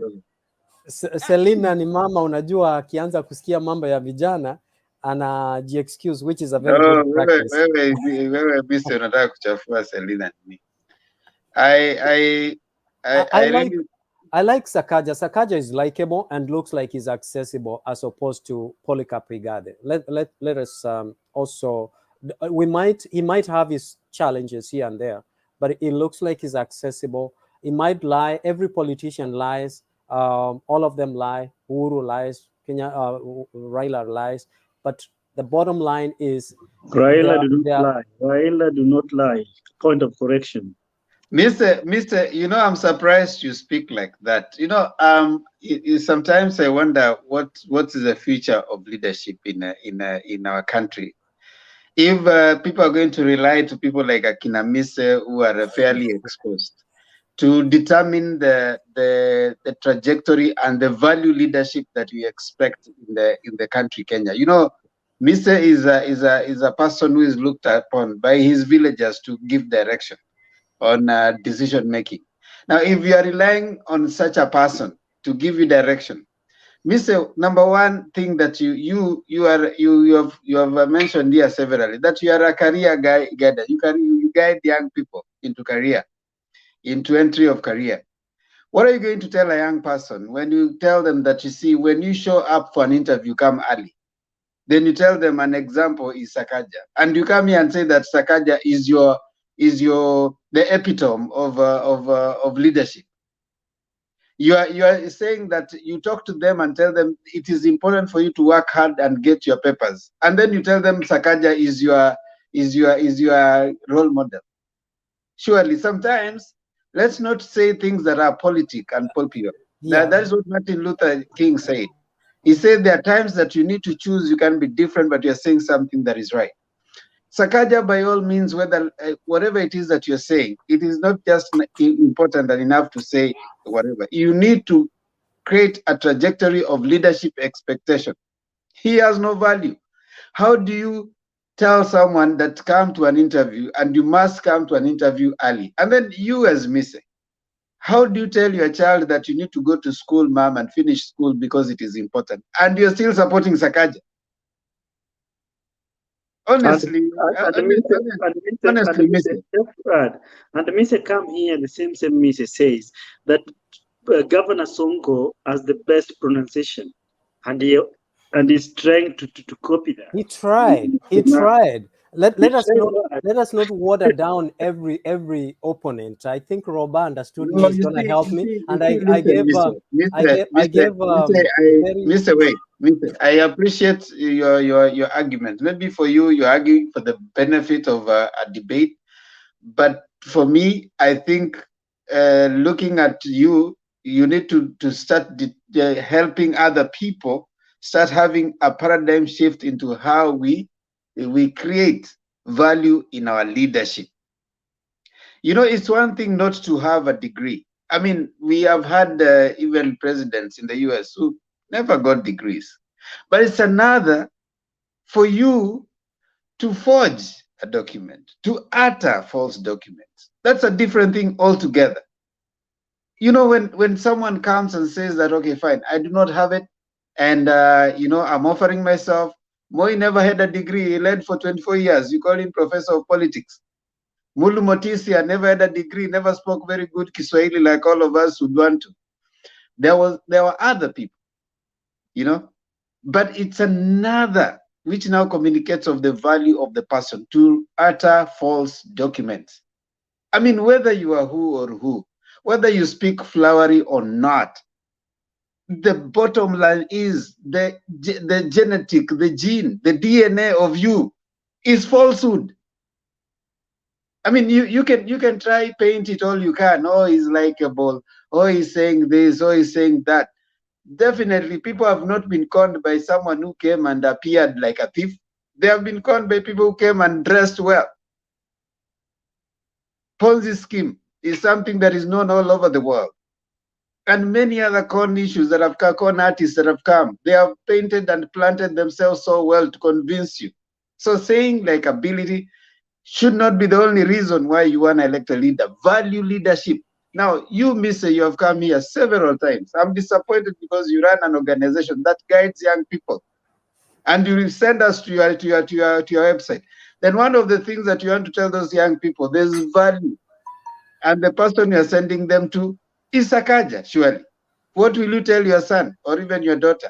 Is there value in education if someone can wake up and in 6 months they have a degree that cannot be traced? And you're praising such a person. Yeah. I mean, I admire you SAKAJA. you and people who think like you are a disappointment to the society. You know, those are the people, you know, we should have people who can speak no matter what. I speak to value leadership. Themba, I agree with what you're saying. I'm so Unfortunately, disappointed. SAKAJA is You not. can argue, but for you, I'm disappointed to come here. SAKAJA shows up late, he doesn't apologize, and you're here saying, you know, SAKAJA is likable. That was a letdown. But there are many You people didn't even like highlight it. There are many people like SAKAJA. In your submission, you didn't highlight it. SAKAJA is just a classic example of most people who have forged degrees. So should we praise it's it? Only should that we praise him? It's only that is a sacrificial land. So should we praise him? A sacrificial no, wait. Should we praise him? I think I admire when I listen to his intellect. When I listen to how he articulates issues, I do find substance in what he says. I don't look at the degrees. That's why apprenticeship is there, to bridge such gaps where people don't have or did not get the chance to get degrees, so they learn on the job. So if SAKAJA learned on the job, are you trying to tell us, Miss? Are you trying to tell us the Constitution, our Constitution, because SAKAJA, we should take a blind eye on it? No, the Constitution says, yes, it says you must have a degree before you become a governor, and he has not proven his degree. The same Constitution in Chapter 6 talks about integrity. How many do we have integrity on all the politicians that we have? They have been prosecuted. They have cases in court. You don't, oh my Mr. God. Mr. Please. You can't say that because all are thieves, now we can forgive one thief. Look at you. No, we have to prosecute all the thieves, not selectively. That is my argument, and has been my argument that let us not sanitize and purify. I'm not surprised you are on Ruto's camp. People who never want to end corruption in our country. You see, Mr. Let me give you an example. You know, in the country where Julia is, so a friend of mine was driving. You know, he was driving beyond the limit, and of course the traffic. There was so many, the cars following him. Then this traffic policeman stopped him, only him, and all of them were above the limit, 10, like flowing with the traffic. So he stopped it. So he asked the policeman, but everybody else is actually above the limit. Why did you stop me? The policeman told him that because I'm only one police officer, I can only arrest one person, as an example. You don't have to arrest 100 people. It takes one person to do the right thing. Such kind of people with this kind of mentality that, okay, fine, because SAKAJA has stolen, everybody is stealing, so therefore we shouldn't even speak about it. Where we live in a country where we crucify good people and we celebrate bad people. We celebrate someone, and SAKAJA, the Mr. is coming here to pontificate, speak so well that I admire. The moment you start looking as though you're admiring bad behavior in leadership and politics, you lose the moral authority to even talk to younger generation. These are people who are supposed to be guiding the younger generation about what is good behavior. Now, if SAKAJA at his age, he is 30, he's the one who is supposed to be actually mentoring younger people about what is value in leadership, and you're talking about someone who's going to be a governor. What is the value we expect? Themba. So when you're talking about that, and then someone like Mr. is standing here to celebrate SAKAJA, that I admire him. I do. Okay, hold on. Let's listen to Julia, because sometimes some people are disappointed. Yes, Julia. Hold on, Mr.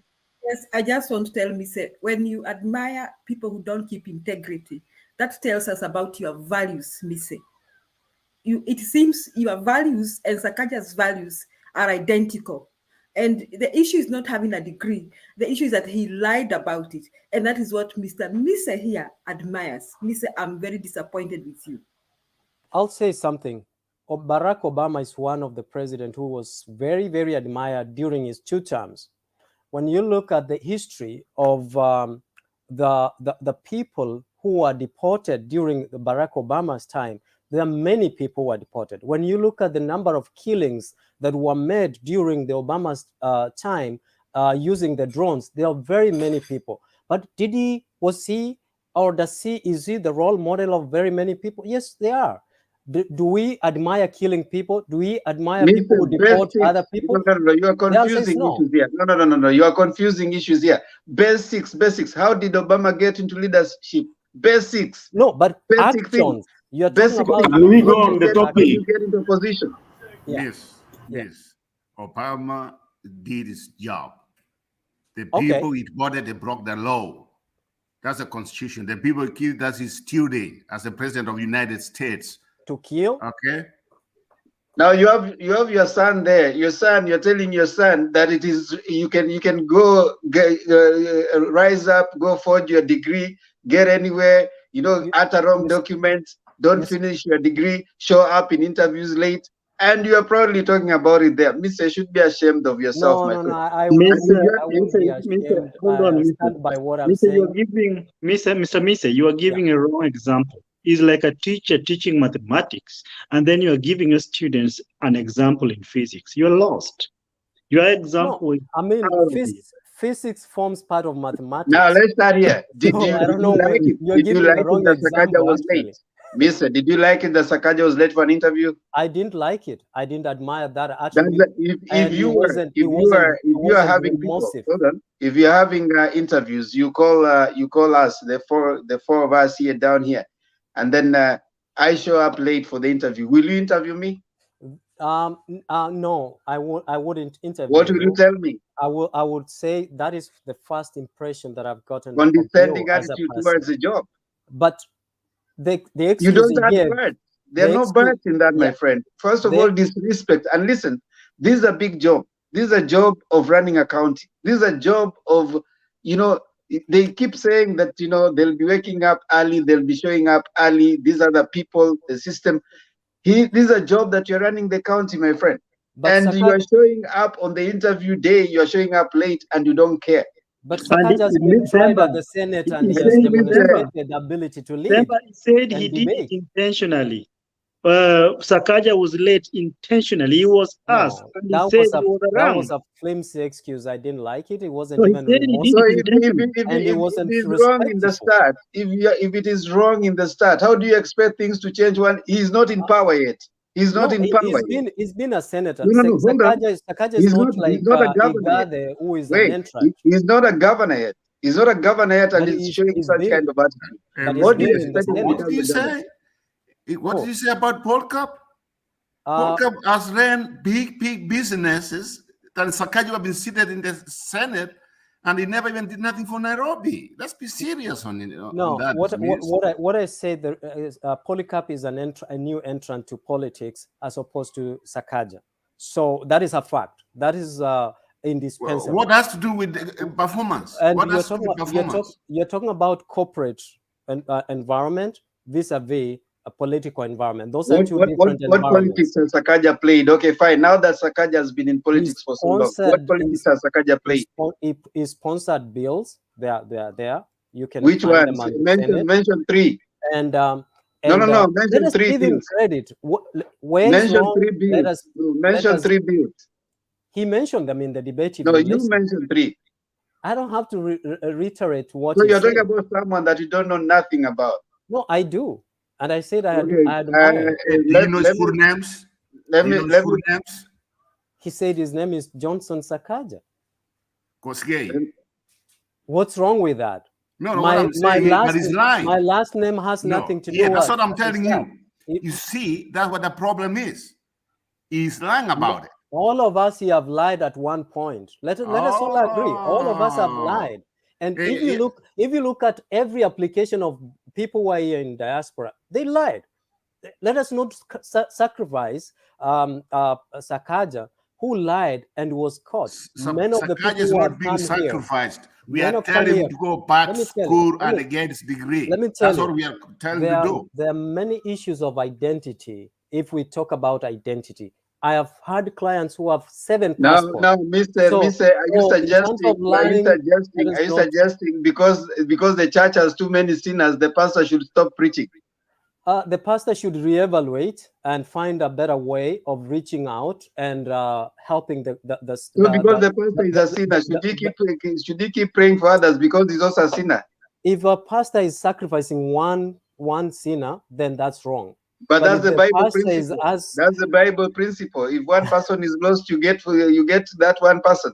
let us put all Kenyans who are Mister, civil you're such a servants on disappointment to your generation. Daudi, my Daudi, argument how are is you? let us Daudi, sacrifice how are you? everyone. Daudi, how are you? Hold on, Adams. Daudi, how are you? I'm doing well, Mr. Temba. Thank you for the opportunity, and I'm glad to be here. Give us a break from this Mr. here who is just a letdown to his generation. Kindly. Kunipea 30 seconds Zemba, nilikuwa nataka kuambia Mise kitu, just 30 seconds alafu Daudi aongee, please. Roba spared me. Wewe Patrick, kama Roba amenispare kuwa nice. Yeah, you know, I wanted to respond to you know, Bwana Mise, when somebody portrays character which is not good, we should not try to cherry pick at hii ni mzuri, hii ni mbaya. Number one, SAKAJA showed content. He showed late, he never showed remorse. And that, let me tell you, I heard a story in Japan where a minister got late for a meeting in 2 minutes. The meeting was supposed to start at 8. He got there at 8:02. And when he was arriving there, he arrived and gave a resignation speech.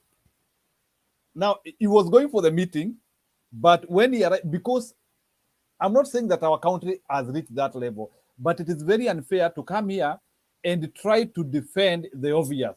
And we know SAKAJA, and that is why he has even taken us to the extent of even wanting us to defend even his degree. I want us to connect these two things. SAKAJA is a fraudster, and even if fraudsters in Kenya have gotten their way in Kenya, it should not give us audacity to even things which are black and clear, we start supporting them. It's unfair. And if you are a lawyer, because that I understand you are a lawyer, please, I beg, do a better job. You can be a lawyer, but not a politician. Those are two separate professions. Calm down. You are defending the indefensible. Daudi, karibu. Yeah, asante sana Temba. I've been off for a minute, but I'm glad to be back. The two items on the agenda, Raila Odinga rocks Narok. I think what is happening here is just a coronation ceremony of Baba around the country. It's there's no turning back. I think we should just be prepared. Baba is our next president. I don't know. I think Ruto has given up. He's just showing brave face, but to him, I think he also realizes the presidency has gone with Baba. So when I see Baba in all these places, I think it's just a ceremony coronating Baba. You saw how many rungus were up. The crowd was just organic. There is a big contrast between what you see when Ruto is addressing people and what we saw in Narok, what we saw in Kericho, what we saw in Bomet. So it's just a coronation. I have never seen something like this in the past, so it's something new, and I'm excited. As regards the Tifa polls, something tells me there is something missing on these polls. It's not that close. I have a feeling it is 60 to about 70%. I don't know why there's that 3% gap. So I feel last time what happened is they really missed it when they're putting Raila ahead. So they're trying to be conservative. And that's why they don't want to go outrightly and declare Raila as having 60 or 70%. So they're just trying to be conservative. But I think what is on the ground is that Baba is, I think, way ahead.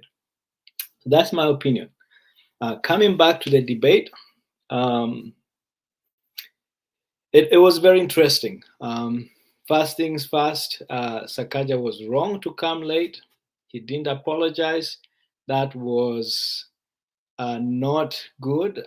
He should have apologized. He should have told the audience what he was doing, where he was. But he came in pretending everything was as normal, hugging IGATHE and, pretending everything was okay. So that is just one thing that shows that he's not ready for leadership. I think he still has some growing up to do. I feel like before SAKAJA came in, IGATHE had his game on. And when SAKAJA came in, he felt a little bit rattled. He lost his mojo. And at some point, I think SAKAJA had better delivery. The content was lacking, but he had better delivery. He was smooth. There was no stammering. IGATHE at points was stammering, fumbled with the numbers. So I think that is just an area where IGATHE needs to work on, just how he delivers his message and how he packages it. SAKAJA seems to have it somehow, but we know the shortcomings he has. So that's my feeling.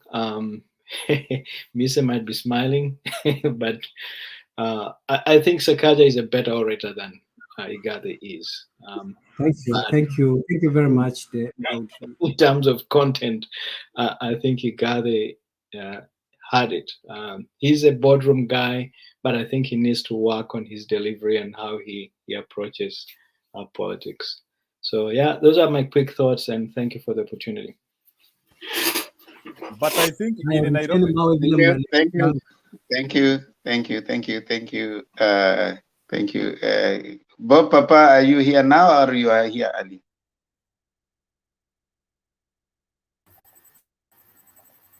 I was there for about 5 minutes and I disappeared. Njiru keeps adding people. Njiru, wacha kuadd people. We want to close the studio. Ama you want to stay here mpaka asubuhi? No. I've not handed anyone. Nilihurumia tu Bob. Umesikia? Oh. Bob, you should thank me. Bob ni watu wa kawaida. Bob, Mise, Adams. I think Julia added Bob to provoke Mise. It is intentional. Oh, Julia is trying to find her way back, but it's okay, Julia. Bob is gone. Oh, yani Julia unataka vita ya Mise na Bob eh? Aya, Bob tafadhali. You can say something so that we start our closing rounds. Thank you very much. There is somebody who's saying you have had your guy Mise here. The way is a disappointment. That's why hata ulimnyang'anya Julia. You know that kind of thinking cannot survive in some circles. Now, Bob in English. So don't be so sure what they're telling you. Flattery talks you everywhere. Now, let me just mention one thing about SAKAJA. Something annoys me, and I'm going to repeat it again. Why do Kenyans love mediocrity? One thing we all know that conmen have got are very fluent in language and precision, and Kenyans are continuing to entertain or trying to say that SAKAJA was sharp. I don't know, SAKAJA was what. The fact that you come late, 2, you come tipsy, and you're arrogant. That for me it's like a job interview. Why should you even? I wouldn't even listen to you, because already you have shown contempt to the people of Nairobi or the country at large, and you know Kenyans continue to give marks to SAKAJA. It is not because IGATHE is in Azimio, but there are basic things that a leader should never exhibit. That is, one is arrogance. You know, that tells me that Kenyans will get the same medicine if they are not careful. Same medicine that they got in 2017. That is Sonko in a suit. Because that tells you that SAKAJA, for me, is what the modern day youth call slaking. Is there for showbiz, is not there for work. Because he has demonstrated that he's not ready for leadership. And number two, he definitely would have more content about Nairobi, because he has been senator for the last 5 years. And in his five years, the fact that he has been vocal in Parliament with a few bills here and there, he has not delivered for the Nairobi people, because when things were going wrong, and even the vote for the Nairobi impeachment of the Nairobi governor, he abstained, and he tries to justify the abstinence of that vote, that it is also a way of not taking sides. You are supposed to take sides for the people of Nairobi. That one is not acceptable to me, because when you try to abstain, it's like you're trying to say, I don't want to be party to either side. That is fence sitting. So I will leave it at that, because I know so many people have spoken about SAKAJA, but for me, that fellow should have been shown the door immediately he landed. And then contempt. There is one thing that he has. He did not want, he took there's a certain question that he was being asked about his name. And then it was like he was trying to show contempt to that lady moderator. Then the purpose of asking that question was not about the name.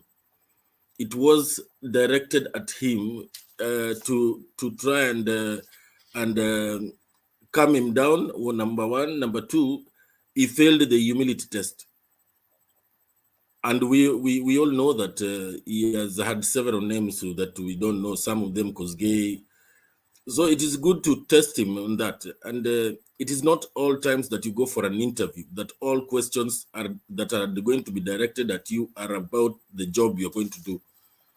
The interviewers can throw a question at you just to test your different traits. So let me leave it at that, and go back to Themba, please. Thank you. Thank you. I can see 2 hands up. I'll start with Robert, then back to Daudi. Yeah, thank you. I want to start crossing. I wanted to ask a question here, something I really wanted maybe someone to tell me. I know the Chief Justice came and said all the cases by Friday should end. So am I expecting judgment on SAKAJA, whether it's going to run or not? Because I know there was a case which was pending. That's all I wanted to find out. There was a question. The case was pending is going to be, I think the judgment is tomorrow. I mean, today. Kenya is already today, Papa. And there are also other cases that are consolidated that are SAKAJA related. And I think those ones also are going to be consolidated and be run through. I think I like if the Chief Justice actually said that they should be done away with by this week. I think that's a good guidance, because the other day we were saying, yeah, we should have some timeline for all these cases related to IEBC. Yeah, so we'll hear today probably, later on the first case, and then of course we hear all the consolidated. So it's possible they might say it's not qualified. Yeah, it can go either way. So that was not the case, right? The case in court was SAKAJA was not qualified. Okay. IEBC has already approved him because he gave his certificate. The the CUE certificate was not admitted in the case. So the judge is going to issue guidance from there, because the contention is that he doesn't have a degree certificate.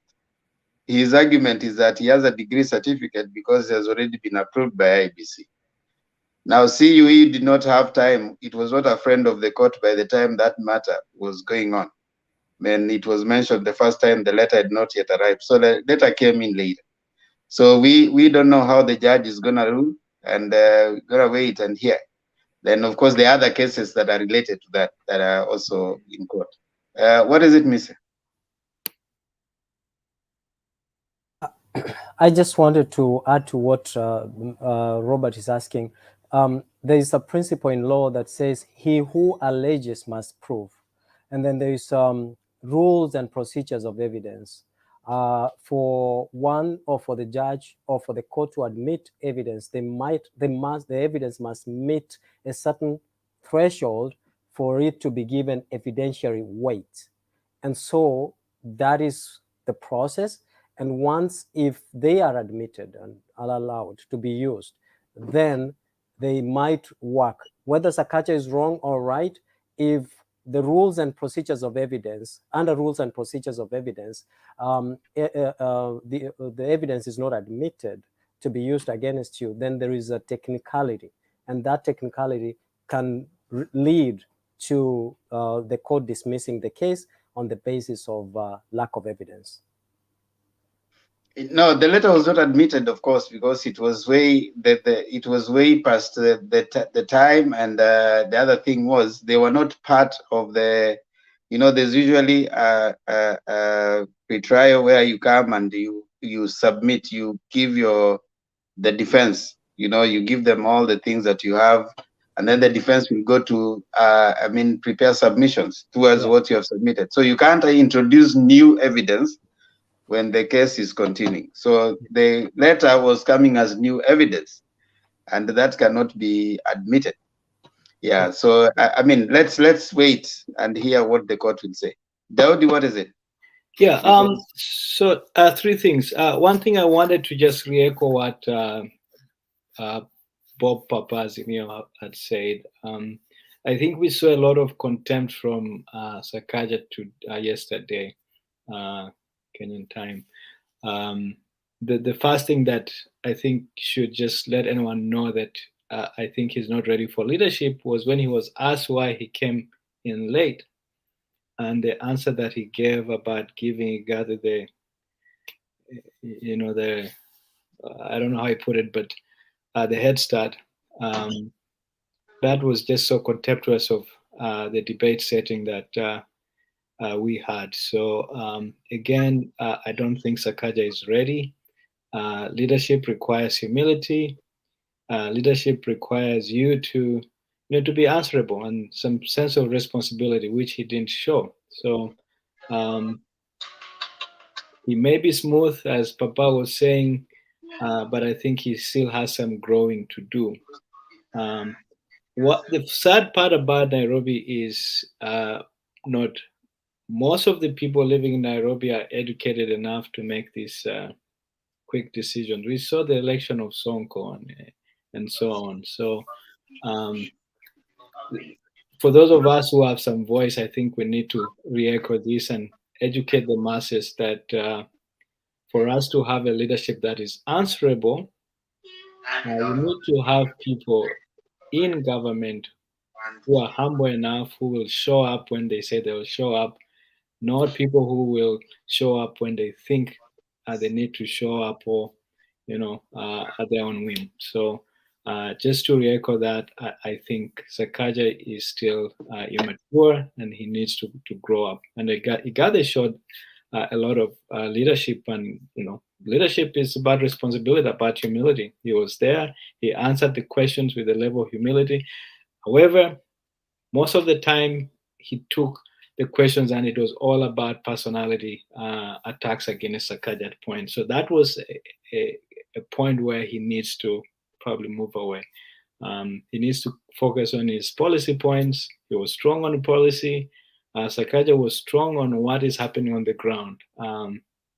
So I think IGATHE has to beef up his research on what is happening in Nairobi and understand Nairobi better. SAKAJA seemed to understand Nairobi better, but again, his quirks and just how he was, disrespectful to the setting and all that. So, and also about the court, I'm very happy about Mother Koome and the leadership she showed. Sometimes you have to just decide. In the US, I think, let's go back in the time when I think it was Al Gore and George Bush had that contestation of the elections. The court had to come down and say, well, we cannot continue with the litigation for longer than the Constitution provides in terms of timeline. So I think Martha Koome coming down and saying, well, Friday is the deadline, we'll have all the judgment done. That is also leadership from the court. So yeah, thank you so much. Thank you so much, Daudi. And I think that's where now we start taking our closing remarks. For all those who are joining us on the comment section, we really appreciate because you keep the conversation going. And we really appreciate every single comment that comes on. Keep the conversation going like kama kawaida. And we appreciate the panelists, Njiru, one of the moderators, and the other panelists, Julia, Adams, Mise, Bob, Papa, asanteni sana for keeping this going. And let's keep it that way. And of course, let's keep engaging. It's always a pleasure having this going on. And as kama kawaida, Mutembei TV is a place for all of us to just come and share. And I wish to say again and repeat, it's a place for you to come and share what you know and also learn from others what they know. And then we build each other. That's why we have this conversation.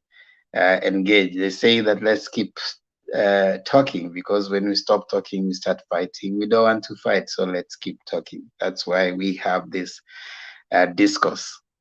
I know in Kenya it's already the next day. It starts every day from 9:30 East African time, and of course it goes up to around this time, earlier or later, plus or minus 1 hour. So thank you so much. It's only that we have Njiru today. He has allowed people to come in, but normally we start winding down. But thank you, Njiru, and thank you all the rest for coming on. I can see Eugene Adams in the comment section. I can see DA. I thought with Makiadi on vacation, you are part of the people there. Why are you coming here and you are supposed to be on vacation? Makiadi is not here until Friday or Saturday. So that way, we sometimes need to take a vacation. That's why tuko hapa. But at least tunaona DA hapa. Eugene Adams amerudi, Eugene akarudi, so inakaa hiyo holiday imeisha.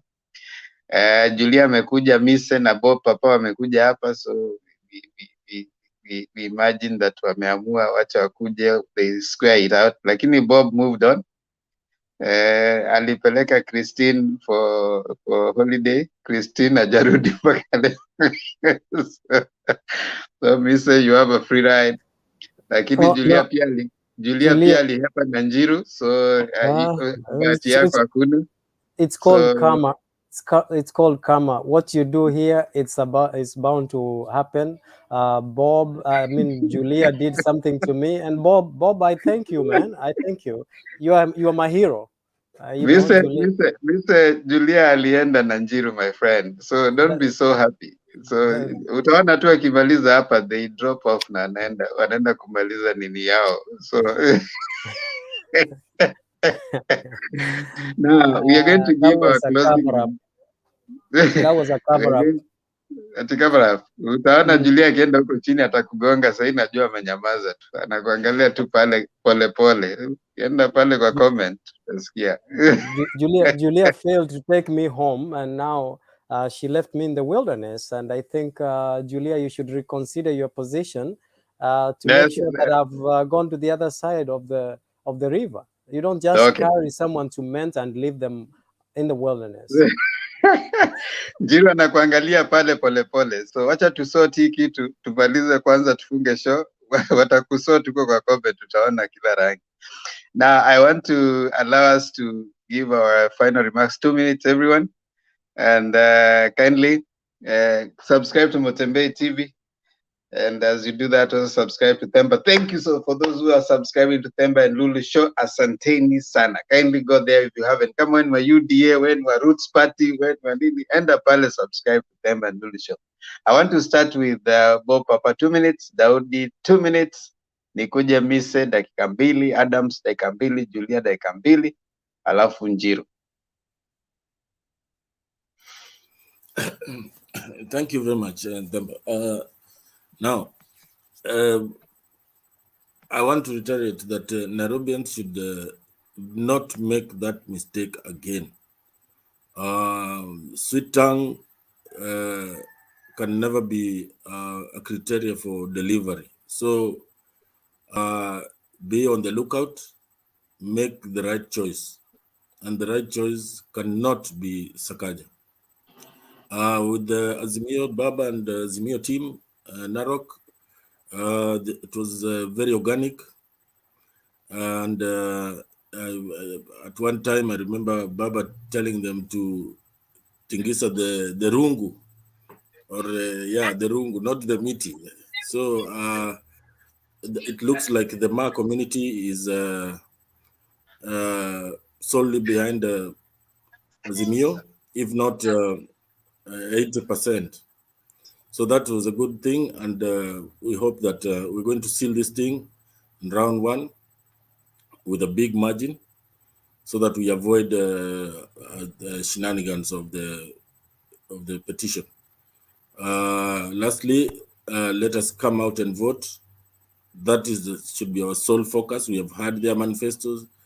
We have seen the leadership they have portrayed, the different camps, and only one camp stands out, which is Azimio. So let us come out and vote en masse and send thieves and conmen to oblivion, so that we can chart a new path for this country. Thank you. Yeah, thank you, Temper, for the opportunity. 3 things. One, I think we know who SAKAJA is. He needs no other mention. There are character traits that are lacking in him. We need to amplify that for those of us who can.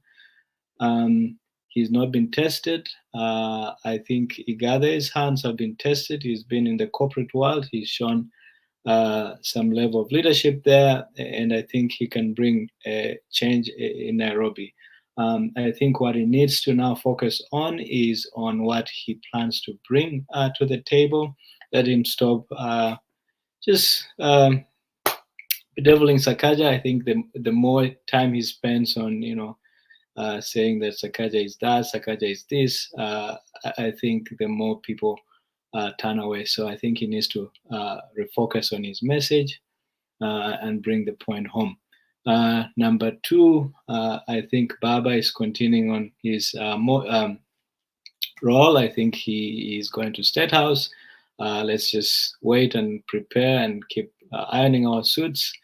10th of August, when it comes, we'll have Baba in State House. I think the train has left the station, and Ruto also realizes that.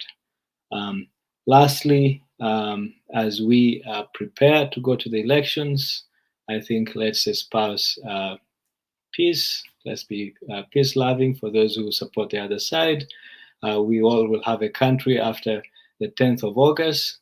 So let's not be hating to one another. Let's just continue being a peaceful community. Let's be countrymen who love each other and, want a better country after the 10th of August. It could be Ruto, it could be Baba. But as I see it, it's going to be Baba. So let's not fight. Let's not throw words that we'll regret to, look back and say, hey, I wish I hadn't said that. So those are my few words. And yeah, have a good night for those of you who are in the US. Have a good morning to those in Kenya. Mr.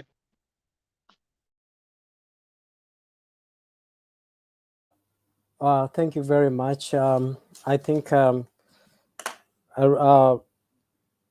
we want to thank you guys for spending time to come and share your knowledge.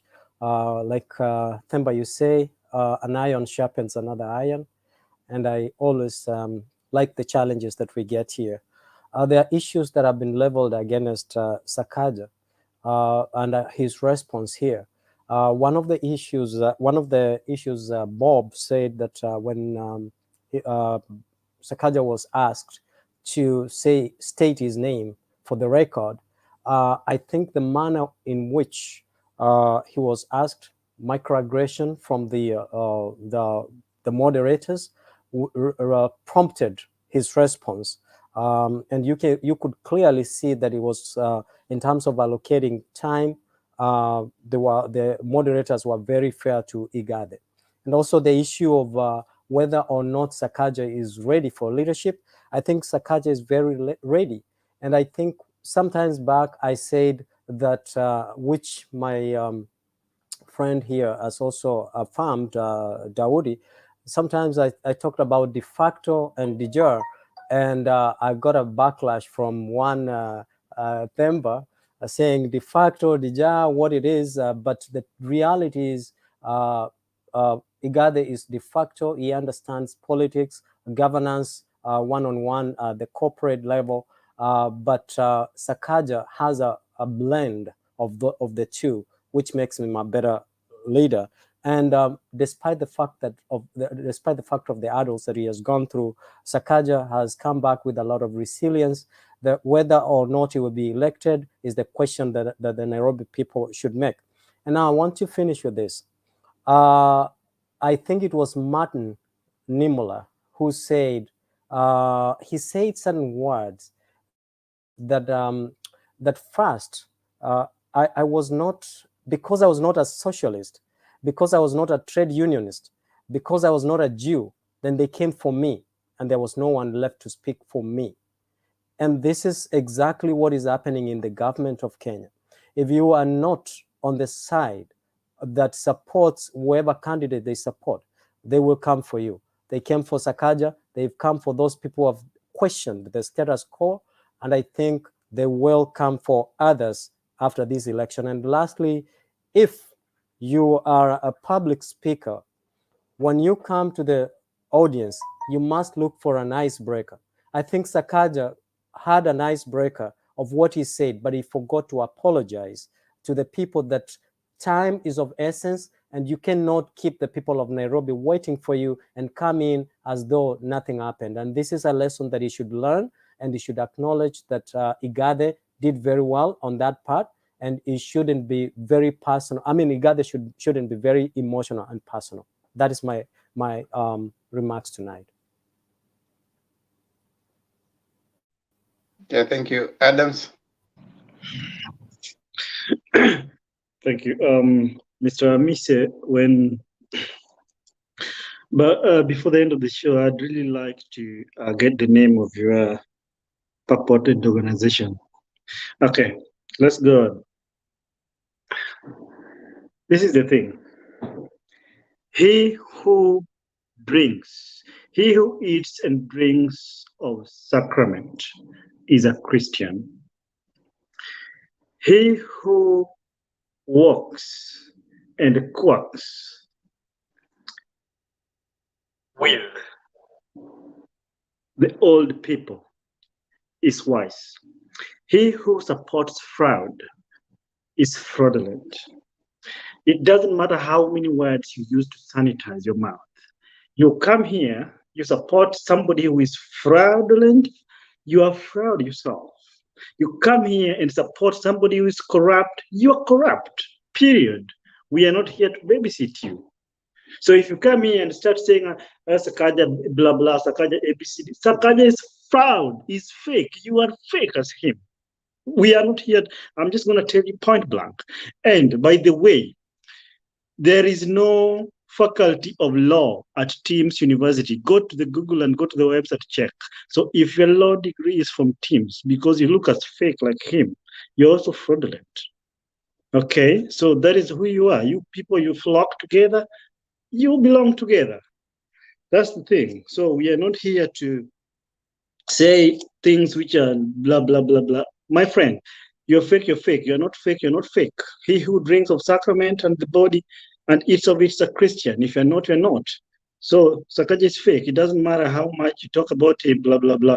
He remains who he is. That is what he is. And we are not going to sanitize anything, about it. Moving forward, number 2, the Azimio Brigade. A lot of you have spoken here, but I'm only worried about the comfortability. You people seem to be so much comfortable. I know we are ahead, but is my opinion again. We are ahead, but according to me, we are slightly ahead. We are not that very, very far away. We are slightly ahead. So there is still work to be done. I know it's only 28 days remaining or 27 days. I don't know. We still need to work. We need to work up to the very last moment to knock each and every door and window to come out and vote for the Azimio. Let's not be comfortable. That comfortability may confuse us. Never be comfortable. Finally, the day is coming, and I believe and I hope, it is my hope, that each and every one of us need to embrace. Like Themba, you said that, let me go back to the example that you gave, that Mise is the mirror to his village. I don't know the name of his village. You said that because of the way we hear you here, you represent, it was very evident that Mise represents his village. Okay, so wherever the village you represent, wherever the town, the city, the center, the beach, like me, I come from the lake, I represent maybe a beach. Wherever the village you come from, articulate issues that are not for today. Don't be so much blindfolded for today. Look at the future. Forge ahead, and generation to come after generation to come. Don't be so much selfish and consumed with the daily happenings and get blindfolded and start thinking that certain things, somebody is fine and doing right things because they are in a tie. They have good perfume, and because they're tall, dark, and handsome, and because they have dimples. No, integrity is the key issue. If you support them, you are like them. If you support their fake papers, your papers are fake. Thank you. God bless. Julia? Yes, Mr. I'm sorry, somebody says your papers are fake. I think we need to interrogate your papers, maybe in the next session. Now, to me, IGATHE was very articulate. Now, he represents integrity, and he has a proven track record having worked in the corporate world, because I think he has been trusted for resources in the corporate world. While SAKAJA represents mediocrity and impunity. That is why he came late. He had the audacity to come late. He did not apologize. And look at his mediocrity, that he had the audacity to use words like "ustubebe mayai mayai" in such a critical debate. Can you believe it? That's the candidate that Mr. Misa is representing here and really defending. Misa, I'm disappointed. So what were Nairobi, I think the difference was very big. It was like black and white. Kama usiku na mchana. You're not going to have such kind of people like SAKAJA for Nairobi. You can't try them. He's not been tested. The only record we have for SAKAJA is lying to us that he has a degree certificate. So I think he needs to go to school. For Baba, I think we need to appreciate that Baba is ahead. I think Baba is really ahead, Adams. I think he's doing at 60 right now. If you are to really consider the places that Baba has strongholds, even Nairobi, I think Baba is doing at about 55, because Ruto will not do as well as Uhuru in Nairobi. Now, for SAKAJA and IGATHE, I don't believe the opinion polls that describe SAKAJA and IGATHE. I think IGATHE is going to lead with about 51 plus, above there, because IGATHE is going to get support from Baba's supporters. And even if the lawyers, some lawyers in Nairobi decide to vote for SAKAJA, remember IGATHE comes from Murang'a, and I think there's a huge population of Murang'a people in Nairobi County. So if people are going to play tribal politics, first we have Baba's fanatics in fanatical following in Nairobi. And then we will have some tribal politicking in Nairobi with Murang'a people deciding that this is our person. So IGATHE still is going to get that thing. And with his proven track record, I think the Nairobi people are going to vote for IGATHE. They are not going to jump again from the frying pan into the fire. They know what they have gone through Sonko, and I don't think they can do it again. Otherwise, Wakenya wenzangu na waomba, don't listen to people like me. Said they are lost. I've been trying to preach to him so much. I think now I need to fast so that Mise may change, because I've really preached to this young man and I don't want to give up to the end so that he stops supporting mediocrity. But wengine wenzangu, najua mmenisikiza sana, na waomba mvuke sakafu kama bado mko pale mkijaribu kuamua, because the only person taking the thing here is Baba. He's getting it with a landslide. Asante Demba. Njiru. Yeah, ladies and gentlemen, we have come to the end of today. Let me appreciate the increase of political space in Kenya. Wale walizaliwa mbele yetu hawangeweza kupata nafasi kama hii ya kuinterrogate watu. I'm a bit surprised that vitu imeletwa karibu na macho yetu, yet people in the villages, wale hata ambao wana TV, they know SAKAJA is a fraud, but people like me who even have internet, they are not aware. Okay, sorry for that. So my conclusion is I want to talk about this race, where it is now going to. I tend to think 2022 race is an experience race. I tend to equate it to like Champions League. Saa zingine unakutanga ile timu imezoea kushinda vikombe sana kwa Champions League hawachezi sana. They just have a good technical team. They just have some 2-3 super subs. They have good players and that. So mimi naona hii uchaguzi ni it's an experience thing. I see it mirroring what happened in 2002, where an experienced Kibaki defeated an incumbent Ruto, Uhuru. So I see it as an experience race. I see now Baba is at a level whereby his experience is unmatched. So many people have confidence with him. So many things seem to be working for him, both naturally, artificially. His campaign seems to be good, organized, and oiled. He seems to have spontaneous support from everywhere. From the time when he launched the Azimio Brigade, he got a good deputy. His deputy has not turned to be a frustration. Mr. Ruto got his deputy. His deputy doesn't seem to add much.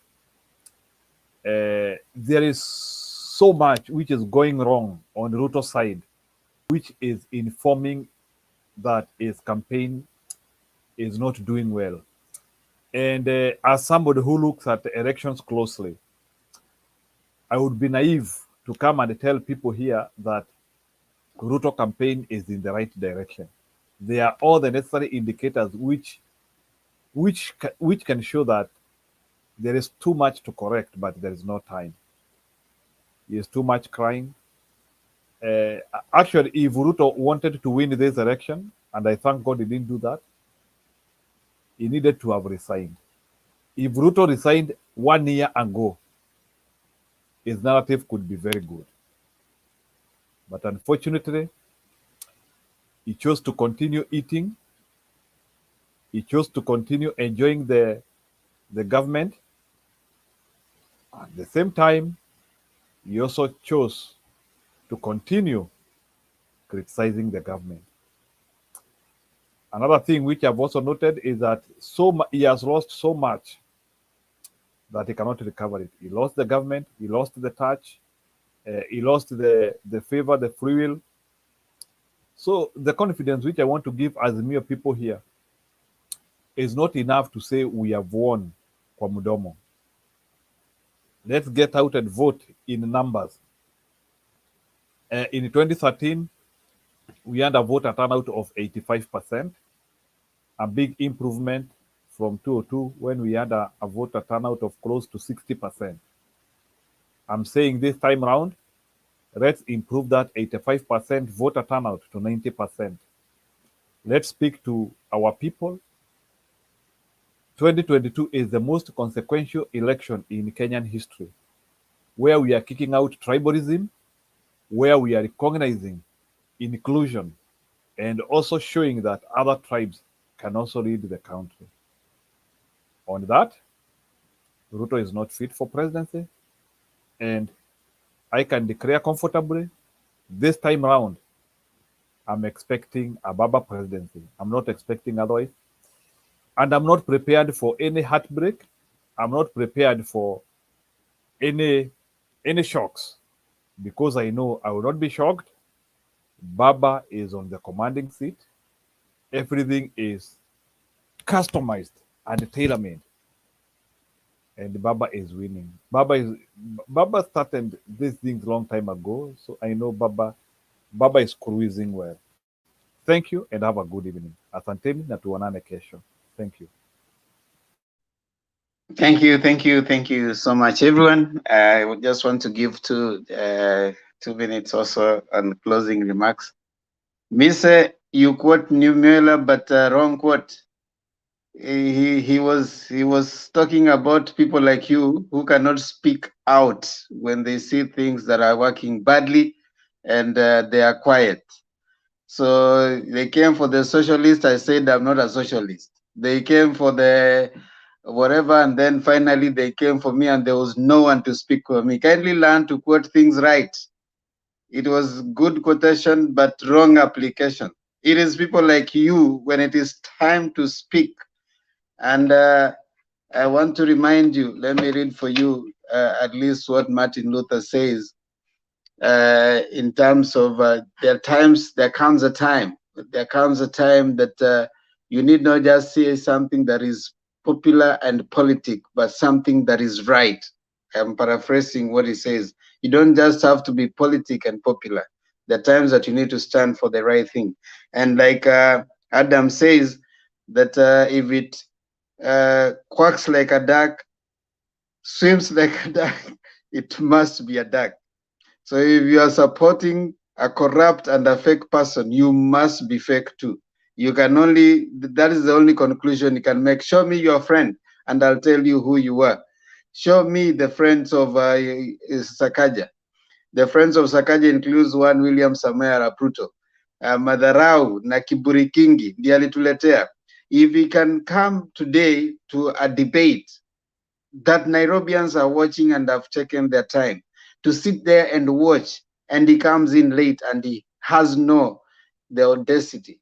He cannot even, he even comes and says that, I was just here waiting. I mean, that's the epitome of disdain and the condescending attitude that he has, and that's how he's approaching the seat. And that's how he's going to treat the Nairobians who are going to vote for him. By that alone, he doesn't deserve to be on that seat. If he hasn't taken it and is behaving like that, what will happen when he's there? When now he's on the seat, we want someone who is respectful and actually is very respectful and obeys the people, because It is the voter who is the master, not him. Right now, it is the voter. He needs to remember, because he seemed to have forgotten that he's going to act. The power that he's going to have is donated by the Nairobians, by the constitution. The sovereign power relies on the people. So you don't come up and show to the boss late. You'll be fired. If you show up late to your work, you'll be fired. If you go to an interview and you show up late, nobody will have time for you. So for that alone, we need to stand up and call it out. It is you and I who have the privilege of accessing internet. The people who are watching that whatever debate were people who can access internet, who do not have to think of, am I going to eat or am I going to buy bundles? Am I going to eat or am I going to buy whatever? That is someone who has gone to school. So these are people who are educated. So for you to think that you can treat people like that, I think that was a law for him.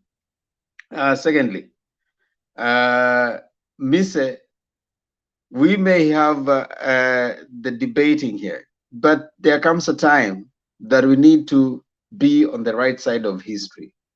We need to give guidance to the people watching us. SAKAJA has been a disappointment in all manner of ways. And I think he's not an example that you can use on how to get a degree. He's not an example that you can use on how to become a leader. Right now, not anymore. We probably would have said a different thing many years later. It's not just that he doesn't have a degree. Degree is not a measure of intelligence, but the fact that he can utter wrong documents, give varied interviews in different radio stations, TV stations interviews. The other day he was saying that he was embarrassed to go back and finish his degree at the university. While a few years ago he was saying that he has a degree from the university, he has a master's from the other universities and is educated. Now, which SAKAJA are we talking about? Now, if we can't tell who you are, there's a problem.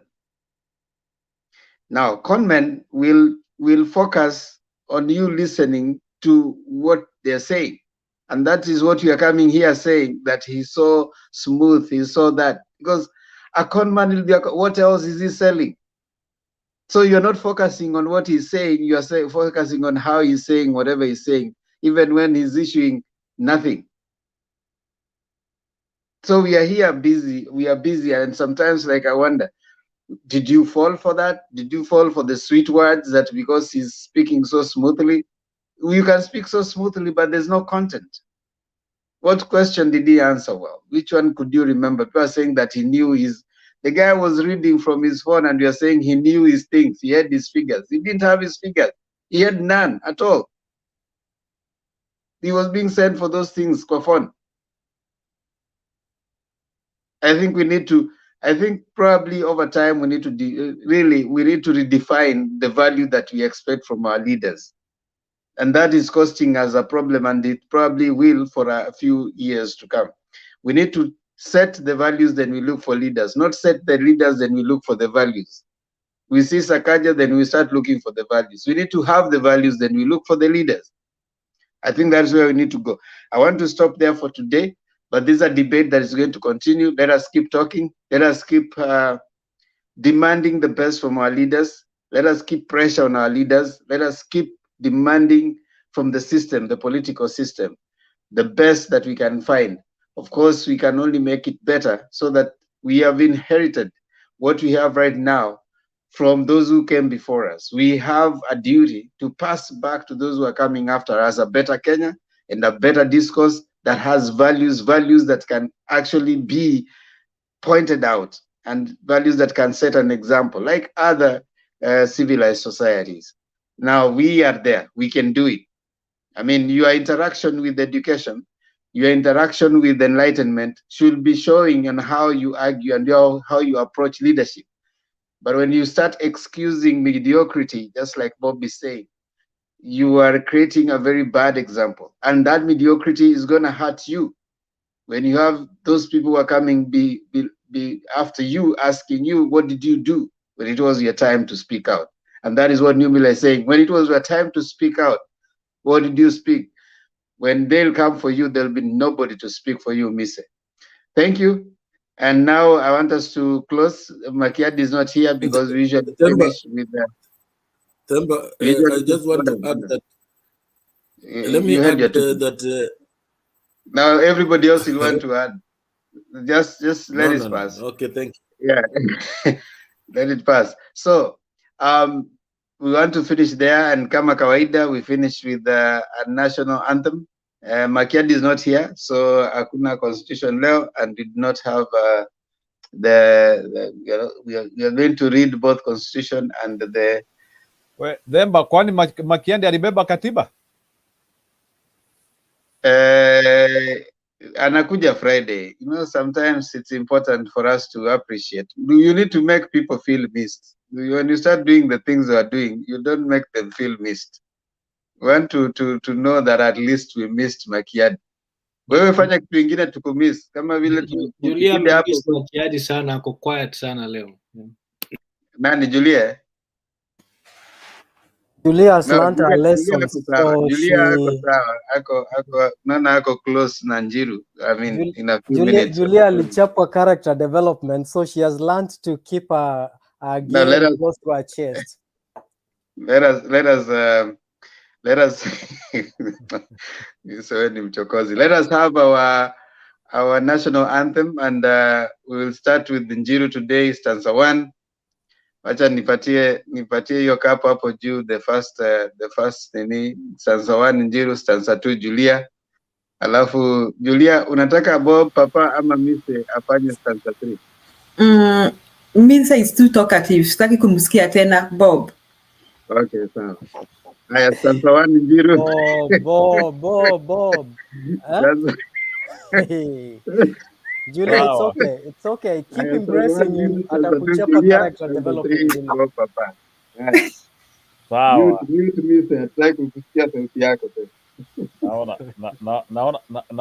Naona Themba pesa imemwagwa unimalize, lakini ni sawa. Okay. Mungu nguvu yetu, ilete baraka kwetu, haki hiwe ngao na mlinzi, tukae na amani.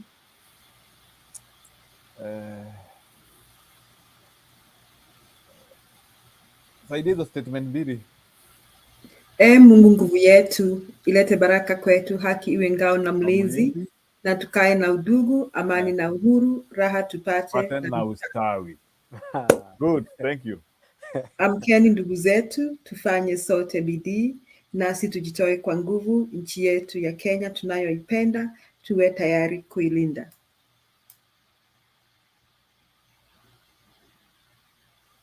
Mise ndiye anasema ya 3. Bob, asitaki kusikia Mise. Na tujenge taifa letu, ndio wajibu wetu. Kenya istahili heshima. Tuungane mikono pamoja kazini, kila siku tuwe na shukrani. Okay, asanteni sana. Kipindi cha nyimbo na hiyo ingine tunakuwa nayo kitarejelea wakati Makiadi atakuja hapa, ndio mjue vile umuhimu wa Makiadi. Asanteni sana kwa Mise kwa kuja. Asante sana Julia, asante Daudi, asante Bob, Papa, Adams na Njiru. Thank you so much. You did not acknowledge people at the comment section. And also, najua unataka ni acknowledge nani? Yufim Adams. I have acknowledged Yufim. and you did not notice that Adams alitingisha miti leo, ndio maana I was very aggressive in his Yufim and officially Yufim Otieno is no longer Yufim Otieno, she is Yufim Adams. So Yufim Adams, you acknowledge you. Mulienda vacation ukarudi kama umekuwa Yufim Adams, makofi. Najua Makiadi akirudi hapa watakuwa wametoka vacation, DA pia ata change jina, itakuwa DA Makiadi, we don't know. But we really appreciate. Hey, Adams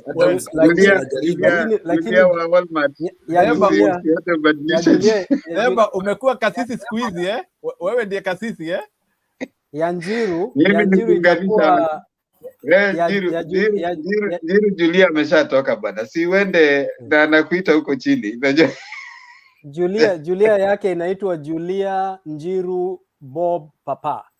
Julia ni Julia wa Walmart. Unajua kama vile anasemanga huko Mwangi wa Iria Kibandi wa Matangi. Julia ni Julia wa Walmart. Maina wa Makara. Maina wa Makara.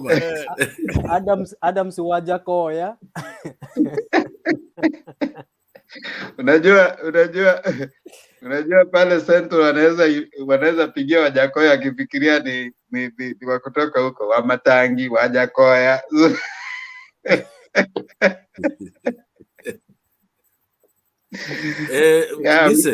Mise sasa itabidi tutaanza Mtembei Commission of Inquiry, manake hiyo credentials zako have now been put to question by Adams. Adams ameleta hoja. Adams, Adams sometimes gets overwhelmed and carried and fails to draw a line where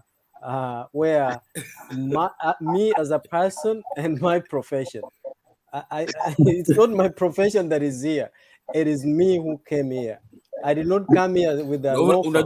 Wacha nikwambie Mise, hata Themba amesema ameguzia neno la conman. Mise, Themba ameguzia neno la conman. Unajua conman anakuanga na precision. Yaani anatoa maneno matamu tu ile watu wanameza na tumekuona hiyo kitu uko nayo. Lakini nimeshangaa sana Themba akisema kwamba show me your friend, Themba na Adams, and I'll show you your character. In 2007, William Ruto was a friend of Raila Odinga, and he was at the front fighting for Raila. So it means that was his character was Raila Odinga. Is the law applied backwards? Yeah. You're a lawyer. Is the law applied backwards? If you remember Trump no, said... No, a question is just as clear. Is the law applied backwards? There is something called sharp practice. So I don't know which one... Wait. If, for example, a constitution passes today, will you apply it backwards? There is sharp practice. Yeah. Go find that sharp Bob practice. Is a lawyer. You see this Bob here? We wacha yako ati OCP lolo. Hata huyu hapa ni lawyer. Ni sawa. It's not who is who.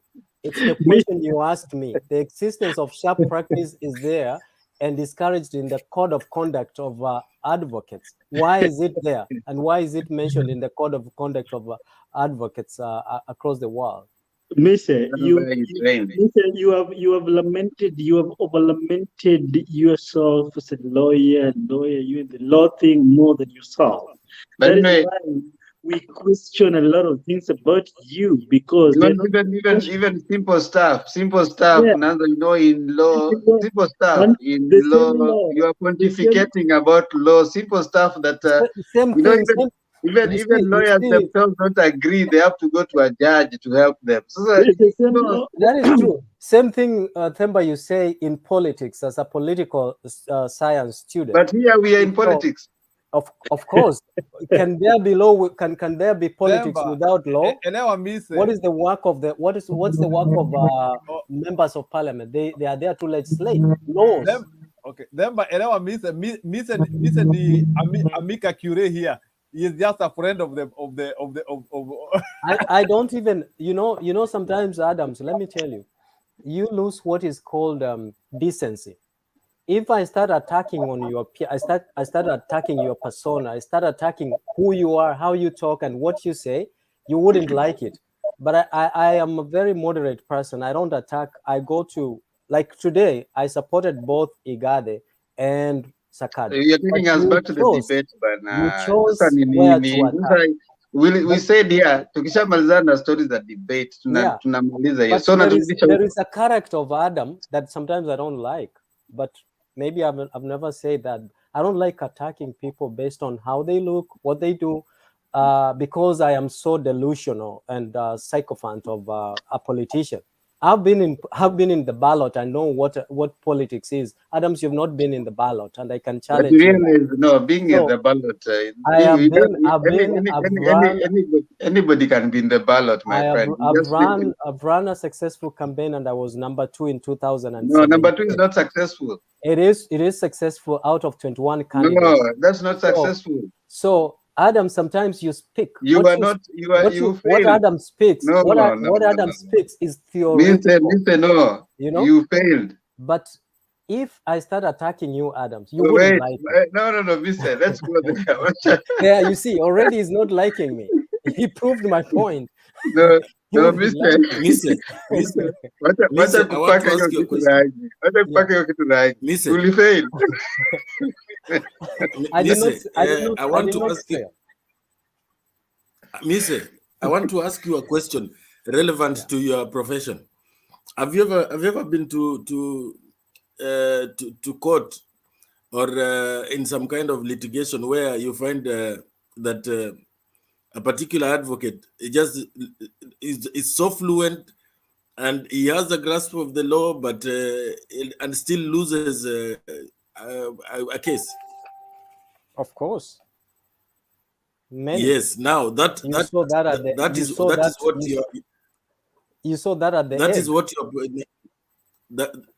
what your friend is. You know, conman, language term, lakini content zero. I think one. When you have no facts, you bang the table. Themba, let me tell you one point. One thing. I don't worship these politicians. I'm not delusional. I try to look at the points on both, and that is what I come. Nobody does. I don't worship no politician. I'm a political scientist. I think you are so delusioned. No, that's what you think. I mean, you're right. You're right. That's why I said. Yeah. I mean, you're right. And you can see in Patrick Lumumba, he joined the Kenya Anti-Corruption Commission, and he brought certain issues, but he was kicked out. For me, I'm all about the systems that work, systems that can. The system your candidate was advocating about. Mister, the question I'm asking you, and you need to get me right. But Themba, you need to bring. You need to. Okay. Let me finish my point. Right. I expect you. I don't have no issue with you supporting any side and anyone. But I have an issue when you seem to dilly-dally and be wishy-washy of matters that are of value. There are certain expectations. They say to him who much is given, much is expected. There are things you expect of someone of certain level of exposure. But there are others you expect of certain people that have certain level of exposure. So if you are exposed to a certain level, there are certain demands, that the society places on you. And it comes because of the position and the status where you are, right? That's why, as much as we know that pastors are human beings, but if you find a pastor in a certain compromising position, you'll judge him differently with the way you'll judge a lawyer and probably a banker. They're all human beings. But why do you have certain expectations from certain kind of people? Because of their status. So when I look at you and then the argument you're making, I find personally, that's why I say, in my view, I found it wanting. I would want you to support SAKAJA, but I don't want you to make a case and excuse certain things. So that's why it's called my opinion and my view. My view and opinion cannot be like yours. Then we wouldn't have a debate. You should be worried about yourself and the status where you are. No, that's why we have diversity. Have you read the comments down there? It's not only my view. You need to be reading the comments to see how people are commenting.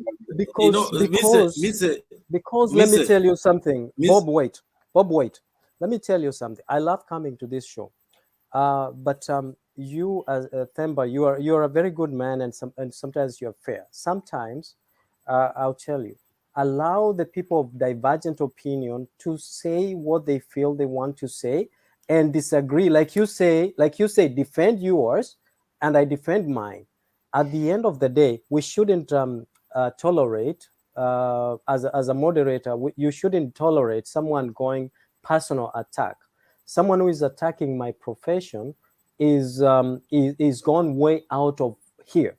The fact that you are a political scientist, it is only stupid and reckless for someone to come and say, Themba, because you hold a different opinion, then they say you are not qualified, or we don't know if you, anyways, you are a political scientist. You should give us that guidance as a moderator. And because you do that, but sometimes you let people who are so delusional to lose respect for the panelists.